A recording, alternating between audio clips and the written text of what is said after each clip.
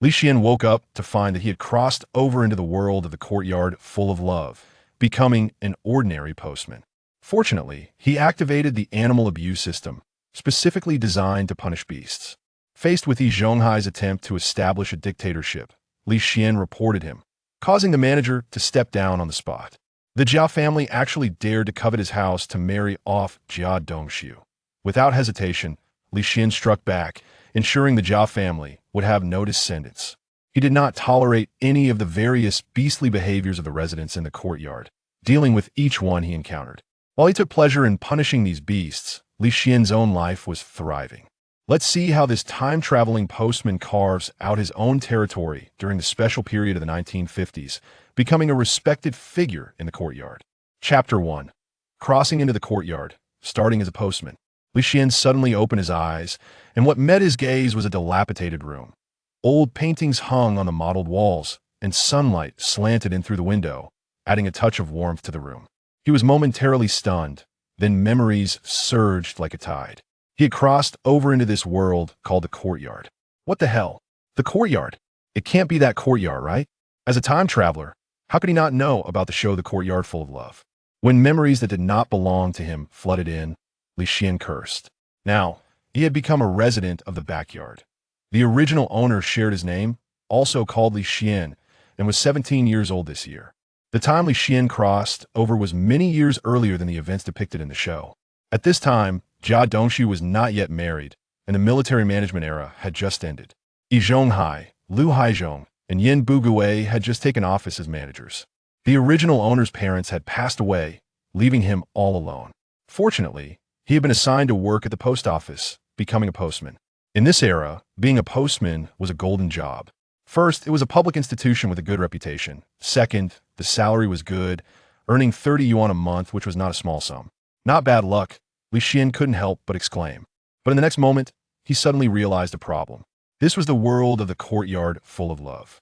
None of the residents in this courtyard were good people. With his favorable conditions, he would surely attract the envy and jealousy of the beasts. However, as someone who had watched the original show, he knew all too well what kind of behavior these beasts exhibited. Dealing with them wouldn't be difficult at all. With that thought, Li Xian accepted the fact of his time travel. It was just around mealtime, and he didn't want to deprive himself. He rode his bicycle to the supply and marketing cooperative. He picked out a piece of pork belly, thinking to improve his diet. On his way back, he unfortunately ran into Yin Bugui from the front yard. Yin Bugui was notorious for being calculating. He often said that you would go hungry if you didn't calculate well. At that moment, his eyes were fixed on the meat in Li Xian's hand. He smiled and said, "Little Li, it's not a holiday. Why are you eating so well?" Li Xian knew what he was thinking. He coldly replied, "I don't need your concern about what I eat." With that, he headed straight to the backyard. Yin Bugui felt that Li Xian was looking down on him. He angrily shouted, "Prodigal! How dare you spend so lavishly just after your father has died? Living like this, you'll end up drinking the northwest wind." In the middle courtyard, the Jia family. Jia Dongxu was cooking in the kitchen when she caught a whiff of the smell of meat. She went out to inquire and found out that Li Xian was eating meat. Jia Dongxu's face instantly darkened. The Jia family hadn't had meat for several months. Li Xian, being all alone, why should he eat so well? Thinking this, she approached Li Xian, seething with anger. She confidently stated, "We're all neighbors. How can you eat alone?" Li Xian looked up at the voice. The person before him was plump all over, with a pair of scheming, triangular eyes. Wasn't this the Jia Dongxu from the original show? I have to say, her thick skin exceeded what he had imagined. Li Xian let out a cold snort. What's wrong with being neighbors? Even brothers settle accounts clearly. Eating a bit of meat is none of your business. You want to eat meat? Let your son buy it for you. Li Xian couldn't be bothered to deal with this old hag, and after coldly throwing out a sentence, he slammed the door heavily before Jia Dongxu could react. The next moment, Jia Dongxu's curses rang out from outside. "You little bastard, eating alone will bring you retribution. Just wait and see." Jia Dongxu was quite indignant. After all, she was an elder. Why should Li Xian speak to her like that? Unable to contain her anger, she began to curse Li Xian outside the door. At this time, many neighbors in the courtyard ran out to watch the commotion. They were surprised to see Li Xian giving Jia Dongxu a hard time. This Li Xian seems different from before. Yeah, He used to not even dare to say much to Jia Dongxu. How could he dare to curse her? When the neighbors saw there was no more excitement to watch, they all went back home. Hearing their words, Jia Dongxu became even angrier. Jia Dongxu had just returned from work. Seeing his mother's ugly expression, he curiously asked, "Mom, what happened? Who upset you?" "It's that little bastard Li Xian. I just asked him for a few pieces of meat, and he kicked me out and even cursed at me." Seeing her son return, Jia Dongxu felt a sense of security. She angrily recounted the whole story. After hearing it, Jia Dongxu's face turned grim. "Li Xian, how dare he be so bold? No one in this courtyard has dared to embarrass our mother and son." Jia Dongxu's words were not wrong, that he was the apprentice of the manager Yi Zhonghai, who had long regarded him as a son. Because of this relationship, he and Jia Dongxu could be said to walk sideways in the courtyard, with no one daring to provoke them. But today it was good. Not only was someone provoking them, but they also got cursed. "Don't worry, Mom. I will make sure that this Li will regret it." Chapter 2. Want to occupy the house? Directly report. After finishing his words, Jia Dongxu went out, heading straight to Yi Zhonghai's house. "Dongxu, what brings you here?" Yi Zhonghai, who was eating, casually asked upon seeing his apprentice. "Master, that Li Xian is getting more and more arrogant. That my mom just asked him for some meat, and he acted all high and mighty." Jia Dongxu then recounted what had happened today. Yi Zhonghai remained silent. He thought to himself that Li Xian indeed seemed a bit different. Jia Dongxu continued, "You are one of the managers in the courtyard. You must teach him a lesson. This matter cannot just be let go. He needs to apologize to my mother, and he must vacate a room for us." Jia Dongxu made a bold demand that in fact, he had long had his eyes on Li Xian's house. He was at the age to get married, but with only one room at home, it was insufficient, so he had to think of other ways. Li Xian, being all alone, occupied 2 rooms, which was a waste. It would be better to vacate one for him to get married. Upon hearing this, Yi Zhonghai frowned slightly. As a manager, no matter how many unethical things he did behind the scenes, he had to appear fair on the surface. After all, Li Xian worked at the post office and was not just an ordinary peasant. Even a rabbit would bite when cornered, let alone a living person. Vacating a room was not a trivial matter, and he feared Li Xian would not agree. But on the other hand, he was counting on Jia Dongxu to support him in his old age. If he managed to accomplish this for him, wouldn't Jia Dongxu treat him like a father? Li Xian's parents had both passed away, and as long as he felt some pressure, he would definitely agree. After some consideration, he finally agreed. "All right, I'll go talk to him about this tomorrow." Jia Dongxu was overjoyed to see Yi Zhonghai's agreement. He felt ecstatic inside. As long as Yi Zhonghai took action, this matter would definitely be resolved. Once Li Xian vacated the house, he could quickly marry his wife. The next day, as soon as Li Xian returned home, Jia Dongxu and Yi Zhonghai came knocking on his door. Li Xian had bought a fish that day and was planning to make sauerkraut fish. Just then, there was another knock on the door. When he opened it and saw the 2 of them, he thought to himself, "Finally, they have come." This was his first official meeting with the elder and Jia Dongxu since he had crossed over. "Did you come to see me for something?" Li Xian directly asked, certain that they must have a reason. "Little Li, you live alone, and one of your 2 rooms is enough. But Dongxu is different. He is getting married and needs a room. We should help each other in the courtyard," Yi Zhonghai said with a friendly demeanor, appearing to negotiate but actually applying pressure. In the 1950s, the elder in charge had considerable influence in the courtyard. Moreover, Yi Zhonghai was an 8th-level fitter in the steel mill, and no one dared to provoke him in the courtyard. Yi Zhonghai was particularly skilled at moral coercion, often using a bunch of reasoning to pressure others. Very few people in the courtyard could withstand that, as they feared offending him. Yi Xian sneered inwardly, thinking, "These guys are truly shameless. Why should I give him my house when I am living just fine? I am not someone who can be easily bullied." "Elder, you are mistaken. The house was given to me by my parents. Why should I give it up for someone else? Besides, what's wrong with me living in 2 rooms by myself? I enjoy it," Li Xian retorted without hesitation. Yi Zhonghai didn't expect Li Xian to be so tough, and for a moment, he was at a loss for words. He glanced at Jia Dongxu beside him, signaling him to speak. Jia Dongxu stepped forward, smiling insincerely, and said, "Little Li, don't be ungrateful. We're here out of respect for you, and to discuss this. If you refuse to understand, don't blame us for being rude." Li Xian felt even more disdainful upon hearing this. He had long seen through their true colors and knew they wouldn't give up easily. But he wasn't someone who would back down from trouble. If they wanted to cause trouble, then let them come. Rude? What do you want? Are you planning to forcibly seize my house? Li Xian scoffed. Jia Dongxu and Yi Zhonghai were momentarily taken aback by Li Xian's directness, not expecting him to expose their intentions so openly. Both felt a bit awkward. However, they were not the type to give up easily. Since soft tactics didn't work, they would go hard. The two exchanged glances and left with unsightly expressions. Master, this Li Xian is not giving you face. We have to find a way to deal with him, Jia Dongxu said angrily at Yi Zhonghai's home. Don't worry. No one in this courtyard dares to go against me. Let that kid suffer a bit. He will yield sooner or later. Yi Zhonghai gritted his teeth, determined. He couldn't believe he would lose to a mere Li Xian. Vacating the house was just a matter of time. But Yi Zhonghai didn't expect that after Li Xian drove him and Jia Dongxu away, he would go straight to the public security office to report Yi Zhonghai and Jia's attempt to forcibly occupy his house. Upon learning the situation, the security officers immediately launched an investigation and followed Li Xian to the courtyard. At that moment, many residents were gathered together chatting. When they saw the security officers arrive, they were all taken aback. Chapter 3. Public Security Intervenes. Yi Zhonghai is penalized. What's going on? Why did Li Xian bring the security officers? Amidst the exclamations, the security officers, led by Li Xian, walked straight towards Yi Zhonghai. Li Xian pointed at Yi Zhonghai and said mercilessly, "Comrades from the security office, he wants to occupy my family's property." As soon as Li Xian said this, Yi Zhonghai's face changed dramatically. He never imagined that Li Xian would dare to report him to the security office. He was the elder in the courtyard. All matters in the courtyard were under his jurisdiction.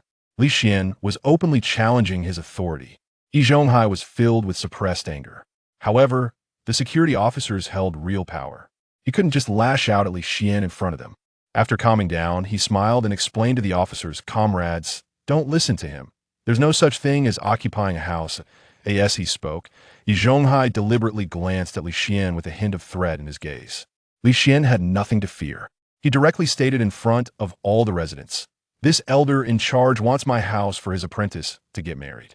How is this any different from forcibly seizing a house? Comrade from the security office, you must give me an explanation." Seeing Li Xian not giving him any face, Yi Zhonghai felt completely flustered. He quickly said in a good-natured tone, "Little Li, you misunderstood. I didn't mean that." The security officer shot him a cold glare. "All right, it seems that Comrade Li Xian is correct. As the elder in charge, you still committed such an error. You must be severely punished." They were very decisive in handling cases and were about to convict Yi Zhonghai on the spot. The residents in the courtyard were completely stunned. They never expected Li Xian would dare to take on Yi Zhonghai and succeed. Facing the complex gazes of the residents, Yi Zhonghai couldn't help but worry about his reputation. He still had to maintain his authority in the courtyard and couldn't afford to be humiliated over such a matter. After some contemplation, he simply changed his tune, saying, "Little Li, this matter of vacating the house was my apprentice Dongxu's idea. I was just passing on the message." Yi Zhonghai immediately shifted the blame onto Jia Dongxu. Jia Dongxu's expression changed instantly. Although this matter was indeed proposed by his family, Yi Zhonghai shouldn't push him out to take the hit at such a time. But before he could explain, Yi Zhonghai shot him a cold glare. The meaning was clear. He was to take the blame. To be honest, Jia Dongxu was reluctant. But he still needed Yi Zhonghai's help. So after some consideration, he didn't refute it, effectively accepting the blame. Li Xian watched the duo's little tricks from the side, sneering. These two would eventually fall out. Jia Dongxu was not as honest as he appeared. Seeing the situation, the security officers naturally proceeded to penalize Jia Dongxu. At this moment, Yi Zhonghai acted as the good guy again. He spoke kindly. "Comrades, look, Jia Dongxu has already recognized his mistake. Can we lighten the punishment?" The security officer retorted coldly. "The act of occupying a house is severe and must be punished. However, considering it's a first offense, the fine will be 20 yuan. Let this be a lesson." As soon as the security officer said this, Jia Dongxu was dumbfounded. 20 yuan? That's too much. He knew that his monthly salary was only 18 yuan. How could he come up with 20 yuan? Had he known, he wouldn't have helped Yi Zhonghai take the blame. Seeing Jia Dongxu's expression change, Yi Zhonghai, worried about the situation worsening, leaned in and whispered to Jia Dongxu, "I'll cover this fine for you." With these words, Jia Dongxu finally felt reassured. After the farce ended, Yi Zhonghai angrily returned to his room, and Jia Dongxu's face was also grim. Both harbored resentment towards Li Xian in their hearts. The security guard had just left, and it wasn't the right time for Li Xian to vent his anger. Meanwhile, the residents who hadn't dispersed were discussing among themselves. Li Xian has really changed. Yeah, he even dared to report that old man. How bold. From now on, he probably won't have a good time in the courtyard. In everyone's eyes, Yi Zhonghai's status in the courtyard was unquestionable. With Li Xian having made an enemy of him, he could only expect to be bullied. Li Xian, hearing these gossiping remarks, felt quite disdainful. His efforts to deal with Yi Zhonghai had only just begun. If Yi Zhonghai dared to cause trouble in the future, he would definitely make him pay a greater price. After returning to his room, Li Xian suddenly realized something. Alas, others have systems when they travel through time. Why don't I have one?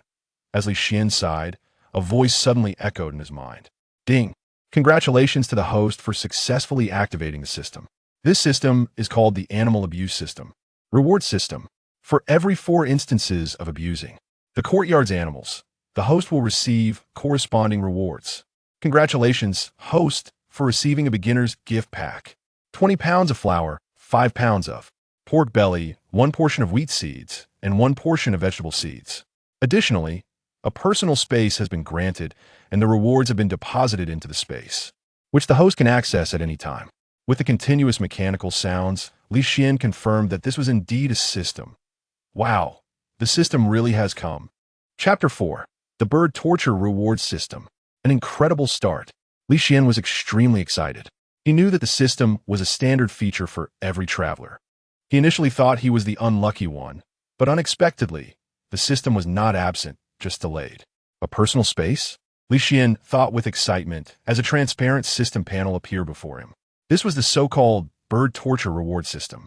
The personal space consisted of many slots, and the rewards he had just received were quietly lying in one of them.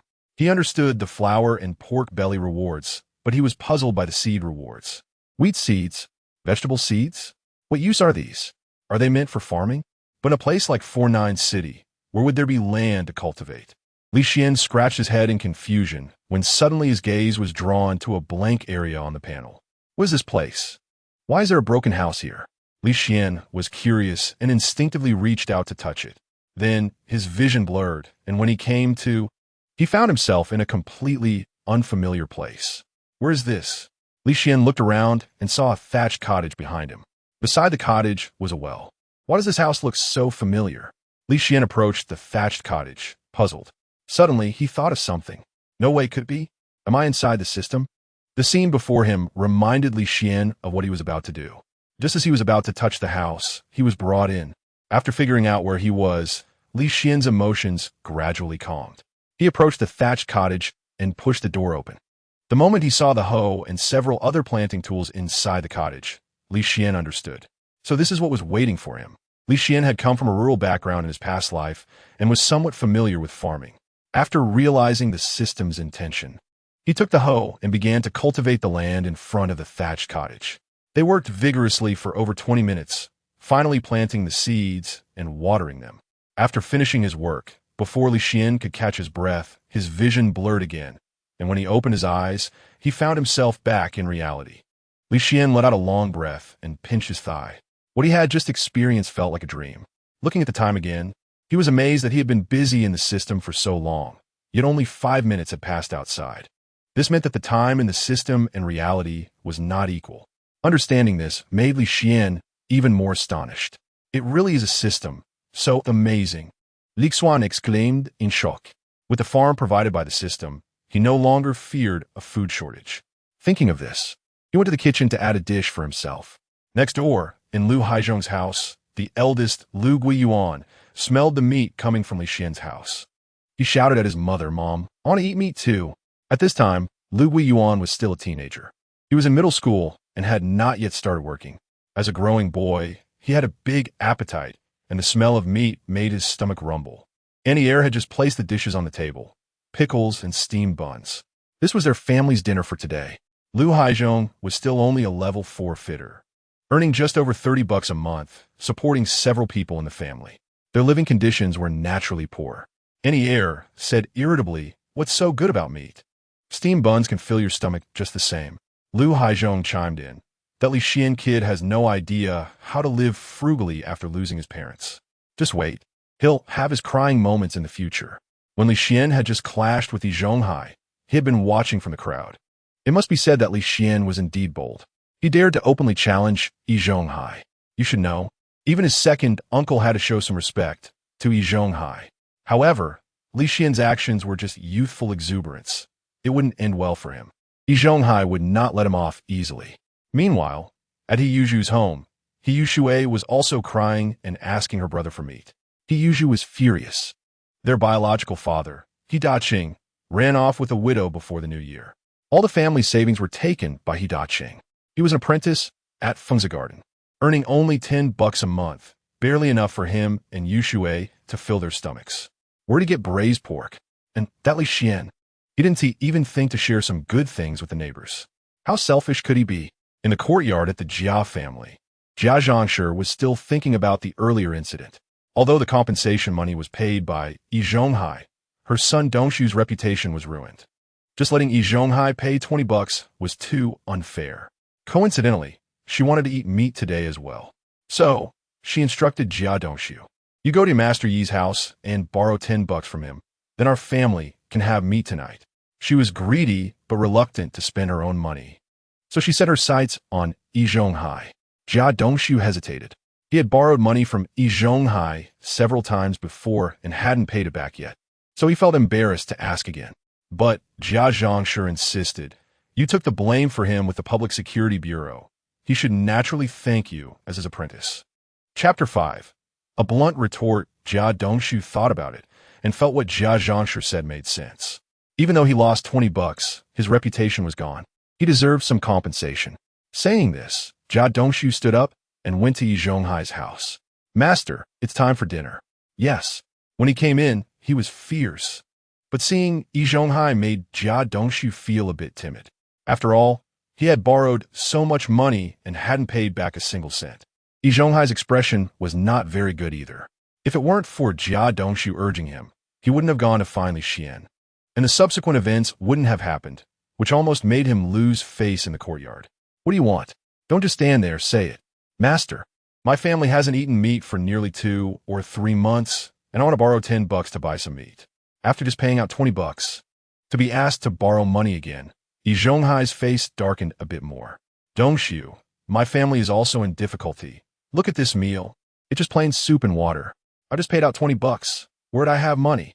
Yi Zhonghai earned $70 to $80 a month, and there were only 2 people to feed with no other expenses. He could save $30 to $40 a month if he wanted, but now he was playing the victim in front of him, making Jia Dongxu feel uncomfortable. "Master, if it weren't for me, you would have been the one losing face in the courtyard." Now, Jia Dongxu didn't care about anything else. Whether Yi Zhonghai lent him the money or not, he had to lend it. Otherwise, he wouldn't let it go easily. Yi Zhonghai sensed the threat in Jia Dongxu's words. If he didn't lend the money, Jia Dongxu would probably turn around and say it was his idea to the courtyard. "All right, I'll lend you this $10, but you have to remember to pay it back. After all, my family has to live too." Andy beside him wanted to say something, but Yi Zhonghai had already taken out the money. "Master, don't worry. When I get my salary, you'll be the first to be paid back." Jia Dongxu smiled broadly, took the $10, and went back to find Jia Dongxu. After he left, Yi Zhonghai threw down the chopsticks in his hand. "Just think about how many times he's borrowed money from us. When has he ever paid it back? What if I don't give it? Are you really going to let him go to the courtyard and say I want to occupy Li Xian's house?" Seeing Yi Zhonghai getting angry, Andy didn't say any more.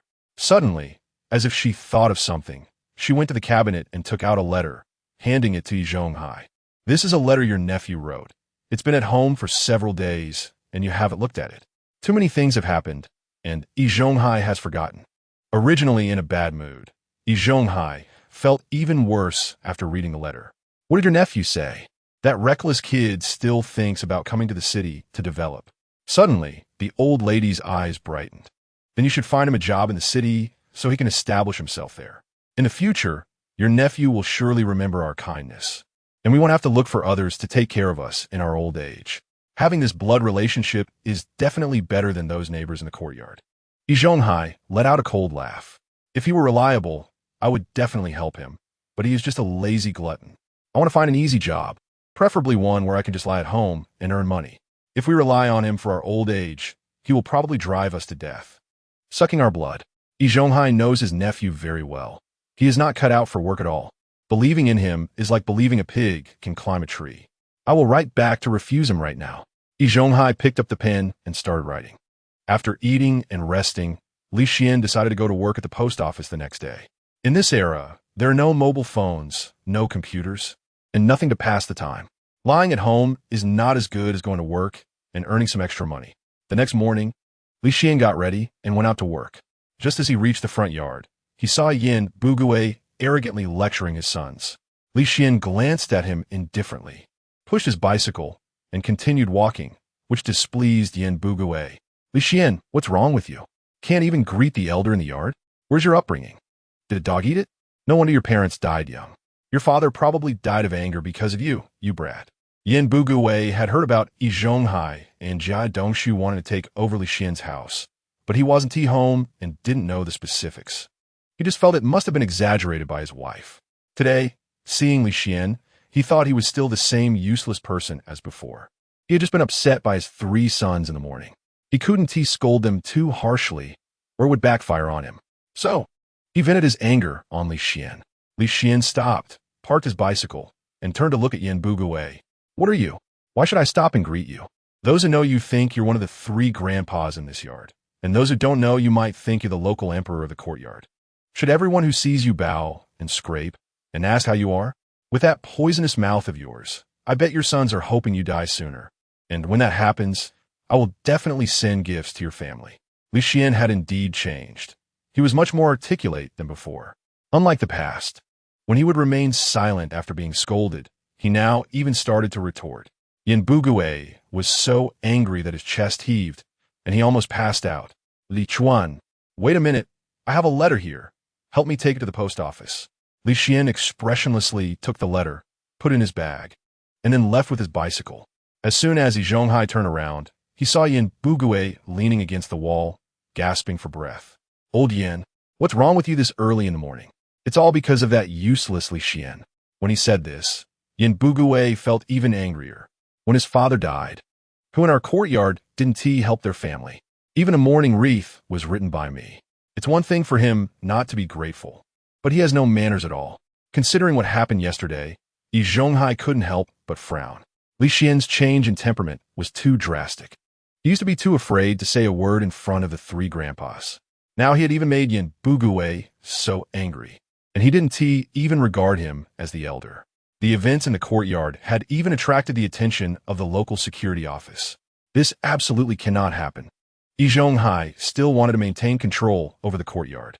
When the people come back, I will definitely call him in to apologize to you. How can he not respect his elders? Chapter 6. Sincere colleagues at the post office. Yi Zhonghai was determined to make the courtyard a place that respects and loves elders. Only in this way would he not be bullied when he grows old, and he absolutely would not allow anyone to cause trouble. Ding! The host retaliated against Yin Bugui, causing him to fall ill for 2 days. Reward granted. Congratulations to the host for acquiring the skill of imitation notes. 50 gene of white flour, watermelon, and strawberry seeds. The reward has been issued. Please collect it, host. Riding his bicycle, Li Xian suddenly heard this and was momentarily stunned. He almost collided with a child darting out from an alley. Fortunately, he managed to stop in time, avoiding an accident. After checking the child and confirming there was no problem, Li Xian continued towards the post office. His mind was still thinking about what the system had just said. He remembered that when Yin Bugui was standing there, everything seemed fine. How could he have been angered to the point of falling ill? But he didn't care. It was just right. As for the food and seeds, Li Xian wasn't very interested. He was more interested in the ability to imitate notes. He couldn't test it now, but he thought he would give a try at the post office to see if it was real. However, he believed the system wouldn't deceive him. There was no reason to deceive its host. With these thoughts, Li Xian arrived at his designated mailbox. He collected all the letters in the mailbox to send them out together later. Of course, being a postman isn't just about sending letters. It also involves delivering them. Everyone has their own area to cover, and they must deliver the letters to the recipients according to the addresses on the letters to complete their tasks. For someone like him who had crossed over from later generations, this job had no technical difficulty. It was just physical labor. Although he had a bicycle, riding it all day was still quite exhausting. Li Xian sighed, thinking it would be great if the system could give him the ability to teleport. With this thought, Li Xian walked into the post office. The postmen were already busy sorting the letters for their respective areas, preparing to head out for deliveries. Li Xian quietly went to his area and started sorting the letters. His colleagues at the post office were surprised to see him back. Li Xuan, why are you back so early? Why aren't you at home? You should rest a few more days. I'm back. It's just sitting at home. It's better to come back and work. Take care, and don't be too sad. Li Xian nodded, continuing his work. You should rest at home. Your work can be handled by someone else. You can take a few more days off. I've already rested so long. If I don't come back, Sister Lu will have opinions about me. After Li Xian's father passed away, he was handling the morning at home, and his work was being done by his colleague. Brother Lu, what are you talking about? How could you tarnish your sister-in-law's reputation outside? Brother Lu happened to return and heard this, coming over to scold him with a smile. Hey, Brother Lu, I didn't mean that. I'm just worried you're working too hard. Have you really adjusted well? Li Xian was young, and Brother Lu regarded him as a younger brother. With only his father left at home, and now that his father was gone, he was all alone. Brother Lu felt sorry for him and was concerned that he hadn't recovered yet, wanting him to rest at home a bit longer. I'm really fine, Brother Lu. You don't have to worry about me. Seeing the concerned looks from those around him, Li Xian felt warm inside. There are still many good people in this era, except for the courtyard. Section Chief.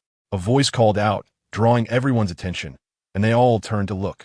This was Zhang, Li Xian's direct superior, who had the authority to mobilize the entire post office. Zhang spotted Li Xian in the crowd and patted him on the shoulder. Didn't you get 4 days off? Lying at home is still lying. You might as well come back to work for the people. Condolences. Upon hearing this, Li Xian realized that Zhang had misunderstood him, but he didn't plan to explain. After everyone returned to the office, they started their respective work, and Li Xian gathered up the letters. Although he had crossed over from a later time, Li Xian still retained some original memories. He was quite familiar with the route in his area, so he set off on his bicycle. Li Xian had planned his route beforehand, which made delivering the letters much easier and save him more than half the time. He wasn't in a hurry to return and thought about wandering around the city of Sijiacheng since he was still curious about it. When he reached in his bag to pull out a bun to eat, he unexpectedly touched a letter. Taking it out, he saw it was the letter that Yi Zhonghai had handed to him that morning. He casually placed it into the compartment of his bag. He had just been to the post office mailing letters and had forgotten to take this one out. Li Xian couldn't help but smirk as he opened the envelope, intending to see what Yi Zhonghai had written. The letter Yi Zhonghai sent was a regular mail, and, for such letters, he bore no responsibility for damage or loss as a postman, allowing him to open it without burden. He also wanted to see if Yi Zhonghai had mentioned any secrets about him in this letter. Since his father's passing, Yi Zhonghai had turned his attention to him, tried to scheme against him. Just yesterday, he had even tried to take over one of his family's houses. If he could catch Yi Zhonghai in some wrongdoing, he could easily manipulate him in the future, making it impossible for him to maintain that hypocritical facade in the courtyard. As Li Xian was still trying to decipher the new content, he couldn't help but frown. Yi Zhonghai's handwriting was truly terrible. Even a dog's paw print looked better. He found a shady spot and sat down, reading word for word, as reading too quickly would make it incomprehensible. The content of the letter wasn't much. Mainly, Yi Zhonghai was lamenting about his unfortunate life in the city, saying that his family was so poor they could barely make ends meet and that he couldn't rely on anyone.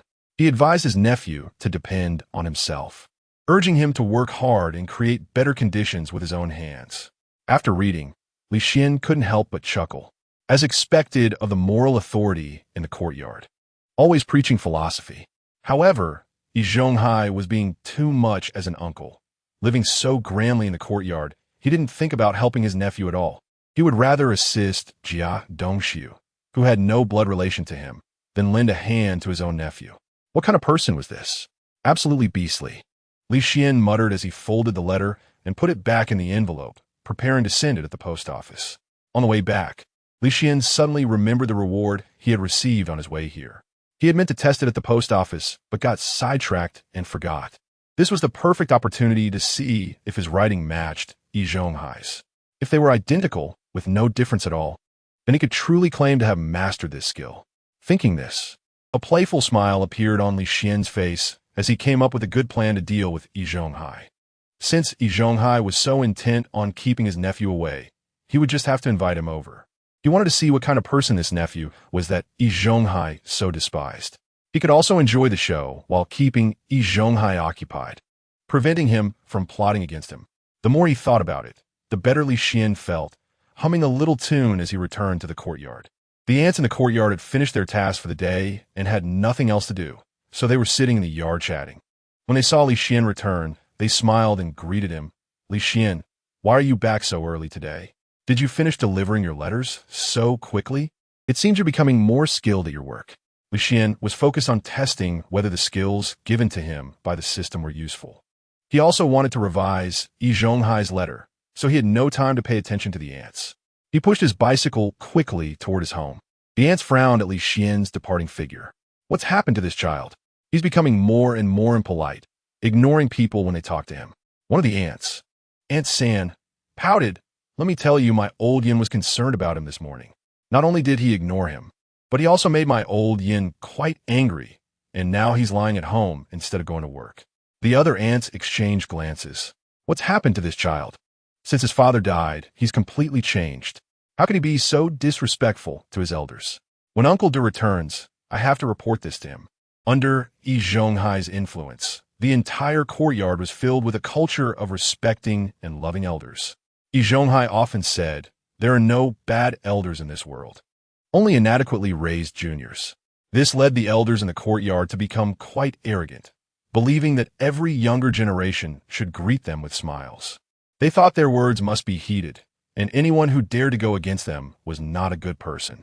Hearing the other ants, Aunt San covered her mouth, revealing a hint of smile. Back at home, Li Xian eagerly pulled out a piece of white paper and a pen. He began to write, and what he wrote was exactly the same as Yi Zhonghai's handwriting, with not a single deviation. Placing the two letters side by side, it was impossible to tell which one was written by Li Xian and which one was Yi Zhonghai's. A deeper smile spread across Li Xian's face. It seemed his plan would work. He then took out another blank sheet of paper, spread it on the table, and prepared to write a reply to Yi Zhonghai's nephew on his behalf. Just as he was about to start, Li Xian paused. He needed to think carefully about Yi Zhonghai's tone. Otherwise, even if he wrote as if it were from Yi Zhonghai's nephew, it might not be believable. As he recalled, he began to write in the letter, boasting about his authority in the courtyard and the treatment he received at the steel mill, telling Yi Zhonghai's nephew how well he was living in Sijiacheng. He also urged his nephew to pack his bags and come to Sijiacheng, assuring him that with his uncle's support, he would thrive there. After reading through what he had written, Li Xian nodded in satisfaction, then rode his bicycle out again. He went to the post office to send Yi Zhonghai's letter. He was already looking forward to seeing Yi Zhonghai and how his nephew would react when he arrived. Once seated at his workstation, Li Xian felt that the gift he had prepared for Yi Zhonghai was not enough. Yi Zhonghai wanted to drive him out of the courtyard and take over his 2 rooms. He had to send a grand gift in return. With this thought, Li Xian began to scribble on the paper again. Looking at the fabricated content, Li Xian's smile grew even wider. All day long, you're scheming against me, trying to take over my family's house. As a junior in the courtyard, how could I not return a grand gift to you? Uncle Da, don't say I'm someone who lacks manners. I just wonder if you can handle these few big gifts. Li Xian couldn't help but laugh out loud, his smile a bit manic. Fortunately, the postmen have all gone out to deliver letters now, and there are only a few people in the post office, so they didn't notice the commotion on his side. Otherwise, they would think Li Xian has gone crazy because of his father's death. At this moment, Yi Zhonghai was in the steel mill guiding Jia Dongxu. Put this here and be a little lighter with the force. Make sure to aim properly before inserting it. Suddenly, a chill rose from Yi Zhonghai's feet, making him shiver uncontrollably. After sneezing twice in a row, Jia Dongxu looked at him with concern. Master, have you caught a cold? No. Yi Zhonghai rubbed his nose and knocked on the machine for Jia Dongxu to continue. Don't stop your hands. Let me see how you've been doing lately. As Jia Dongxu worked, he recalled how he wanted to borrow Li Xian's house, only to be reported by him in the end. Li Xian is really something. When his father passed away, everyone in the courtyard helped out. I just wanted to borrow his house to get married, and he actually reported us. And now he has no respect for you, the elder. Master can't let this continue. Yi Zhonghai was already aware of this without Jia Dongxu saying it. This afternoon, when he returned to the courtyard, he planned to teach Li Xian a good lesson to let him know who is in charge in the courtyard. After work in the afternoon, Yi Zhonghai couldn't wait to get back to the courtyard and overheard the ants discussing. This kid Li Xian is increasingly disrespectful to his elders. He doesn't even respond when we talk to him. When his father passed, which family didn't help? Everyone who could help did, and his attitude now is simply too much. I don't even know if the elder has returned. If he has, I must report this to him. Just then, someone spotted Yi Zhonghai standing there, and they all immediately gathered around him. You, elder, let me tell you about that Li Xian. He's really something. We greet him, and he completely ignores us. Elder, you must educate him properly. We can't let him ruin the respectful atmosphere of our courtyard. Chapter 8. Li Xian's drastic change of character. Yes, we are supposed to be a model courtyard. We can't let a single bad apple spoil the whole barrel. Yesterday, Li Xian called the Public Security Bureau, and if he causes trouble today, he will definitely be talked about. With so many people coming forward to report him, he has given us a legitimate reason. Don't worry, I will definitely not let anyone ruin the good atmosphere of our courtyard. Saying this, Yi Zhonghai strode boldly to Li Xian's door, ready to push it open, only to find it locked. Yi Zhonghai frowned, pushed again, confirming it was indeed locked, and felt even more displeased. There is a rule in their courtyard. Doors should not be locked. Every household keeps their doors unlocked at all times. This is to reflect the spirit of unity and friendship in their courtyard, and is one of the reasons they have become a model courtyard. Li Xian locking his door in broad daylight is clearly a deliberate act against him. Li Xian, come out. Inside, Li Xian, who was sitting and resting, heard the commotion and went to open the door, raising an eyebrow at the crowd. Oh, when did you learn to knock, elder? I thought you would just barge in. I once said in the courtyard that doors shouldn't be locked. Why are you locking it during the day? If the door isn't locked, what if someone comes in and steals something from my place? What do you mean by that? Are you saying there are thieves in our courtyard? I don't know about thieves, but with the door locked, I feel safe. You are breaking the rules of the courtyard, undermining its unity. You are acting special. Li Xian let out a cold laugh. So if my things get stolen, who will be responsible? Also, who made this rule for the courtyard? Elder, you don't mean to say it's you, do you? You're just an elder, not the emperor of the courtyard. What era is this? Do you still want to run a one-man show in the courtyard? That's a remnant of feudal thinking. Should I go to the Public Security Bureau and Street Office to ask if it's you who is in charge of the courtyard? If the hat of the emperor is placed on him, he won't just be in trouble. He'll lose a layer of skin. Yi Zhonghai didn't dare to continue arguing with Li Xian about this issue and turned to talk about Yanbu Gui. This morning, the third elder greeted you. And not only did you not respond, but you also made him so angry he had to lie in bed. The ants in our courtyard care about you, and you don't say a word. What does this mean? The reason our courtyard can be rated as a model courtyard is because we respect our elders and love them. What you are doing is deliberately damaging the reputation of our courtyard. Try to prevent us from being recognized as a model courtyard. You must apologize to the ants and visit the third elder to apologize in person. Unable to argue with him about locking the door, Yi Zhonghai shifted the topic to Yanbu Gui and the ants. Li Xian found it both ridiculous and hypocritical. Today, the third elder said in front of everyone that my parents died early because of my mouth. I didn't even beat him up. Now he wants me to apologize to him? Who does he think he is? And what rule states that if someone greets me, I must respond? I only acknowledge those I recognize as my elders. If I don't acknowledge you, then you can all get lost.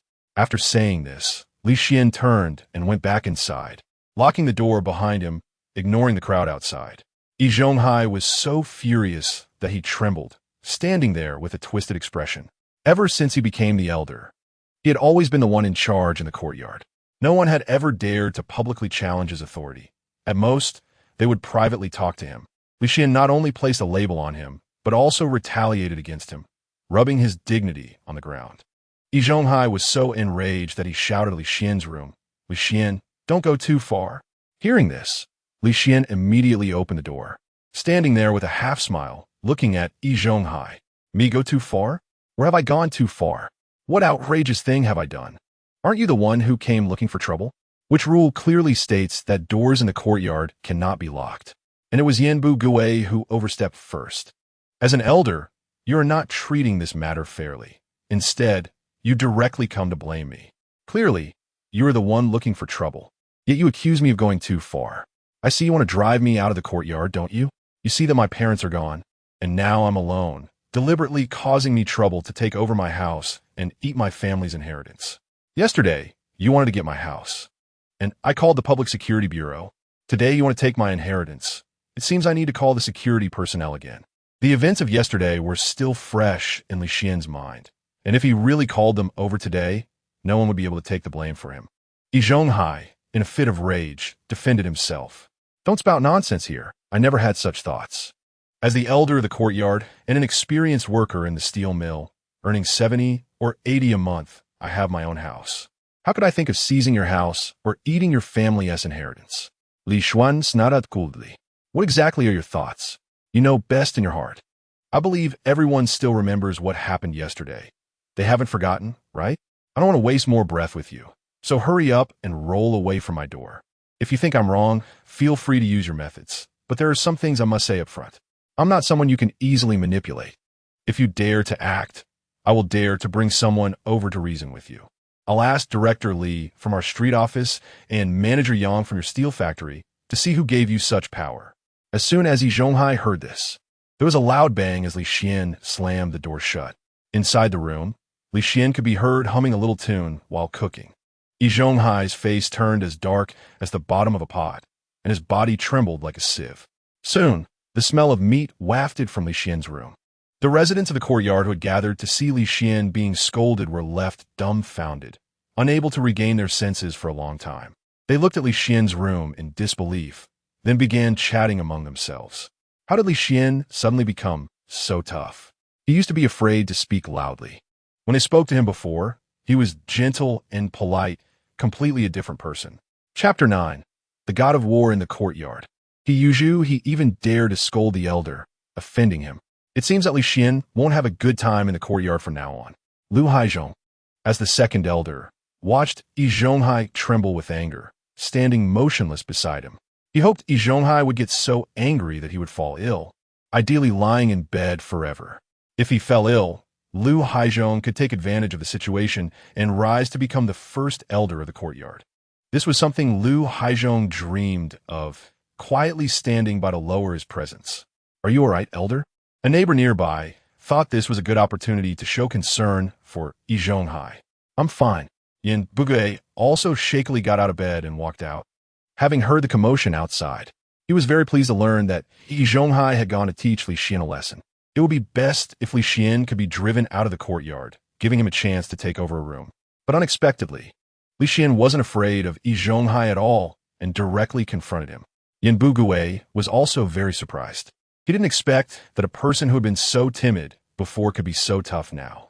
Although Yi Zhonghai wanted to teach Li Xian a lesson, it had to be in his own name. As the third elder, he still had to show some concern, or he would definitely leave a bad impression in Yi Zhonghai's mind. "Old Yi, you want to teach Li Xian a lesson for me, and in the end, you got yourself worked up. That's not worth it. Old Yin, how come you're up from bed? You should hurry back to rest." "I'm fine. My body can still hold up." Li Xian is getting more and more outrageous, actually disregarding you, the first elder. Yi Zhonghai didn't speak, but thought about what Li Xian had just said, and his body began to tremble again. At this moment, He Yuzhu also got off work and walked into the courtyard. Seeing a crowd gathered, he was curious about what had happened. "What's going on?" Hearing Yi Yuzhu's voice, everyone turned to look. When they saw he had returned, some people who liked to join in immediately went up to him. "Silly Zhu, let me tell you, Li Xian has gone crazy. He actually dared to disrespect the first elder in public and even scold him." When Yi Yuzhu learned that Yi Zhonghai had been scolded, his face instantly darkened. At this time, Lu Haizhong also came over and began to vividly recount what had just happened in front of Yi Zhonghai, even mimicking Li Xian's tone. His aim was to anger Yi Zhonghai further to achieve his ultimate goal. It seems this kid is really crazy, but people like him will obediently listen after getting a good beating.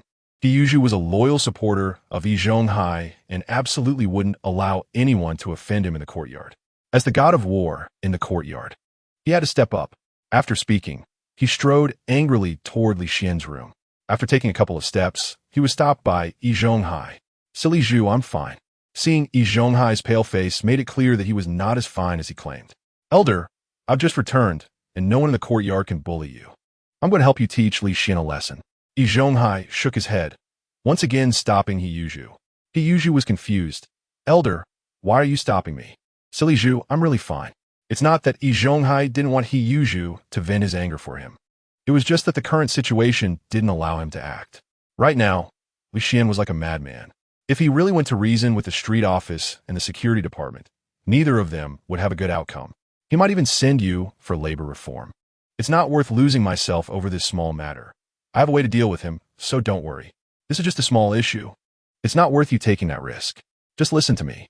So, although He Yuzhu hadn't seen what had just happened, he knew from Lu Haizhong's words that Yi Zhonghai must have been greatly angered.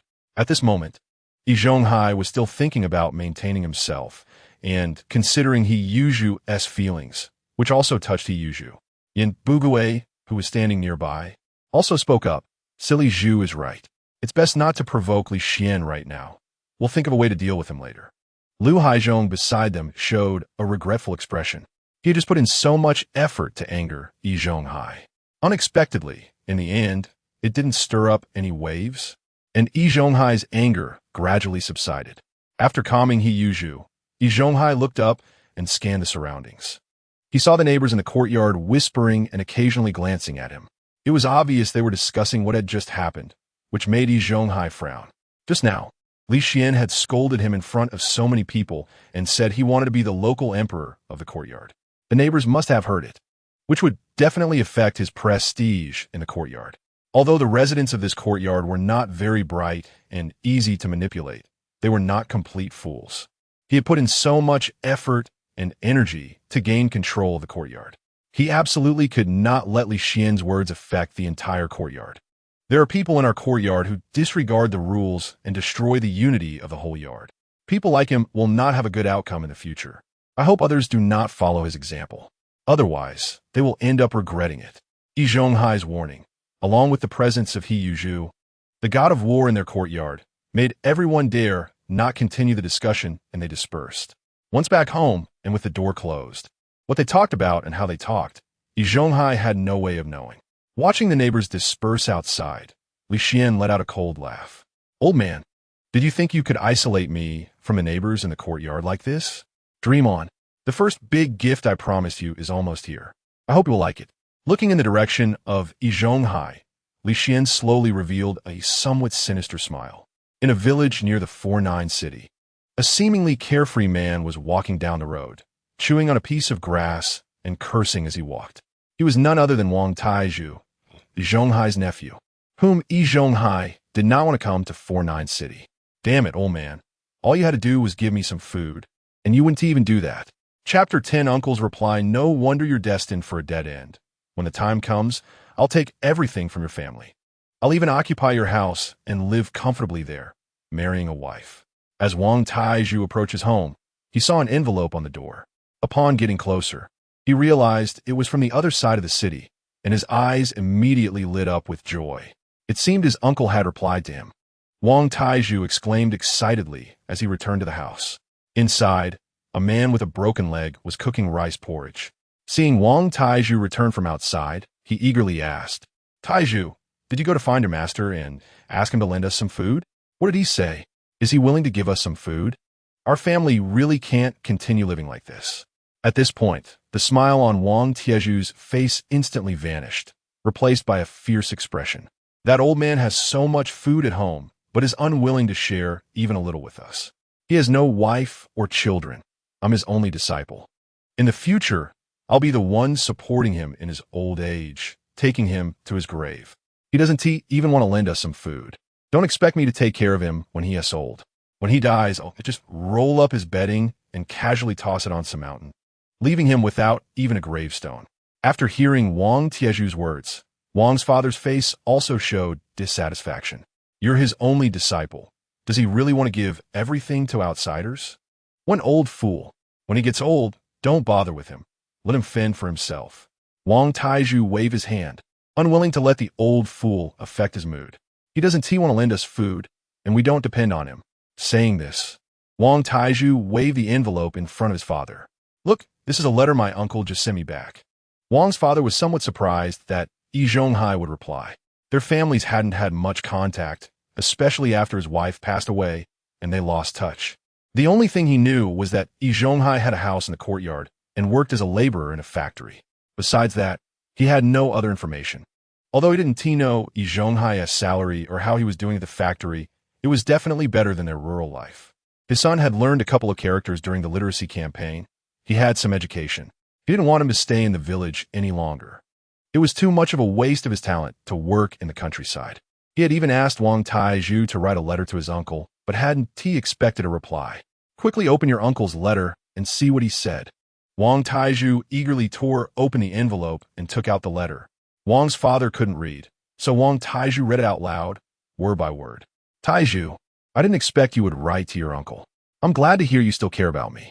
You mentioned wanting to come to the city to find a job. This matter is on me. Your uncle is a level 8 mechanic at the state-owned Hongqing steel rolling factory, and I'm quite respected by the leaders. I earn around 80 to 90 yuan a month, and the leaders have to curry favor with me. This factory can't do without me. Finding you a job will be easy. The leaders will certainly give me face. As Wang Taiju read this, he showed a surprised expression, and Wang's father widened his eyes even more. He knew his uncle was doing well in the city, but hadn't expected him to be doing this well. A level 8 mechanic earning 80 to 90 yuan a month, and the factory couldn't operate without him. The leaders had to treat him like a gatekeeper. Any of these things would be a big deal if mentioned in their village. But now, it was all monopolized by his uncle. How impressive! After a moment of shock, Wang Taiju continued reading. The letter wasn't finished. I've already thought about where you will live. There's someone named Xuan in my courtyard. His mother died early, and his father recently passed away, leaving him all alone. I'll have him move to the storage room and take his house for you. You'll be a city dweller and can even marry a wife in the city. I want to say much. When you arrive in the city, everything will be arranged for you. The letter ended there, and Wang's father looked ahead in disbelief. If Wang Taiju hadn't read it word for word, he would have thought it was fake. Yi Zhonghai replying made Wang's father extremely surprised. He hadn't expected him to be willing to help his son find a job. Not only that, but he had also arranged for his housing, allowing him to stay in the city. This was something they had never even dared to dream about. Their happiness was suddenly overwhelming. While feeling happy, Wang's father also felt some resentment towards his deceased wife. If he had known his brother-in-law was this capable, they wouldn't have had to suffer in the countryside for so many years. They could have gone to find their uncle in the city long ago and enjoyed a good life together. Wang Taiju excitedly folded the letter and tucked it into his chest. Since his uncle said everything was arranged in the letter, he should set off for the city soon. The sooner he went, the sooner he could work and earn a salary. Wang's father nodded. It was indeed time to go, as the saying goes. A long night brings many dreams. You should pack your things quickly. As he spoke, Wang's father went to the inner room and pulled out some money from his clothes for Wang Taiju. This is your travel expense. Make sure to save it. Once you get to the city, buy something for your uncle. You must work hard with your uncle. We're counting on you to enjoy life in the city together. Stop dawdling here and pack your things to set off.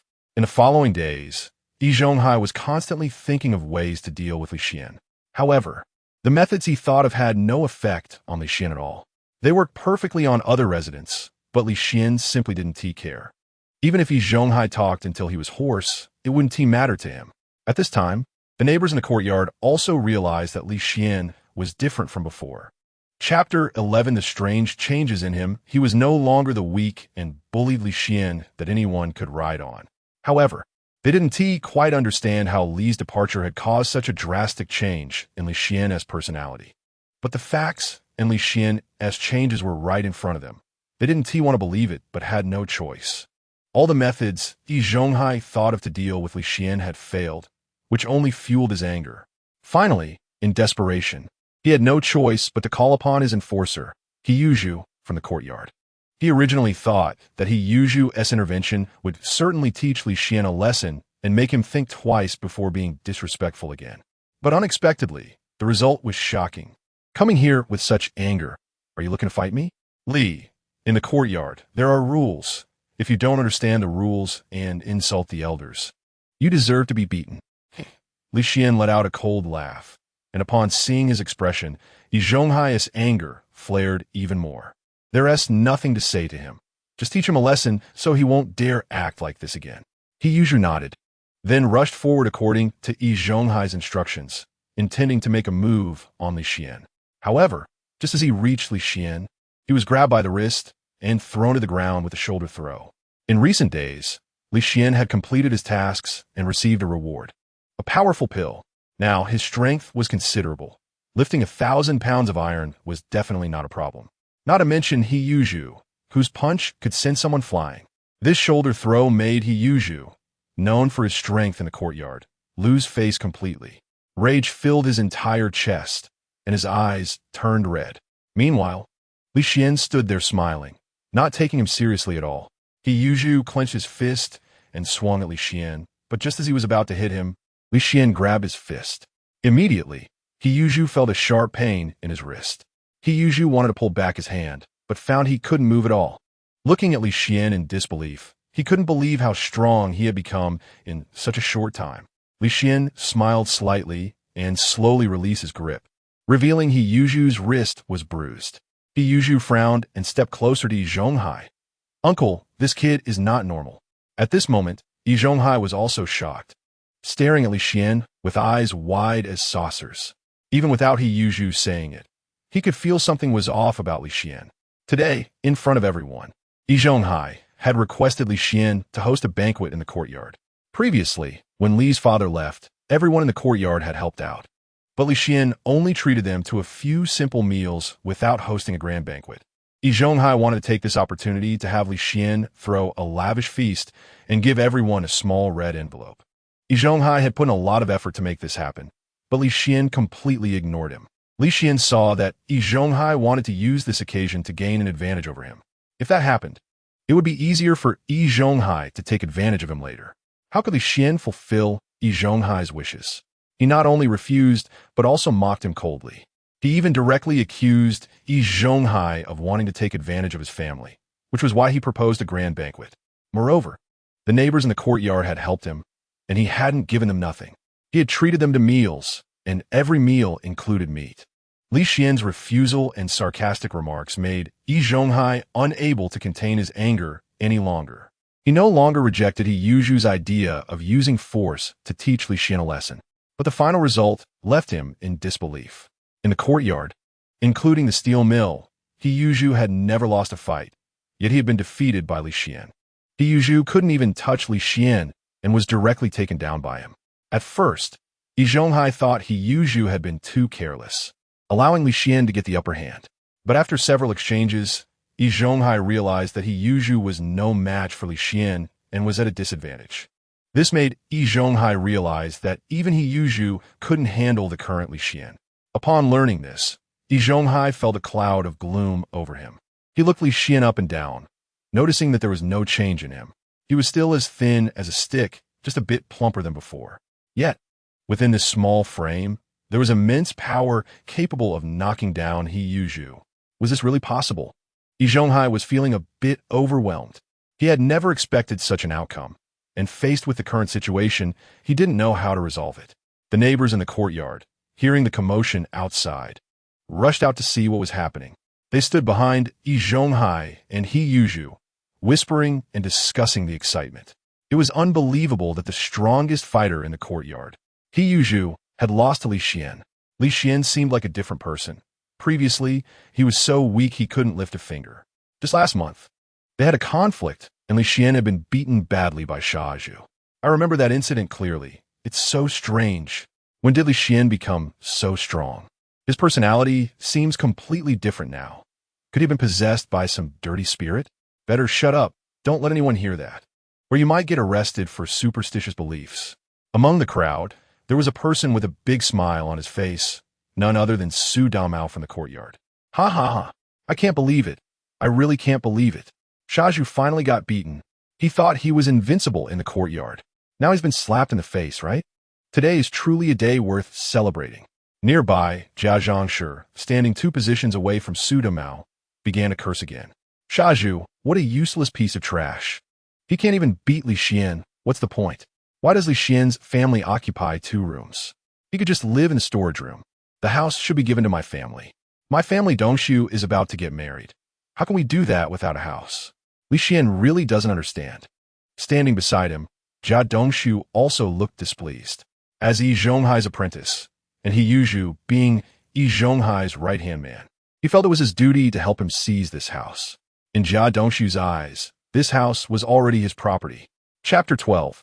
The nephew is coming. He was just waiting for Yi Zhonghai to open his mouth to give him the house, so he could take this opportunity to propose to Qin Huairu and bring her home. But now all those plans were dashed. At this moment, Yin Bugui, with a frown, also approached Yi Zhonghai. After a few days of recuperation and medication, Yin Bugui finally looked a little more energetic. Seeing the commotion outside, he couldn't wait to run out, wanting to see Li Xian being beaten down by He Yuzhu. But unexpectedly, everything turned out the opposite of what he had imagined. Old Yi, the situation is not in our favor. What should we do? Lu Haizhong, the second elder of the courtyard, stood beside them like a transparent person, indifferent to what was happening. But if you look closely, you could see a glimmer of schadenfreude in his eyes. He also noticed that Li Xian was completely different from before, with many strange aspects. But for him, this was a good thing. Yi Zhonghai was facing a tough opponent in Li Xian. If he couldn't resolve this matter properly, his prestige in the courtyard would no longer be as high. He might even have a chance to seize the position of the first elder.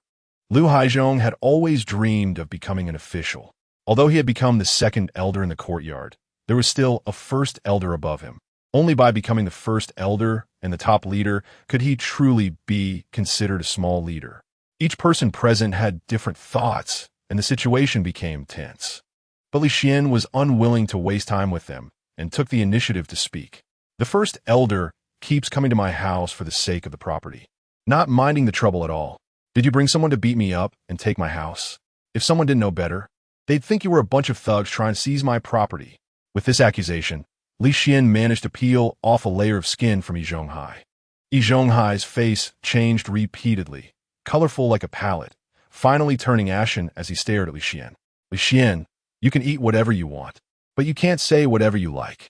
I never thought about seizing your family's house. What kind of rogue? What kind of thug? Such words should not be spoken lightly. How can you throw dirt on the elders? I came to talk to you about these matters, simply hoping you could fully integrate into the courtyard and learn to respect your elders. Yi Zhonghai's eyes rolled, glancing at the bruise on He Yuzhu's hand. Look for yourself. You've bruised Juzi's hand so badly. You know very well that Juzi is a chef, and he will rely on these hands to earn a living in the future. Yet you've beaten his hands to this extent. You are truly going too far. But as the elder here, I don't want to disrupt the unity of the courtyard. I will take charge, and you will pay 20 yuan. Let Juzi go to the hospital to have his hand checked, ensuring he can still cook in the future, and this matter will be settled. Li Xian was almost amused by Yi Zhonghai's words. When I call you elder, it is a sign of respect. Do you really think you are the boss of this courtyard? The neighbors present aren't blind. Anyone with eyes can see that He Yuzhu was the one who started the trouble. He wanted to hit me, and I was merely defending myself. You want me to pay? You must be dreaming. As the elder of the courtyard, you are handling this unfairly, clearly favoring either the Jia family or He Yuzhu. You want me to pay? Then let us go to the police station and see what the security personnel have to say. If they tell me to pay, I'll argue, but if I don't have to pay, then I will sue He Yuzhu for intentional injury. With that, Li Xian lifted his foot and walked towards the courtyard exit. Yi Zhonghai's face darkened further. If this matter truly alarmed the security personnel, his prestige in the courtyard would be completely lost. It would also plant a seed in everyone's mind that they didn't have to rely on him to solve problems. They could go to the police station themselves for help. Realizing this, Yi Zhonghai began to regret his earlier actions. Li Xian was as stubborn as a rock in a latrine, impervious to both soft and hard approaches. This matter should have ended, but he insisted on making him pay, which was just asking for trouble. Yi Zhonghai stepped forward, trying to stop Li Xian, while also pondering how to resolve the situation. A raspy, male voice came from behind.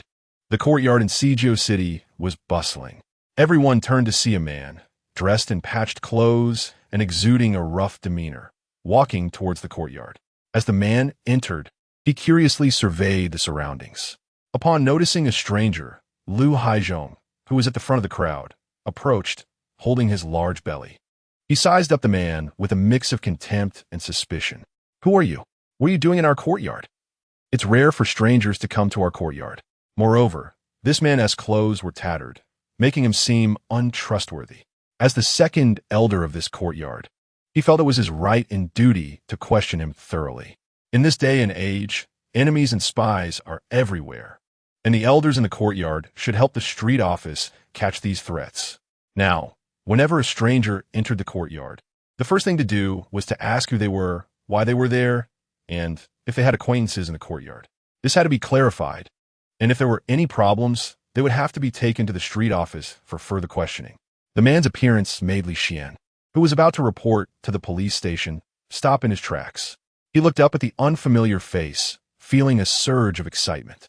Although he didn't know who it was, he had a strong hunch that this person was Yi Zhonghai's lazy nephew. According to the speed of the message delivery and the time it took for the other party to arrive in Sijio City after receiving the letter, he should have arrived in the past couple of days.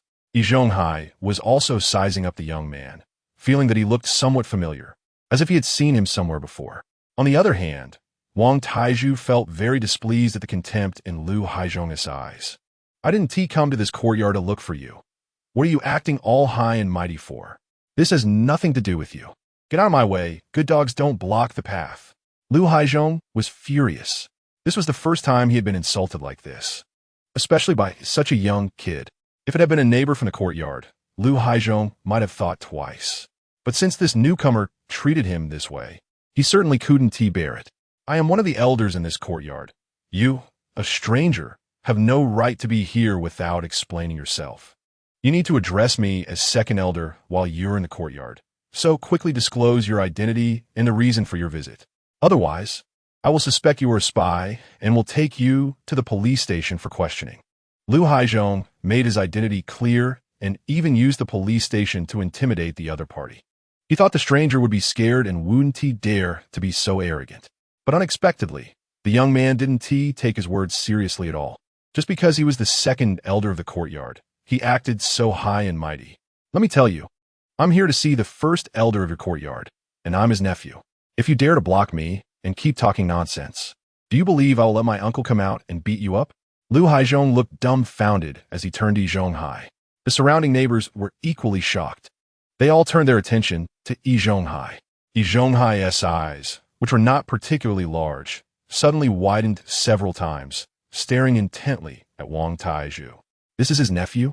He remembered he had told his nephew in a letter that he was having a hard time in Sijio City and advised him not to come. While everyone was in shock or confusion, Li Xian's lips curled into a smug smile. It seems that the first gift he sent to Yi Zhonghai has arrived. At this moment, Lu Haizhong quickly walked to Yi Zhonghai's side. "Old Yi, when did you get a nephew? You didn't even tell me he was coming. And I thought some blind fool was causing trouble in our courtyard." Yi Zhonghai was equally bewildered. It's not common to randomly claim relatives nowadays. "Who exactly are you? Speak honestly. Otherwise, I will suspect your identity and take you to the police station for thorough questioning." Wang Taizhu, feeling excited, stepped forward and held out the envelope in his hand to Yi Zhonghai. "It's me, uncle. I'm Wang Taizhu, your nephew. Don't you remember? We just communicated through letters a couple of days ago, and you asked me to come to Sijio City to find you." Yi Zhonghai had hardly seen his nephew before and had completely forgotten what he looked like. After a careful look, he indeed saw a resemblance to his sister. But he recalled mentioning in the letter that he was having a very tough time in Sijio City. How did it turn into Wang Taizhu claiming he was sent here? Regardless of where the misunderstanding lay, Yi Zhonghai didn't want others to see his family's embarrassment. "Taizhu, you arrived so quickly. I thought you wouldn't get here for another couple of days. You must have traveled for a long time. Let us hurry back home so you can rest. I'll have your aunt prepare a couple of dishes to welcome you. With that, Yi Zhonghai pulled Wang Taizhu back home. After they left, the neighbors, who had been silent, suddenly erupted with chatter. When did the first elder have a nephew from the countryside? How come we've never heard of this before? It seems the first elder hasn't kept in touch with his rural relatives since coming to Suzhou City. He must have come to take advantage. It's not necessarily the case. I see he is carrying quite a few things, which might mean he intends to stay on the 49th floor. This conversation was passed on to Jia Dongxu, making her feel a sense of crisis in her heart. When did this old guy get another nephew? And he even brought him to the city. Is he planning to have him by his side to take care of him in his old age? Dongxu, you need to keep an eye on this. Yi Zhonghai is a dead end, and in the future, whether it's his money or his house, it should all belong to our family. You're about to get married, and you need to rely on Yi Zhonghai for money. You can't let that nephew have his way. Jia Dongxu gave Jia Dongxu a reassuring look. You know how my master has treated my mom over the years. He wouldn't forsake me for a nephew. When the time comes, I'll perform well in front of my master, and he'll probably forget about the nephew. But Yi Zhonghai's nephew appeared out of nowhere, claiming that Yi Zhonghai sent him here. This made Jia Dongxu feel a bit uneasy and suspicious. Li Xian, who overheard their conversation, smiled even more. It seems the courtyard is going to get lively again. On the other side, Yi Zhonghai returned home with Wang Taizhu.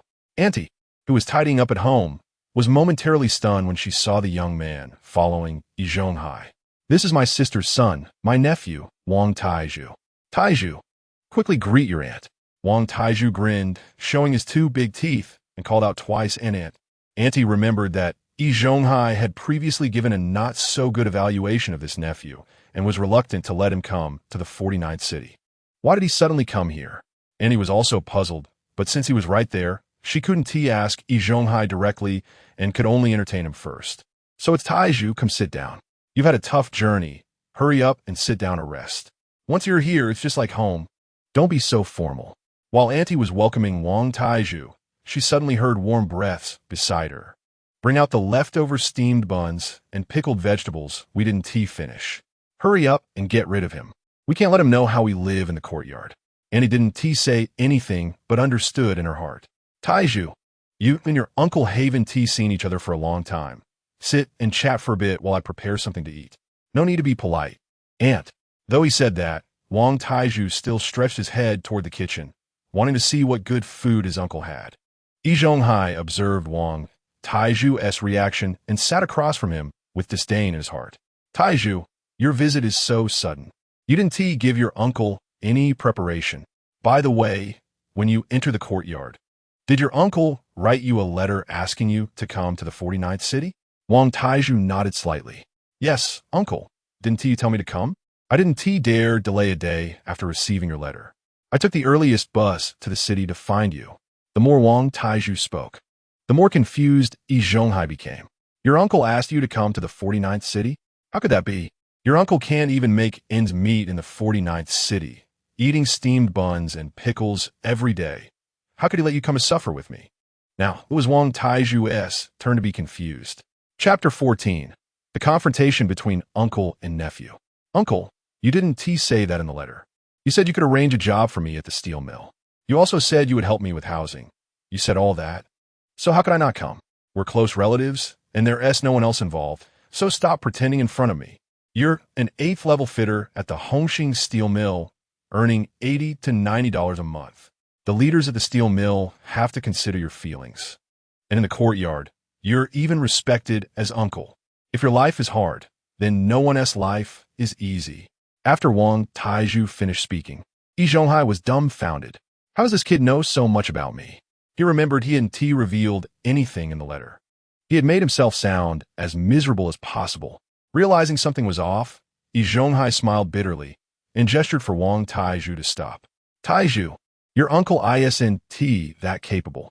You must talk nonsense outside about those things. Although your uncle is in the Hongxing steel mill, he is just an ordinary worker there. An 8th level fitter is something I wouldn't even dare to imagine. There are only 2 or 3 in the whole factory. That is a level that can directly show attitude to the leaders in the factory. If I truly had that kind of ability, I would have been shouting from the village head to the village tail with a loudspeaker. How could I not have returned to the village all these years? Of course, it's because I've been doing poorly and have no face to go back. Taiju, whether you want to stay in the 49th city for work or housing, your uncle really can't solve that. Your uncle tells you, whatever it is, you have to rely on yourself. Don't always think about relying on others. Only relying on yourself is the most practical. Yi Zhonghai said all this, hoping Wang Taiju would change his mind and obediently return to the countryside, continuing to be a farmer facing the dirt. But his words didn't deter Wang Taiju's desire to stay. Instead, his expression gradually became ugly. Uncle, you didn't say that in the letter. What do you mean now? Are you looking down on me as your nephew? You don't want to help me? Seeing that Wang Taiju was a bit angry, Yi Zhonghai immediately put on a smiling face. Taiju, you're my only nephew. How could I look down on you? It's just that your uncle really can't solve work and housing issues. You haven't seen how your aunt and I live. We have to eat steam buns for several days. How can I help you? How about this? There is some cornmeal at home. I'll have your aunt pack it up for you to take back. I received my salary yesterday and have some change left. Take it to get back. Yi Zhonghai took out a handful of $1.50 and slapped it on the table, pretending to be generous. Wang Taiju's face darkened a few more shades. Uncle, if you hadn't told me to come to the 49th city to help me solve these problems, how could I have come? Now that I'm here, you want me to go back, and you're playing the victim in front of me. Uncle, what do you really mean? Or do you think since my mom is gone, it doesn't matter whether I, your nephew, am recognized or not? Yi Zhonghai was also a bit displeased, feeling that Wang Taiju was too ungrateful. No matter whether your mom is here or not, you are still my nephew.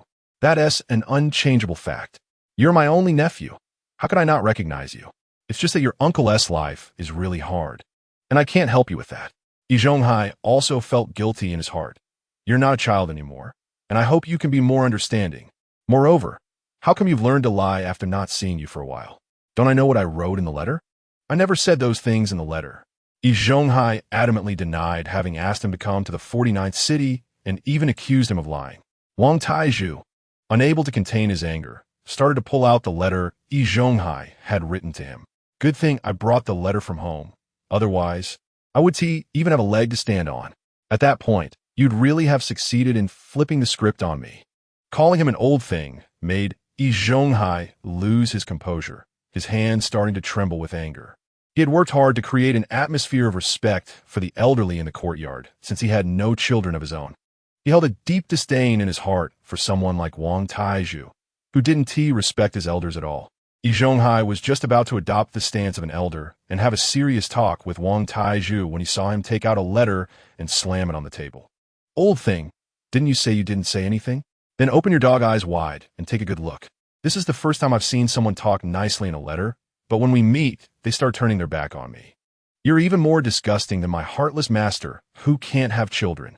A few words from Wang Taiju hit Yi Zhonghai's sore spot, and he wanted to explode in anger.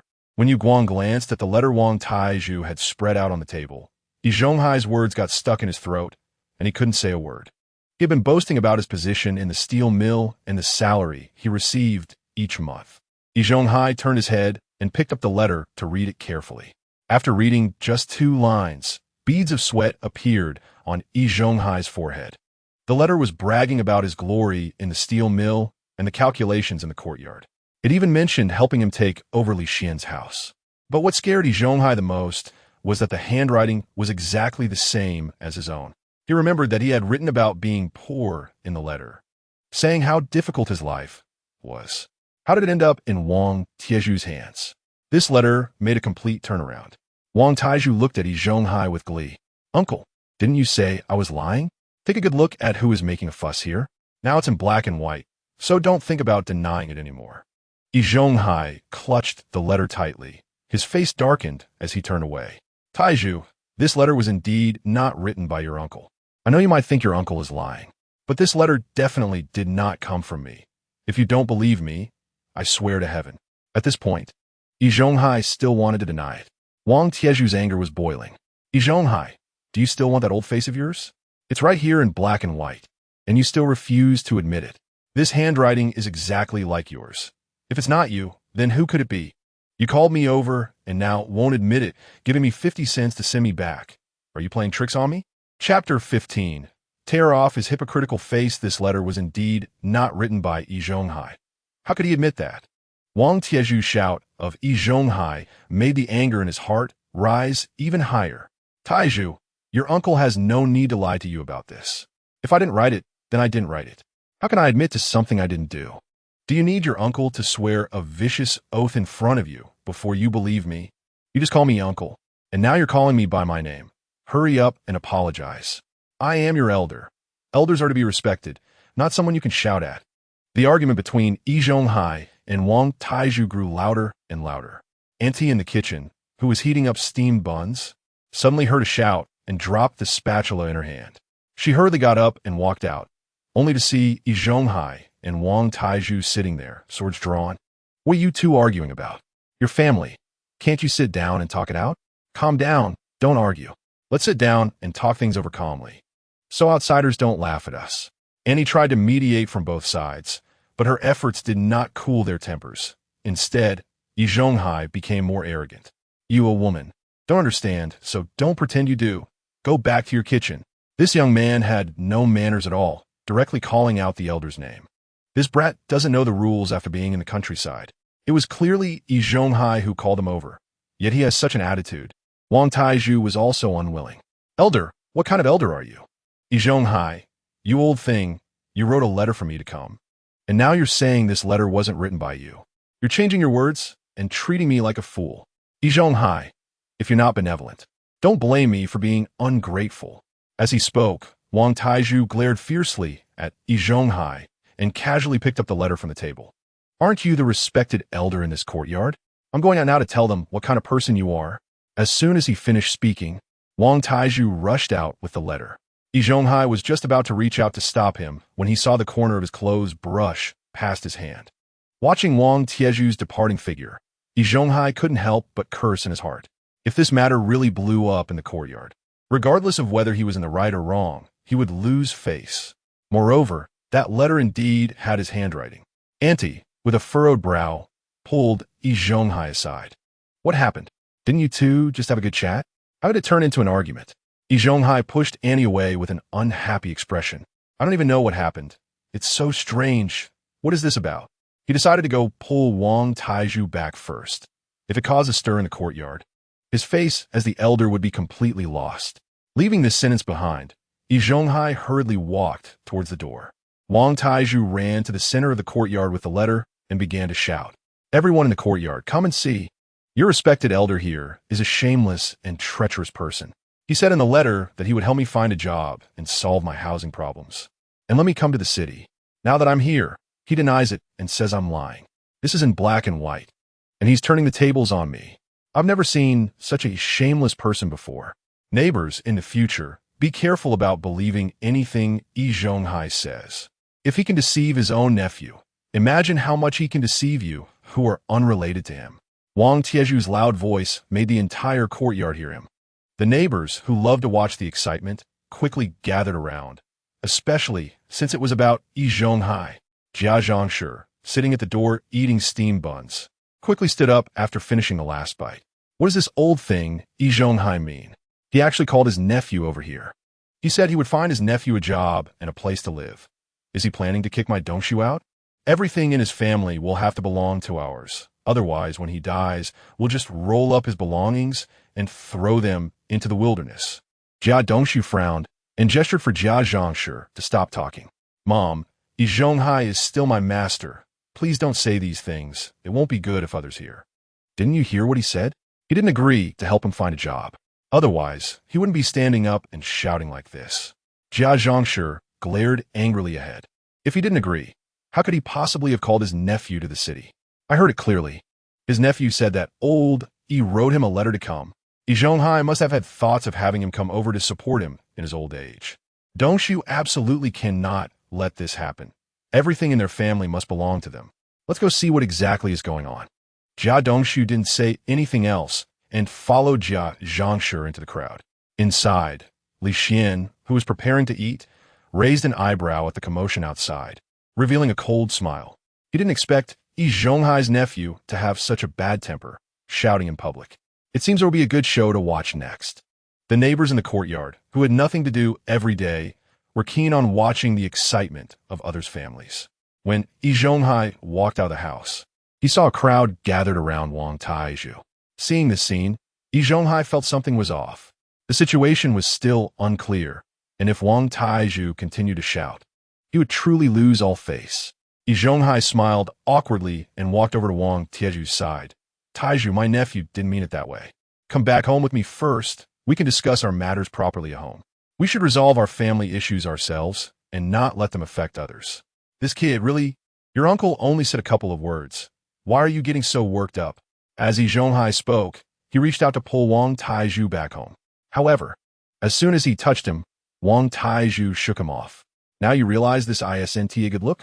It's too late. Just now in the house. You refuse to admit it. And now you want to play the good guy outside? Not possible. Today, I'm going to expose your true colors to everyone in the courtyard, so they won't be fooled by you in the future. Wang Taizhu's words made Yi Zhonghai smile fade. Taizhu, I am your uncle. How can you speak to me like this in front of others? We are family. Why can't we sit down and talk things over properly? Leaving aside those things, do you really think you did nothing wrong? Wang Taizhu let out a cold laugh. He couldn't believe Yi Zhonghai could say such things. Uncle, I don't have an uncle like you. You tricked your own nephew, and now you're denying it. No matter what you say here today, I will expose your ugly face in front of everyone. Wang Taizhu and Yi Zhonghai began to argue in front of the crowd. Their dispute got the neighbors in the courtyard whispering to each other. Shouldn't uncles and nephews be the closest? How did it come to this? Who knows? They are making a scene, and we're here to watch the fun. It's not often we get to see such excitement from the old man's house. In the crowd, Jia Dongxu watched as Wang Taizhu and Yi Zhonghai argued fiercely. With her squinting eyes, she could see a glimmer of amusement. It would be best if they made even more of a scene. Yi Zhonghai should only have my son Dongxu as his apprentice. Everything from his family should belong to the Jia family. Li Xian also showed an excited expression. His intention was for this letter to stir up Wang Taizhu's dissatisfaction with Yi Zhonghai. He didn't expect Wang Taizhu to directly cause a scene in front of everyone. It seemed this person was tough. Lu Haizhong, who had been quietly hiding in the crowd, saw this scene and felt it was a good opportunity. Just now, during the exchange between Wang Taizhu and Yi Zhonghai, Lu Haizhong sensed something was off. Yi Zhonghai must have done something shameful. If Wang Taizhu could expose it, Yi Zhonghai would lose all his authority in the courtyard. He might even be able to take the position of the old man. With this thought, Lu Haizhong no longer remained silent and stepped out of the crowd. You're called Taizhu, right? I'm the second elder of this courtyard. Have you been wronged? If you have grievances, just speak up. I'll take your side. Yi Zhonghai hadn't thought of a way to persuade Wang Taizhu when Lu Haizhong came over with a righteous expression. After living in the same courtyard for decades, how could he not know what was on his mind? He bluntly said, Old Lu, this is a family matter between us. It has nothing to do with you. So don't meddle. The more Yi Zhonghai said this, the more Lu Haizhong felt he was right, looking at him with a righteous expression. Oldie, didn't he say that? Have you forgotten our responsibility as the managing elder? When there are conflicts in the courtyard, we must step in to mediate, to maintain unity and friendship in the courtyard. So, Taizhu, if you have any grievances, just say them. I, as the second elder, will definitely support you and won't let you suffer in vain. Lu Haizhong stood up for himself, and Wang Taizhu completely forgot the disdain and contempt he had for him at the door. In fact, this matter was very simple. At first, Yi Zhonghai wrote me a letter, saying he would help me with work issues and housing, urging me to come to the city quickly, but when I arrived, he turned his back on me and denied it. Isn't this deliberately playing me for a fool? He thought he could brush me off with a few bucks. And not only that, but he also slandered me as a liar. If I wasn't deeply wronged, I wouldn't trouble all of you neighbors. Wang Taizhu's words sparked even more heated discussions among the neighbors. They looked at Yi Zhonghai with more scrutiny. Yi Zhonghai didn't expect Wang Taizhu to reveal the whole story. This made him anxious. Taizhu, remember we are family. I am your uncle. Wang Taizhu ignored Yi Zhonghai and held up the letter he brought. I know that just speaking empty words like this will make everyone think I'm slandering Yi Zhonghai. But I have evidence. This is the reply Yi Zhonghai wrote to me, black and white right here. Despite this, he still dares to slander me and now claims to be my uncle. How ridiculous. Yin Bugue, who had been silently watching from the crowd, finally spoke up. Since their essay letter, let me see it. I recognize old Yi's handwriting. I don't believe he would act this way. If he said it, he would definitely follow through. Maybe yes, being framed by someone else. Let me have a look. I'll help you identify it. Just as the letter was about to reach Yin Bugue's hands, Yi Zhonghai's heart was in his throat. Few people in this courtyard had seen his handwriting, but Yin Bugue was one of them. If Yin Bugue saw it, the matter would be confirmed. And then Yi Zhonghai wouldn't be able to argue his way out of it. He quickly signaled to He Yuzhu, who was standing nearby. He Yuzhu, still stunned, caught Yi Zhonghai's gaze and suddenly became agitated. Hey, you kid, don't go too far. Who doesn't he know that the old man is the best person in our courtyard? I absolutely won't let you slander him here. Just as he reached out to snatch the letter from Wang Taizhu, he felt a pain in his hand. He looked down to see his wrist being tightly grasped by Li Xian. Li Xian, what are you doing? Baldy, this matter has nothing to do with you. Seeing He Yuzhu about to destroy the letter in Wang Taizhu's hands, Li Xian suddenly grabbed him. If his idea fell through, wouldn't that be a loss for him? Yi Zhonghai also shouted angrily, Li Xian, what are you doing? Li Xian suddenly smiled, but the smile didn't reach his eyes, adding a hint of coldness. Old man, why are you so anxious? If this young man is truly slandering you, then this letter can prove your innocence. Why are you so eager to have He Yuzhu act on your behalf? Is this letter really your handwriting? Li Xian's words made the neighbors in the courtyard think. Clearly, just a glance at the letter could prove Yi Zhonghai's innocence. But Yi Zhonghai was so anxious to have Yi Yuzhu snatch the letter. Didn't that clearly indicate something was wrong? Jia Dongxu couldn't help but mutter. Yi Zhonghai is quite crafty. It seems there is indeed something off. Standing opposite Wang Taizhu, Lu Haizhong could hardly contain his excitement. Yi Zhonghai's reaction once again proved that there was something wrong with the letter. As long as they seized this opportunity, they could make Yi Zhonghai's prestige in the courtyard drop significantly. Yin Bugue was still willing to believe in Yi Zhonghai at this moment. He looked at him suspiciously, then took the letter from Wang Taizhu's hand. After a quick glance, he recognized it immediately. This was written by old Yi, no doubt about it. Wang Taizhu couldn't help but burst into laughter upon hearing this. Yi Zhonghai, now you want to deny it, but you can't, can you? Even your neighbor says this is your handwriting. Yi Zhonghai, who was standing there, turned pale and didn't say a word. Lu Haizhong, with an unmistakable smile, looked at Yin Bugue and said, Old Yin, you are the only educated person in our courtyard. Can you help us read the contents of the letter? Let everyone listen? Let's see who is wronged. Jia Dongxu immediately echoed, Third uncle. Read it out so we can see who's right and who's wrong. The letter was now in Yin Bugue's hands, and the residents of the courtyard also wanted to know its contents. They were all shouting for third uncle to hurry up and read it out loud. Yi Zhonghai was anxiously pacing and finally shouted, Old Yin, this is my family matter. Yin Bugue stepped forward to help Yi Zhonghai clarify, but unexpectedly, the letter was indeed written by him. At that moment, he regretted getting involved in this mess and never thought of exposing the letter's contents in front of everyone. Ever since the courtyard had a steward, the two of them had been working together. He was the third uncle in the courtyard, enjoying a leisurely life without needing to think much. He just needed to follow Yi Zhonghai's decisions. At the same time, he understood how much prestige Yi Zhonghai held in this courtyard. Under normal circumstances, Yin Bugue did not want to fall out with Yi Zhonghai. Under the urging of the crowd, he looked down at the letter in his hand. After reading the contents clearly, Yin Bugue's face also turned somewhat ugly. Ignoring Yi Zhonghai's frantic gestures, he began reading the letter aloud in front of everyone. Taizhu, you can write to your uncle, and your uncle is very happy. Yin Bugue read the letter in one breath without pausing. The neighbors in the courtyard looked at Yi Zhonghai in disbelief. They didn't expect that as soon as Li Xian's father left, Yi Zhonghai had already begun planning to cut off the Li family support. If it weren't for Yin Bugue exposing this in public, they would never believe that Yi Zhonghai, who always claimed to be a good person, would play such tricks. Wang Taizhu looked at the expressions of the people around him and immediately jumped out. Now you know why I was so angry, right? He promised to help me find a job and solve my housing problems, but now he goes back on his word. Your first uncle isn't as good as he seems. Behind the scenes, he's someone who doesn't keep his promises. He talks about family, about being an uncle and nephew, but that doesn't compare to a stranger. I've never seen an uncle like this. The contents of the letter were exposed, and it was clear that the problem lay with Yi Zhonghai. Facing Wang Tieju's inquiries, the neighbors in the courtyard subconsciously nodded in agreement. They began discussing among themselves.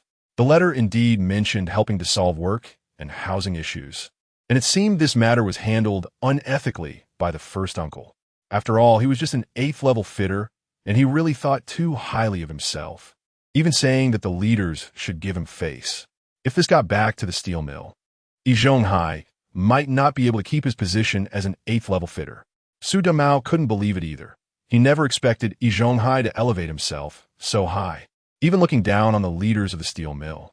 It seemed he would have to go and speak well of Yi Zhonghai in front of those leaders soon. Jia Dongxu couldn't help but curse. That old Yi, how could he not think about giving our Dongxu a house? Our Dongxu is the one who can support him in his old age, yet he only cares about his nephew. Beside her, Jia Dongxu also looked displeased. Ever since his father old Jia passed away, Yi Zhonghai had been helping their family, teaching him hands-on at the steel mill. Yi Zhonghai would also occasionally talk to him about supporting him in his old age. Yet unexpectedly, a nephew Wang Taizhu suddenly popped up. Wasn't this just playing him for a fool? If Wang Taizhu hadn't made a scene in the courtyard today with the letter, he would have ended up being kicked out by Yi Zhonghai without understanding why. Yin Bugei, holding the letter, and Lu Haizhong, standing next to him, also had dark expressions. Logically, this matter had nothing to do with the two of them, and they shouldn't be the ones to take on the blame. But the letter mentioned Li Xian's house. Wasn't it agreed that the three of us would find a time to sit down and talk about it? Lu, yes. Old Yi's actions are really unethical, deciding to give the house to his nephew behind our backs. Yin, this was also why Yin Bugui finally decided to reveal the contents of the letter. I thought old Yi was good to us, but now it seems we were thinking too highly of him. He quietly decided on Li Xian's house for himself. Our two families have more children and live in the courtyard. We are far more qualified than his nephew to get Li Xian's house. What right does Yi Zhonghai have to make this decision for us? It's really disheartening. Yin Bugui agreed with Lu Haizhong's words. At this moment, Yi Zhonghai still didn't realize that his two partners were starting to distance themselves from him.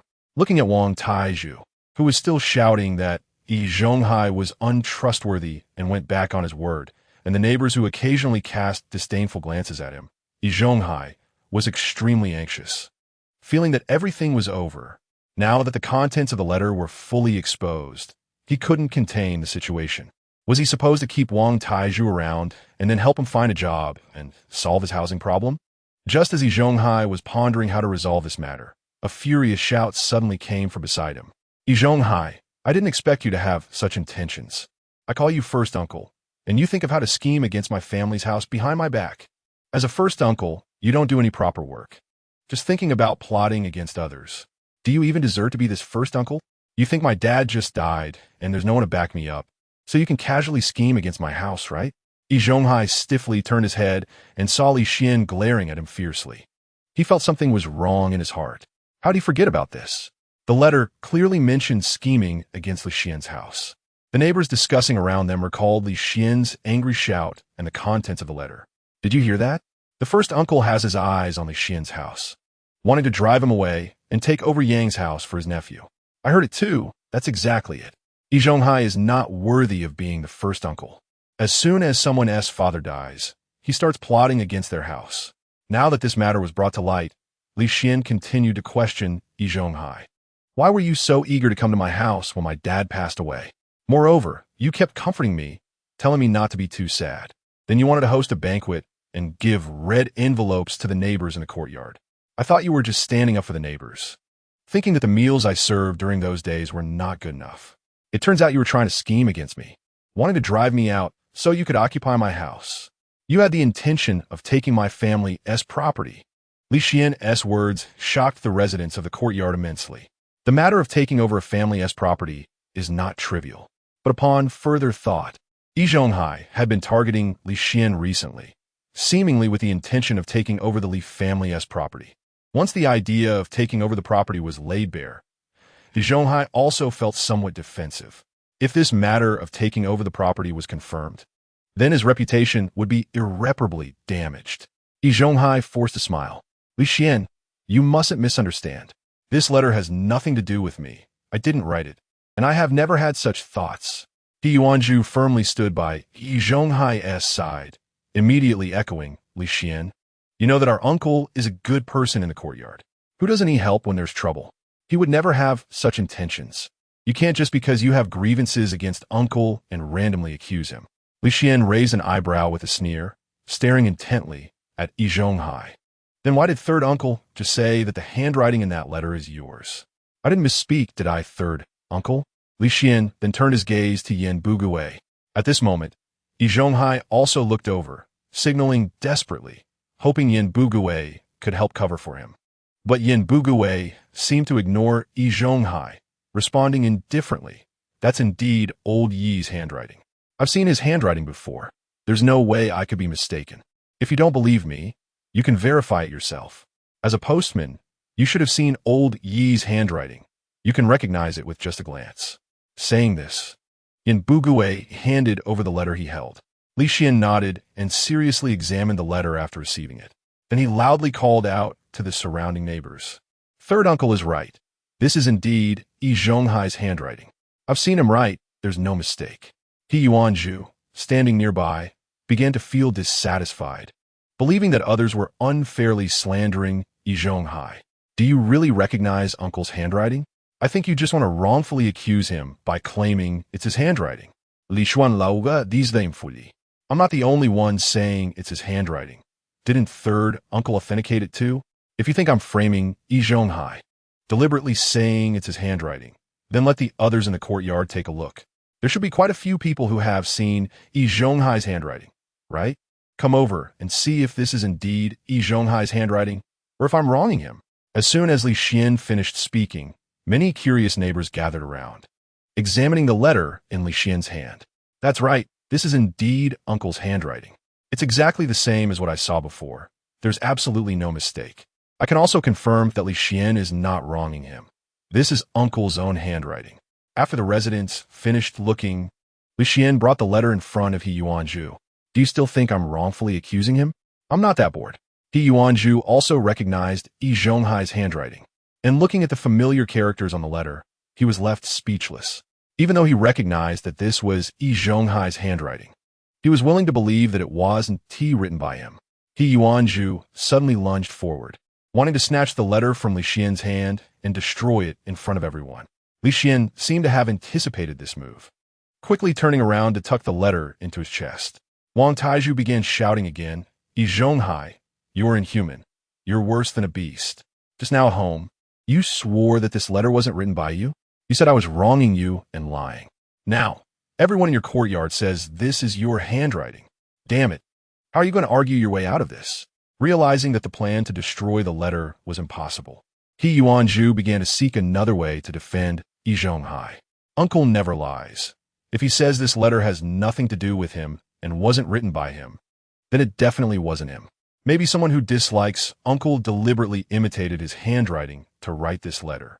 Yi Zhonghai, who initially thought everything was over and that his reputation and standing had been lost, felt a glimmer of hope upon hearing He Yuanzhu's words. Raising his head to look at the crowd, Li Xian chuckled lightly. You say this is someone imitating Yi Zhonghai's handwriting. Then let me ask you, who imitated it? Who could imitate it so closely that there's not even a hint of difference? Third uncle, can you imitate it? Yin Bugui shook his head, indicating he couldn't. I could imitate someone else's handwriting, but old Yi's handwriting is unorthodox. No one can write exactly like him, not even a bit off. Chapter 19. The loyal henchman. Upon receiving this answer, Li Xian immediately focused his gaze on Yi Zhonghai. According to third uncle, this letter, apart from being written by Yi Zhonghai himself, had no other possibilities. Yi Zhonghai, your intentions are truly ruthless, still thinking about taking over properties in this new society. Today, you must give me an explanation, or this matter will not end. Wang Taizhu felt emboldened by having someone join him in dealing with Yi Zhonghai. He shouted angrily at Yi Zhonghai. Yi Zhonghai, I want explanation too. You say you are my uncle, yet you treat your nephew like a monkey. If you can't give me a satisfactory explanation, don't even think about living peacefully in this courtyard. The united accusations from Li Xian and Wang Taizhu left Yi Zhonghai feeling overwhelmed. He never expected things would develop to this point, with his own nephew joining forces with outsiders to question him. The neighbors in the courtyard stood there, watching with amusement. The only one speaking up for him was Yi Yuanzhu. Of course, there were others like Lu Haizhong, who wished to take advantage of his misfortune. As for the Jia family, they felt unsatisfied that he had chosen Wang Taizhu as his retirement plan. Under the scrutiny of everyone, Yi Zhonghai gritted his teeth and spoke. Whether you believe me or not, it's still the same statement. I have never written this letter, and I have no idea what this letter is about. If you don't believe me, I can swear to the heavens. Upon hearing this, Yin Bugui let out a cold laugh. If swearing to the heavens was useful, why would we need the public security office? If someone did something wrong, they could just say, I swear to the heavens I didn't do it, and that would be enough. Swearing to the heavens is the least useful proof, unless you can provide other evidence to prove that this letter wasn't written by you. If it weren't for the matter of the house, Yin Bugui wouldn't have gotten involved and Wu Ti have thought of adding fuel to the fire. Yi Zhonghai's private intention of passing the house to his nephew without considering him made him quite angry. Since everyone was already blaming Yi Zhonghai, he decided to stoke the flames even further. Just as Yi Zhonghai was thinking about how to refute Yin Bugui's words, Li Xian spoke up again. Yi Zhonghai, whether you swear to the heavens or the earth, that's your business. I don't care. As for your claim that this letter wasn't written by you, I want to believe it. You watched my father die and wanted to take away the last hope of the Li family. You need to give me an explanation. If this explanation does not satisfy me, then I will have to go to the public security office and the neighborhood committee. Just think about it. When Director Li finds out that you, as the big boss, are acting one way in front of people and another behind their backs, what will he do? Wang Taizhu, who had been standing with Li Xian, also spoke up. Yi Zhonghai, if you cannot give me a satisfactory explanation, I will go find Director Li at your neighborhood committee. You can have a good chat with him about how you, as the big boss, are two-faced. Let everyone in the neighborhood know that you are untrustworthy and turn your back on people, and let them judge the matter for me. The residents of the courtyard looked at Li Xian and Wang Taizhu in astonishment. Yi Zhonghai had always instilled the idea that the matters of the courtyard should be resolved within the courtyard. Such a situation, where things escalate to the neighborhood committee and get support from the director, had never happened before. It was precisely because the issues in the courtyard had not been exposed and kept from others that their courtyard was rated as an advanced courtyard and became a model for the entire neighborhood. However, both Yi Zhonghai and Wang Taizhu not only claimed they would go to the neighborhood committee, but even to the public security office. This was something they had never dared to imagine. Lu Haizhong, who was the second big boss, was so excited upon hearing this that he was about to go crazy. He stood up precisely to escalate the matter, and now it was indeed escalating, heading toward the neighborhood committee. In fact, he had just wanted to suggest they go directly to the neighborhood committee to find Director Li and bring him to the courtyard. But now, Yi Zhonghai was still the big boss, and most people in the courtyard still listened to him, not to mention he had a thug by his side. Lu Haizhong only dared to add fuel to the fire, feeling somewhat intimidated about directly tearing their faces apart. However, given the current situation and the tough stance of Li Xian and Wang Taizhu, even if he did not stand up to encourage them, this matter could not be resolved. Meanwhile, Yin Bugui still harbored resentment against Yi Zhonghai for not considering him and directly giving the house to Wang Taizhu. So, these two managing big bosses stood by and watched the fight without intervening. Even though the entire courtyard condemned Yi Zhonghai's actions, there were still people standing by him to speak in his defense. This person was none other than Yi Yuzhu, who had been believing in him all along. As Yi Zhonghai's trusted thug, how could he just sit by in this situation? He immediately jumped out and stood in front of Yi Zhonghai, glaring at Li Xian. Li Xian, you're going too far. Although the handwriting in the letter resembles that of the big boss, he has already said it wasn't him who wrote it. The big boss never lies. Since he said he didn't write it, then he definitely didn't. If you continue to make a fuss here, I won't be polite to you anymore. Yi Yuzhu rolled up his sleeves, showing off his strong arms and clenched fists. This was a blatant threat to Li Xian, urging him to back down. However, He Yuzhu's actions made the residents of the courtyard feel very uncomfortable, now that all the evidence was laid out in the open. And it was as solid as a rock. Yi Zhonghai could not argue his way out. Yet, Yi Zhongzhu did not care about that, jumping out to use his fists to protect Yi Zhonghai. If other residents of the courtyard encountered such a situation, they would definitely not dare to say anything. But who was Li Xian? He was someone with a system backing him. Recently, the system had given him quite a few rewards. Apart from being as strong as an ox, he also had a set of boxing skills. He was not afraid at all of Yi Yuzhu wanting to use force to silence him. Li Xian raised his head, looking down at Yi Yuzhu with disdain. Yi Yuzhu, are you trying to teach me a lesson with your fists again? Have you forgotten how it felt to be beaten by me just now? Look at your wrist. The bruises are still there. Have you forgotten the pain so quickly? No wonder they call you Silly Zhu.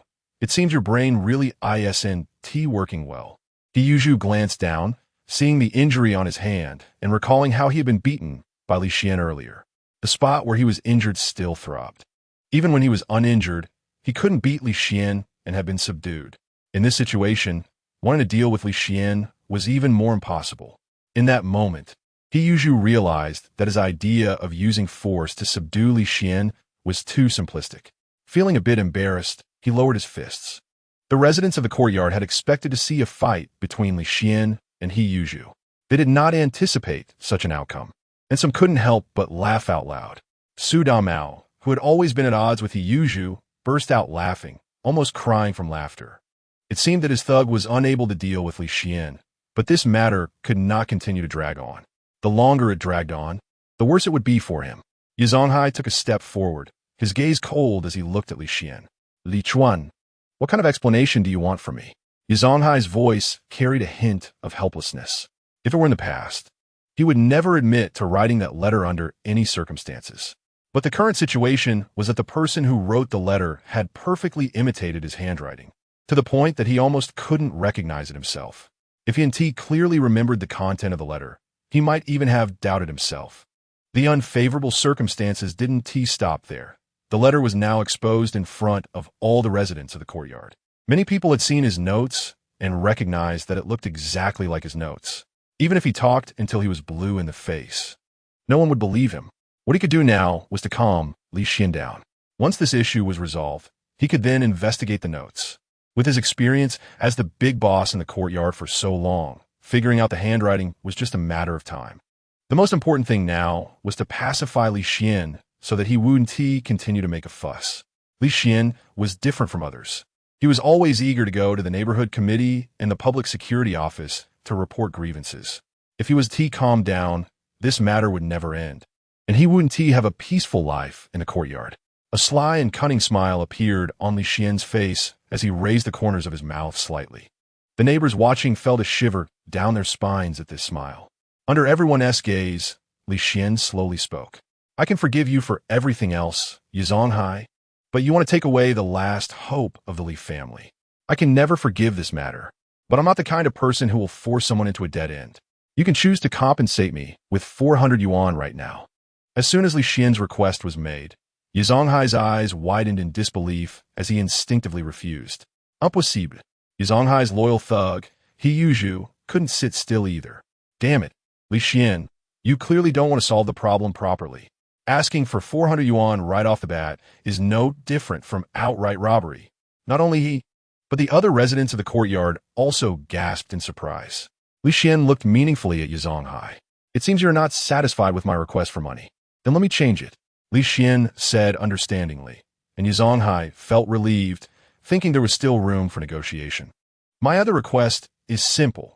I will go to the neighborhood committee to find Director Li and properly reflect on the situation in our courtyard. Just wait for your downfall. Without giving Yi Zhonghai an extra glance, Li Xian turned and walked towards the courtyard gate. Seeing Li Xian like this, it was clear he was really going to the street office, and Yi Zhonghai was getting a bit anxious. He hurried over, taking 2 steps at a time, and blocked Li Xian's path. Li Xian, you can't go to the street office to find Director Li. Matters in our courtyard should always be resolved within the courtyard. Li Xian looked at Yi Zhonghai with a mocking expression. Yi Zhonghai, is that all you have to say? I memorized it. You say courtyard matters should be resolved in the courtyard. So I have to listen to you? What do you think you are in my eyes? Li Xian was agitated, pointing his finger at Yi Zhonghai's nose, and the spit from his speech almost landed on Yi Zhonghai's face. This action stunned everyone present. They didn't expect Li Xian to become increasingly arrogant. He showed no regard for Yi Zhonghai's dignity, trampling all over it. Yi Zhonghai, who was watching from his side, felt a fire of anger burning in his heart and couldn't hold back any longer. Li Xian, you bastard! How dare you treat Yi Zhonghai like this? Blinded by rage, Yi Zhonghai forgot that he had recently suffered a setback at Li Xian's hands. He raised his fist and charged Li Xian. Li Xian didn't even give him a glance, countering with a punch that sent Yi Zhonghai flying. Yi Zhonghai, you don't even have the sincerity to solve the problem. So don't block me here. I'm going to talk to Director Li at the street office and explain our courtyard situation to her properly. Seeing Yi Zhonghai still standing there like a wooden post, Li Xian simply pushed him aside and walked toward the courtyard's exit. Yi Zhonghai dared not step forward to stop him, fearing his fate would be the same as Yi Zhonghai's, and could only look anxiously at the residents. Our courtyard has always been recognized as an advanced courtyard, and our reputation with the street office is the best. If he gets involved with the street office, we won't be able to get recognized this year. Li Xian's steps didn't stop. Instead, he turned to the residents as he walked. I'm in a bad mood right now. If any of you dare to stop me, you'll end up like Yi Zhonghai. This matter would only harm Yi Zhonghai's interests and have little to do with them. Even if they didn't get recognized, it wouldn't significantly affect them. There was no need to provoke Li Xian. They didn't want to end up like Yi Zhonghai. Lu Haizhong not only didn't step forward to stop him, but also stabbed a knife into Yi Zhonghai's heart. Old Yi, if we don't get recognized, that's your problem. If you weren't thinking about eating your family's last meal, Li Xian wouldn't have caused trouble at the street office. Yin Bugui chimed in with a sarcastic remark. Old Yi, going to the street office to find Director Li is every resident's right. Our courtyard can't be a one-man show. We can't stop him from doing his business. Yi Zhonghai knew exactly why these two were acting this way, which made him hate the person who wrote the letter even more. He was determined to find this person and would never let them go. Chapter 21. Unconcerned about reputation and face after cursing inwardly a couple of times, Yi Zhonghai turned to look at the now flying Yi Zhonghai. At this point, Li Xian had already reached the door, and if no one stopped him, he would be on his way to the street office. Yi Zhonghai sighed helplessly and then spoke up. Li Xian, weren't you asking me to compensate 400? I'll pay that 400. Just come back and don't go to the street office. As soon as Yi Zhonghai's words came out, everyone present showed shocked expressions. Yi Zhonghai, who had always been a one-man show in the courtyard, actually bowed his head and softened like this. Moreover, he was willing to compensate Li Xian a hefty sum of 400, not to mention their courtyard, even if combined with the neighboring courtyard.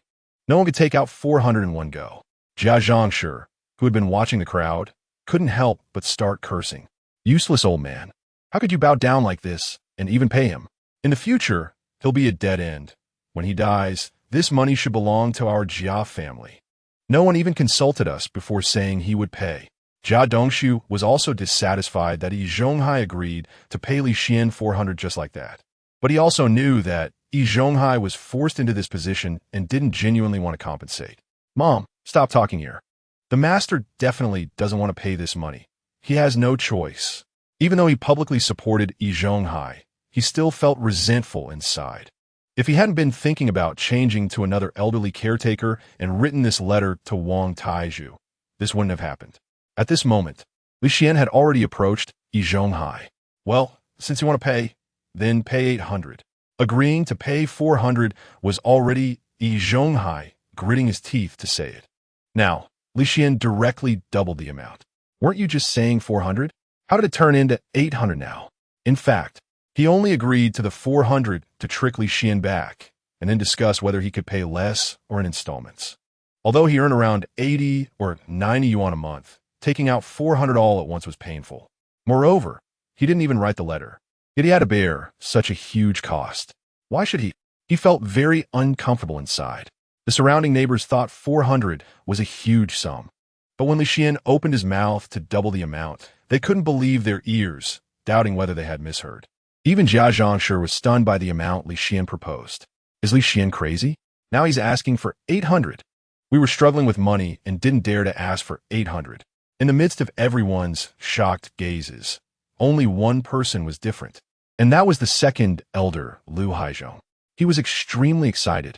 Yi Zhonghai suddenly agreeing to compensate 400 made Lu Haizhong a bit dissatisfied. He thought Yi Zhonghai should have held firm and let Li Xian make a fuss at the street office. That way, he could sit in the position of the first elder. However, now it seemed that Li Xian not going was also a good thing. This 800 would drain Yi Zhonghai's resources. Maintaining his reputation in the courtyard and the authority of the first elder all required money. If Yi Zhonghai ran out of money, wouldn't his opportunity come? You just said it was 400. A man's word is his bond. Yi Zhonghai wanted to continue, but stopped, leaving the rest of the imagination for those present. Li Xian let out a cold laugh. Yi Zhonghai truly was an old fox, even at this time. He didn't forget to tarnish his reputation. In this era, no matter who valued their reputation more than their life, no one wanted to leave a bad name. But Li Xian didn't care about these things. As someone who had crossed over from a later time, he knew that interests were the most important. Reputation was worthless. It couldn't be exchanged for money or food, so it was of no use. Earning 800 all at once, even if it ruined his reputation, he was willing. Moreover, Yi Zhonghai wouldn't take the initiative to spread this matter. The other residents, when talking to outsiders, would recount the story from beginning to end. Anyone with a bit of sense wouldn't think he was being too unreasonable, so why should he care so much? What I just said was indeed 400. But that was the price at that time. You are unwilling to compensate me, so I'm going to the street office now. If you regret it later, then I will definitely have to change my price. If you can regret agreeing to pay me, can I also regret that the 400 yuan I just mentioned is too little? Li Xian's words left the residents of the courtyard once again in shock. It was the first time they had seen someone display shamelessness so vividly, and he didn't feel he had any problem at all. Yi Zhonghai couldn't believe that Li Xian could be so shameless, showing no regard for his own reputation. Li Xian, you're still young, but in a few years, you'll reach the age for marriage. Reputation is the most important thing. If you keep going back on your word and lack credibility, it will leave a bad impression on other girls. Li Xian didn't want to listen to Yi Zhonghai's continued nagging. He just wanted to get the money as soon as possible. What does my reputation matter? Whether I get married in the future is my own business. You don't need to worry about it for me. I'll ask you just one question. Are you going to compensate me or not? If you keep talking nonsense here, then we have nothing more to discuss, and I will go directly to Director Li. By the way, let me tell you one more thing. Don't think about negotiating with me here. I only recognize money.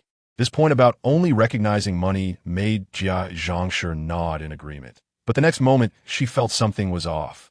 Jia Dongxu had long since categorized everything in Yi Zhonghai's household as belonging to the Jia family.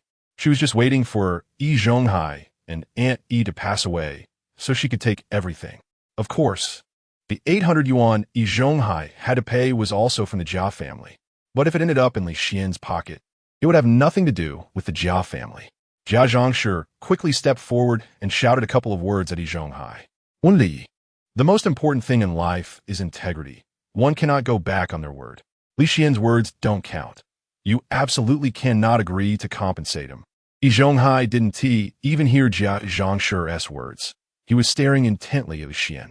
Although Yi Zhonghai pretended to be righteous on the surface, deep down he was extremely shameless. He could resort to any means to achieve his goals. But he didn't expect someone even more shameless to appear now. Chapter 22. Nephew follows suit, lion's demand. Because of this, Yi Zhonghai also knew how difficult such a person was to deal with. He absolutely had to pay this money. After hesitating for just 2 breaths, Yi Zhonghai turned to Aunt Yi. Go home and get 800 yuan. This 800 yuan could be said to be their entire family's savings. Now, having to empty their savings to compensate Li Xian, Aunt Yi was rather unwilling. Oldie. Yi Zhonghai instantly became serious. I said to get it. So hurry up and bring it back. No more talking.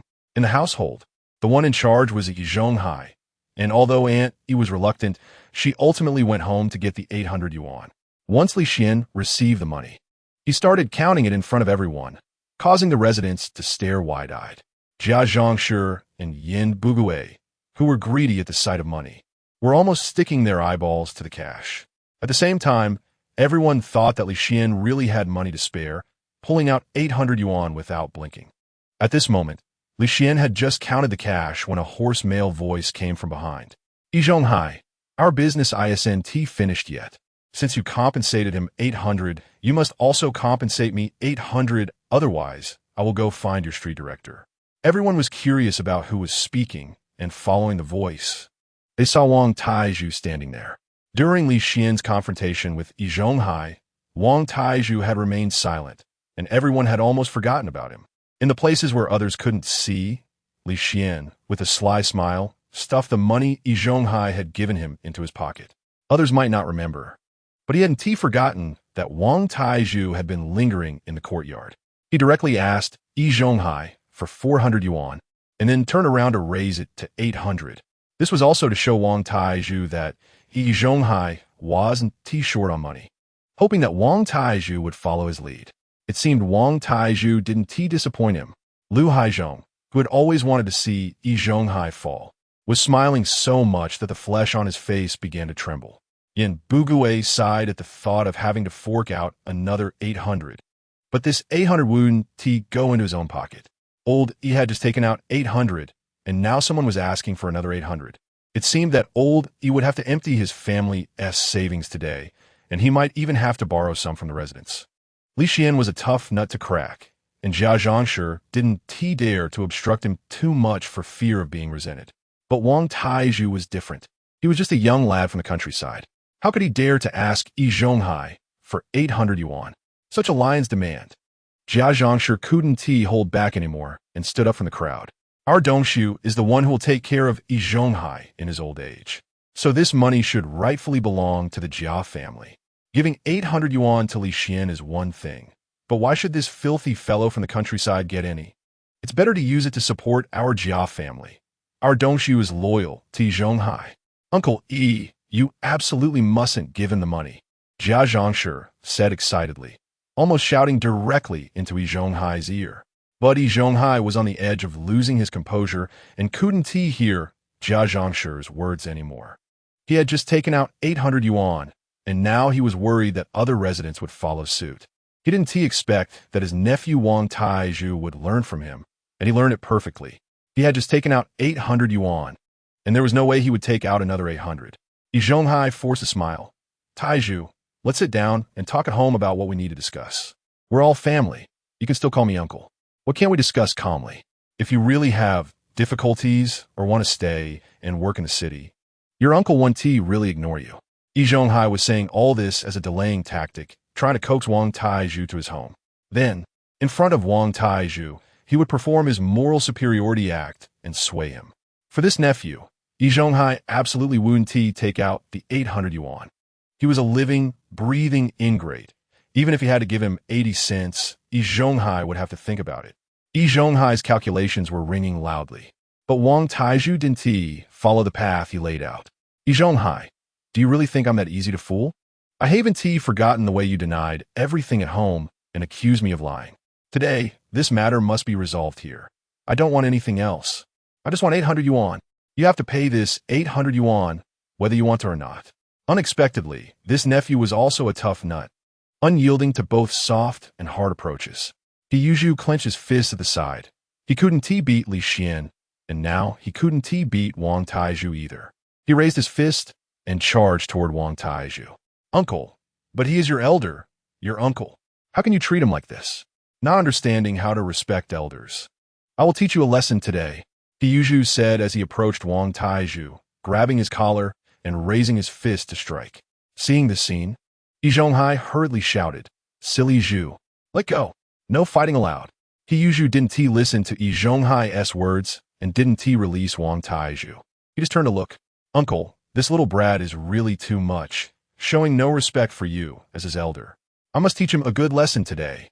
Yi Zhonghai's tone rose, and his face became serious. I told you to let him go, so hurry up and let him go, no matter what Taizhu does.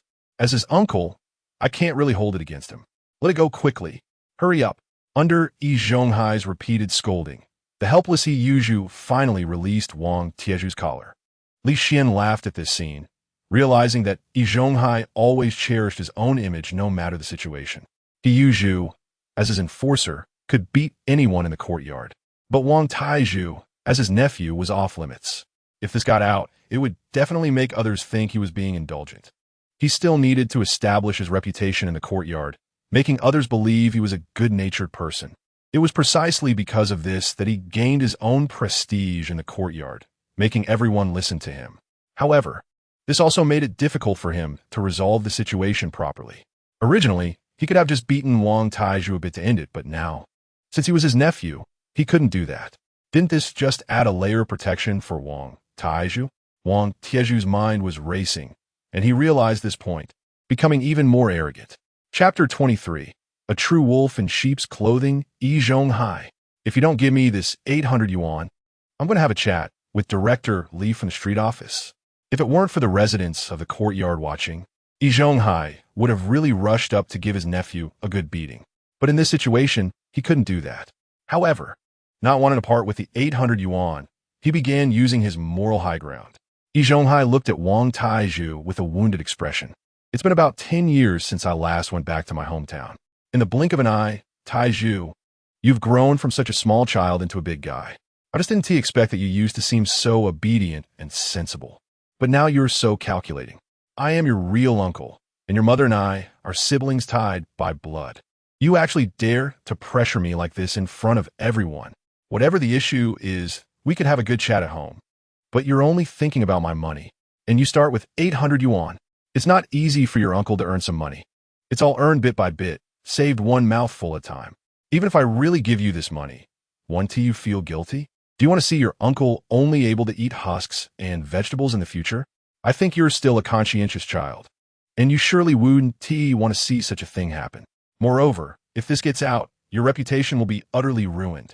Don't think that just because you work in the city, you'll be able to find a city girl to marry. No girl will want to follow you. When Yi Zhonghai spoke these words, his attitude was incredibly sincere, hoping to persuade Wang Taizhu. Yi Zhonghai truly deserved the title of Moral Supreme, as no one could compare to him in this regard. After he finished speaking, the neighbors who were initially watching the joke and thought he deserved it suddenly felt sympathy. Even Li Xian thought Yi Zhonghai was a formidable character, a complete old fox.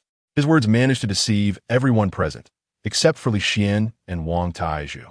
Yi Zhonghai was initially unwilling to have Wang Taizhu come to the city because he was a wolf in sheep's clothing.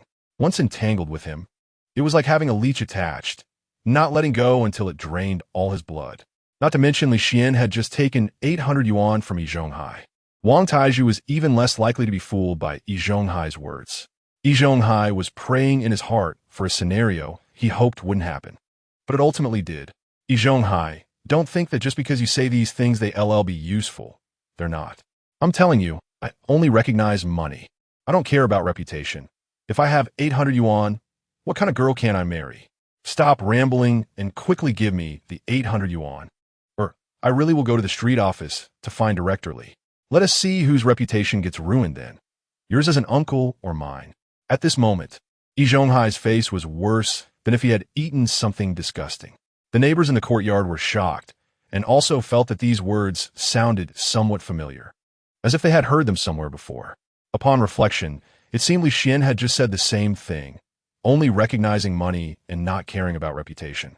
It was rare to encounter someone who didn't care about their reputation, and now two had appeared at once, both asking Yi Zhonghai for 800 yuan. Lu Haizhong's smile deepened. He had just heard Yi Zhonghai's words and thought Wang Taizhu would be persuaded. While considering how to stop Yi Zhonghai, he was also thinking about how to encourage Wang Taizhu to continue causing trouble. Unexpectedly, Wang Taizhu was so strong and didn't believe Yi Zhonghai at all. It seemed today he wouldn't need to step in. Wang Taizhu could handle it himself. Jia Dongxu felt heartache at the thought of losing the 800 yuan and now potentially losing another 800 yuan. These funds belonged to the Jia family, but now they were given to these two little brats. These little brats were as shameless as Li Xian. It seemed Yi Zhonghai's 800 yuan was about to be lost again. Was this old man out his mind? Why did he have to write this letter to his nephew? With so much money going to these two little brats, he might as well have supported the Jia family. Jia Dongxu's face was as dark as coal. He was about to get married and still needed a room and some dowry money. If Yi Zhonghai could have helped him with that money, He wouldn't be in this situation without having brought his wife home. Moreover, he had followed Yi Zhonghai for so many years, yet he was still thinking about bringing his nephew over. Wasn't that just plain crazy? Wang Taizhu was unaffected by Yi Zhonghai's moral tactics, pressing him for money step by step. Li Xian was very satisfied with his performance. Wang Taizhu's behavior was always beyond his expectations. In this moment, Li Xian could also understand why Yi Zhonghai had mentioned in the letter that he was having a hard time. If Wang Taizhu came to the city and latched onto them, Yi Zhonghai would never have a peaceful life again. He wouldn't stop until he drained them dry. However, even if Yi Zhonghai knew what kind of person his nephew Wang Taizhu was, it was of no use. He intercepted the letter and altered its content, leaving Yi Zhonghai in a predicament. Just as Li Xian had imagined, Yi Zhonghai's mood was extremely poor. He knew his nephew was a wolf in sheep's clothing, but didn't he expect him to be this extreme? Moreover, he was imitating Li Xian, not caring about his reputation at all, just to get money. If this had happened on a normal day, Yi Zhonghai would have simply given He Yuzhu a look, signaling him to go beat the person up and resolve the issue with force. But now the person was his own nephew. Yi Zhonghai didn't want to earn the reputation of hitting his nephew, which left him in a difficult position with no way out.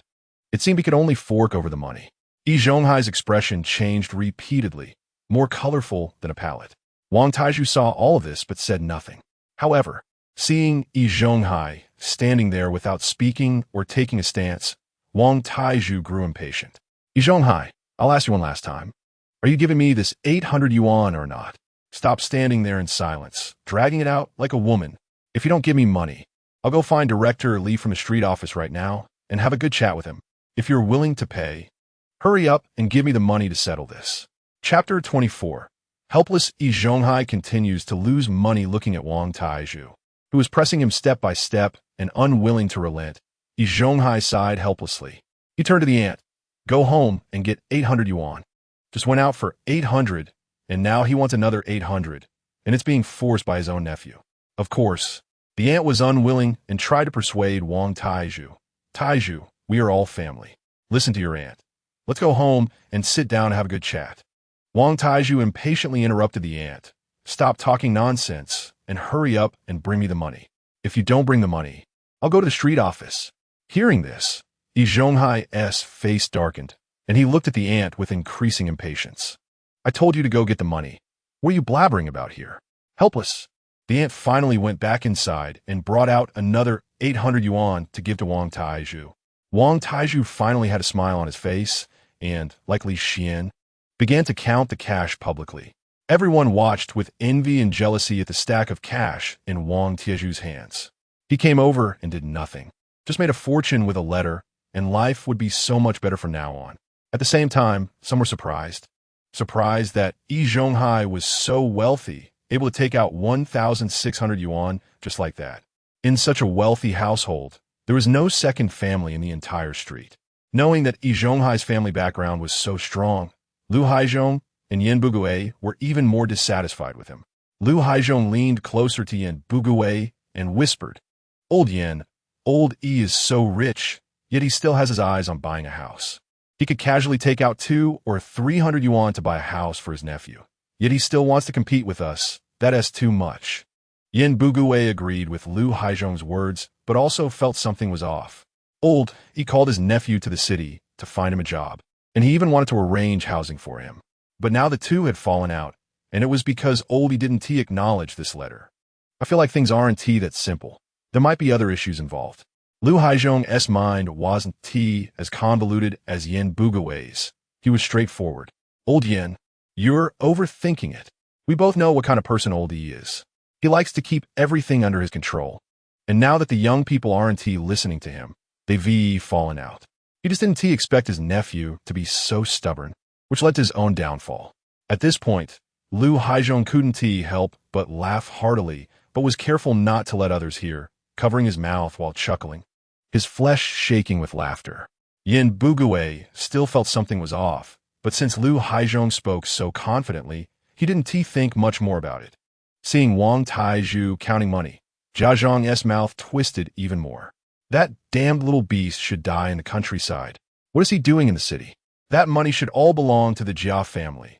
All for my Dongxu. Yi Zhonghai is also a fool, useless, giving money to others. He is so rich.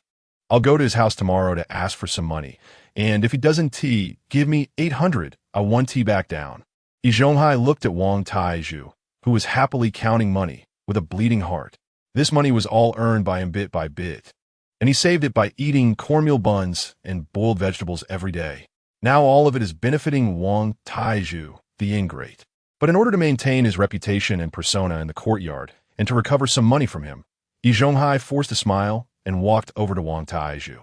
Taizhu, your uncle has given you the money now, so don't hold it against your uncle anymore. Come home with your uncle. You haven't even had a warm meal since you came here. I'll have your aunt cook for you. While saying this, Yi Zhonghai gave the aunt a look.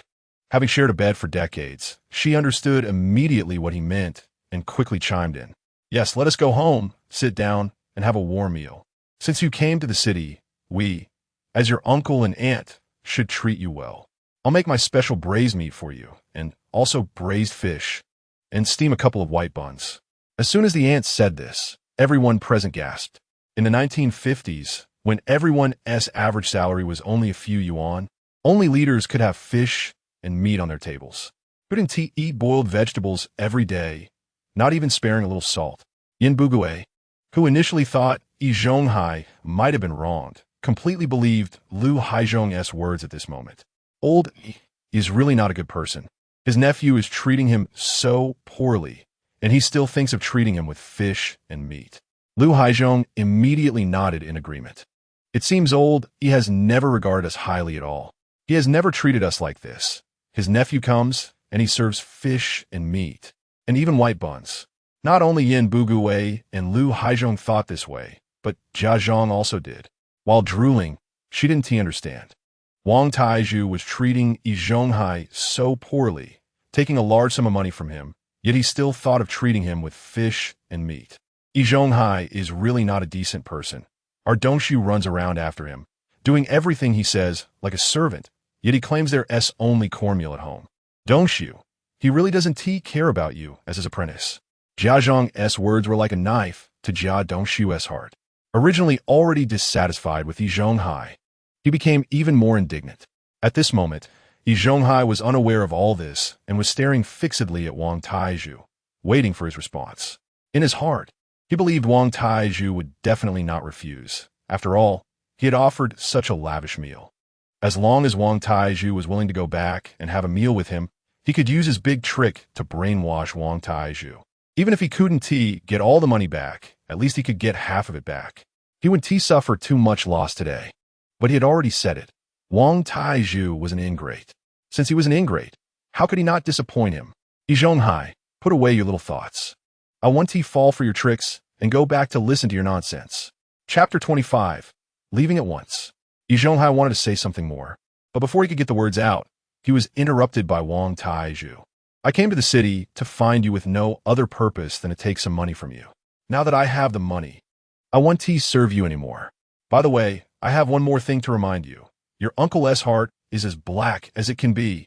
Immediately, Wang Taizhu let out a cold laugh and left the courtyard without pausing for a moment. After he left, the entire courtyard fell into silence, and everyone's gaze turned to Yi Zhonghai's face. Just moments ago, in order to trick Wang Taizhu back, Yi Zhonghai and the aunt had forced smiles. But the moment Wang Taizhu left the courtyard, the smiles on their faces froze. They both looked quite funny in this situation. The others didn't dare to laugh. But Li Xian had no such reservations and laughed out loud. He thought that the letter would lead to a big argument between Wang Taizhu and Yi Zhonghai, causing a rift between the uncle and nephew. Unexpectedly, Wang Taizhu was so capable that he not only angered Yi Zhonghai, but also took 800 yuan from him.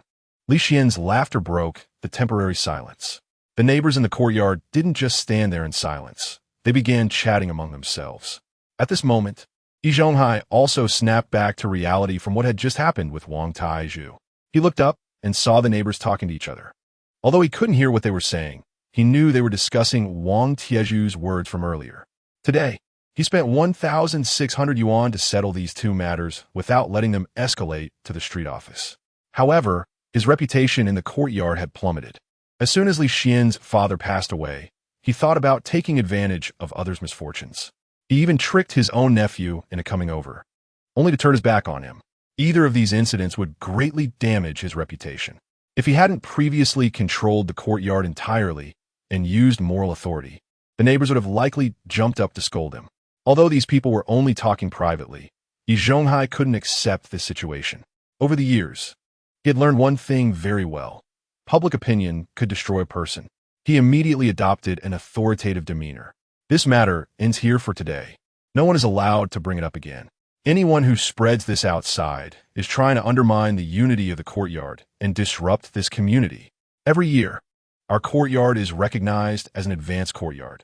Don't you know how envious the other courtyards are? Being recognized as an advanced courtyard also comes with benefits. If you don't want to lose this year's benefits, keep your mouth shut. Once Yi Zhonghai asserted his authority, the residents of the courtyard dared not continue talking. These two incidents had significantly diminished Yi Zhonghai's prestige, but his influence in the courtyard still remained. Furthermore, the benefits of being an advanced courtyard could help improve the lives of some struggling families. So, the courtyard instantly fell silent, and one could hear a pin drop. This also relieved Yi Zhonghai's mind, indicating that he still had some influence in the courtyard. He waved his hand, signaling the residents to get back to their own business. Before leaving, Yi Zhonghai shot a fierce glare at Li Xian and then took Anita home. Once back in his own house, away from others' eyes, Yi Zhonghai could no longer contain his inner anger. He kicked the table hard, causing it to crash to the ground with a loud bang, startling Anita. But with his anger boiling, Yi Zhonghai was not one to calm down so easily. Just as he was about to kick again, an elderly voice came through. "Zhonghai, enough. Are you looking down on me, an old lady, and trying to take this opportunity to drive me away?" This voice hit Yi Zhonghai like a slap to the face.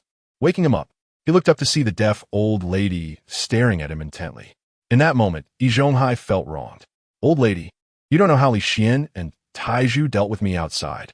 They almost wanted my life. Each of them demanded 800 yuan, and I lost 1,600 yuan in total. How long will it take me to earn that back? Those two little bastards are not human."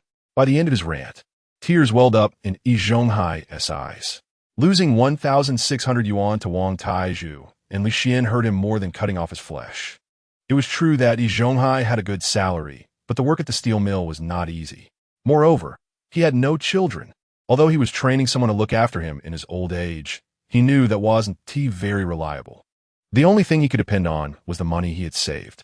After working hard for 1 or 2 years to save that money, to lose it all in an instant was unbearable for Yi Zhonghai. Seeing Yi Zhonghai squatting there looking more miserable than if he had lost his mother, the deaf old lady couldn't help but sigh. "Zhonghai, I heard everything that happened in the courtyard just now. I know that letter was your doing." After it was taken out, the handwriting was recognized by the residents of the courtyard. "In this situation, even if I go out to speak for you, it won't help. After all, the evidence is irrefutable. Black and white is right there. I may be the ancestor of the courtyard, but I can't go out to protect you knowing you did something wrong. What would the other residents think of me? Since you wrote such a letter, you have to take responsibility when people come to you. If you don't acknowledge it when they come, you can't blame them for causing a scene in the courtyard. Fortunately, your nephew and Li Xian only care about money. Otherwise, you would have already been reported to the street office. Your position as the big uncle might have to be given up to someone else." Yi Zhonghai, already feeling unhappy, returned home only to be scolded by the deaf old lady, making him even more upset. He couldn't help but defend himself a bit. "Old lady, that letter wasn't written by me. It has nothing to do with me. I know my nephew is an ingrate. How could I possibly call him to come to the city? I'm not that foolish." I did reply to him, but I was complaining about how hard life has been for me these years. I told him that relying on others is not as good as relying on oneself, and he should find a way to be self-sufficient. I don't know what happened, but the letter completely changed meaning in his hands. The residents of the courtyard and Yin Bugui's words were all heard clearly by the deaf old lady. They all said that Yi Zhonghai's handwriting couldn't be mistaken, and he wrote without any order, making it impossible for anyone to imitate. So the deaf old lady didn't quite believe Yi Zhonghai's argument. "If it wasn't you who wrote it, then who could it be? I know your handwriting best. Others might want to imitate it, but it's not that easy.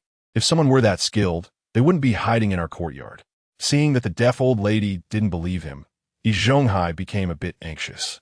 Old lady, you know me best. I know my nephew is an ingrate. How could I agree to help him find a job in the city? Why would I even help him find a place to live? You haven't seen the contents of that letter.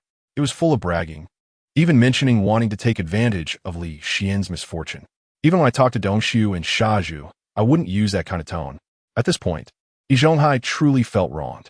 The deaf old lady knew Yi Zhonghai's temperament. He really wouldn't do such a thing, so she believed him. It seems your letter was indeed swapped. But who could imitate your handwriting so well that even Yin Bugue couldn't tell? Yi Zhonghai replied, I don't know what happened. I find it very strange myself. Suddenly, Yi Zhonghai thought of the sinister smile that had flashed across Li Xian's face just now. He instinctively said his name. The old lady could possibly have been tampered with by Li Xian. Hearing this, the deaf old lady furrowed her brows. How could that kid have such capability? When he was still a postman, he stayed at home every day and never went out. If he could really mimic your handwriting so perfectly that others couldn't recognize it, he would have gone out to make money long ago. Aside from that smile, Yi Zhonghai also had other pieces of evidence. He felt that Li Xian was the most likely suspect. He hadn't personally delivered the letter to the post office. He had handed it to Li Xian and asked him to take it to the post office. After I finished writing, I kept it at home, and no one came to my house. The only person who could have accessed the letter was Li Xian. Moreover, Li Xian's personality had recently changed. He had become shameless and indifferent to his reputation, and he had also become much more sinister than before. All these factors intertwined, making it impossible for me not to suspect Li Xian. The deaf old lady nodded slightly. If what you say is true, then it is indeed possible that he switched your letter. But now we need to find out who imitated your handwriting. You know your own writing well. It has no rules at all and is very difficult to imitate. Li Xian couldn't possibly have that ability. If he could mimic it, he wouldn't be living in our courtyard. Yi Zhonghai was left speechless. Indeed, his handwriting was extremely hard to imitate. Even Yin Bugue, the most educated person in their courtyard, couldn't replicate it perfectly. It was precisely because of this that he hadn't said in the courtyard that it was Li Xian's scheme. Of course, the main reason was that the letter had already been exposed to everyone. Everyone believed it was his handwriting, and if he rashly accused Li Xian, no one would believe him. They might even think he was deliberately trying to frame Li Xian.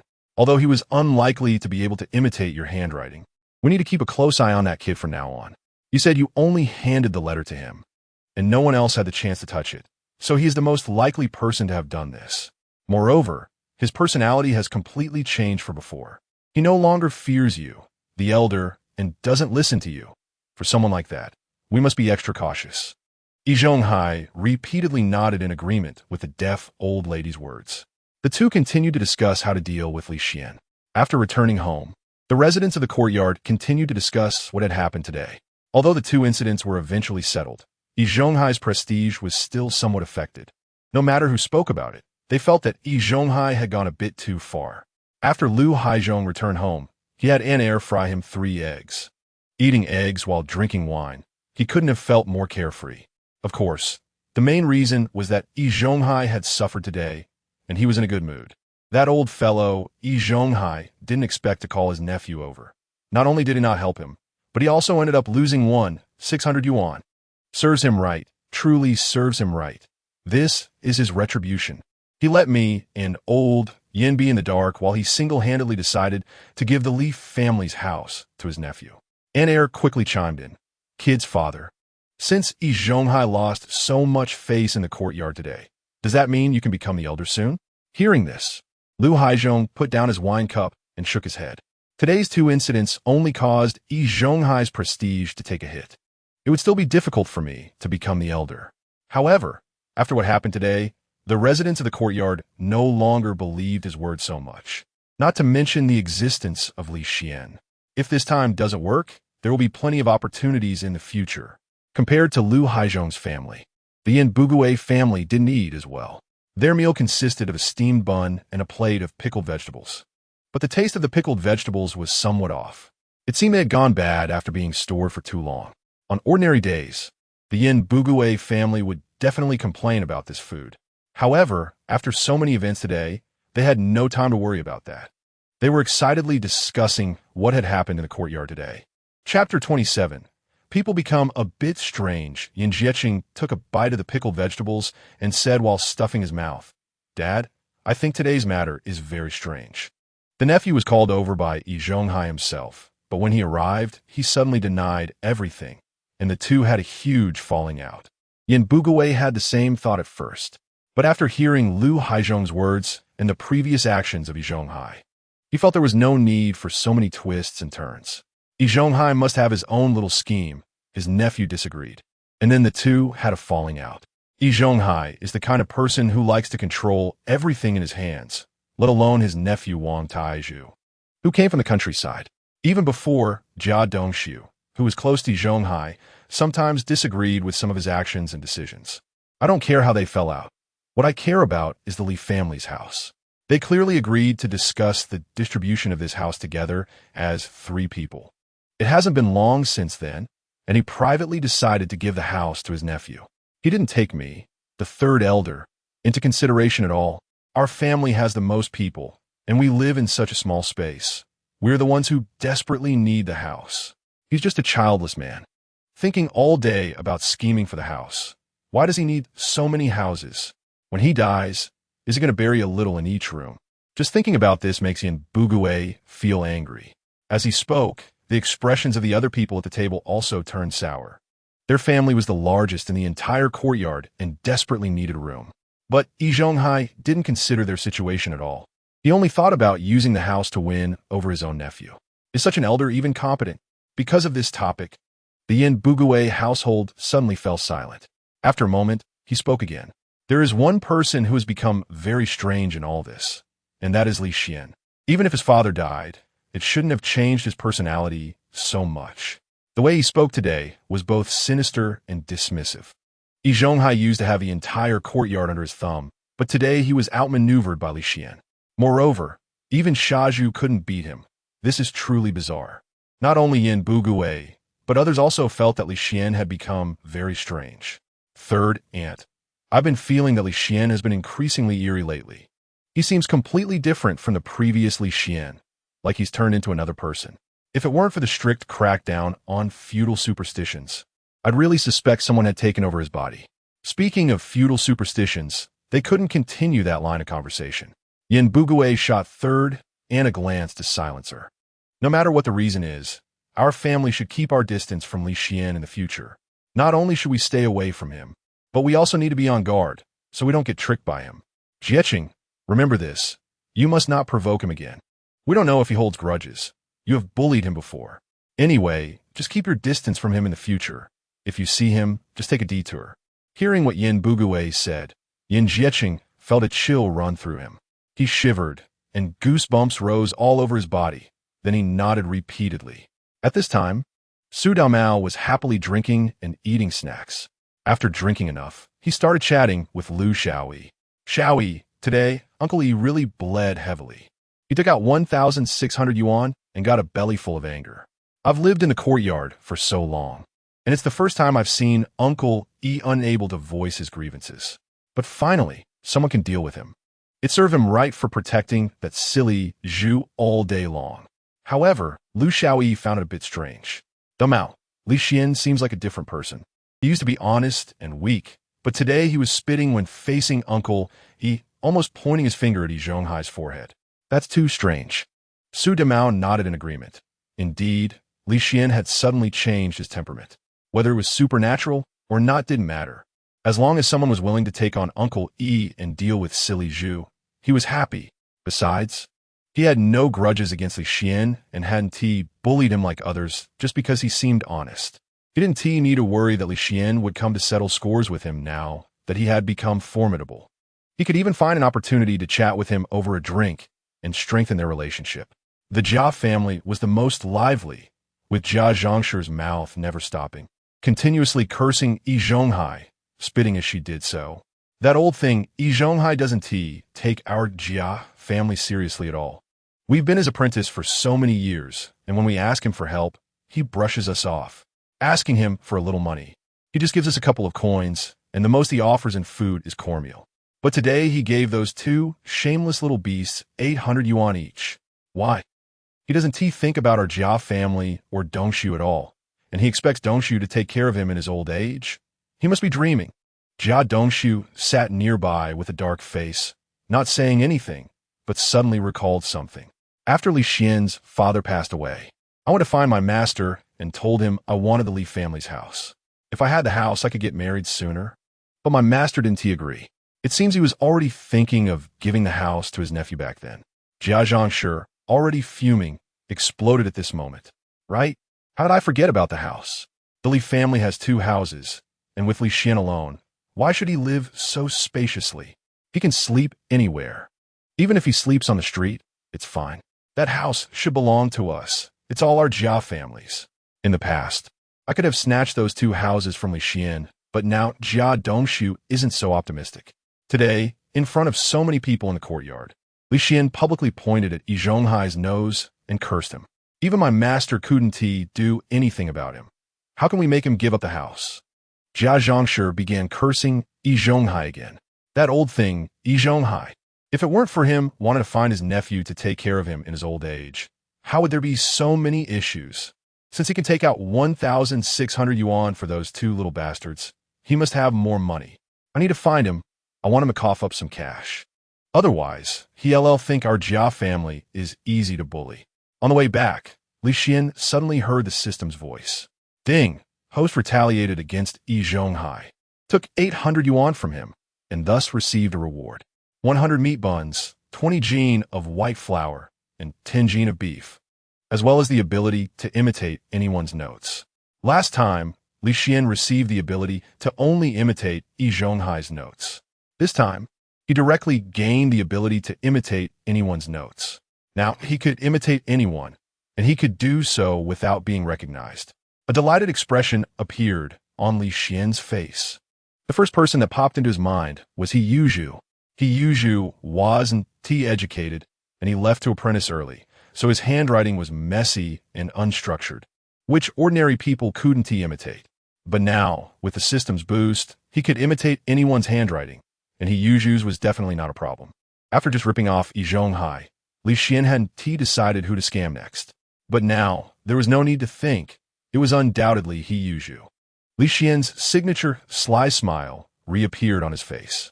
None of these beasts in the courtyard could escape. I'm going to deal with each one of them. They love to scheme against others and enjoy taking advantage. I'll also experience what it's like to take advantage. Before Li Xian left, he had already prepared dinner. When he returned and saw the 2 small vegetables on the table, he shook his head. He scammed 800 yuan from Yi Zhonghai today and received so many rewards. He had to celebrate with a good meal. Li Xian took out several meat buns and cooked some beef with chili. The dish wasn't too difficult, and Li Xian could manage it. In no time, a rich meaty aroma wafted over the courtyard. Jia Dongxu, who had been cursing Yi Zhonghai, suddenly stopped when she smelled the meat aroma. Damn it, who is cooking meat over there? They don't even think to send some to me. Always thinking of eating alone, Jia Dongxu stepped forward to sniff, then realized it was coming from Li Xian's house, a bit surprised. He thought about it. Li Xian took 800 yuan from Yi Zhonghai today, so it was normal for him to eat something good. Li Xian's family was cooking meat. The 800 yuan that originally belonged to their Jia family had now fallen into Li Xian's pocket. He didn't think to share even a little bit with Jia Dongxu. That foul mouth started spewing again. He got the money and only cares about himself eating. He doesn't even think of bringing us some. He is really a little beast, just like his old man, destined to not live long. When he is dead, I'll take everything in his house. It will all belong to our Jia family. After cursing for so long, Jia Dongxu hadn't eaten anything and was now hungry with her stomach growling. She turned to look at Jia Dongxu, telling him to bring the food from the kitchen out. Looking at the cornbread and corn porridge on the table, as well as a bowl of boiled greens, Jia Dongxu felt unsatisfied. Dongxu, your master must still have money. You should go to his house and ask him to lend us some money to buy some meat to eat. Just tell him you're not as greedy as Li Xian. You only want 200 or 300 yuan. We'll buy some meat, and any extra money will go to you for marrying a wife. Hurry up and bring me back a big fat grandson. Jia Dongxu, who was initially reluctant, didn't hesitate after hearing the words marry a wife, and eagerly went to Yi Zhonghai's house. At this moment, Yi Zhonghai's family was also eating. The deaf old lady was there, and they had made braised pork. Zhonghai, your wife's cooking skills are undeniable. Although she can't compare to silly Zhu, she is better than most people. Yi Zhonghai wore a smile, just about to speak when there was a knock on the door. Aunt Yi went up to open it and saw Jia Dongxu standing outside with a bowl, looking very unhappy. However, she didn't say anything and turned back in the house. Old Yi Dongxu is here. Yi Zhonghai was just about to go out when Jia Dongxu walked in from outside, and he also caught a whiff of the meat aroma. The deaf old lady sitting nearby saw the bowl in Jia Dongxu's hand, and her expression turned very ugly. It was already quite obvious what Jia Dongxu's purpose was for coming over. How could the deaf old lady not know? Carrying a bowl in the courtyard was no different from a beggar outside. You were at least old ES apprentice and also a worker at the steel mill. You should care about your reputation. She certainly would not agree to let him take the braised pork from her mouth. Hearing this, Jia Dongxu's face also looked bad, but he dared not retort in front of the deaf old lady. Auntie, I really have no choice. Otherwise, I wouldn't have come here with this bowl. My family situation. Master knows best. I'm about to get married soon. We really have no money at home, and I have to borrow money for the wedding. My mother is unwell and wants to eat some meat. I had no choice but to bring this bowl to see if I could get a bit of meat. As he spoke, Jia Dongxu's gaze fell on the plate of braised pork, swallowing saliva as he looked at it, wishing he could directly take the whole plate and dump it into his bowl. The deaf old lady looked down on Jia Dongxu, feeling he had little ability. He always relied on being Yi Zhonghai's cultivated retirement object and acted arrogantly in the courtyard. Now he even wanted to take her braised pork away, which made the deaf old lady dislike him even more. Just as she was about to say something, Yi Zhonghai smiled and said, "If you want to eat meat, just say so. Annie made a plate of braised pork today.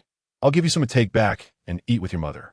Jia Dongxu did not expect it to go so smoothly and stretched out his bowl. Yi Zhonghai poured a large serving into it. Originally, the plate was full of braised pork, but now only half was left. They hadn't even eaten much themselves, which made both the deaf old lady and auntie very unhappy. After giving the meat, Yi Zhonghai looked at Jia Dongxu with a cheerful expression. Chapter 29. Not a suitable retirement candidate, Jia Dongxu did not plan to leave. Instead, he looked at Yi Zhonghai with a troubled expression. "Master, you know I only earn a little each month to support my mother and me. I'm getting married soon, and I need to pay for the betrothal gifts and the banquet, and we don't even have a house. The bride's family will definitely have objections, and I really don't know what to do. Can you help me?" Jia Dongxu had already taken away more than half of the meat that originally belonged to him, and now he was asking Yi Zhonghai for money. Even if he was Yi Zhonghai's apprentice, he shouldn't be so excessive. The deaf old lady couldn't stand it any longer and coldly looked at Jia Dongxu, saying, "Your master has already helped your family enough. Whenever your family has any issues, hasn't your master always contributed money and effort? Why does he have to help you with your wedding now? If someone didn't know better, they might think he is your father, not just your master." Jia Dongxu didn't even glance at the deaf old lady, but stared intently at Yi Zhonghai. "Master, if I weren't truly unable to come up with the wedding money, I wouldn't ask you. Once I get married and bring my wife back, she can also help honor you. If I have children later, I will let them call you Grandpa, so you can enjoy family happiness." The money was being asked from Yi Zhonghai, not the deaf old lady, and whether he could get it depended on Yi Zhonghai. Jia Dongxu had been by Yi Zhonghai's side for a long time and knew well what he liked to hear. His words made Yi Zhonghai smile. Yi Zhonghai turned to go inside and took out 60 yuan, handing it to Jia Dongxu. "Dongxu, take this 60 yuan to buy some things, and go to the bride's family soon. Try to settle the marriage matter as soon as possible. The remaining money should be enough for you to hold a banquet." Looking at the 60 yuan in his hand, Jia Dongxu felt humiliated. Previously, he had given 800 to Li Xian and Wang Taizhu, totaling 1,600 yuan. Now he only got 60 yuan, and there was a hint of reluctance when it was given. Moreover, back at home, Jia Dongxu was asking him to bring back several hundred yuan. Taking back such a small amount would definitely not satisfy Jia Dongxu, but at that moment, auntie and the deaf old lady's faces had darkened. If he continued to talk, even if Yi Zhonghai was willing, auntie and the deaf old lady would not agree. Auntie could be disregarded, but the deaf old lady was the matriarch of the courtyard. Offending her would mean the Jia family would not have a good life in the courtyard. Jia Dongxu looked at Yi Zhonghai with a grateful expression. Master, thank you. Once I bring my wife back, I will bring her to honor you. With that, Jia Dongxu left Yi Zhonghai's home and returned to the Jia family. Jia Dongxu is not the only suitable candidate for a retirement partner. You can consider others. There is no need to decide so early. After all, you are still young. Look around more. You might find a better retirement partner. Yi Zhonghai frowned and turned to look at the deaf old lady. Old lady, why are you suddenly saying this? The deaf old lady couldn't help but sigh. She had wanted to say this for a long time, but never had the opportunity. You have your eyes on Jia Dongxu and want him to be your retirement partner, so you took him as your apprentice. Ever since then, whenever their family has a hard time, they come to your house to play the victim and take some food. When they are out of money, they ask you for more, always saying nice things, promising to pay you back when they have money, but I haven't seen in return cent. The deaf old lady had lived in the courtyard for so many years and knew Jia Dongxu's character well. He was lazy, greedy, and very insatiable. Jia Dongxu was not much better. He had always been lazy, and his performance at the steel mill was average. After following you for so many years, he still hasn't become a level 2 fitter. With someone like this, will he really be able to provide you with a stable old age when you grow old? Yi Zhonghai stood there, listening to these words without speaking, but a hint of dissatisfaction flashed in his eyes. When he looked up at the deaf old lady again, a smile returned to his face. Old lady, I think you are overthinking it. Dongxu isn't lazy or unmotivated. It's just that the rules at the steel mill are quite strict now. I believe he will definitely be promoted to a level 2 fitter soon. As for the old lady's words, they're just a bit nagging. Mainly, she just loves to talk. There is nothing else to it. The deaf old lady shook her head again at Yi Zhonghai's indifferent attitude. If you ask me, I think Shaju is a better candidate for a retirement partner than Jia Dongxu. Shaju's skills are there, so when you get old, you won't have to worry about not having food. Moreover, Shaju is much more honest than Jia Dongxu and doesn't have so many ulterior motives. Yi Zhonghai nodded along. Shaju is also a good kid. Otherwise, I wouldn't have supported him all these years. On the surface, he said this, but Yi Zhonghai's heart still leaned towards Jia Dongxu. The reason he favored Jia Dongxu was that he didn't have a father, and such a person was easier to control. When he grew old, he could truly rely on him for care. As for Jia Dongxu, his father, he ran away. Not died. Who knows, he might come back one day. In case he says a few good words and manages to coax Jia Dongxu back. Wouldn't all the efforts I've put in as the big uncle be in vain? However, Yi Zhonghai doesn't plan to give up on Jia Dongxu and will still pay attention to him, occasionally offering some help. But for now, Jia Dongxu is just a backup for him. Just as Jia Dongxu returned home with a bowl, the deaf old lady suddenly pounced at the doorway. She knew that old Yi Zhonghai must be at home enjoying a good meal. He made braised pork and didn't even think about his disciple. We still had to go to his house to ask for it. What kind of master is he? He doesn't care about his own disciple at all. After saying this, she placed a bowl of braised pork on the table, and the two of them started to devour it. They ate it so greedily that the bowl was soon empty. After they were full, the deaf old lady sat there rubbing her belly and suddenly remembered that asking Jia Dongxu to go out wasn't just about food. Chapter 30. The Rift Between Master and Disciple Dongxu. Did you ask that old Yi Zhonghai for money? Did he give you anything? Jia Dongxu nodded and pulled out 60 yuan from his pocket. Jia Dongxu, with a smile on her face, took the 60 yuan and began counting. After counting, she realized it was only 60 yuan, and her smile instantly vanished. Frowning, she turned to Jia Dongxu and said, "Didn't I tell you to ask him for 500 yuan? Why only 60? At this point, Jia Dongxu felt displeased and recounted what had just happened. This old woman isn't a good person either. She has lived so long and still hasn't died. All day long, she just knows how to sow discord. She'll face retribution sooner or later." Jia Dongxu cursed angrily, her words getting more and more unpleasant. However, she didn't think about sending Jia Dongxu to Yi Zhonghai's house to ask for money again. In this courtyard, Jia Dongxu wasn't afraid of anyone, but she still felt a bit intimidated by the deaf old lady. The next day, Yi Zhonghai got up early and went to work at the steel factory. Once he entered the steel rolling mill, he began his day's work. As soon as he walked in, he was greeted by the smiling faces of the workers. This somewhat comforted Yi Zhonghai, whose mood had been affected by the incidents with Li Xian and Wang Taizhu the day before. When Yi Zhonghai reached his workstation, Jia Dongxu had already started his work and greeted him proactively. "Master, good morning." However, as he said this, a somewhat unnatural expression flashed across Jia Dongxu's face. His greeting was fine, but as a savvy person in the courtyard, Yi Zhonghai still sensed something was off. While he was trying to recall why, he remembered Wang Taizhu's ruckus in the courtyard. He guessed that it was probably the letter Wang Taizhu exposed that led to Jia Dongxu's misunderstanding. He thought Jia Dongxu might be worried he was looking for someone else for support in his old age. Yi Zhonghai cursed Wang Taizhu in his heart, along with Li Xian. He felt that if it weren't for Li Xian, Wang Taizhu wouldn't have been able to stir things up so much. The situation wouldn't have escalated to that point, and Jia Dongxu wouldn't have changed like this. Although he thought this in his heart, Yi Zhonghai didn't show it at all, even managing a smile. "Dongxu, you've been a first-class fitter at our steel factory for several years, right?" Jia Dongxu nodded after thinking for a moment. He had indeed become a first-class fitter quite early. "I remember when you came to the steel factory with me. Most of the others are now second-class fitters. There's even one exceptionally good one who has become a third-class fitter."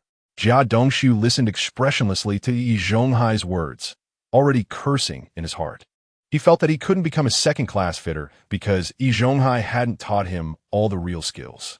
If he had shared everything without holding back, he estimated he could have already become a third-class fitter by now. Seeing Jia Dongxu's lack of expression, Yi Zhonghai, as a cunning old man, could still guess what he was thinking. "Dongxu, I know you're definitely blaming your master for not teaching you the real skills. But the way I've done it is also for your own good. I have my reasons. Only by solidifying your foundation can you go further down this path.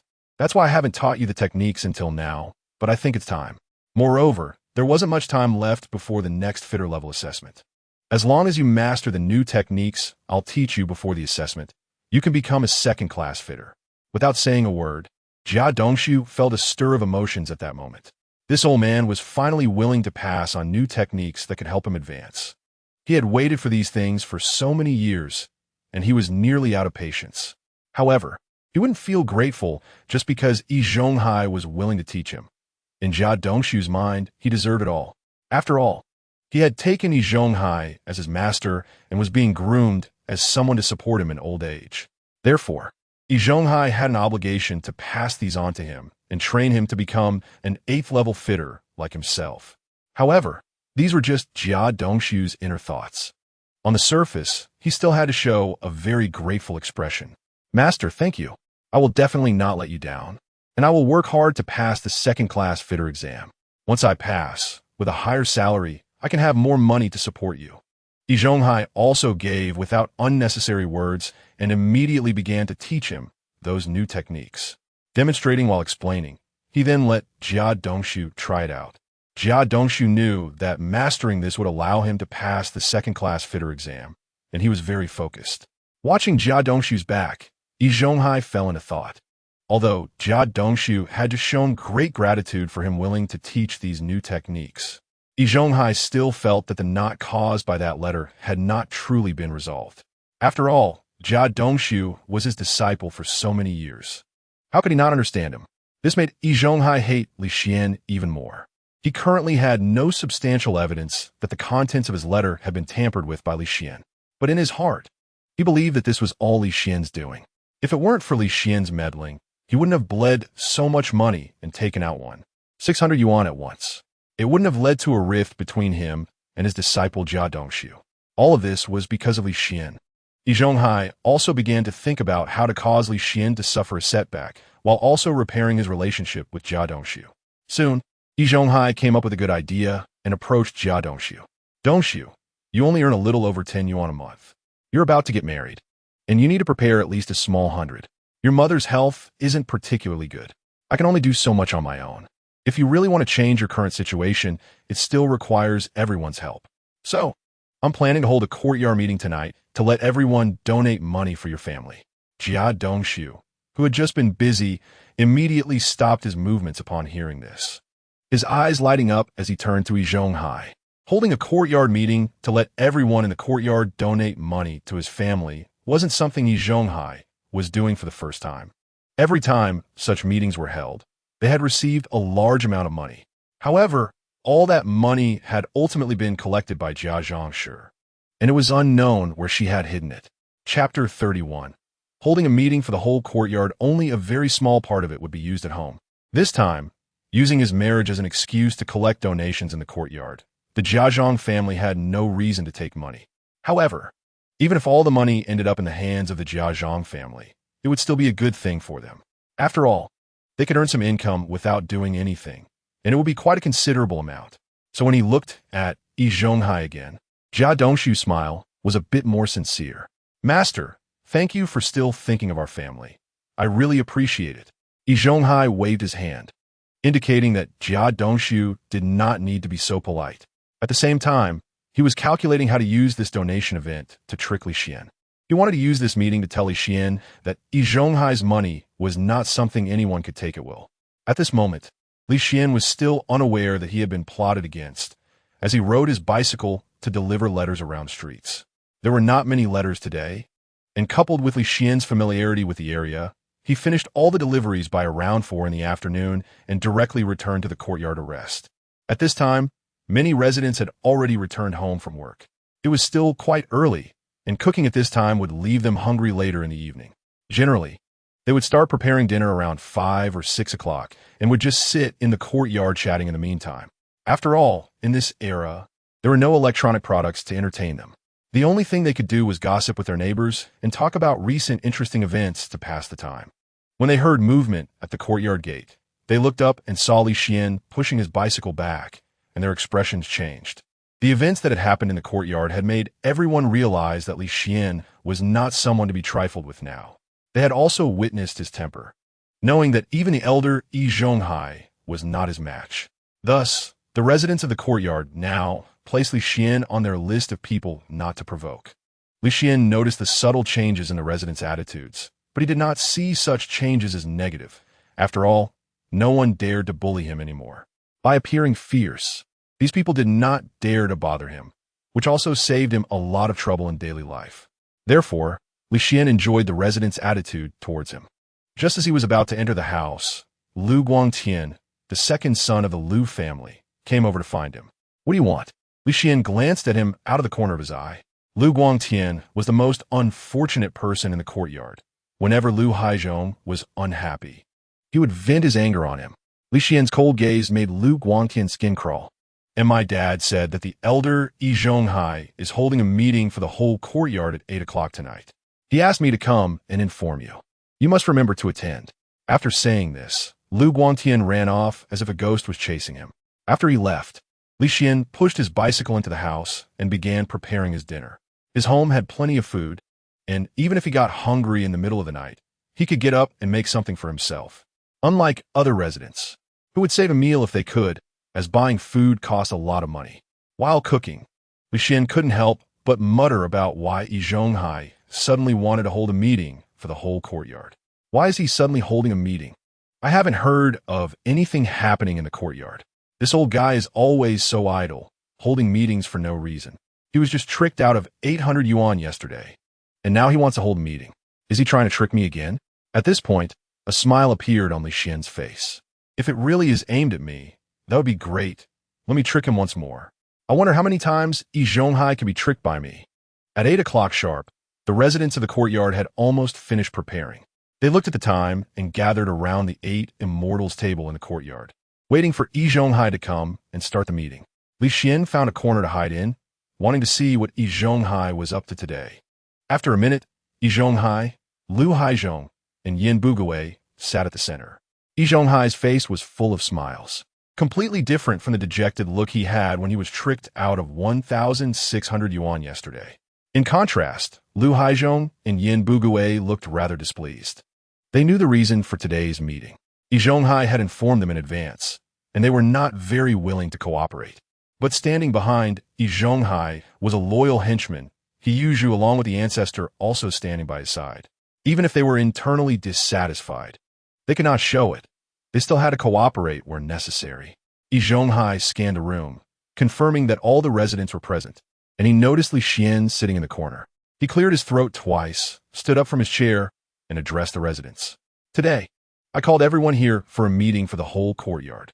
There are two matters I would like to discuss with you. Recently, our good neighbor, Old Li, suddenly passed away. Old Li was a good person during his life, always willing to help the residents of our courtyard. He was also a coworker of mine at the same workshop. I am deeply saddened by his passing. Here, let me mourn for Old Li, Li Xian. You still have a long life ahead. Please accept my condolences and live well. Yi Zhonghai's words made Li Xian find it quite amusing. He had just tricked him out of 800 yuan yesterday, and today he was mourning his father. He even took the liberty to remind him to live well. However, Li Xian did not show it on his face, as he still needed to maintain appearances. He stood up and gave a bow, expressing his gratitude to Yi Zhonghai. Yi Zhonghai nodded slightly, and then brought up the second matter of today's meeting. Now, let's talk about the second matter of this meeting for the whole courtyard. The Jia family, as we all know, is one of the more disadvantaged families in our courtyard. Old Jia passed away early, leaving behind his wife and children. Now, Dongxu is just a level 1 fitter, earning only about 20 yuan a month. However, Jia Zheng's health is not good. Every month, she has to spend over 10 yuan on medicine due to various ailments, and now Dongxu is getting married. Our courtyard has always been a united and friendly family, so I propose that everyone help out if they can. Those who are financially comfortable, please contribute a little more to help each other through this tough time. Chapter 32.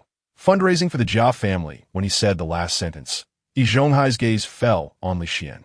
The meaning was very clear, hoping he could donate more. As one of the elders in our courtyard, I must take the lead. I will donate half a month's salary to help Dongxu get his wife sooner.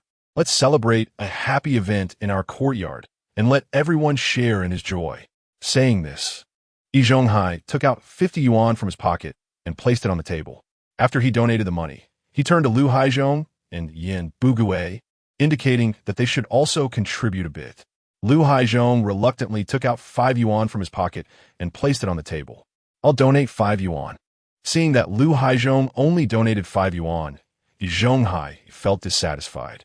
After all, Lu Haizhong was the second elder in the courtyard and was also someone who should take the lead. He hoped Lu Haizhong would contribute a bit more so that he could later ask Li Xian for money. $5, and Lu Haizhong is unwilling to donate. If it weren't for being pressured by Yi Zhonghai and having no other choice, he would want to take it back. You know our family situation isn't particularly good. I can only spare $5. If you think this $5 is too little and don't want it, then I'll just take it back. If Lu Haizhong really takes this $5 back, the other residents won't donate either. Seeing Yi Zhonghai silent, Lu Haizhong let out a cold laugh and leaned back in his chair with his arms crossed. At this moment, Yi Zhonghai's gaze fell on Yin Bugui, who decisively pulled out 10 yuan from his pocket. I'll donate 10 yuan. Yi Zhonghai nodded in satisfaction, as expected of our third master in the courtyard. Even though his own family isn't doing well, he's still thinking of helping the residents. Unlike some people who want to fry a plate of eggs every day while pretending to be poor, only caring about their own good while never considering how others are doing. Such behavior is very bad. We should not learn from it. Lu Haizhong could tell that Yi Zhonghai's words were aimed at him. As an old fox with years of experience, he couldn't help but smirk. He knew very well that the 10 yuan from Yin Bugui was actually given by Yi Zhonghai. Someone as stingy as Yin Bugui would never willingly take out 10 yuan to help others. If he had 10 yuan, he would have probably hidden it away, not even telling his own family, let alone using it to help others. At this moment, Yin Bugui's expression didn't look good either. He still minded Yi Zhonghai's unilateral decision to give Li Xian's house to his own nephew. But now he had to cooperate with Yi Zhonghai and put on a show. Yin Bugui felt extremely uncomfortable inside. Meanwhile, the expressions of the three of them were all noticed by Li Xian. Although he was sitting in the corner, his gaze was constantly scanning the three masters of Yi Zhonghai. From their expressions, it was clear that they were not in harmony and had already started to undermine each other. This was something that had never happened before, and he didn't understand what had caused the relationship between these three masters to turn out like this. However, he guessed it should be related to the letter he had altered before. He didn't expect that the letter he changed could have such a significant effect, even stirring discord among the three of them. Now, These three seemingly invincible partners had already started to show cracks. These cracks wouldn't easily disappear. Instead, they would grow larger over time. He would just have to watch the three of them fight among themselves. Thinking of this, Li Xian couldn't help but chuckle. After Yi Zhonghai used the 10 yuan from Yan Bugui to subtly criticize Lu Haizhong, he turned his attention back to the residents of the courtyard. The three of us are leading by example and donating, and we hope everyone can lend a hand. Let's help the Jia family get through this tough time, so that the city can smoothly bring back a bride and bring joy to our courtyard. After Yi Zhonghai finished speaking, his most loyal henchman, He Yuzhu, immediately stood up. I'll donate 10 yuan. His willingness to donate this 10 yuan was entirely out of respect for Yi Zhonghai and a desire to respond to him. Look, everyone, our silly Zhu has taken out a third of his salary, just like that. It seems silly Zhu is a very enthusiastic young man, willing to help others, Yi Zhonghai said while patting He Yuzhu's shoulder. He Yuzhu just stood there grinning, cooperating with Yi Zhonghai, and the two began to perform in front of the residents. Yi Zhonghai thought that with He Yuzhu stepping up to lead the donation, more residents would follow suit. But the residents below sat there without moving, and, seeing this scene, Yi Zhonghai couldn't help but frown. Lu Haizhong, sitting in the back, let out a cold laugh at this scene. Do you think old Yi has been angered into confusion? I clearly remember that just 2 months ago, our courtyard held a fundraiser for the Jia family. They raised a large sum of money then, and it hasn't been 2 months. How could they possibly have spent it all? They're starting another fundraiser for the Jia family again. Does old Yi think everyone is a fool? Yan Bugui nodded in agreement with Lu Haizhong's words. Yes, in this era, no one's life is particularly affluent. Last time, everyone gritted their teeth to donate whatever little they could. It hasn't been 2 months, and now they want everyone to donate again. Isn't that just squeezing us dry? Sitting among the crowd, Jia Dongxu nearly stood up to scold the residents, but knew they still needed their donations, so she lowered her voice and cursed softly. It's all nice to say we're one courtyard, neighbors, yet not a single person stands up. They know how hard our Jia family's life is. If they don't want to help us, fine. Now that my son wants to get married, no one is willing to lend a hand. These people will face retribution. None of them will have good days ahead. Seeing this cold scene, Li Xian couldn't help but laugh again and even whistled. This whistle made Yi Zhonghai's already awkward face even more awkward. He felt his face was especially painful. Chapter 33. Not donating, but turning the tables. Could it be that because of yesterday's incident, he has completely lost his prestige in the courtyard? This thought was quickly dismissed by Yi Zhonghai. He didn't believe it. He then turned his gaze to Li Xian, the main target of today's gathering. At this moment, Li Xian was lounging in his chair, wearing a disdainful expression. This reaction and action in Yi Zhonghai's eyes was a blatant provocation, challenging his authority and status in this courtyard. What happened yesterday had greatly hurt Yi Zhonghai, leaving his pride as thin as a piece of paper that could break with a gentle touch. Li Xian's actions undoubtedly pierced through that thin layer of pride. I'll let you be smug for a while longer. Soon, you won't be able to smile. Yi Zhonghai coughed twice to break the awkward silence and continued speaking. I know that in this day and age, everyone's life isn't exactly affluent and not easy. Asking you to squeeze out a little money to help the Jia family is indeed a bit difficult. But there are also people in our courtyard living well, eating well, and enjoying life. They're living a life so good that they are drooling. Yet, when faced with residents in difficulty, they stand by and do nothing, only thinking about enjoying their own lives and not caring about others' hardships. Those who lend a helping hand are selfish. They are destroying the unity of our courtyard.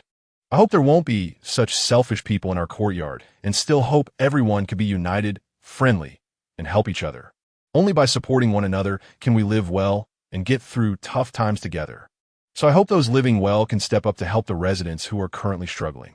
Seeing Yi Zhonghai's mouth running on, as if he had no intention of stopping, a look of impatience crossed Li Xian's face as he dug in his ears and spoke. Yi Zhonghai, what you mean is that you're talking about me. Yi Zhonghai was still trying to shift the topic to Li Xian, but unexpectedly, Li Xian stood up himself. That's right. I am indeed talking about you. You are the one living the most comfortably in our courtyard. You live alone, unlike others who have families to support. One person eats enough for the whole family. Moreover, Your job is as a postman, which is an unbreakable golden job. And you have the money your father left you before he passed away, along with the compensation I gave you yesterday. I said you were the one living the most comfortably in our courtyard, and that is not wrong, right? You can tell from your cooking that you never lack meat. Every meal at your place wafts with the smell of meat. Your life is good, but there are many people in our courtyard who are struggling.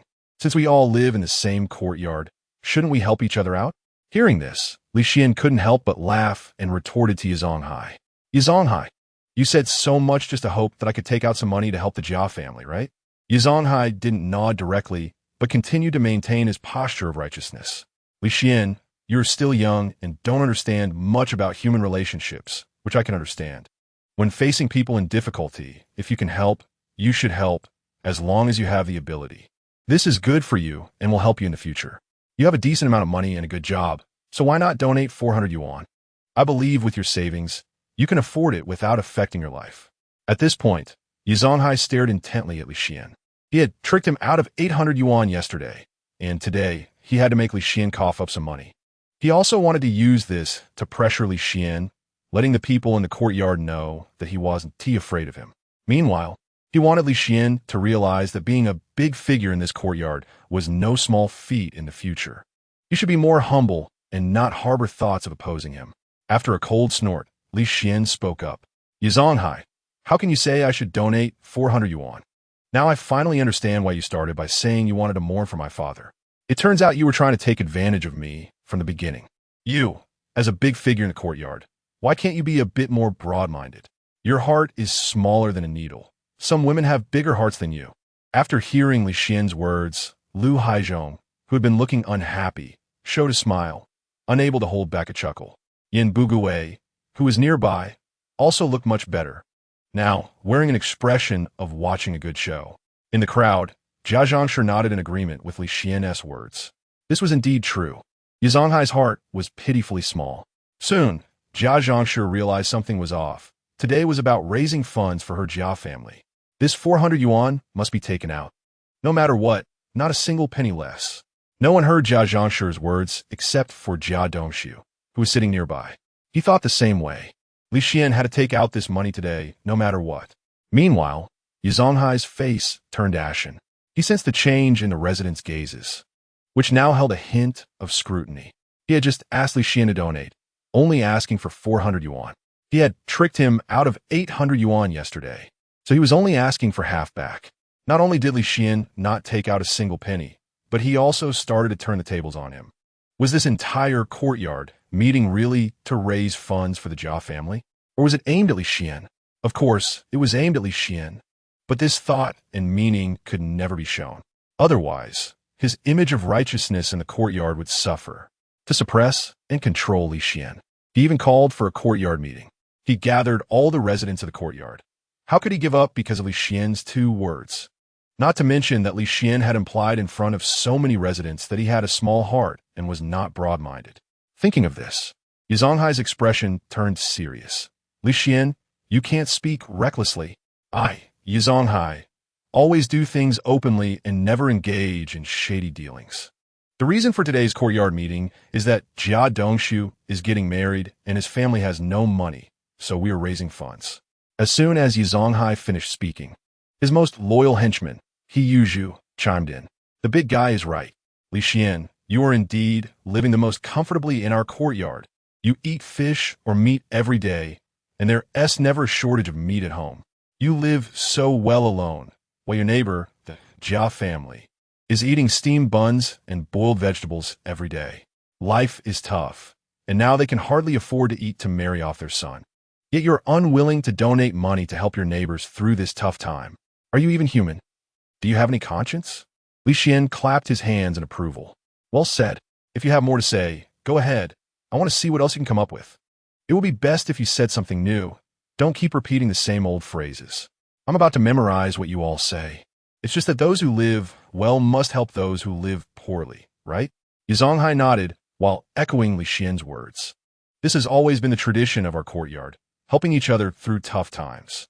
Only in this way can we all walk further together and everyone can live a good life.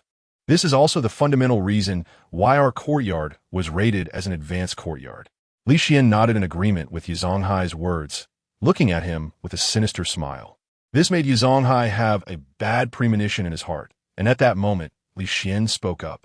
If we talk about who has the highest salary and the lightest burden in this courtyard, apart from the big guy Yi Zhonghai, there is no second person. With a salary of nearly 100 yuan a month and no children, just 2 people eating, how much can you eat in a month? Surely there must be quite a bit of savings. You say I should take out 300 yuan to help the Jia family through this hardship. Then what about you, big guy? How much should you take out to help the Jia family? Shouldn't it be more than I do? Just when people were still discussing. As soon as Li Xian said this, everyone immediately fell silent. Yin Bugui was also completely surprised by Li Xian's response, sitting up straight. Li Xian's change was too great. He was previously honest and now seemed dark-hearted. Moreover, his verbal skills might not lose to Jia Dongxu. Lu Haizhong also felt that ever since Li Xian's father passed away, he had changed drastically. It was a transformation from the inside out. Only his appearance hadn't changed. If his appearance had changed too, Lu Haizhong would really suspect that the person in front of him wasn't Li Xian. Li Xian was a tough nut. He treated the residents of the courtyard as fools, and he deserved it. In the crowd, Jia Dongxu heard this and nodded repeatedly in agreement with Li Xian. Yes, we should get more money from you. It would be best if you could give us 800 like yesterday. Su Damao stared at Li Xian with wide eyes. This guy is really good with words. It seems he is not someone to be trifled with. But if I dislike Yi Zhonghai, I might as well find an opportunity to chat with him. Li Xian looked at Yi Zhonghai with a sinister smile, which made Yi feel a bit uneasy. At that moment, Yi Zhonghai also realized that things today would not continue to unfold as he had envisioned. Li Xian was indeed very articulate. It was he who had first spoken and asked him to donate money to the Jia family. But unexpectedly, he had been countered. Moreover, he was being put on the spot in front of everyone, with Li Xian revealing that he had the highest salary in the entire courtyard and lived the most comfortable life. Wasn't this a way to make him bleed financially? Furthermore, Li Xian also mentioned that he had no children, which was like stabbing him in the heart. However, Yi Zhonghai had been the eldest in the courtyard for many years.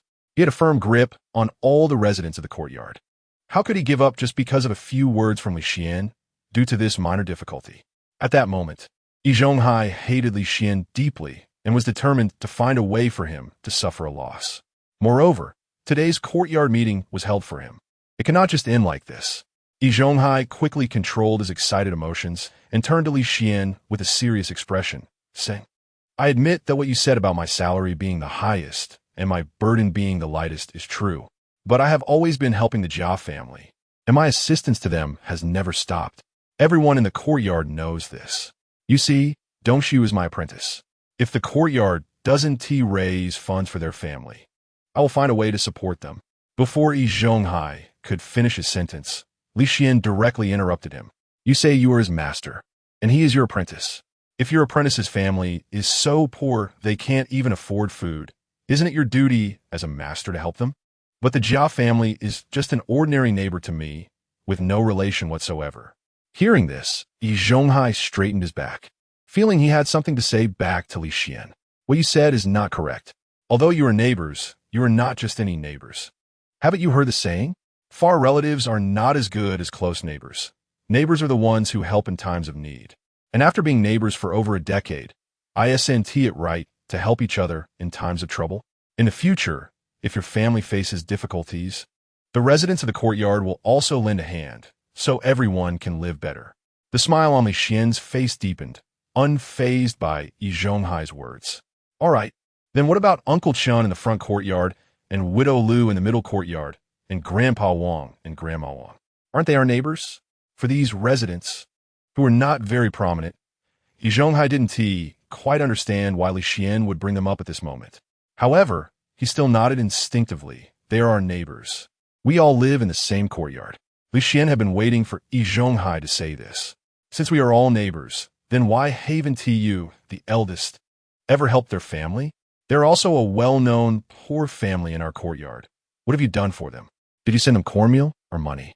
Yi Zhonghai was momentarily rendered speechless by the question. He had never paid attention to those families.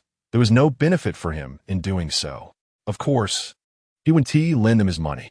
Seeing that Yi Zhonghai couldn't respond, Li Xian smirked and continued, Uncle Chun, I remember that you and your daughter were so poor you couldn't afford to eat. You were on the verge of starving to death and went to borrow money from Yi Zhonghai to get through this tough time. He didn't lend you the money and even kicked you out of his house, right? And Widow Lu, last month your son was sick and needed to go to the hospital. Although the illness wasn't fatal, he had to take medicine for several days. You didn't have money for the medicine and wanted to borrow money from Yi Zhonghai. But it seems Yi Zhonghai didn't lend you that money either, did he? Uncle Chun and Widow Lu, sitting among the residents, didn't know what to say in response to Li Xian's inquiries. They had indeed gone to Yi Zhonghai for money, and no matter what they said, he ultimately did not lend them any.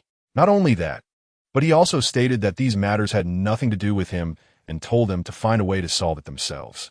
But they could never say such words in front of the courtyard residents. If they did, they would offend Yi Zhonghai, the eldest. They were just ordinary residents of the courtyard, with no background, no power, and no money. How could they afford to offend the eldest in the courtyard? If they really offended him, they would have no good days to look forward to in the courtyard. Yi Zhonghai was left speechless by Li Xian's words, standing there in silence. Uncle Chun and Widow Lu were also at a loss for words. The residents of the courtyard saw this scene and understood what was happening. After all, they had been neighbors for decades. Even if they didn't speak, as long as the conversation started, they could guess what would happen next. However, Yi Zhonghai was not someone they could afford to offend. So no one stood up to discuss the matter, and the atmosphere became tense again. Seeing that everyone was silent, Li Xian laughed a couple of times and then looked at Yi Zhonghai with disdain. Yi Zhonghai, whether it's Uncle Chin's house or Widow Lu's house, they could be considered poor households in our courtyard. Their lives are much harder than that of the Jia family, and no one can help them. Watching them on the brink of starvation, you turn a blind eye. Yet here you are, speaking about how we are all neighbors in the courtyard and should help each other in times of trouble. So why don't you help them? Why are you only focused on helping the Jia family? Isn't it because Jia Dongxu is your apprentice, so you've always been biased towards the Jia family. But the Jia family is just a bottomless pit. You keep throwing money into it, and you know it's not sustainable. So you drag all of us into this, holding a fundraiser here.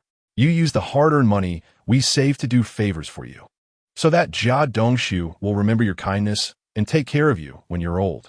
No wonder Yi Zhonghai, you old thing, could be the eldest. Who in our courtyard can match your scheming? An old man as shameless as you, and you still want me to donate 400 yuan to the Jia family. I think your brain must be muddled.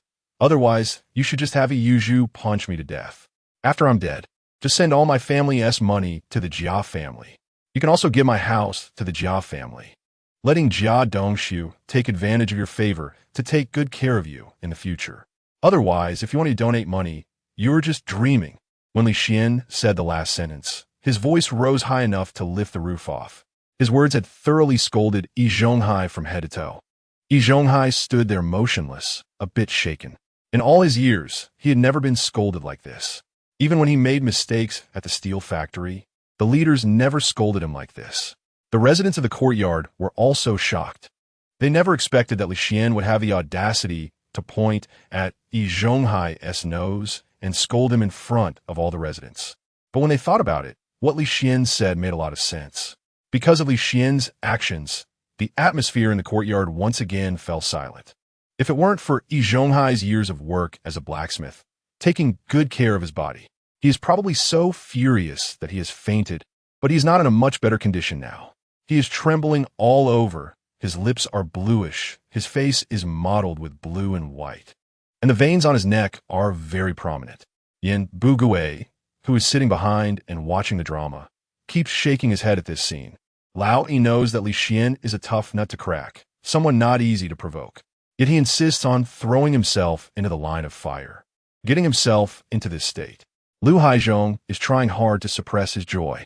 Lao Yi, this person just doesn't listen to advice and has to learn the hard way. Let him continue, and when he falls flat and has bad luck, he will understand that he shouldn't act this way. Lu Haizhong also has a thought that he hasn't shared with Yin Bugui. If Yi Zhonghai keeps acting up like this, he might just sit in the position of the big elder himself. The awkward silence didn't last long, as Yi Zhonghai's loyal henchman, He Yuzhu, stepped forward. Over the years, Yi Zhonghai has occasionally given Yi Zhu small favors, brainwashing him in the process. So every time Yi Zhonghai has a problem, if someone disagrees with his decision, Yi Zhu would immediately stand up without a second thought. One can imagine how successful Yi Zhonghai's brainwashing has been over the years. Seeing Yi Zhu trembling with anger, one might think Li Xian had just insulted him. He clenched his fists and rushed up to Li Xian. Perhaps feeling a dull pain in his wrist, he stopped just before reaching him. Li Xian, how can you say that about the big elder? You're not even human. The Jia family is a well-known, struggling household in our courtyard, and the big elder is doing this to show our community's kindness. But you insult him in front of everyone. Are you even human? Li Xian immediately retorted, I know I'm human. It's just I'm not sure about some people. Then he turned to Yi Zhu. You say you're a decent young man. How come you're so brainless? You believe everything others say without having any thoughts of your own. No wonder they call you Silly Zhu. Only a fool like you could match that name. Chapter 36. Not accepting manipulation, making a big scene while others calling him Silly Zhu might just be a nickname. When it comes from Li Xian, it feels like he really thinks Yi Zhu is foolish. This made Yi Zhu unable to accept it, and he rushed up, wanted to punch Li Xian. Aside from venting his own anger, he also wanted to take revenge for Yi Zhonghai. In this state of rage, Yi Zhu's strength and speed had increased several times compared to before. However, in front of Li Xian's absolute power, he was still no match and was kicked away. This kick sent Yi Zhu crashing to the ground, giving him the closest contact with the earth. The scrapes and the heavy impact made Yi Zhu suddenly sober up. After getting up from the ground, he didn't dare think about attacking Li Xian anymore. At this moment, Yi Zhonghai, who had been lost in his emotions, gradually came back to his senses. Seeing Yi Zhu standing there covered in injuries, Yi Zhonghai was instantly furious. Li Xian, don't go too far. I'm only trying to help the struggling residents of our courtyard. If you don't want to help, fine, but you can't say such sarcastic things. You have no sympathy at all. You show no respect for me, the big elder, your elder. Today, you must apologize to me and donate 800 yuan. Otherwise, this matter won't end. And don't think you can leave the courtyard meeting. Yi Zhonghai was driven mad by Li Xian and had no intention of pretending anymore. He just yelled angrily. Seeing Yi Zhonghai's hysterical look, Li Xian didn't feel scared at all and even couldn't help but laugh. Whether I donate this money or not is my business. If I want to donate, I will. If I don't, no one can force me. Besides, who donates 800 yuan in one go? Yesterday, you made me pay you 800, and today you want me to donate 800. Are you targeting me on purpose? I wonder why there was suddenly a courtyard meeting. It turns out you wanted to scheme against me. If that is how you want to play, fine. I'll play along. After saying this, Li Xian lifted his foot and walked towards the courtyard exit. Yi Zhonghai panicked at this sight. Li Xian, where are you going?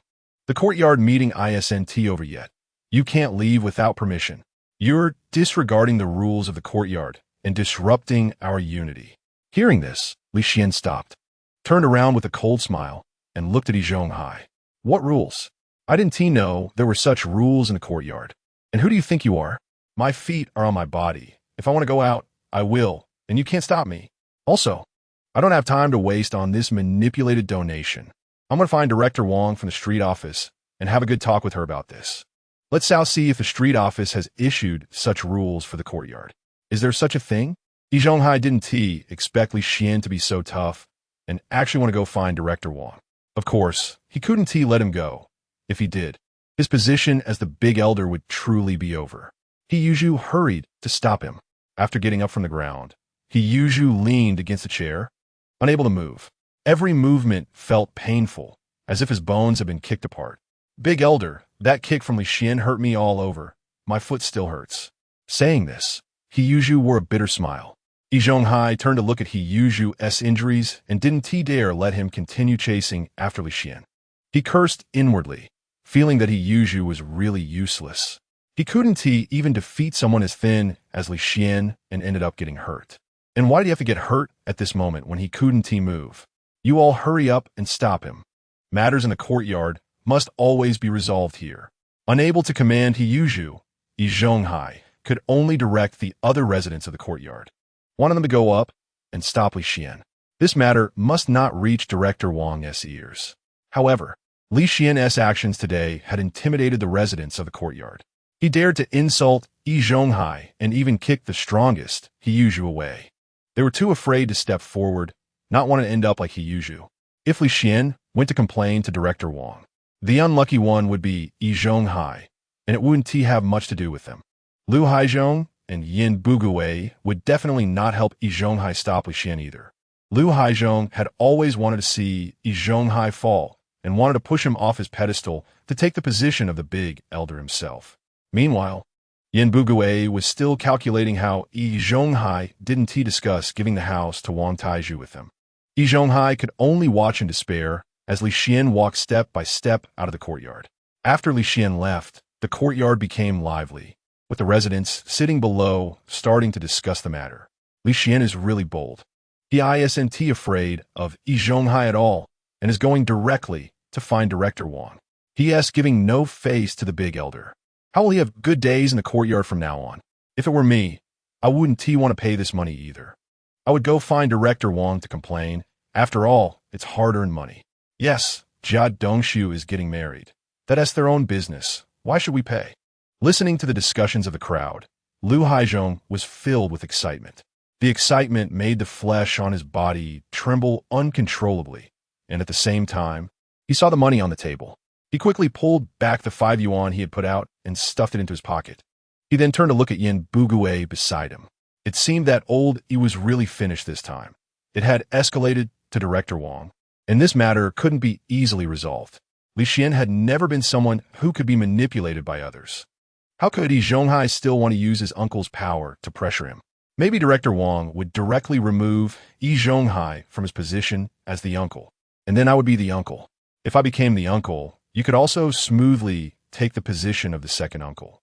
Hearing this, Yin Bugui couldn't help but get excited as well.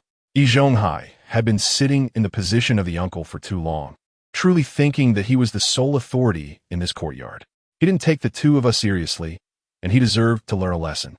In the crowd, Jia Dongxu saw Li Xian leave the courtyard to find Director Wang at the street office, and she couldn't help but start cursing in a low voice. Chapter 37. Reporting to Director Wang that useless old thing, Yi Zhonghai couldn't even stop a mere Li Xian. What a useless waste. If the donation thing is messed up, our family won't get a penny. At this moment, Jia Dongxu's face was also extremely dark. This morning, Yi Zhonghai told him that he wanted to organize a donation in the courtyard to raise money for his wedding, so he could smoothly marry Qin Huairu. Jia Dongxu was in a good mood, but he didn't expect it to end up like this. On such a large table, there were only the donations from Yi Zhonghai, Yi Zhonghai, and Yin Bugui, and now Li Xian was causing a scene with Director Wang. With this disturbance, they wouldn't be able to organize any more donation activities for their family in the future. Missing one donation would mean a significant loss of income for their family, and their future days wouldn't be so easy. Hearing Jia Dongxu's curses, he didn't stop her. Instead, he joined in. What a waste. With someone like him, he still wants me to support him in his old age? It's simply a dream. When he gets old, I'll kick him out and take all his money and house. Let him go outside to scavenge. Let him suffer out there, useless thing. At this time, Yi Zhonghai still didn't know that his disciple Jia Dongxu was plotting against him. But even if he guessed Jia Dongxu's thoughts, he couldn't be bothered to care about that right now. Once this matter reached Director Wang's ears, he wouldn't be able to keep his position as the uncle. Without the position of uncle, he couldn't legitimately control everyone in the courtyard. He wouldn't be able to maintain the atmosphere of respecting the elderly in the courtyard. By then, when he got old, he probably wouldn't have a peaceful old age. Thinking of this, Yi Zhonghai felt a wave of panic. However, as someone who had been in control of the courtyard for many years, he quickly calmed his emotions. He also thought of a solution.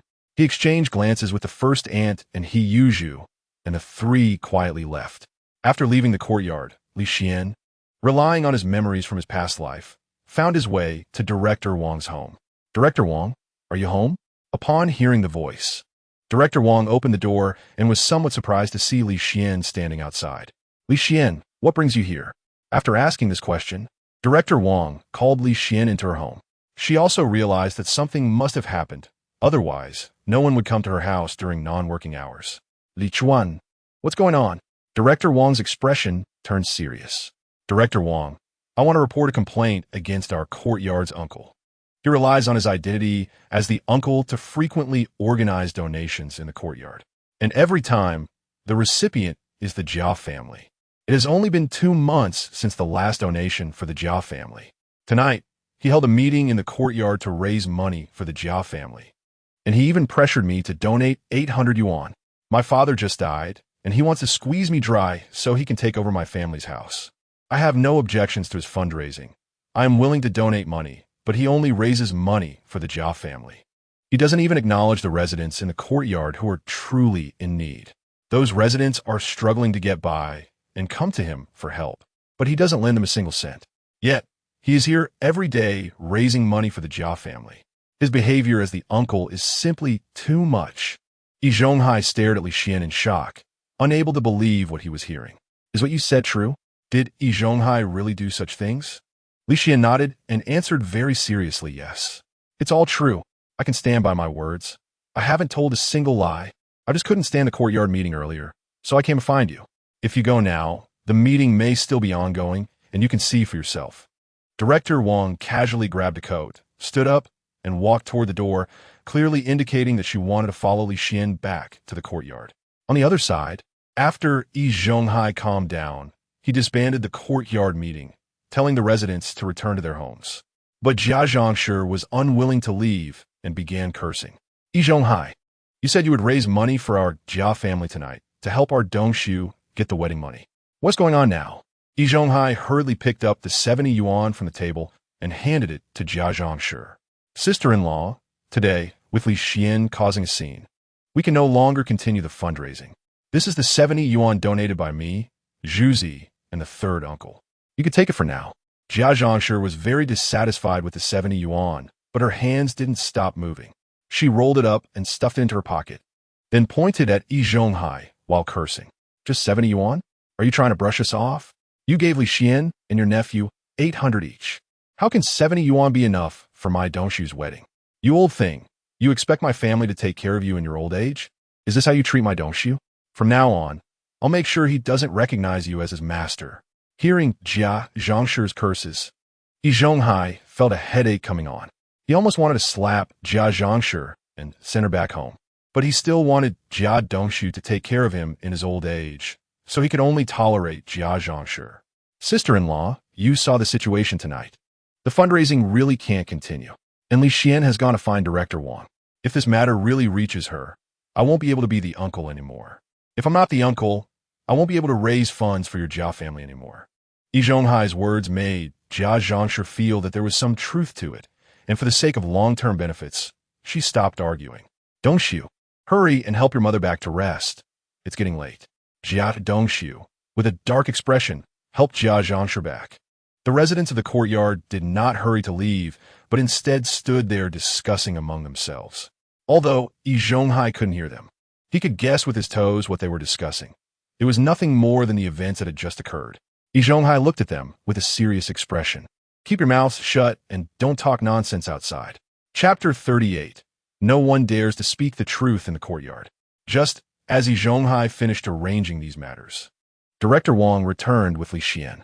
Upon seeing them, Yi Zhonghai immediately greeted them with a smile. Director Wang, you really came. I'm so sorry for troubling you. It's just a small matter. I didn't expect to have disturbed you in the end. After saying this, Yi Zhonghai turned serious and looked at Li Xian. Li Xian, do you know how busy Director Wang is at the street office every day? To bother him over such a trivial issue in the evening is really inappropriate. Those problems could be solved among ourselves in the courtyard. Why bother Director Wang? Hearing Yi Zhonghai's lecturing tone, Director Wang raised his hand to stop him. This might not be a small matter. Li Xian just told me that you were pressuring the residents in the courtyard to donate money using the identity of grandfather, Yi. A bitter smile and sadness flashed across Yi Zhonghai's face immediately. That is not true, Director Wang. You trust me by letting me be grandfather, Yi. How could I betray your trust? Li Xian allowed a cold laugh. Yi Zhonghai, you really know how to act. It would be a shame if you didn't become an actor. Just now, you were here pressuring me to donate money, and even specified the amount of 800 yuan. All the residents present in the courtyard heard it, and they can all testify for me. Then, Li Xian turned to Director Wang. Director Wang, how could this old man possibly admit it? He won't speak the truth. All the residents in the courtyard heard it, and we can go ask them about the situation. Yi Zhonghai felt that Li Xian made sense, so he followed him to inquire about the residents. But after questioning, most of the residents denied it, refusing to acknowledge that it occurred. A small number of residents hesitated and couldn't give a clear answer. Seeing this scene, Yi Zhonghai nodded in satisfaction. Director Wang, Li Xian's words are not true. He has ill intentions. I have never done such a thing. Yet he comes here to deliberately frame me. Director Wang, you must stand up for me. This matter must be severely punished. If it isn't punished, other residents will definitely follow suit, affecting the unity of the courtyard. Yi Zhonghai began to express how wronged and pitiful he felt in front of Director Wang. Director Wang did not continue with Yi Zhonghai's words. Frowning and turning to Li Xian. Li Xian, what do you have to say? Regarding the residents' reactions, Li Xian seemed to have anticipated it. Director Wang, the fact that these people dare not stand up to identify Yi Zhonghai only illustrates his terrifying nature. It shows his control over the courtyard and the psychological shadow he has left on the residents, making them afraid to resist him. Right now, he is like a local tyrant in the courtyard. As soon as the words local tyrant were mentioned, the smile on Yi Zhonghai's face instantly vanished. He could not bear such a heavy accusation. If Li Xian pinned this on him, not only would he lose his position as grandfather, Yi, but he could also be paraded through the streets. There is a chance he could even be sent to a labor reform camp by the Public Security Bureau. Li Xuan, there are some things you shouldn't say carelessly, and don't make a scene here. What we are discussing today is the donation for the Jia family and whether I pressured you to donate. The residents all testify that nothing like this happened. So stop trying to divert the topic and pin labels on me. Director Wang, you must believe me. There is absolutely no such thing as a local tyrant. I, Yi Zhonghai, have always governed the courtyard with virtue, and everyone trusts me to let me be grandfather Yi. No matter what happens, we hold meetings in the courtyard to involve all the residents in a democratic solution. It cannot be decided by me alone, and there is no such thing as a local tyrant. Yi Zhonghai has managed the courtyard well, and it has always been an advanced courtyard. Director Wang still had a lot of trust in Yi Zhonghai as grandfather Yi. So when Li Xian just spoke those words, Director Wang was so surprised. Now, with no one stepping up to identify Yi Zhonghai and Li Xian still making accusations, Director Wang couldn't help but frown. Li Xian, if you have something to say, just say it. Don't divert the topic elsewhere, and don't casually label others. Now that no one has stepped up to identify Yi Zhonghai, what else do you have to say? Li Xian calmly continued. The residents of the courtyard are afraid of Yi Zhonghai, so no one dares to stand up to expose him. But there is one person who is not afraid and dares to stand up and speak the truth. Second grandfather, stop just watching. Come over and tell us whether Yi Zhonghai pressured people to donate money. Lu Haizhong, seeing Director Wang and Li Xian come in, didn't he think about leaving and stood among the crowd watching the show. He was just waiting for Director Wang to remove Yi Zhonghai from his position as grandfather Yi so he could take over. Unexpectedly, he was suddenly called out by Li Xian, leaving him momentarily stunned. Did Lu Haizhong know about what Li Xian was saying? Did Yi Zhonghai pressure the residents of the courtyard to donate money? Hearing Director Wang's voice, Lu Haizhong snapped back to reality. Director Wang's serious expression made it clear how serious this matter was in her mind. If he stepped in, he would surely be able to push Yi Zhonghai down and take his position as grandfather Yi. Thinking of this, Lu Haizhong felt pleased with himself. It seemed that in the end, it was up to him to make Yi Zhonghai lose his position as grandfather Yi. He then walked over to Director Wang and nodded. Director Wang, Li Xian is not lying. Everything he said is true. Yi Zhonghai is the grandfather Yi in the courtyard, with many means, and none of the residents dare to offend him. So, Director Wang, when you asked, no one dared to speak the truth, fearing they wouldn't have a good life in the courtyard. At first, Lu Haizhong was answering the questions seriously, but as he went on, he started to ramble. Director Wang didn't have the patience to listen to him. Lu Haizhong, I don't want to hear this nonsense. I'm just asking you one thing. Did Yi Zhonghai pressure Li Xian to donate money? Did it happen? Lu Haizhong nodded repeatedly. It's true, it's all true. Chapter 39. Who can compare to the Jia family? To convince Director Wang of his words, Lu Haizhong said true 3 times in a row. Then he continued, "Today, Yi Zhonghai held a meeting for the entire courtyard to raise funds for the Jia family. He said that Jia Dongxu is getting married, but because they are too poor, they can't afford a bride, so we should donate money for him. After the 3 of us grandfathers donated, Yi Zhonghai set his sights on Li Xian, saying he was well off and had 2 houses, plus the iron rice bowl left by his dad. He wanted Li Xian to donate money, and he opened his mouth to ask for 400 yuan. Upon hearing the amount of 400 yuan, Director Wang gasped and immediately turned to look at Yi Zhonghai. Yi Zhonghai, have you lost your mind? Do you know how much 400 yuan is? Some families don't even spend 400 yuan in a year. And you're asking Li Xian for 400 just for Jia Dongxu's wedding." Yi Zhonghai gasped internally and silently cursed Lu Haizhong. At such a moment, not only did he not help him, but he also added fuel to the fire. "Director Wang, I can explain this matter. There are some minor conflicts between old Lu and me, which is why he is speaking up for Li Xian. What he said is not true.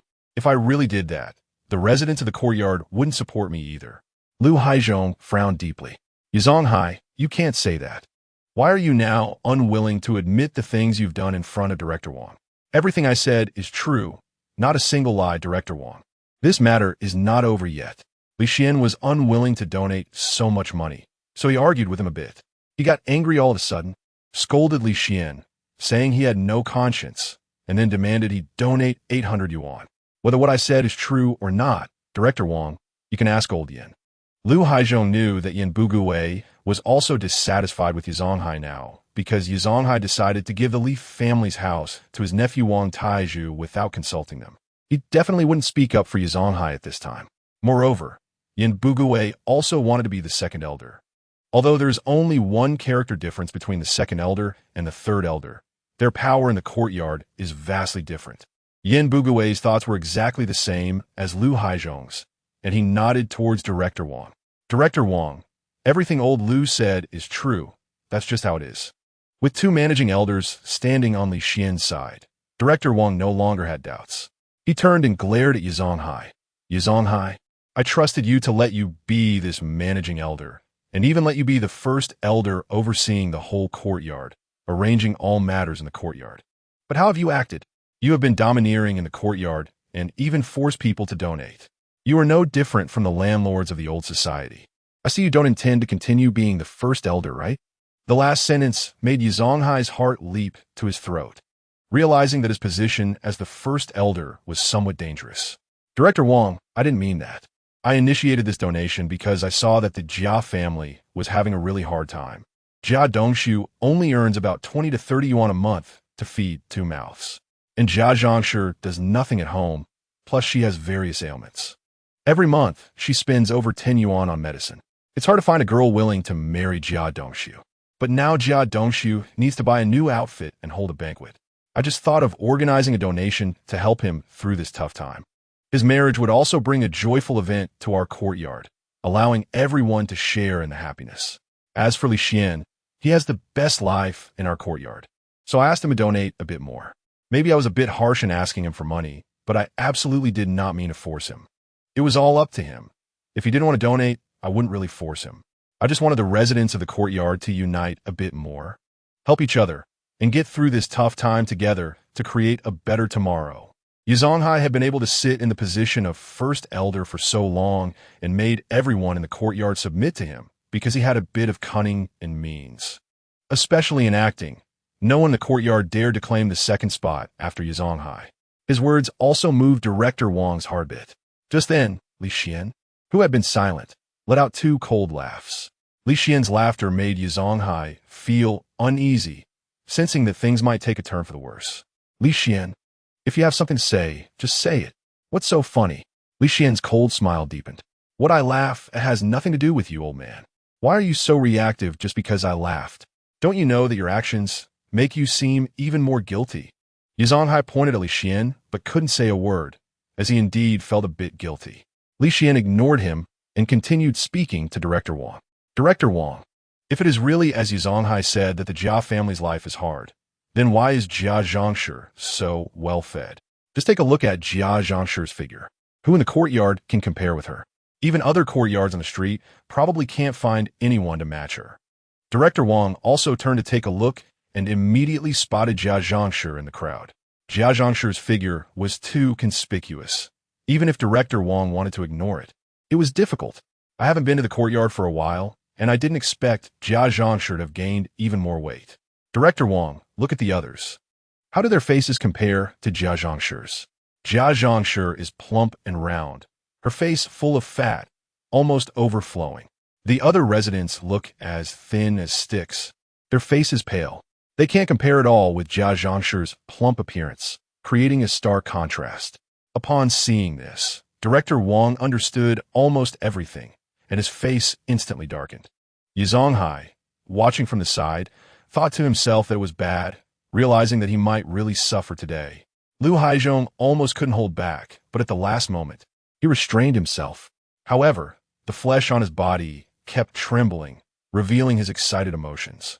Yin Bugui felt very pleased, thinking that Yi Zhonghai was about to suffer and that he deserved it.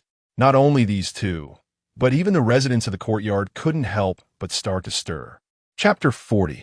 A teammate more foolish than a pig. But this was not the end. Li Xian again plunged a knife into Yi Zhonghai's heart.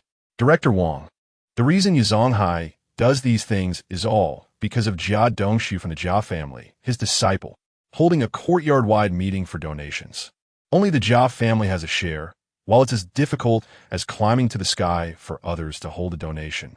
Moreover, if anyone wants to ask Yi Zhonghai for money, it's completely impossible. Yet Yi Zhonghai occasionally supports the Jia family, not only using his own money to support them, but also using the residents' money to support them. Now Yi Zhonghai's heart is completely biased towards the Jia family. Even if there are disputes between the Jia family and other residents of the courtyard, Yi Zhonghai firmly stands on the side of the Jia family. I believe that not only I, but even some residents of the courtyard feel that Yi Zhonghai is no longer suitable to be the first elder. He is no longer the first elder of the courtyard. He is just the first elder of the Jia family. Every word of Li Xian's seemed like a knife stabbing into Yi Zhonghai's heart. Yi Zhonghai's heart was riddled with holes, unable to be repaired. Normally, he would have defended himself vigorously over this matter. Even if he knew he was wrong, he would still strive to argue and find a way to make Director Wang believe him. But now, his two old partners, Lu Haizhong and Yin Bugui, had already taken Li Xian's side to support him. It was meaningless for him to argue now. He couldn't drag Lu Haizhong and Yin Bugui down with him. Even if he had that idea, Director Wang would definitely not agree. Now, Yi Zhonghai could only hope that his trump card would be effective enough to save him. Just then, Jia Dongxu in the crowd suddenly started to scold. Li Xian, what are you even?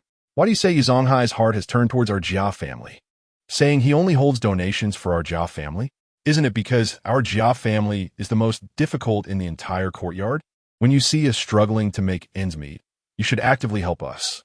Bring the meat from your house over to ours. Otherwise, Yi Zhonghai wouldn't need to hold a donation for us. You have no conscience, are not united, and do not think about helping the struggling residents. It's no wonder others blame you. Jia Dongxu never expected that Jia Dongxu would suddenly jump out at this moment. He hurriedly went up to grab her, pulling her back while trying to persuade her. Mom, don't say anything. Just keep quiet. Director Wang is still here. It's not our turn to speak.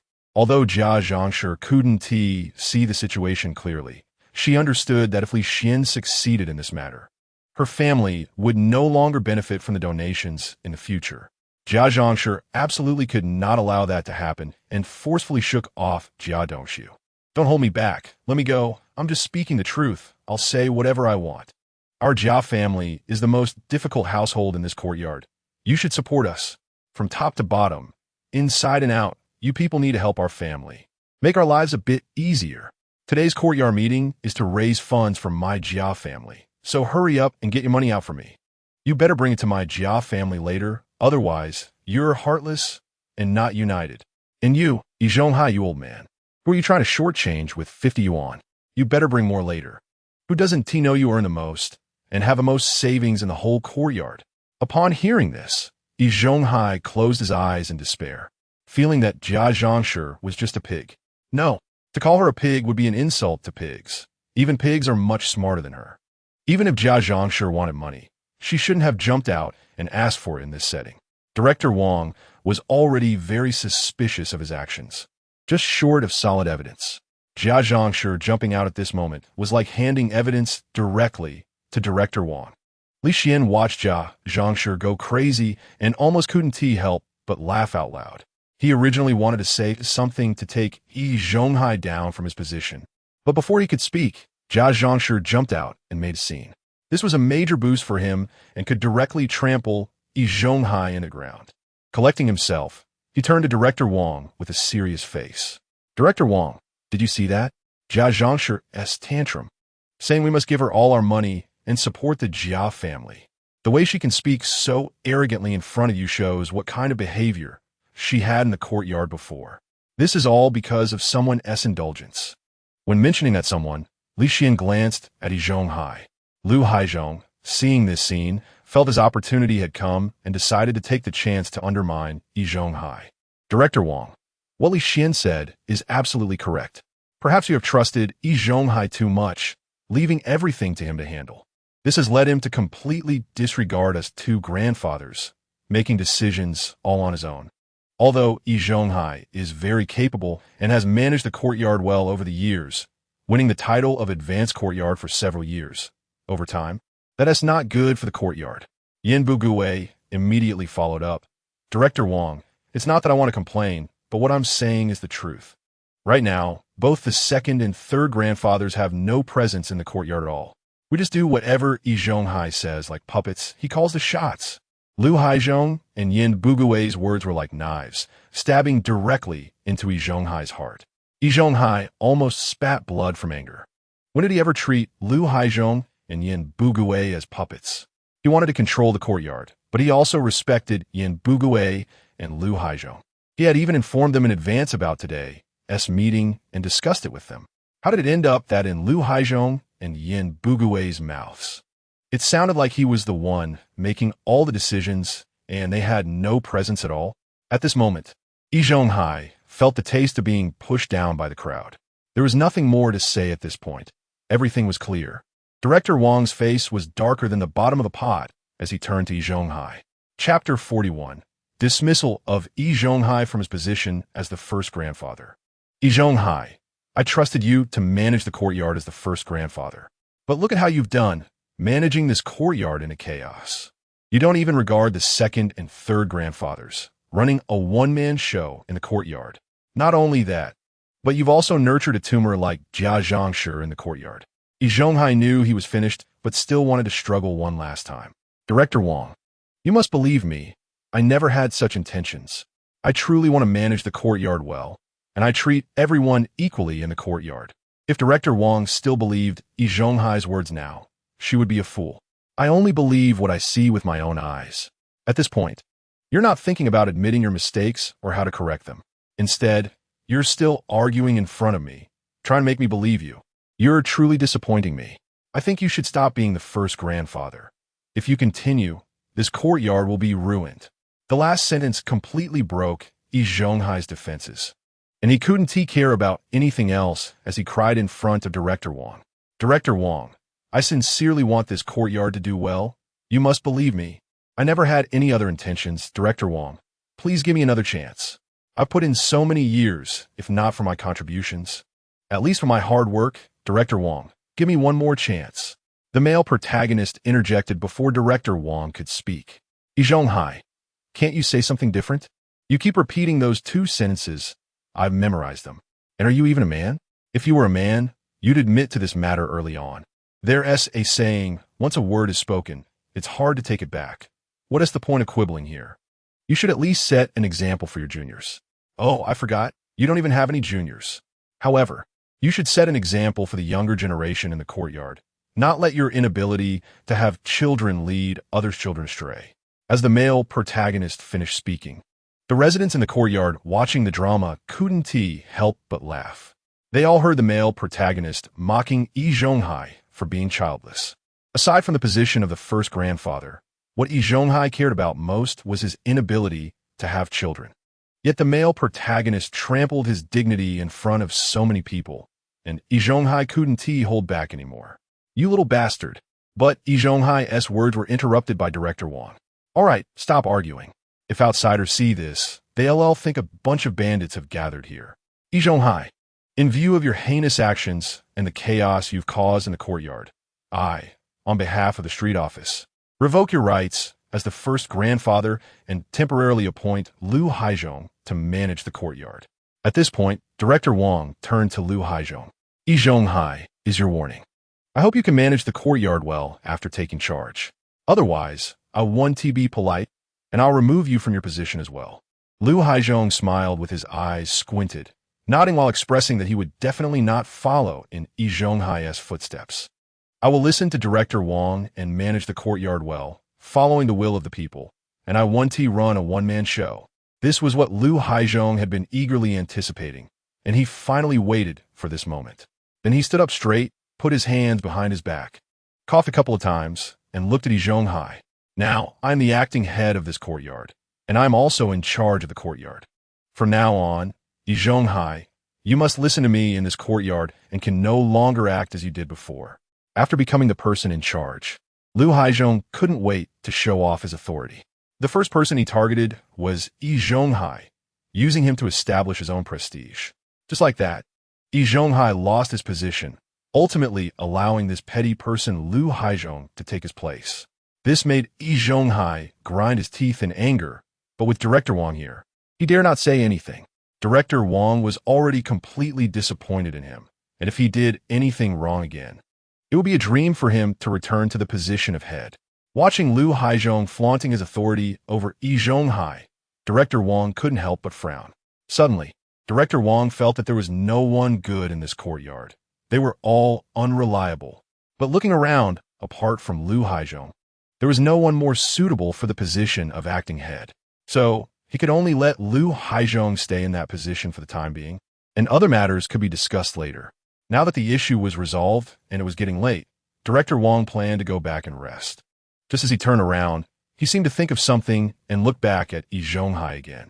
This courtyard belongs to the family courtyard, and tomorrow I will go to your unit and inform your leaders. Yi Zhonghai, think carefully about how you will explain to your factory director when you go to the factory tomorrow. It's one thing to be removed from the position of head, but unexpectedly, this matter will also cause a stir at the steel mill. All the hard work you've put in over the years to establish your image as a nice guy will be ruined. You were hoping to eat well in the courtyard and then go to the steel mill to regain your place. If the people at the steel mill find out, you won't be able to hold your head high there either. At the same time, we will also report this to the entire street to criticize it, so that the heads of the courtyard will take this as a warning. This kind of mistake will not happen again, and you need to reflect on yourself during this time. Yi Zhonghai was shocked and almost fell to the ground. Fortunately, the ant beside him quickly supported him, preventing him from falling. Now that the courtyard and the steel mill knew, the street would know too. He was completely losing face. His old face would be trampled into ground. Lu Haizhong was very excited. He was still thinking about how to publicize Yi Zhonghai's deeds at the steel mill. He didn't expect Director Wang to talk to the factory leaders about this, which saved him the trouble of doing it himself. Not only him, but Yin Bugui and Su Damao in the crowd were also extremely happy. They just wanted to see Yi Zhonghai have bad luck. When he was down, they were happy. There would be no one to protect the silly pillar anymore, and no one would bias the situation for him. Let's see what else he could do. Chapter 42. The old lady comes out to help speak. Angry scolding sound from Jia Dongxu came from the crowd. Yi Zhonghai was really useless. He couldn't even keep his position as head. If he wasn't the head anymore, who would fund our family in the future? What a waste, utterly useless. He couldn't even handle a little Li Su. The residents of the courtyard had different thoughts, and under these circumstances, Director Wang was also preparing to leave. At this moment, Yi Zhonghai realized what was happening and quickly caught up with Director Wang, blocking her inside the courtyard. He kept bowing and apologizing to her. Having realized the seriousness of the situation, Director Wang, I know I was wrong. Please give me another chance. You can remove my position as head, but could you not report this to the street? If everyone finds out, I might as well not live anymore, Director Wang. What Yi Zhonghai cared about most was his image and reputation. The most important part of his retirement plan depended on these two things. If they were ruined, he couldn't continue to be a nice guy to morally bind others. At that point, He wouldn't be able to control the entire courtyard and continue pushing forward with his retirement plan. At this moment, Yi Zhonghai truly felt panic. Seeing Yi Zhonghai's state, Director Wang opened her mouth, ready to say something. Suddenly, a frail and somewhat weathered voice came from behind. "Xiao Wang, don't rush to leave. I have a few words I want to say to you." Everyone turned their heads simultaneously and saw Yi Zhonghai and Auntie standing on either side, supporting the deaf old lady as she walked out. The moment he saw the deaf old lady, Li Su raised an eyebrow with a cold smile. As expected, she was the old schemer of the courtyard, with more calculations in her heart than anyone else. No wonder he had seen Annie and Yi Zhonghai just now. They had gone to bring out the deaf old lady. The deaf old lady was also the ancestor of the courtyard and one of the most scheming and difficult people to deal with in this courtyard. The moment Yi Zhonghai saw the deaf old lady, he stopped trying to gain sympathy in front of Director Wang. He hurriedly walked over to the deaf old lady and the others, pretending to be angry and scolding them. "What are you two doing? How about you bring the old lady out? The wind is so strong outside. If she gets sick from the wind, I'll hold you accountable." Before Annie and Yi Zhonghai could explain, the deaf old lady spoke first. "Old E, don't blame them. I heard the commotion outside and wanted to come out myself. Old lady, your health is weak and the wind outside is strong. I can handle these matters. You should go back and rest." The deaf old lady waved her hand, refusing Yi Zhonghai's support. "It's fine. This little wind won't make me sick. I just want to have a few words with Xiao Wang. Others might not see it." But Lu Haizhong understood. Yi Zhonghai was performing a duet with the deaf old lady. This made Lu Haizhong, who had been happy about becoming the head, suddenly lose his enthusiasm.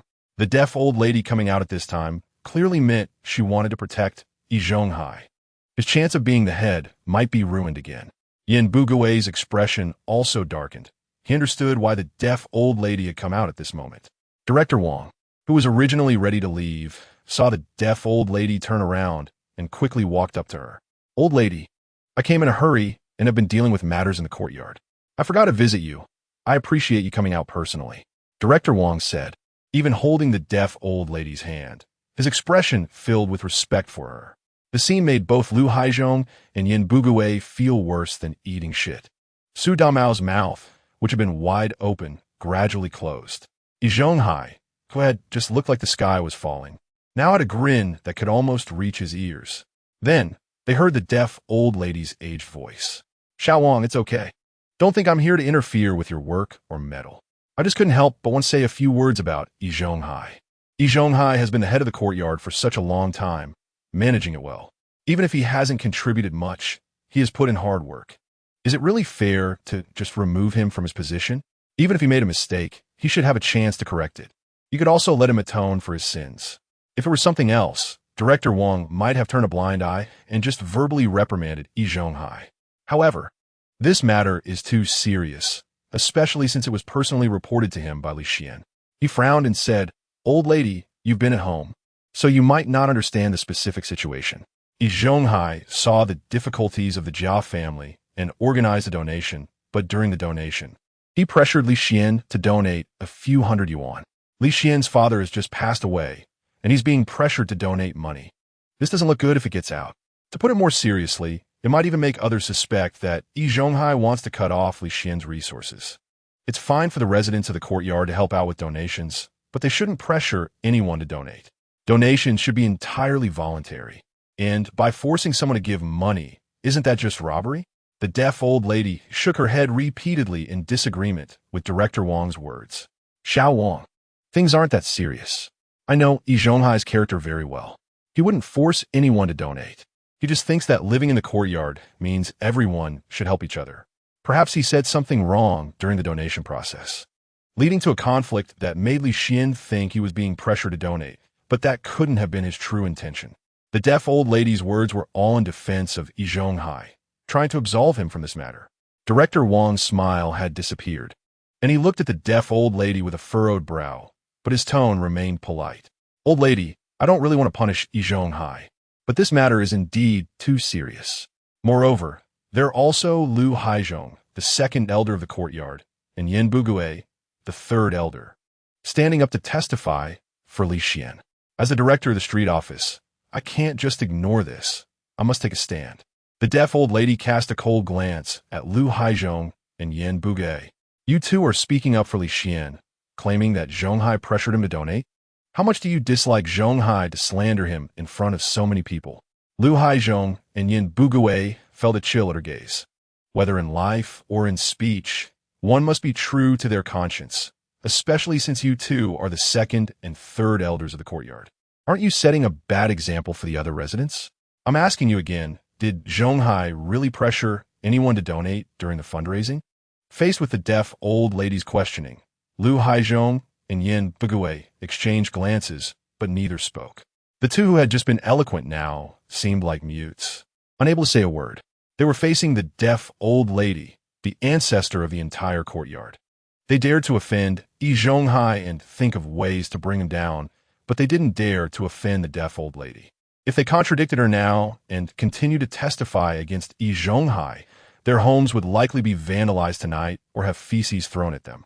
Seeing Lu Haizhong and Yin Bugui not speak, the deaf old lady nodded in satisfaction. She then turned to Director Wang. Xiao Wang, see? They're both silent now. Zhonghai definitely wouldn't do anything to pressure anyone to donate. Someone must be framing him. You must investigate this matter thoroughly and clear Zhonghai's name. At this point, the deaf old lady's gaze fell on Li Xian, but her look was as if it were laced with poison. Although she didn't name the person framing Yi Zhonghai, everyone understood who she was referring to. Director Wang's forced smile completely vanished at this moment. What is wrong with you two elders? Do you have any truth in your mouths? You just stood up to say that Yi Zhonghai pressured Li Xian to donate, and now you say he didn't. I ask you, is this matter true or not? Lu Haizhong and Yin Bugui exchanged glances again, then looked at Director Wang. In the end, no one spoke. They didn't dare to, with the deaf old lady watching them closely. Li Xian watched this scene and angrily cursed them as useless, all a bunch of waste. The beasts in the courtyard had no morals and only schemed for their own benefit. Yet, this group of people was bound by some unseen morals. Now, Lu Haizhong and Yin Bugui were unreliable. As long as the deaf old lady was here, they wouldn't dare to stand up and tell the truth. If he wanted the outcome to develop as he wished, he had to step up. Before Director Wang could question Lu Haizhong and Yin Bugui again, Li Xian spoke first. Director Wang, this matter is quite clear. We have an ancestor in our courtyard. There is also a feudal patriarch who, relying on her age, acts recklessly in the courtyard. Even if it's black, she calls it white, and everyone has to agree it's white. No one dares to refute her words, not even the two elders. I didn't name names, but I believe everyone should understand who I'm referring to. That's right, it's exactly the deaf old lady from our courtyard. As Li Xian finished, he smiled and pointed in the direction where the deaf old lady stood. The deaf old lady had always been the highest representative in the courtyard, and anyone who saw her had to bow their heads in respect. No one had ever been able to criticize her like this in public. The deaf old lady trembled with anger, nearly collapsing without the support of Auntie and He Yuzhu. Li Xianyu, before the deaf old lady could finish her words, Yi Zhonghai stepped forward, angrily rebuking him. Li Xian, how can you speak like this? The deaf old lady is our ancestor in the courtyard. She is the oldest elder among us. It is right for everyone in the courtyard to show her respect. We have always had a good habit of respecting our elders. I know you're angry right now. Whatever anger you have directed at me, don't take it out on the old lady. The old lady is the one who brought me out, and I need her to keep my position. Yi Zhonghai certainly wouldn't allow Li Xian to tarnish the deaf old lady's image. Li Xian gave Yi Zhonghai a cold smile, then coldly spoke. Yi Zhonghai, shut up. What ancestor? My ancestor has long been buried in the ground. What qualifies her to be called an ancestor? You call her an ancestor just to use her to act recklessly in the courtyard. You want to control everything in the courtyard, with everything decided by the two of you. If there's something you can't handle, you bring out the deaf old lady and let her use her status as an ancestor to pressure people. Once the matter is over, you stand up and clean up after her, helping her restore her reputation. Because of your existence, no one in the courtyard dares to speak the truth. It's precisely because of you that the courtyard is a mess. Yi Zhonghai never expected that all his schemes had been seen through by Li Xian. Moreover, he had publicly stated them, which infuriated Yi Zhonghai. He could only utter a single word, unable to say anything else. Knowing he couldn't out-argue Li Xian, he turned his gaze to Director Wang. Director Wang, you saw it, right? Li Xian has always been lawless in the courtyard. The elders in the courtyard are completely disrespected, spoken to with harsh words. I'm fine, as he is younger than me and I can tolerate it, but the deaf old lady is quite old. At her age, how can she withstand such torment? The deaf old lady and Yi Zhonghai have been colluding for so long that they can understand each other's meanings with just one word. Immediately, she clutched her chest and began to wail. Oh dear, it's really infuriating. How could such a disrespectful and unfilial brat come out of the courtyard? I'm so angry that my chest hurts and my head aches. Yi Zhonghai beside me immediately echoed a couple of sentences. Director Wang, not to mention anything else. The old lady used to make shoe soles for soldiers. This is also a contribution to the country, and now, in her old age, she has to suffer such indignities. Sigh. Director Wang frowned and turned to glare at Li Xian. Chapter 44. The broken glass. Li Xian should speak properly without any hidden insults. You say Yi Zhonghai and the deaf old lady are colluding and making the courtyard a mess. Do you have any evidence in your hands? If not, then don't speak recklessly here. Li Xian was not surprised at Director Wang's disbelief. After chuckling twice, he continued, Since you say that, I will make my words clearer. Which resident in the courtyard hasn't been bullied by this old lady? Every time someone is bullied, Yi Zhonghai never stands up to speak for them. Instead, he explains that the deaf old lady's actions have reasons behind them. All these residents can testify for me, but they are afraid to stand up due to the long-term pressure from the deaf old lady and Yi Zhonghai. So if you want evidence now, Director Wang, I can only present my own evidence. Neither Yi Zhonghai nor the deaf old lady took Li Xian's words seriously. They did not believe he had evidence against them. It was just that he could talk a lot, but now Director Wang wanted evidence, and mere words wouldn't suffice. Lu Haizhong and Yin Bugui shook their heads at this scene.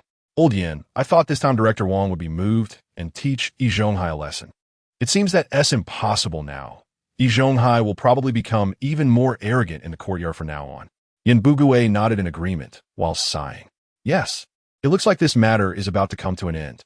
Unexpectedly, Yi Zhonghai went to bring the old lady out. Everyone knows what Yi Zhonghai and the old lady have done in the courtyard. Sigh. We know the truth, but can't expose it in front of everyone to convict them. Li Xian is capable. He stood up to reveal their hypocritical masks. But only he dares to speak.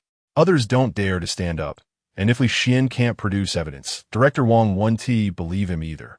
At this point, Lu Haizhong and Yin Bugui couldn't help but shake their heads again. They, like Yi Zhonghai and the deaf old lady, did not believe that Li Xian could have evidence that could crush the two of them. Su Damao also sighed. He had just forgotten about the old lady, who had been inside the house. Even if Yi Zhonghai lost his position as the big uncle, Shaju still had the deaf old lady as a backing. While everyone was unhappy and dissatisfied with the outcome, only two people showed smiles on their faces. These two were none other than Jia Dongxu and Jia Dongxu. Jia Dongxu's joy was barely contained. Li Xian has gotten so much money. He deserves to be unlucky. If the old lady is a bit tougher, she should make Li Xian return all the money he took. Then all the money should come to our Jia family, and let Yi Zhonghai return to his position as the big uncle. Yi Zhonghai can continue to raise donations for our Jia family, and then we can live well again. Jia Dongxu's voice was not small, and the two residents nearby heard her words. Their expressions turned cold, and they stepped aside, creating distance between them and Jia Dongxu. They then looked up at Li Xian, their hearts not believing he could produce evidence. They also didn't think Li Xian could successfully sue Yi Zhonghai and the deaf old lady in front of Director Wang this time. However, they still hoped that Li Xian could succeed, as his success would mean a better life for them too. Under everyone's watchful gaze, Li Xian calmly walked to his own window. Director Wang, come and take a look. This broken window is the evidence I want to present. Seeing the scene, Yi Zhonghai couldn't help but chuckle. What kind of evidence is this broken window? Are you just playing with Director Wang? Director Wang's expression darkened as he frowned at Li Xian, waiting for his explanation. Li Xian smiled and asked Director Wang to be patient, then fixed his gaze on Yi Zhonghai. Yi Zhonghai, you truly have a short memory. You may have forgotten, but I still remember. A few days before my father passed away, the deaf old lady brought people to our house to cause trouble and broke our window. This incident was just half a month ago, and your memory is really poor. Yi Zhonghai recalled the events that occurred 2 days before Li's father's passing. And indeed, there seemed to be such an incident. Since the incident existed, Yi Zhonghai remembered some details. Li's father had always been in poor health, but he was a skilled worker. He was a level 6 fitter at the steel mill and was valued by the factory. He didn't need to do heavy work, just had to come out to do tasks that required technical skills. His salary was about 50 to 60 yuan a month, and he saved this money for Li Xian, especially since his health was not good. He had to take medicine every 1 or 2 months, which added up to a significant expense over the year. Li's father would also set aside part of his salary each month to get some good food for Li Xian to enhance his immunity and improve his health. Just a few days before his passing, for some reason, he managed to get a whole chicken. He stewed chicken soup in the courtyard, and the aroma wafted throughout the entire courtyard. In this era, even eating a bit of meat was quite difficult, let alone a whole chicken. The deaf old lady smelled the chicken soup from next door and immediately became greedy, calling Yi Zhonghai over. She wanted him to ask for some chicken soup from the Li family, hoping to drink a bowl of delicious chicken soup before she died. Yi Zhonghai went to the Li family to ask for chicken soup as instructed by the deaf old lady. Li's father was not stingy with the soup, as he and Li Xian couldn't consume that much. However, after Yi Zhonghai got the soup, he didn't leave but stood there. The deaf old lady only said she wanted chicken soup, but she really wanted the chicken meat in the soup.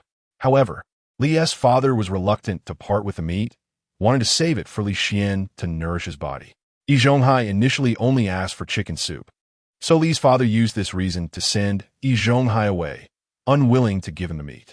Looking at the bowl of soup without meat, the deaf old lady became furious and went to the Li family to argue, and then the glass of the Li family's window was broken. Chapter 45. I have a guarantee letter. They still had to live in the courtyard in the future, and didn't want to make things too tense with the deaf old lady.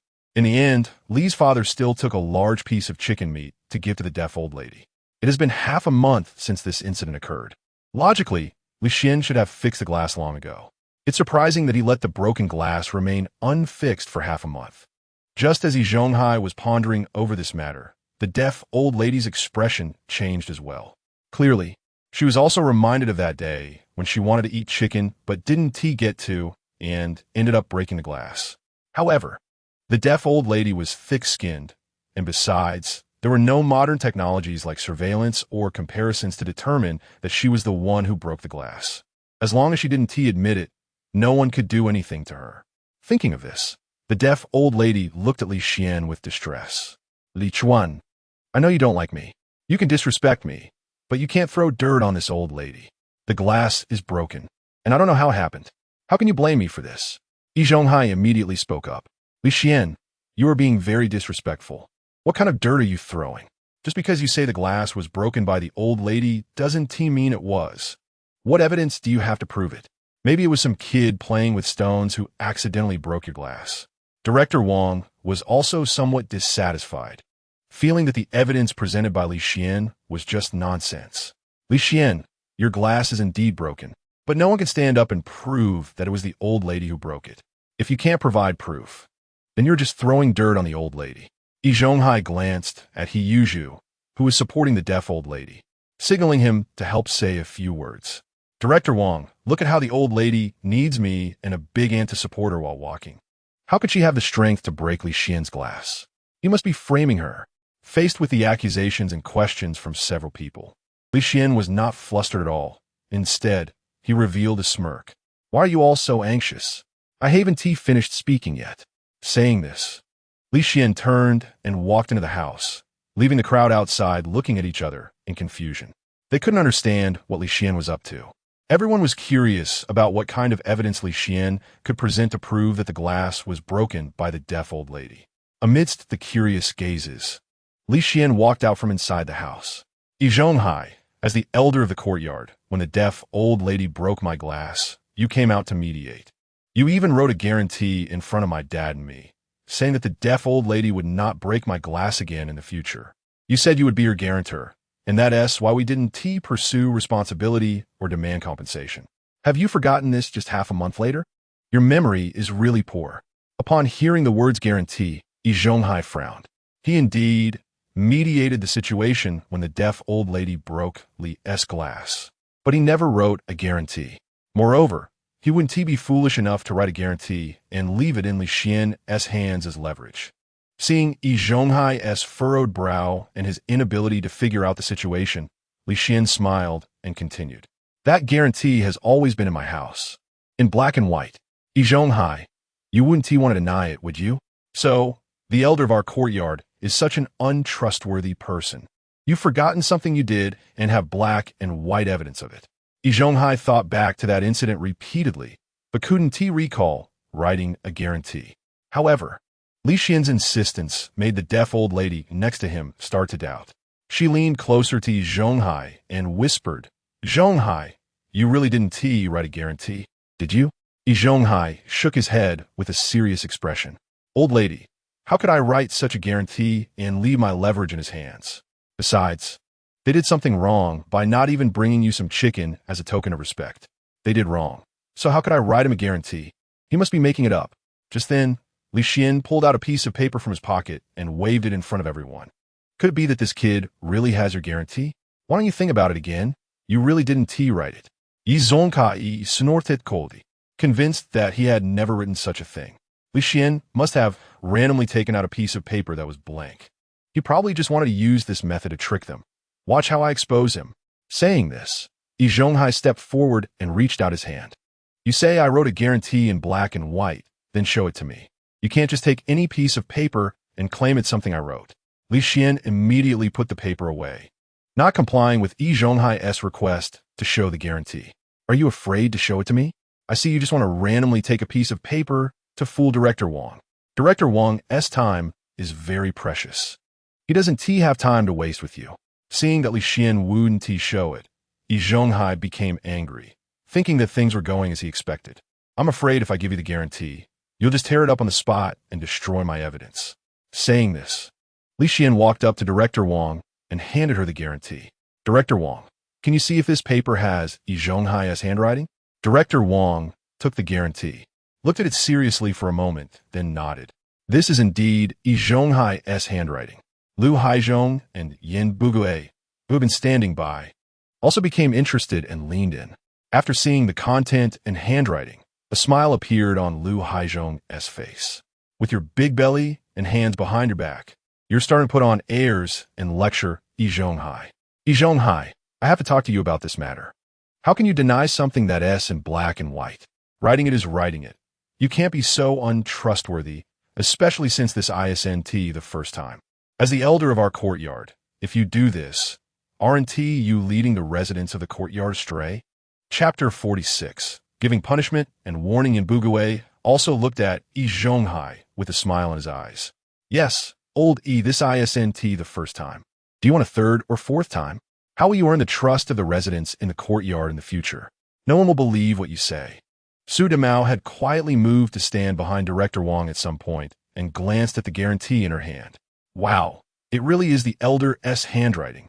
While Lu Haizhong and Yin Bugui were talking, Yi Zhonghai was still in a fog, completely confused. He thought they were just making things up, trying to take the opportunity to step on him. But when he heard Su Demao say it was his handwriting, he felt something was off. What do you mean it's my handwriting? I've never written a guarantee, regardless of whether it was Yi Zhonghai's handwriting or not. The deaf old lady had to firmly stand by his side. Otherwise, it would contradict her previous statements. Xiao Wang, Zhonghai said he didn't write such a guarantee, so it must have nothing to do with him. Maybe someone else forged this guarantee by imitating his handwriting? There must be some misunderstanding. Director Wang raised her hand to interrupt the deaf old lady. Old lady, you don't need to continue. This is indeed Yi Zhonghai's handwriting. Yi Zhonghai's handwriting is so unique and lacks any formality that it is extremely difficult to imitate. Who could possibly replicate it exactly? All the materials previously reported by the Sihiyuan were signed by Yi Zhonghai. I absolutely won't mistake his handwriting.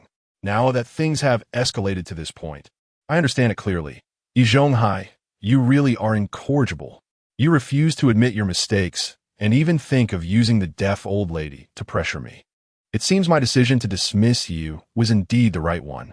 If you continue to act like the big boss in the Sihiyuan, the courtyard will eventually be ruined. Deaf old lady, I, along with other leaders from the street office, hold you in great respect and affection. Of course, this includes the residents of the Sihiyuan, as you're a lonely elderly person and a 5 guarantees recipient. You even contributed to the country by making shoe soles for soldiers. But I never expected you would use these things to bully other residents. That is simply too arrogant. Today, in my capacity as the street office director, want to say a few words to you. Don't think you can use trivial matters as a means of authority. If I hear about such incidents happening in the Sihiyuan again, don't blame me for being rude. Your status as a 5 guarantees recipient is not something that can stick with you indefinitely. If it happens again, I will revoke your status. The deaf old lady looked at Director Wang in disbelief. She never expected him to say such harsh words to her. Many leaders had visited her before, all smiling and friendly. This was the first time she had been reprimanded by Director Wang in front of so many people, and she found it hard to accept. Xiao Wang, even if I made a mistake, you don't have to speak to me like this, she said, feeling extremely angry, tapping her cane on the ground to express her dissatisfaction. Suddenly, a violent cough erupted, and Yi Zhonghai quickly reached out to pat the deaf old lady's back to help her breathe easier. He then looked at Director Wang with dissatisfaction. Director Wang, is there no way to speak to the old lady kindly? She's so old. What if you make her angry and something happens? Yi Zhonghai nodded in agreement with Yi Zhonghai. Yes, Director Wang, the old lady is quite advanced in age. We can discuss things properly. She cannot handle stress at her age. Director Wang let out a cold laugh. Handle stress? Everything happening today is of her own making. He had hoped that Yi Zhonghai and Yi Zhonghai would speak up for him and that Director Wang would soften his attitude and apologize. Unexpectedly, Director Wang concluded that it was all her own doing, making the deaf old lady even more upset. She stomped her foot with her cane, venting her inner dissatisfaction. I'm old now, useless, and even my words are looked down upon. Before Director Wang could speak, Li Xian chimed in to add fuel to the fire. Director Wang, you saw it, right? The deaf old lady couldn't take what you said and still feels wronged. The residents of our Sihiyuan are just being bullied. Lu Haizhong had been observing and felt the opportunity had come, immediately echoing. Yes, Director Wang, the old lady has been elevated to the status of an ancestor. No one dares to offend her. Yi Zhonghai can act recklessly in the courtyard, all thanks to the support of the deaf old lady behind him. Even though Lao Yan and I are also in charge, we hardly have any chance to speak up in the courtyard. All decisions are made solely by Yi Zhonghai. We can only obey and dare not voice our anger. Director Wang listened with a tense expression and began to formulate a plan.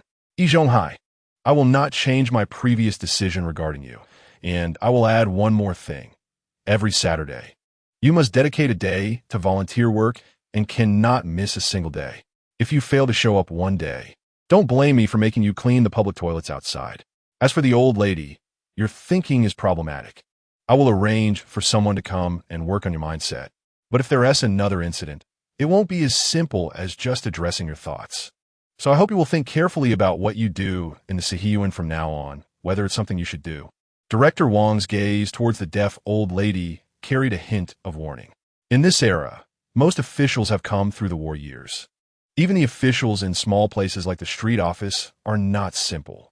What kind of brutal scenes Haven T they witnessed? An elderly lady relying on her age to wield power in the Sihiyuan? It is absolutely impossible to grant her that privilege. What does it matter if she is a 5 guarantees recipient? What does it matter if she is old? As long as she makes a mistake, Director Wang will handle it without hesitation. The deaf old lady looked at Director Wang in shock, unable to believe what was happening. The director, who had always come to see her with a smiling face, was treating her this way today. The deaf old lady was so angry that her whole body trembled, standing there shaking. If it weren't for Yi Zhonghai and Aunt Da helping her, she would have collapsed long ago. Director Wang had already withdrawn his gaze, not even casting a sidelong glance at the deaf old lady. With a serious expression, he looked at the residents of the Sihiyuan present. Clearing his throat, he said, "Everyone present, you all saw it." In the courtyard, Yi Zhonghai, as the big boss, and the deaf old lady colluded and acted recklessly. They even established a one-man rule in the courtyard, bullying the residents. This is absolutely unacceptable. Our street office has zero tolerance for this phenomenon. In the future, if anyone has issues in the Sihiyuan that cannot be resolved, you can come to the street office to report it to me. The role of the big boss is to mediate neighborhood conflicts. It does not carry that much authority. If you feel wronged or have unresolved issues, you can report to the street office. Do not hesitate because of certain people. They do not have that much power. Director Wang's statement was like a huge stone dropping into a calm lake, stirring up great waves. Previously, Yi Zhonghai had been promoting the idea that issues in the courtyard should be resolved within the courtyard. But Director Wang's words made it clear that not everything must be resolved in the courtyard. From now on, no matter who assumes the role of the big boss, they will likely not be able to fully control the Sihiyuan. At this moment, Yi Zhonghai stood there pale, his body swaying, about to collapse. Seeing this, Yi Zhu quickly supported Yi Zhonghai, preventing him from falling. Yi Zhonghai realized it was over. Everything was over, and it was impossible for him to regain his position as the big boss. Not only that, but he also couldn't even control the Sihiyuan anymore. For Yi Zhonghai, controlling the Sihiyuan was even more important than being the big boss, because in his retirement plan, controlling the Sihiyuan was a crucial part. Only by having the Sihiyuan completely in his grasp and turning the courtyard into his own territory could he ensure a comfortable life in his later years. With the atmosphere of respecting and caring for the elderly prevailing throughout the Sihiyuan. But now everything was over, completely over, with no chance for redemption. Suddenly, Yi Zhonghai remembered that guarantee letter and quickly walked up to Director Wang. Director Wang, I have never written a guarantee letter. This guarantee letter definitely isn't mine. Yi Zhonghai still refuses to admit his mistake and is even arguing that the guarantee letter has nothing to do with him. Director Wang looked at Yi Zhonghai with disgust and then threw the paper in his hand away. Yi Zhonghai, you are so disappointing. The handwriting on this paper is clearly yours. How can you still argue with me and say this guarantee letter wasn't written by you? Yi Zhonghai picked up the paper from the ground and squeezed it in his hand, staring at the handwriting on it, momentarily stunned. He didn't expect it to actually be his handwriting, but he distinctly remembered that he had never written this guarantee letter. As Yi Zhonghai kept recalling in his mind what had happened, he suddenly thought of the letter from his nephew. Director Wang, this guarantee letter really isn't mine. I swear to the heavens, I have never written such a thing. Moreover, the old lady broke the glass of the Li family, and I don't think she did anything wrong. Since I think this way, how could I possibly write this guarantee letter for the deaf old lady? Someone must have imitated my handwriting and deliberately written a guarantee letter to frame me. After repeatedly recalling that memory, Yi Zhonghai could confirm that he really hadn't written this thing. Someone must be deliberately framing him. Thinking of this, Yi Zhonghai continued to speak. I know who it is. It's Li Xian. He imitated my handwriting to frame me. The more Yi Zhonghai spoke, the more agitated he became, and this was his last lifeline. He directly expressed his inner suspicions. The residents of the courtyard were astonished and couldn't believe it. Could Li Xian really have the ability to imitate Yi Zhonghai's handwriting? It seemed unlikely. If Li Xian really had that ability, how could he still be living in our courtyard? I suspect Yi Zhonghai is trying to absolve himself and is deliberately framing Li Xian. The residents were skeptical that Li Xian could imitate Yi Zhonghai's handwriting so perfectly.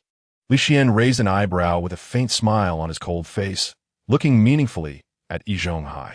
Even if Yi Zhonghai suspected him, he wasn't worried at all. In fact, he found it somewhat ridiculous. Yi Zhonghai, I have truly never seen someone so thick-skinned. The black and white evidence is right here, and you still argue, trying to smear me. At this point, Li Xian did not continue to argue with Yi Zhonghai, but turned to Director Wang. Director Wang, this isn't the first time this has happened. It happened once before. Moreover, the incident occurred just yesterday. Yesterday, Yi Zhonghai's nephew came to find him with a letter he wrote, wanting to rely on him. But Yi Zhonghai turned his back and denied it, saying he never acknowledged the promises in the letter. Yi Zhonghai and his nephew had a fierce argument about this yesterday, and the entire courtyard knows about it. If you don't believe it, you can ask the residents present. They can all testify for me. As soon as Li Xian finished speaking, before Director Wang could confirm with the residents, Lu Haizhong eagerly jumped in. Director Wang, I can testify for Li Xian. This indeed happened. Yi Zhonghai promised in the letter that his nephew would find a job and a place to stay when he came, but when his nephew arrived, Yi Zhonghai denied it, claiming he had never written that letter. However, the handwriting on the letter was indeed Yi Zhonghai's, and anyone who had seen his handwriting would recognize it. But he still stubbornly refused to admit it. Yin Bugui also stood up, unwilling to back down. Director Wang, this is all true. And what's more infuriating is that Yi Zhonghai told his nephew in the letter to plot against the Li family's house when he came. Director Wang looked at Lu Haizhong and Yin Bugui in shock, unable to believe it. Is this all true? Chapter 48. Is Yi Zhonghai to be paraded in the streets? Lu Haizhong displayed a sad expression. Although we don't want to believe it, Director Wang, this matter is indeed true. Yin Bugui immediately nodded in agreement. Yi Zhonghai's nephew even showed me the letter. The handwriting is undoubtedly his. I absolutely won't mistake this. And I even read the contents of that letter in front of everyone. Several residents also came to see that letter, and they could all confirm that the handwriting on it was indeed Yi Zhonghai's. Director Wang turned to the residents present and saw several nodding in agreement. But they quickly shrank back into the crowd, clearly still afraid of Yi Zhonghai's authority. Director Wang initially thought that this matter would be resolved easily and was about to leave. Unexpectedly, just as he was about to go, a new issue erupted, and it had occurred not long ago. At this moment, Director Wang also realized that Yi Zhonghai did not simply harbor malicious intentions towards the Li family, but was already preparing to implement them. This made Director Wang extremely angry. Yi Zhonghai, are you even human? Li Xian's father just passed away, and you are already thinking of taking advantage of their situation. As a senior in this courtyard, you should be thinking about how to unite everyone and make the courtyard better, not deceiving your own nephew, bullying your neighbors, and plotting against them. You are not human. Director Wang's furious shouts echoed throughout the courtyard, shocking all the residents present. Yi Zhonghai stood there holding the paper, wanting to cry, but having no tears, feeling utterly defeated. He could be sure that this guarantee letter had nothing to do with him. He had never written it. Why should he bear the consequences in the end? This wasn't the first time. It was already the second time. Yi Zhonghai felt extremely wronged, as it was clearly not something he had done. Yet it ended up on his head. Director Wang, he said, but Director Wang coldly interrupted him. Yi Zhonghai, you don't need to say any more. The punishment for you will absolutely not change. In fact, I now feel that the punishment might even be too light, considering you harbored such malicious intentions. As Yi Zhonghai's most loyal henchman, Yi Yuzhu couldn't help but stand up to speak on his behalf. Director Wang, the elder said he didn't. Director Wang shot him a cold glare. You shut your mouth too. This isn't your place to speak. Then, Director Wang's gaze fell back on Yi Zhonghai. Yi Zhonghai, I truly underestimated you, or rather, I never understood you. You always pretended to be a good person in front of everyone, showing your righteous side. I didn't expect you to be treacherous and malicious behind the scenes. I regret trusting you so much before. You have truly disappointed me. Your punishment cannot be too light, otherwise, you won't learn this lesson. Upon hearing this, Yi Zhonghai felt utterly defeated again. He was losing his status as a senior, and now he would be reported to the street and the steel mill. He felt utterly humiliated, as if his old face had been ground into the dirt. Now Director Wang was even telling him that the punishment was too light and that it would continue. Then he heard Director Wang's voice again. You want to take advantage of the Li family in their time of grief. This behavior is extremely vicious. I will report this to both the street and your workplace at the steel mill, and both sides will be notified. For the next 3 months, you don't need to go to the steel mill. You will be paraded in the streets. After 3 months of being paraded, let's see if you dare to have such thoughts again. Upon hearing the words parade in the streets, Yi Zhonghai completely lost it. Parade in the streets? Director Wang, this is unacceptable. The deaf old lady was very unhappy with Director Wang's decision, believing that his punishment of Yi Zhonghai was a bit excessive. However, now to save Yi Zhonghai and give him a last bit of dignity, allowing him a chance to turn things around, the deaf old lady softened her attitude and spoke to Director Wang in a gentle tone. Xiao Wang, is it really too severe for Yi Zhonghai to be paraded through the streets? Community service would be fine too. Maybe we should skip the parade. Being paraded will greatly affect Zhonghai's work. After all, no factory can accept having its workers absent for 3 months. The deaf old lady stood up for Yi Zhonghai, and Yi Yuzhu also couldn't remain silent. Director Wang, yes, the parade is too severe, especially since Yi is an 8th level fitter at the steel mill. There are many tasks that require him to complete, and the factory can't do without him. The deaf old lady and Yi Zhonghai took turns pleading for Yi Zhonghai with Director Wang. Meanwhile, the residents of the courtyard gathered in small groups to discuss the matter. They were shocked that Director Wang would impose such a harsh punishment, actually parading Yi Zhonghai through the streets. I think Yi Zhonghai deserves it. After all, he did those improper things. Heaven has eyes, but we also have to thank Li Xian this time. Yes, if he hadn't caused such a commotion, Director Wang wouldn't have known about the things Yi Zhonghai and the deaf old lady did. Li Xian didn't participate in the discussion and didn't need to intervene further. He stood at his door, coldly watching everything unfold. The guarantee letter was something Li Xian had specially written while imitating Yi Zhonghai's handwriting last time. He felt this guarantee letter would surely come in handy, but he didn't expect everything to happen so quickly. The most excited person in the courtyard was Lu Haizhong. Watching Yi Zhonghai standing there, covered in dirt and looking defeated, Lu Haizhong trembled with excitement. He never imagined he would see Yi Zhonghai like a defeated rooster. One couldn't help but marvel that heaven has eyes to punish evildoers. After this incident, it was impossible for Yi Zhonghai to control the courtyard anymore. In the future, he wouldn't even have a voice in the courtyard. No one would believe him anymore. Next would be Lu Haizhong's era of controlling the entire courtyard. Standing next to Lu Haizhong, Yin Bugui's eyes were also filled with excitement and joy. Yin Bugui was a calculating person, and because he liked to scheme, he had a small mind. He still held a grudge against Yi Zhonghai for not discussing with them and deciding privately to let his nephew live in the house. He wouldn't have jumped out to step on Yi Zhonghai if he wasn't still resentful about it. Chapter 49. An 800 yuan fine at this moment. Yi Zhonghai was in a state of collapse. His previous life, while not smooth sailing, had been quite comfortable, but today marked his unluckiest and worst moment. If he were really paraded through the streets, it would be the end of his life. Not only would his reputation be tarnished, but he would never be able to hold his head high in front of everyone again. Yi Zhonghai absolutely would not allow such a thing to happen. And with this determination, he walked up to Director Wang. Director Wang, could you please show mercy and let me off this time? I know I was wrong, and I realize my mistake. Moreover, there aren't many 8th level fitters at the steel mill. If I'm paraded through the streets, it will delay the production at the mill. So, can you consider a different punishment?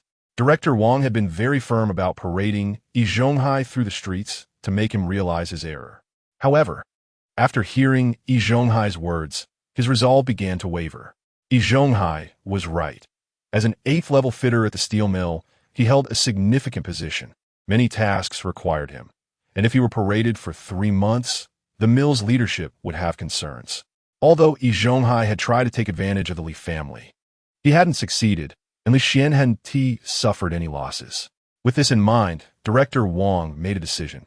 He could skip the parade, but he had to pay a fine. Yi Zhonghai was so happy he almost cried. As long as he didn't have to parade through the streets, he would accept any punishment. I will pay the fine. Lu Haizhong and Yin Bugui showed disappointed expressions. They would have preferred Yi Zhonghai to be paraded. Compared to a 3-month parade, a fine was too light a punishment. Just when everyone thought Yi Zhonghai's situation was about to be minimized, Director Wang spoke up. I heard you forced Li Xian to donate 800 yuan to the Jia family, right? Then your fine will be 800 yuan. Yi Zhonghai, who thought he could escape a disaster and was feeling happy, suddenly heard Director Wang's words. The smile on his face instantly froze, and he was at a loss for how to react. The deaf old lady and He Yuzhu were also shocked. They didn't expect Director Wang to demand 800. Lu Haizhong and Yin Bugui, on the other hand, were overjoyed. They could see Yi Zhonghai bleeding money again. Director Wang's mention of the parade punishment indicated how serious the situation was for Yi Zhonghai. It wouldn't be a light matter, even if it was just a fine. It wouldn't be small. The final result was just as Li Xian had imagined, with a slight smirk appearing on his lips, revealing a smug smile. The residents present gasped. They couldn't believe it was 800 yuan again. It should be noted that Yi Zhonghai had already given out 2 800s, no matter how rich he was. He couldn't possibly come up with 3 800s. Yi Zhonghai also couldn't believe it. He thought he had misheard and tentatively asked, Director Wang, I must not have heard wrong, right? It's 800 yuan? Director Wang showed an impatient expression. You didn't mishear. It's 800. Yi Zhonghai broke down again. Director Wang, you can let me pay a fine. I'd accept 180 or so. But to demand 800 right off the bat, isn't that a bit too much? No one pays fines like this. That 800 yuan is half a year's salary for me. Moreover, he would have to go without eating and drinking, saving all the money he earned. Yi Zhonghai felt very wronged. Clearly, he hadn't committed either of the two offenses, yet he was being asked to pay an 800 yuan fine. Besides, he had just given out two 800s yesterday, which totaled 1,600. Now he was being asked to pay again, and he really felt pained and reluctant to part with the money. The two 800s from yesterday had left Yi Zhonghai with a psychological shadow. He was starting to doubt if the number 800 was cursed for him. Even if Yi Zhonghai spoke out today, Director Wang wouldn't give him a single cent of discount on that 800 yuan. Now you know 800 yuan is too much. But when you forced Li Xian to donate money, why didn't you think it was excessive? At this point, Yi Zhonghai's mind was a bit muddled. After all, the emotional ups and downs today had been too great. So when faced with Director Wang's inquiry, Yi Zhonghai blurted out his true feelings without thinking. Li Xian is the only one in his family. One person eats and the whole family doesn't go hungry with no other expenses. Besides, his father left him a considerable amount of savings, along with that stable postal worker job. Before Yi Zhonghai could finish his sentence, he was interrupted by Director Wang. Even if Li Xian has a lot of savings, can it compare to yours? You're an 8th level fitter at the steel mill, earning nearly 100 yuan a month. You have no children, and there are only 2 people in your family, so you don't spend much. Why didn't you donate 800 yuan to the Jia family when you were fundraising for them? The residents around couldn't help but laugh at Director Wang's words. Li Xian had said exactly the same thing. Upon hearing this, Jia Dongxu in the crowd immediately chimed in. Yi Zhonghai, Director Wang said you have to donate 800 yuan to our family. You must not forget. Yi Zhonghai wished he could slap himself. How could he have been so careless to say such things? And in front of Director Wang, no less. Wasn't he just handing her a handle on him? The deaf old lady watching from the side couldn't help but step in to defend Yi Zhonghai.